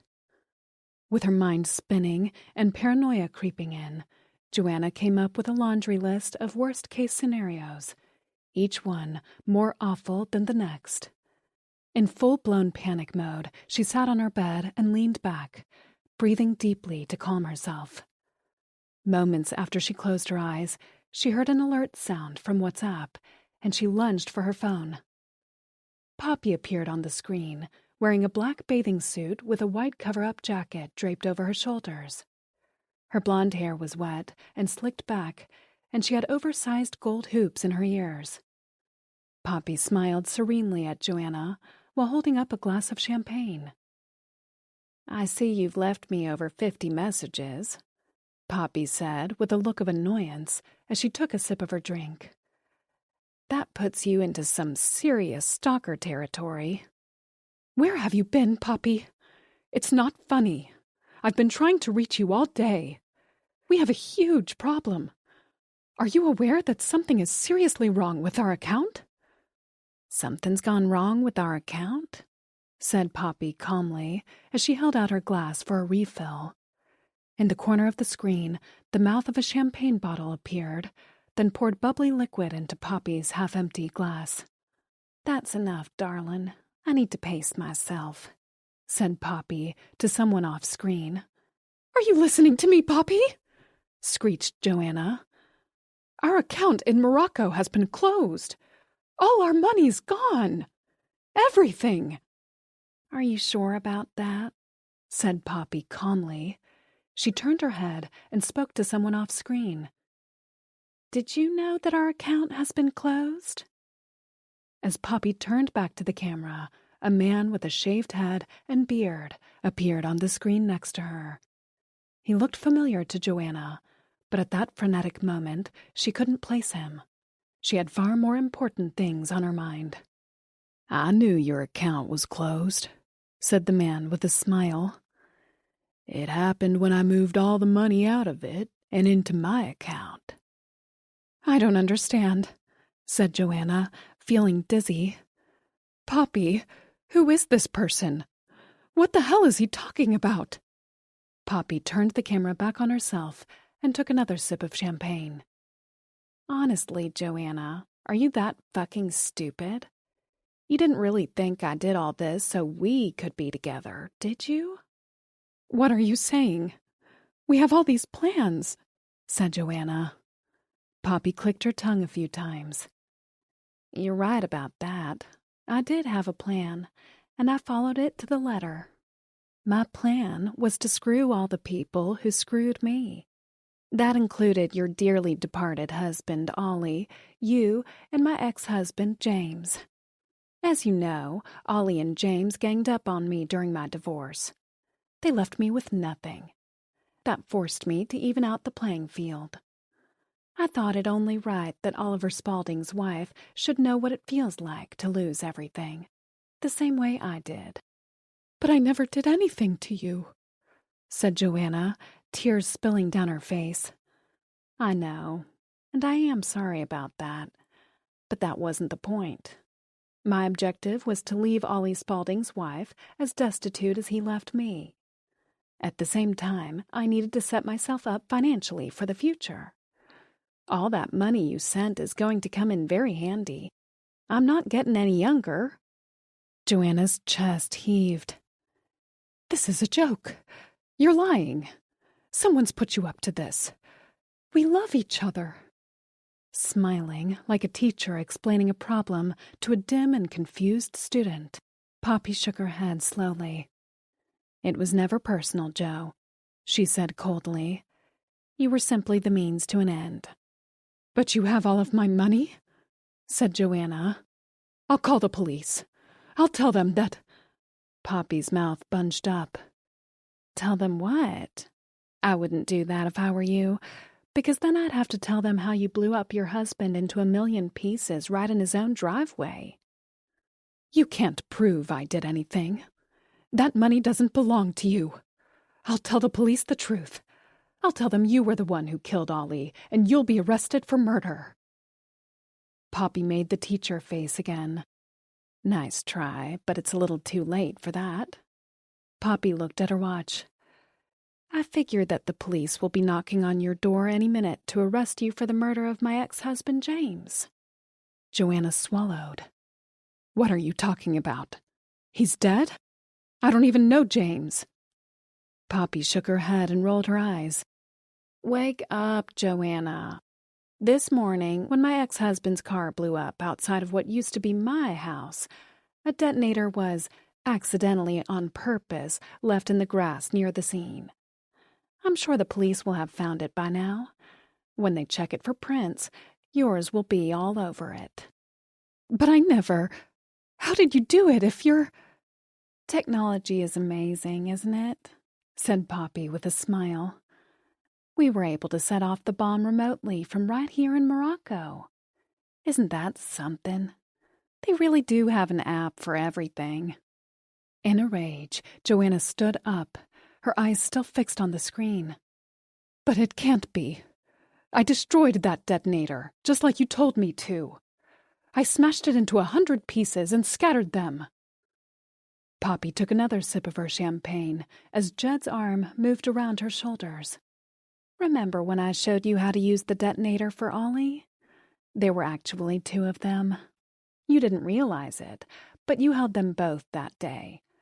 I left one for you to use on your husband, and the other went into a plastic bag that I put away for another day. That's the one that's been left in the grass in my ex-husband's yard." Joanna's jaw dropped while her brain tried to make sense out of the incredible information she'd just received. "You set me up from the beginning?" she gasped. "You approached me at that charity event and then came on to me with this whole scheme in mind?" Poppy's eyes opened wide. "Do you really think I was going to let my narcissistic ass of a husband dump me and there'd be no repercussions? You know me better than that. If anyone had it coming, James did, and so did Ollie. I wanted a lot of money, and those 2 men needed to be punished. Seemed like the perfect way to wrap things up." "But what about us? We were going to travel and learn organic farming." "Do I look like a farmer to you?" said Poppy, an incredulous look on her face as she took another sip of champagne. "Given the murders of your husband and my ex-husband, farming is not likely to be part of your future. I suspect that will be preempted by your arrest." Joanna began to sob. "But we were going to spend our lives together. I thought we were—" "Oh, for fuck's sakes, Joanna," said an exasperated Poppy. "Open your eyes and get a spine. You were the bank, and now the bank is closed. End of story." Joanna grabbed onto the back of a chair to steady herself and took a deep breath. "I'll call the police and have all the money traced. I'll get it back from you. It's mine." "Good luck with that," said Poppy with a cruel smile. "You know as well as I do that your money has been through so many shell companies, it's untraceable." "You said we were soulmates." Poppy laughed as she placed her glass down on the table. "You really believed all that soulmates bullshit? I guess I'm a better actress than I thought. All those classes I took at the actor's studio paid off." "I always told you that you were a good little actress, darling," said Jed, sticking his face into the screen next to Poppy and kissing her on the cheek. "You can't do this to me!" screamed Joanna. You've left me with nothing." "For what it's worth," said Poppy, "I did like you, Joe. But I have much loftier goals than a tawdry romance with some old and needy widow." After that last comment, Poppy abruptly ended the call. When Joanna tried to get her back, she had been blocked. Stunned, confused, and broken-hearted, Joanna tried to make sense out of everything she had just learned. Then, while she was alternately crying and screaming as she stumbled around her bedroom, an image popped into her mind. It was from the day before Ollie's murder. Joanna had shorted out all the electricity at her house to give cover so someone could plant a bomb in her husband's car. While the power was out, she had looked out of her bedroom window and seen a man wearing a dark hoodie walking across her driveway. Standing back behind the curtains so she wouldn't be seen, she watched him. The man approached her husband's Range Rover, bent over, and turned his head. That's when his hood fell back. She had assumed he was just some random criminal that Poppy had found to do the dirty work. Never in a million years had she suspected that Poppy and that man were romantically involved and working together against her. It was only when Joanna saw him pour champagne into Poppy's glass that the pieces started to come together. Chapter 49. The news of James Reed's murder was everywhere. Because of his connection to Ollie Spaulding, it didn't take long for the media to speculate about a conspiracy, because Reed had died in the same way as his divorce lawyer. Car bombs were not exactly a common occurrence in Connecticut, and especially not in Fairfield County. Pacing around her apartment, Joanna switched the channels on her TV every few minutes to see additional local news coverage. Devastated from Poppy's betrayal, she was trying to come up with a plan to save herself. If Poppy was telling the truth about the existence of a duplicate detonator with Joanna's prints on it, the cops would eventually link her to both murders. She knew she didn't kill James Reed, but at the same time, she had no way to explain her prints being there without incriminating herself for her own husband's murder. Things looked bad. With no one to turn to, she listened to the voice in her head. It told her to get out of town and make a run for it. With the walls rapidly closing in, running away seemed like the only logical conclusion. The question was, how? Poppy had most of her money, leaving Joanna with only a few $1,000s. She knew that wouldn't get her very far. Gnawing on her fingernails until they were raw, she crisscrossed her living room while trying to work out a plan. Suddenly, she remembered something. Right after she and Ollie had married, he had told her about an emergency stash of money he kept in his desk at the law firm. She had forgotten all about it. "If anything ever happens to me," Ollie had said one night while they sat in front of a roaring fire in their living room, "the lower right-hand drawer of my desk at work has a false bottom. There are some things in there that you should know about." "A false bottom," Joanna had said with a laugh. "What are you, some kind of secret agent? I suppose you have multiple passports, too." Ollie had laughed at her comments, but then got serious. "I've always liked James Bond, I admit. But no, I'm just a boring divorce lawyer. But I want you to pay attention to this in case anything happens. If you open the drawer and look inside, it looks like a totally normal wooden drawer. But there's a tiny button in the back on the left. If you push that, it opens the hidden bottom." "And why would you have something like that?" said Joanna, her brow furrowed. Ollie placed his coffee mug down on the end table next to him and turned to his wife. "Unfortunately, we live in a violent world today, Joanna. I'm in a profession where I occasionally rub powerful people the wrong way. Keeping some money and a gun in a secret place helps put my mind at ease, especially during late nights in the office. There may come a time when I have to move very quickly, Joanna had stared at her new husband. Why wouldn't you just go to the police if there was some kind of problem? Why all this cloak and dagger stuff? Ollie had smiled sadly. Sometimes the police aren't enough. When someone powerful wants to harm you or wants you dead, they may get to you before the police do. What are you saying? You'd go into hiding? This is crazy. Ollie pursed his lips. I might need some time until the police could get a handle on whatever is going on. The gun is a little insurance policy. I hope I never have to take it out of the drawer, but it gives me comfort knowing it's there. Joanna stood up and walked across the room. You're scaring me, Ollie. Why are you telling me all this? Because if anything ever happens to me, nobody knows the gun and the money are there. Not even Kim. How much money are you talking about? Said Joanna. Enough to buy me some time if I need it. It's in the drawer in a fireproof box. She was about to ask him another question when one of Ollie's clients called with an emergency, and he left the room. They never spoke about it again. Joanna looked up at the ceiling of her new apartment and mouthed, "Thank you." She didn't know how much money was in Ollie's secret drawer, but she figured if it had been enough for him to disappear for a while, it might be enough, combined with what she already had, for her to get away, too. The next morning was a Sunday.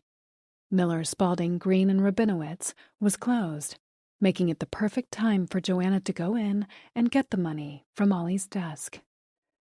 Digging through boxes containing her dead husband's personal effects, including keys and credit cards, she located 2 keys together on a keychain marked MSG. These have to be the keys to the office, she thought. She jumped into her car, sped down to the empty law offices, and parked at the back of the building. The parking lot was empty and the building dark. She walked quickly up to the back door of the building and slid the key into the lock. Giving it a little turn, she heard the tumblers click. She pushed the door and quickly closed it behind her. Before taking her first step, she listened for any sounds of people. Waiting a few seconds and hearing nothing, she walked quietly toward her husband's old office.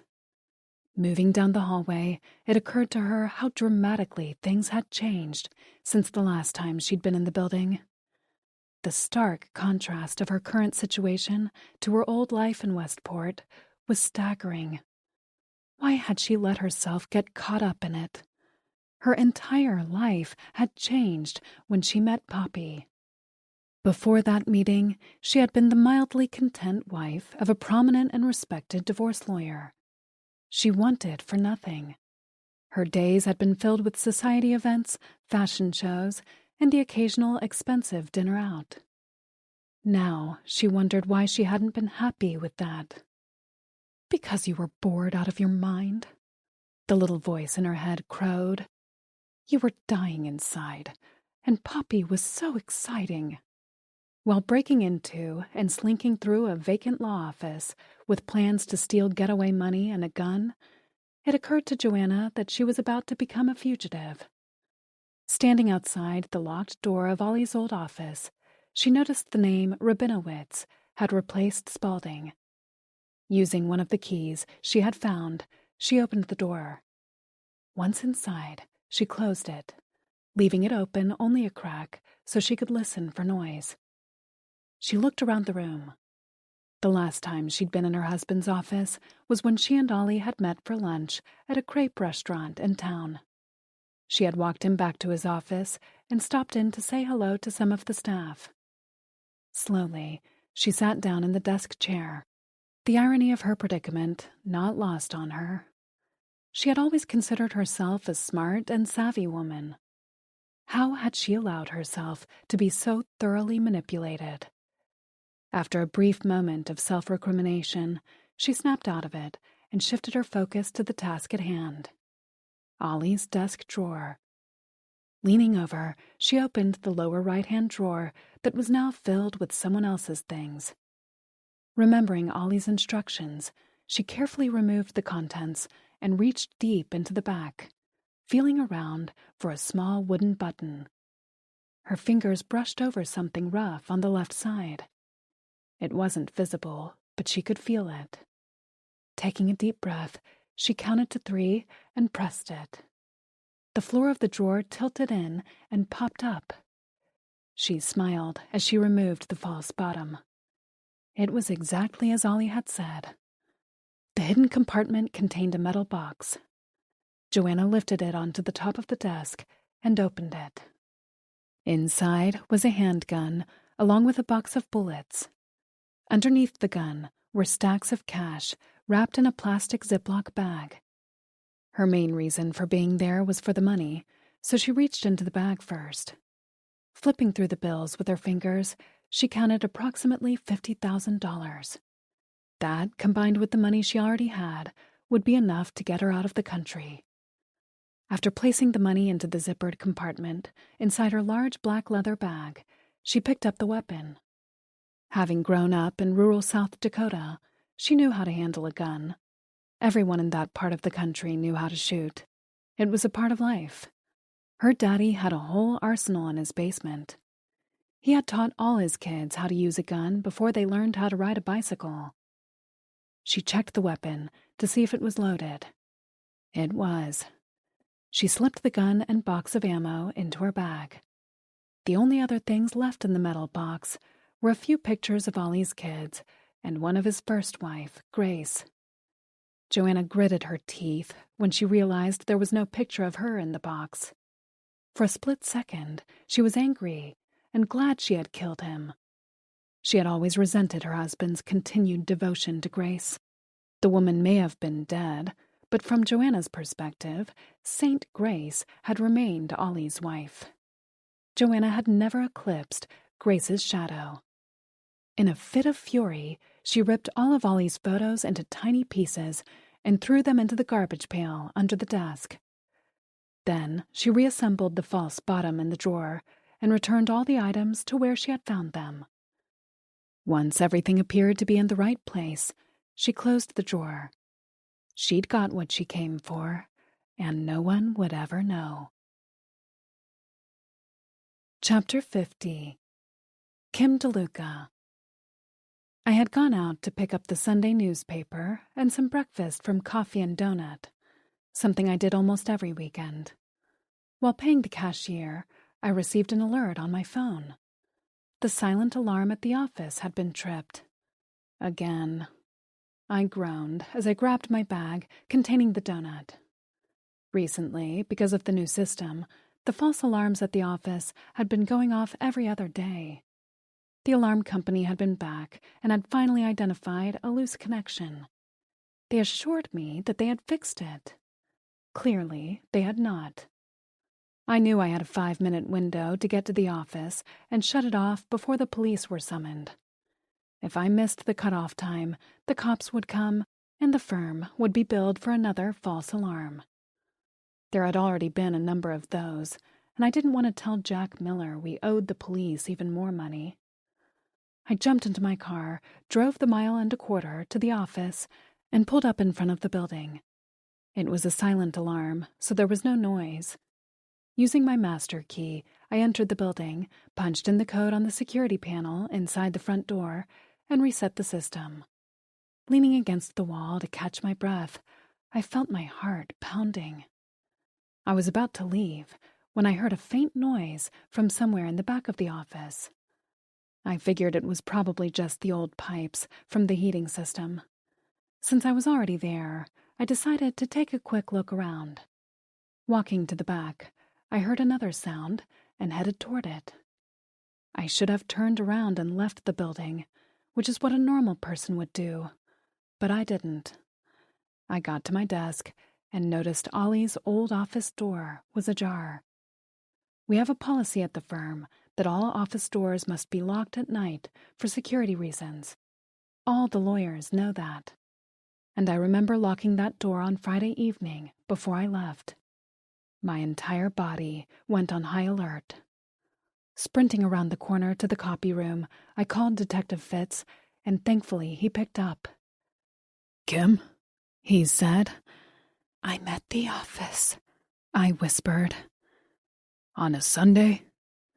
Something tripped the firm's security alarm, I said. It's been happening a lot, so I came over to turn it off. But when I got into the building, I heard something. Ollie's old office door is open. I think someone's in there right now. Nobody should be here. Could it be the new partner? Said Fitz. It can't be him. Rabinowitz is in Italy on vacation. I'm the only other person at the firm who has a key to that office. No one should be in there. Kim, I want you to listen to me. You need to get out of there right now, said Fitz. I'll call the station and have them send a car over. To this day, I don't know why I didn't listen to him. Instead, I put my phone on mute, dropped it into the breast pocket of my oversized linen shirt, and walked quietly toward the partially open office door. Touching the door gently, I gave it a slight push, which enlarged the opening by 2 or 3 inches. Through the crack, I could see Joanna Spaulding sitting at Ollie's desk. She was crying. "Joanna, what are you doing in here?" I said as I pushed the door wide open. "Are you all right?" When she looked up at me, her nose was red, her face wet, and black mascara was smudged under both of her eyes. "Come on in and join the party," she said, before letting out a weird, eerie laugh. "How did you get in here?" I said, examining the disheveled woman. "You're not supposed to be in here, Joanna. How did you get in the building? Is something wrong?" She let out another bizarre-sounding laugh. "Is something wrong? That's the understatement of the century." I inched toward her. "You look like you need some rest." "Typical Kim, always the diplomat," said Joanna, her voice getting louder. "Why don't you just say it? I look like shit. You'd look that way too if you were me." I didn't know what to say because I wasn't sure what she was talking about. She and the Spaulding kids no longer spoke, so I had no idea what she had been up to. All I knew was that she seemed really off. "Why don't you tell me why you're in here?" I said gently as I moved farther into the room and sat in the chair opposite the desk. I thought that might calm her down. "They planned the whole thing," said Joanna. "I was the patsy. They set me up from the beginning, and I fell for it. I'm so stupid." "What are you talking about?" "When we first met," said Joanna, turning her head to look out the window, "it was all so exciting. I felt alive." "You and Dolly?" The confused look on Joanna's face turned into a scowl. "Not Ollie. He was always too busy with work or his fucking kids. He never had time for me. I was just someone to occasionally accompany him to events or make him dinner. I was just a substitute for her. Ollie was still married to St. Grace." "I don't think that's true," I said, deciding that Joanna seemed really unhinged. "Ollie talked about you all the time. He was very proud of all the charity work you did in town, among other things." Joanna looked down at her hands and picked at her nails. "In the beginning, I was so flattered by the attention. It was exciting and different. A forbidden fruit." "What are you talking about?" "For a while, everything was going so well, and I was truly happy. But then everything spun out of control," said Joanna, looking over at me again. That's when I saw how crazy her eyes looked as they darted around the room. Her pupils were dilated, which made her eyes appear almost black. "I didn't start out to do any of it." Joanna's voice grew even louder. "None of it was my idea. She told me I was special and that she loved me. We had plans to go to South America and Australia and travel around the world. We were going to become organic farmers." Seriously alarmed by Joanna's incoherent rambling, I listened for any sounds of the police so I could get out of there. In the meantime, I tried to calm her down. "You don't seem like yourself today, Joanna," I said. "Let me drive you home." "I can't go home," she screamed. "I can never go home. She's ruined my life." "I don't understand. Who ruined your life?" "Poppy Reed!" shouted Joanna as she walked to the other side of the room. Before I knew what was happening, Joanna had locked the office door. Shit. She came to one of my events in town and started talking to me. She invited me to meet her for coffee, and one thing led to another. She told me she loved me. I thought she and I were going to be together for the rest of our lives. I gasped. Did Ollie know? I don't know. Maybe he did. As I listened to Joanna ramble, I remembered the things I'd found in Ollie's files about Poppy. Given what I had just heard, I think Ollie did know, or at least suspected something. "We should leave," I said firmly as I stood up. "You shouldn't be in here. This is someone else's office now." "I didn't want to do it, but Poppy said it was the only way we could be together," said Joanna. "We needed a lot of money to start our lives over. She thought if I got divorced, I'd get a big settlement, and then we could go wherever we wanted. But when I told her I'd signed a prenup that gave me nothing if I left Ollie, Poppy was furious. She told me I'd been cheated, and that she had a way to fix everything." I pressed my lips together. I was the one who typed up that prenup for Ollie shortly before he and Joanna got married. I remembered the conversation we had distinctly. "This prenup is a little harsh," I had said to Ollie while we were finalizing the language in the document. "Is this the message you want to send to your bride a few days before you walk down the aisle?" I wasn't going to do one, but then I realized I need to practice what I preach. I've got to look out for my kids' futures," said Ollie matter-of-factly. "But according to this prenup, Joanna gets nothing if you get divorced. Even if you two were together for 35 years, she still wouldn't get a penny. Is that what you really want?" Ollie had looked up at me from the law journal he was reading, removed his glasses, and placed them on his desk. "You know Grace was the love of my life, and that's never going to change. Joanna's a good companion. She's someone to have dinner with or travel with from time to time. We laugh and have fun together, but at this stage of my life, I have to protect my children's inheritance." I looked at him. "Are you sure she'll sign it?" "No," said Ollie. "Look, I'm not a player. I've always been a one-woman man. It won't be me finding someone else or wanting a divorce. This prenup is a little insurance policy. I've seen far too many people lose their hard-earned money because of a poor marital choice." Turns out, Joanna didn't want to sign that prenup. After much back and forth over the next few days, Ollie finally made a concession when she wouldn't budge. If Joanna turned out to be a great wife and partner, and Ollie died, Joanna would be financially rewarded. If she wanted a divorce, she'd get nothing. A loud, frustrated groan emanated from Joanna, jolting me back to the present. She began to pace around the office like a caged animal. I was still unclear on what the hell she was talking about, but something told me it was important. I moved a little closer to her, hoping Fitz was still listening to our conversation through the live phone in my breast pocket. "Don't you understand? Poppy used me!" screamed Joanna without warning. "Every single thing she said was a big fucking lie!" Chapter 51. Kim DeLuca.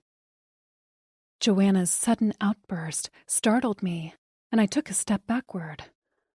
"I think we both need to leave now," I said as calmly as possible while inching toward the door. Somewhat terrified by her erratic behavior, I kept one eye on her and one on my escape route. She was behaving so strangely that I couldn't predict what she'd do next. "The police are going to arrest me," said Joanna, biting on one of her red thumbnails. "But Poppy's the one they should be looking for, not me. I'm a victim too. Don't you see?" "We need to leave, Joanna. I said, trying to sound as calm as possible. Not until you hear my side of the story, said Joanna, pulling out a gun from her pocket and pointing it directly at me. Sit down, Kim. Now. Put the gun down, I said loudly, praying Fitz could hear me. Reluctantly, I sat in one of the chairs in front of Ollie's desk. I prayed that the police would break down the door at any moment because Joanna Spaulding was seriously nuts and possibly dangerous. A few months after Poppy and I started seeing each other, she told me she'd figured out a way for us to be together. She'd said she had worked out a way to get millions so we could start our lives over. I was so enmeshed with her that I couldn't see straight. It was like I was hypnotized. I would have done anything she asked of me. And I guess I did. She knew I was vulnerable and she exploited that. Now everything is ruined. I leaned forward. Joanna, what did you do? Joanna started to cry. I lost my mind. What does that mean? I said, a sick feeling in my stomach. When Joanna's words came tumbling out, I thought my heart was going to stop and I couldn't breathe. When our conversation first began, I thought she was talking about James Reed's murder, because it had been all over the news that week. I knew Poppy put the bomb in Ollie's car, she said flatly. Because I set it off. I looked at her, horror written on my face and rage boiling up inside me. What? You killed Ollie? Joanna shook her head. I thought I had, but later Poppy told me the bomb was detonated by a remote app. I guess she didn't want to take any chances that I'd chicken out. It was Poppy and her friend Jed. They're the ones who detonated the bomb. Jed put the bomb in Ollie's car. I looked around the room for a way out. Where the hell was Fitz? Joanna threw her head back, waved the gun around, and let out a guttural groan. The plan was to set a small fire in the front grille of Ollie's brand-new car. He loved that stupid Range Rover more than me. I knew he'd run downstairs to put out the fire to save it. You set Ollie up, I screamed. It was you? Ignoring my outrage, she kept talking. When Ollie ran downstairs, I called 911 to report the fire and give myself an alibi. While I was talking to emergency services, I stood in the window watching Ollie in the driveway. Poppy had given me the detonator. As soon as Ollie got close enough to the car, I was supposed to text her to let her know before I pushed the button. I gasped as my hands balled into fists. I wanted to punch her. I wanted to kill her. You killed him, I shouted, taking a menacing step toward her. No, I didn't, she screamed back as she walked toward me, brandishing the gun. If she hadn't had a gun, I would have tackled her right then and there and pummeled her. But she did have a gun, and my fight-or-flight instincts told me to get the fuck out. I was about to make a run for the door when Joanna stepped between me and it. I jumped back. Put that gun down, Joanna, I yelled. You don't want to make this any worse than it is. She lowered her voice and suddenly spoke with a calm, matter-of-fact cadence. I hit the button on the detonator, and the bomb in Ollie's car went off seconds later. You knew what would happen to him, and you did it anyway, I shouted, tears springing from my eyes. Joanna shook her head. She told me it was the only way we could be together. I thought when I pushed the button that I had triggered the explosion. But later, Poppy told me the detonator she gave me was a dummy.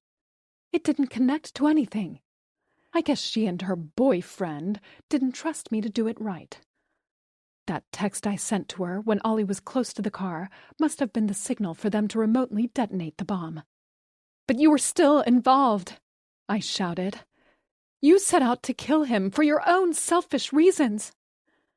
As I yelled, I wondered again where the hell Fitz was. Joanna put one hand on her forehead. I didn't mean for it to go as far as it did. I never dreamed of hurting Ollie before I met Poppy. My marriage was disappointing, and she used that. But now I think she had the whole thing planned before she ever met me. I can't believe you did this. Poppy wanted two things, money and revenge for losing everything in her divorce, said Joanna. She blamed Ollie for her situation because he had advised her husband to have her sign that restrictive prenup. My own prenup was similar to hers. I remember Poppy and I bonded over that.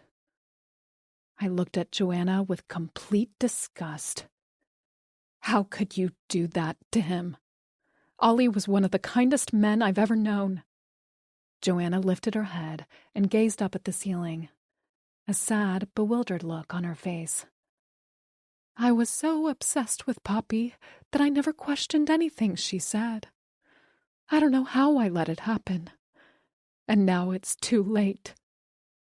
I was about to lunge at her and rip her hair out when I remembered the phone in my pocket. Hopefully, Fitz had heard everything that nutcase had just said. I had to get more out of her. What about Poppy's husband? Was killing James Reed also part of the plan? You blew him up, too? Joanna shook her head. I had nothing to do with that. I heard about it on the news like everyone else. What happened to James Reed was all Poppy. I had no beef with her ex-husband. I only met him once or twice. Why would I want to kill him? The phone in my pocket vibrated, and I pulled it out. It was a text from Fitz. We're coming in. Chapter 52. Kim DeLuca. The loud bang on Ollie's office door made both Joanna and I jump. Don't move, hissed Joanna, pointing the gun at me again. At first, the doorknob jiggled several times. Then the locked door rattled loudly as someone on the other side shook it. Westport Police, said a familiar male voice through the door. It's Detective Fitz. Open the door, Mrs. Spaulding.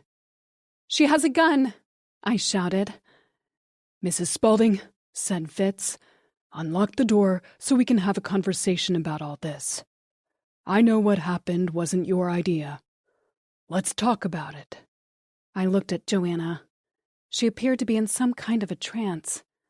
With my eyes fixed on her, I slowly inched my way over to the door and unlocked it. As I stepped back, the police rushed in with their guns drawn. Mrs. Spaulding, said Fitz, stepping through first in front of the other men. Let's put the gun down on the desk. Can you do that for me? We don't want anyone to get hurt. Much to my surprise, Joanna hung her head and obediently placed the gun on Ollie's desk. Then she turned her back on all of us and looked out the window. Looks like it's going to rain today, she said softly. We need rain. Everything has been so dry. Detective Fitz grabbed the gun on the desk and handed it to one of the uniformed officers. Mrs. Spaulding, he said, we have a warrant for your arrest for the murder of James Reed. I had nothing to do with that, said Joanna, still facing the window. I don't even know him. Your prints tell us something different, said Fitz.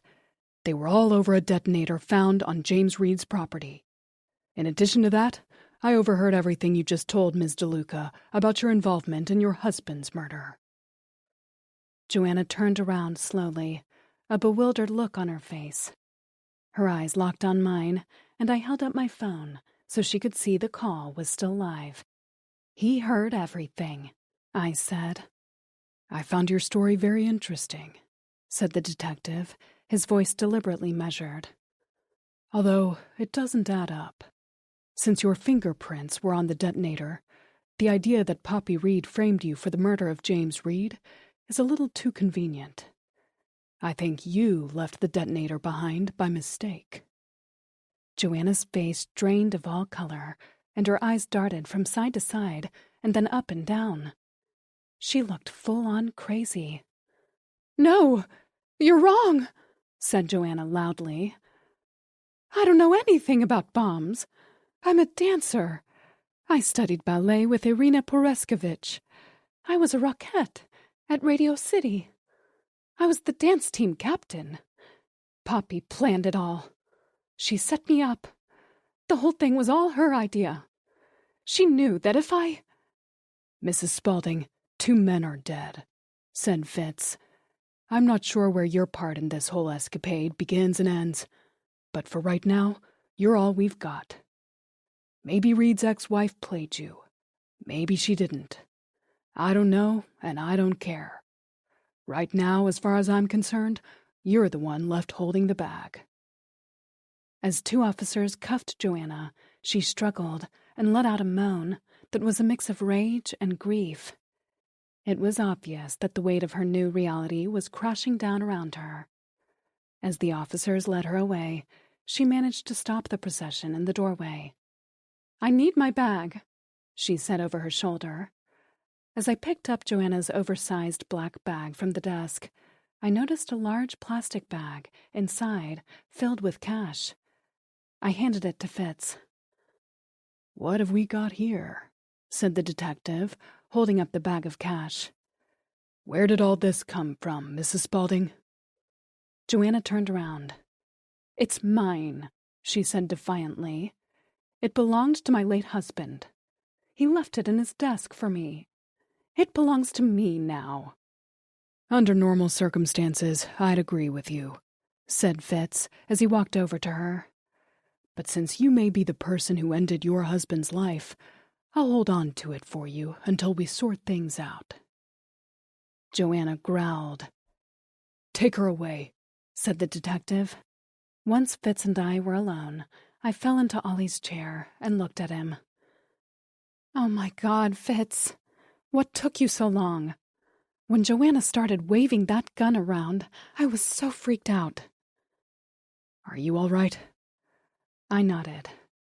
You shouldn't have confronted her, said Fitz. She could have killed you. I had to find out what happened to Ollie. I owed him that, and more. I said, I still can't get my head wrapped around this whole thing. She killed Ollie for money? I think she killed him for love. The money was a means of securing that love. According to the story she told you, it sounded like Poppy wanted the money. Joanna wanted Poppy, so she did whatever she needed to get it. I shook my head. I never liked Joanna very much. She always struck me as a social climber. She couldn't hold a candle to Grace, but I thought she was harmless. Ollie seemed less lonesome when she came into the picture, so I put my reservations to the side. Fitz sat down in a chair opposite me. What did you make of her story about Poppy Reed? You think she was telling the truth? I bit my bottom lip. I don't know. After hearing her out, I believe Joanna is capable of murder. But it also sounded like she was infatuated with Poppy. If that's true, Poppy could have manipulated her into doing terrible things. Being manipulated doesn't absolve someone of murder. It may explain why she did it, but it doesn't eliminate her guilt. I nodded and wiped my eyes. With Ollie out of the picture, Joanna was then free to pursue a life with Poppy. She needs to pay for destroying so many lives. That's the way I see it, said Fitz, as he stood up and moved toward the door. The 2 of us walked out the back door of the building together and into the parking lot. There's one thing that doesn't make sense to me, I said, standing next to my car, fiddling with my keys. What's that? We agreed that Joanna had a motive to kill Ollie, I said. But why would she want to kill James Reed? She fully owned up to Ollie's murder. But you heard what she said. She barely knew James Reed. She had no axe to grind with him. Why would Joanna risk everything to kill him now that she was in the clear? Poppy was the only one looking for retribution with James Reed. That's for the prosecution to work out, said Fitz. My job is to catch the bad guys. I've got her confession and her fingerprints. But her confession was only about Ollie's murder. She never said anything about Reed. Poppy, on the other hand, definitely had a reason to want her ex-husband dead. She believed he screwed her over. You have your version, and I have mine, said Fitz. As far as I'm concerned, Joanna Spaulding killed both men because of misguided love. And then love bit her in the ass hard. She killed her own husband for money, and then she killed Poppy's husband for Poppy. It all makes sense to me. Because Joanna was considered a flight risk, she remained in custody without bail. The Westport police, along with the FBI, made every effort to find Poppy Reed, but she had vanished. Her last known location was Istanbul. When she was alone in her cell, I was told, Joanna was often heard ranting loudly, day and night. According to the guards, it was always the same thing. "I don't know anything about bombs," she'd howl. "I'm a professional dancer. Poppy's the one who did it. I was just a patsy. They used me. I was a rockette at Radio City Music Hall. No one's kick was higher than mine." Chapter 53. Kim DeLuca. Almost 2 years later, after a lengthy trial covered by a full-blown media circus, Joanna Spaulding was convicted of her husband's murder. She was also convicted of conspiracy to commit murder in the case of James Reed. Hannah and Henry Spaulding were in the court every day. Jack Miller was there several days a week and gave me the time off with pay so I could be there with Ollie's kids. They had lost their mother and their father. I didn't want them to be alone. Throughout the trial, Joanna and her lawyers tried to turn the tables. The defense painted the missing Poppy as the villain, the ultimate puppet master, pulling the strings, and Joanna the pawn left holding the bag. But in the end, there was no hard evidence linking Poppy Reed to either murder. The jury only saw and heard the mound of evidence pointing to Joanna. Even with all that, there wasn't enough to fully convict Joanna for James Reed's death. "She killed our father for money," said Henry just before the verdict was read. "I hope they lock that bitch up forever." Joanna received a sentence of 25 years to life and wouldn't be eligible for parole for nearly 20 years. Honestly, it was a bittersweet moment for me. While I was finally able to rest, knowing Ollie's killer was behind bars, it didn't bring him back. But I was more at peace.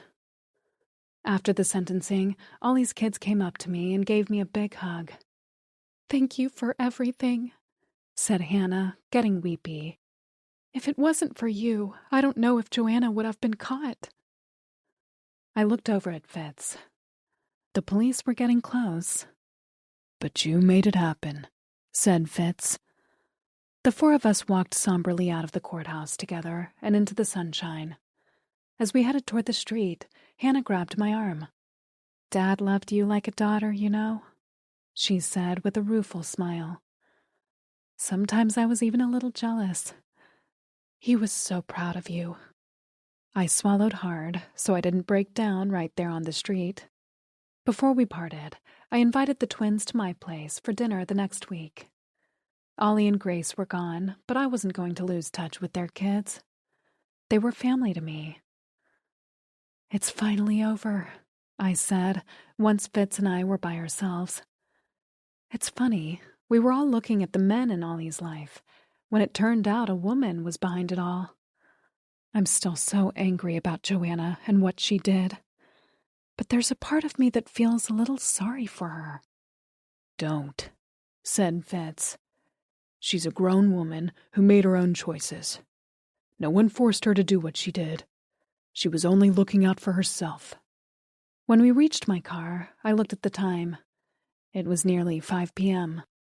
"Want to go for a drink?" I said. We drove back to Westport in our own cars and met up at Hudson Malone. Fitz was already at the bar when I arrived. We both ordered a glass of wine. "What day do you take the bar exam again?" said Fitz as he lifted a glass of Merlot to his lips. I smiled and rolled my eyes. "A week from Wednesday. I'm so nervous." "You'll ace it," said Fitz, taking my hand. "And then we can start spending more time together again. For the last 6 months, all you've done is study and go to court. In case you've forgotten, we've got a wedding to plan. I smiled as I looked down at the diamond ring on my left hand. Thank you for giving me the space I needed. I know I've been at the library every weekend, but I'm going to make it up to you. Fitz smiled as he leaned over and kissed me. I'll take you up on that. Have I told you lately how proud of you I am? Suddenly, Pascal's and Ollie's faces flashed through my mind. They would have liked Fitz. Getting emotional, I took a sip of my Cabernet and changed the subject. I know you couldn't talk to me about anything while the trial was going on. I cleared my throat. But now that it's over, what do you really think happened to Poppy? Fitz took another sip of his wine and placed his glass on the bar. Hard to say, but we're still looking for her. I blinked. You are? You never told me that. Fitz reached into his jacket pocket and pulled out his phone. Scrolling through his photos, he stopped at a particular picture, enlarged it, and handed his phone to me. Even though we're getting married, he said, I took an oath. I still can't tell you everything that goes on. I made a face as I looked down at a slightly blurry black and white photo of a man and a woman. What is this? We've been working with Interpol, said Fitz. We think that's a picture of Poppy and her boyfriend Jed Bishop coming out of a bank in Budapest. The Hungarian police located a home address for them, but when they got to the apartment where they thought she had been living, the place was deserted. Poppy and the boyfriend had taken off. I picked up a piece of cheesy flatbread from a plate on the bar and took a bite. She seemed like such an ordinary person when I met her. What do you think motivates someone like Poppy to do what she did? Fitz looked off into the distance for a moment. I think she's always been out for herself. People don't matter to her, only things. I'm not a psychologist, but I think she straddles somewhere between a sociopath and a psychopath. Bottom line, she's dangerous. According to the Interpol reports and other data, we think she's blown through most of the money she took from Joanna. My guess is she's already working another scam on some other unsuspecting person. You think you'll ever catch her? At this point, she probably thinks she's untouchable. But all criminals eventually make a mistake. When people get cocky, they get sloppy. I'm waiting for her to get sloppy. What if she's living on a remote mountaintop or a tiny island in the middle of nowhere? How would you ever find her? Fitz took another sip of his wine and reached for the flatbread. A remote mountaintop isn't Poppy's M.O. She likes action, luxury, adventure, and the thrill of the hunt. From everything we've learned about her before and during the trial, Poppy Reed is a world-class grifter. Pulling off the con is almost as good as getting the money. That's what gets her up in the morning and puts a smile on her face. Interesting, I said, impressed by my fiancé's explanation. Fitz smiled. Everything Poppy does is about power and control over people. Ollie, her ex-husband, James, Joanna, and who knows how many others. Poppy gets her jam from scamming people. That's what she loves the most. The money is a side benefit. She'll surface again, and when she does, I plan to be there. Epilogue. Over 6,000 miles away from Westport, Connecticut, Poppy Reed relaxed on a lounge chair on the deck of her luxury villa in Bora Bora. The cabin was up on stilts, standing in the sparkling clear blue-green Polynesian water. Stretching out her legs, Poppy groaned contentedly before rolling over onto her stomach. "This sun feels so damn good," she shouted as she pulled down the shoulder straps of her swimsuit top. "Jed, can you come out here and put some lotion on my back? You know how I burn. If I'm not careful, I'll start looking like an old raisin. No man will want me then." "I'd still want you," said Jed, emerging from inside the villa. He sat down next to her and carefully applied sunscreen to her back, gently rubbing it in. "You're all set." He lay on his back on the chair beside her. Putting his hands behind his head, he adjusted his new Bottega Veneta sunglasses as a flock of birds flew overhead. He watched them soar in unison and let out a contented sigh. "This place really is paradise," he said, stretching out his arms. "I could stay here forever." "Don't get much prettier than this," said Poppy, reaching for a bottle of champagne in a nearby ice bucket. Lifting it up, she saw it was empty. "We must have killed this one already. You up for another glass, darlin'?" "If you're buying," said Jed, his eyes now closed. "I'm always ready for good champagne. You know that." "Give me a minute," she said, as she got up and went inside their room. Jed heard a loud pop and opened his eyes. "Nothing better than the sound of a cork coming out of a champagne bottle," he shouted. "Need any help, babe?" "I'm good," said Poppy from inside the villa. "Be right out." Minutes later, she appeared carrying 2 glasses of champagne and handed one to Jed before sitting down in her own chair. "Not a cloud in the sky," said Poppy as she looked up. "Those travel brochures sure didn't lie. It really is like heaven here. If I had unlimited funds, I'd stay right here in Bora Bora forever. But I'm afraid at $3,000 a night, not to mention our food and bar bills, that won't be possible." "How much cash do we have left?" said Jed, taking a sip of his champagne. Poppy closed her eyes and laid her head back. "Not enough." "We still got that diamond engagement ring you got from your husband," said Jed, polishing off his glass. "I know some people who can sell it for us for a good price." Poppy stretched her arms out above her and watched the sunlight reflect off the antique diamond ring on her finger. "That is one ugly ring," she said, examining it. "James wanted that diamond ring back in the worst way.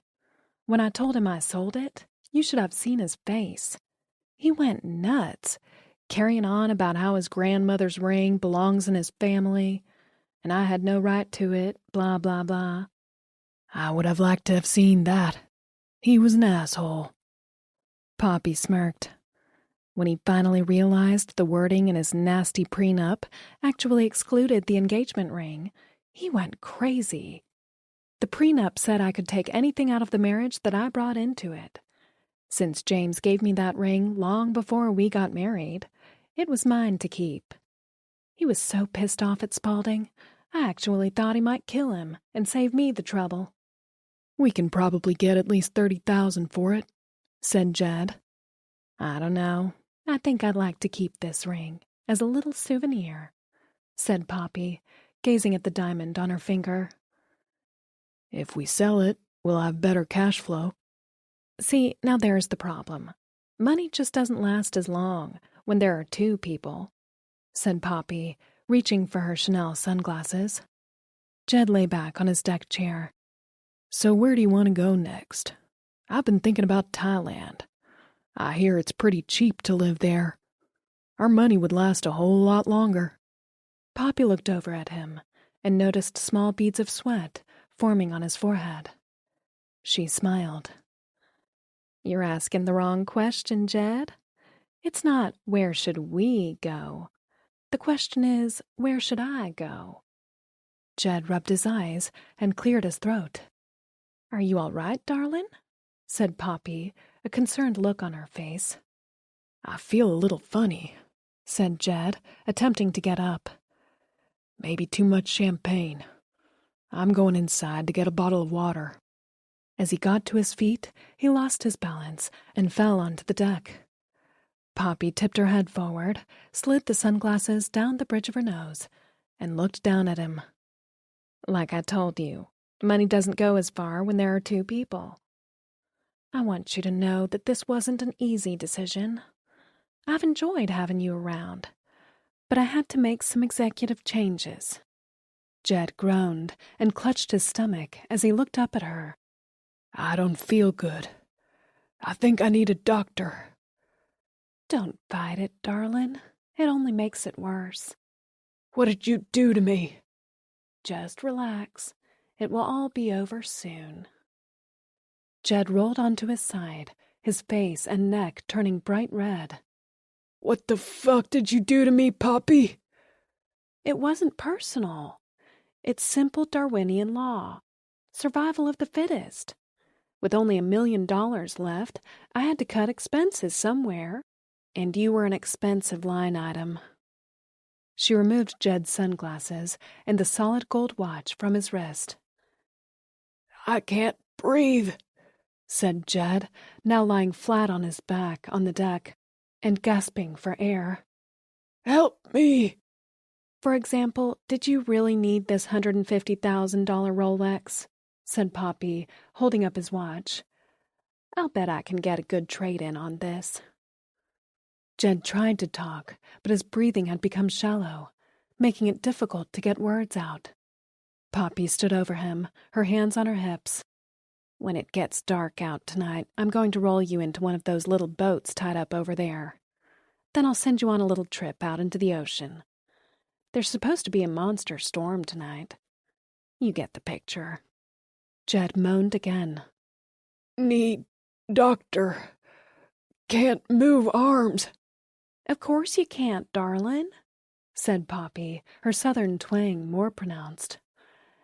That's because I put a little neurotoxin in your bubbly. Just relax and go with it, Jed. It will be so much easier that way. Why? He said as he gasped for air. My ex-husband, James, once called me a shark. At the time, I was a little insulted.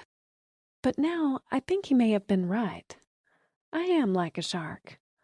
I've got to keep moving or I'll die.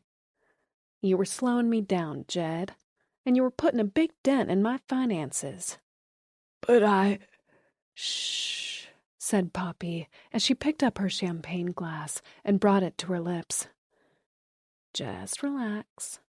By the way, since you were inquiring about next destinations, I thought you'd like to know I've decided to go to Chile. You remember Rafael Fernandez, that nice millionaire we met in Singapore? He's invited me to join him at his vineyard outside of Santiago. They make the most delicious wines in Chile.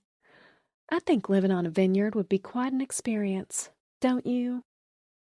Minutes later, after Jed took his last breath, Poppy threw a large beach towel over him and refilled her champagne glass. Sitting back on her lounge chair, she checked the tide tables on her phone and lay back with a magazine. After flipping mindlessly through the pages of the new French Vogue, she closed her eyes and daydreamed about her next adventure. In the morning, a taxi would take her to the airport. From there, she'd fly to South America, solo. A shark must always keep moving. We hope you have enjoyed this production of The Divorce Lawyer by McGarvey Black, narrated by Sophia Willingham. Copyright 2026 by McGarvey Black. Published by arrangement with Jaffe Books, care of Lorella Belli Literary Agency Limited. Sound recording copyright 2026 by Tantor Media Incorporated. Tantor is an RB Media audio brand. This recording is protected by copyright. Unauthorized copying, sharing, or distribution is prohibited. Thank you for listening. Discover audiobook giveaways, discounts, new releases, recommendations, and more from RB Media, the largest audiobook publisher in the world. Visit rbaudio.com.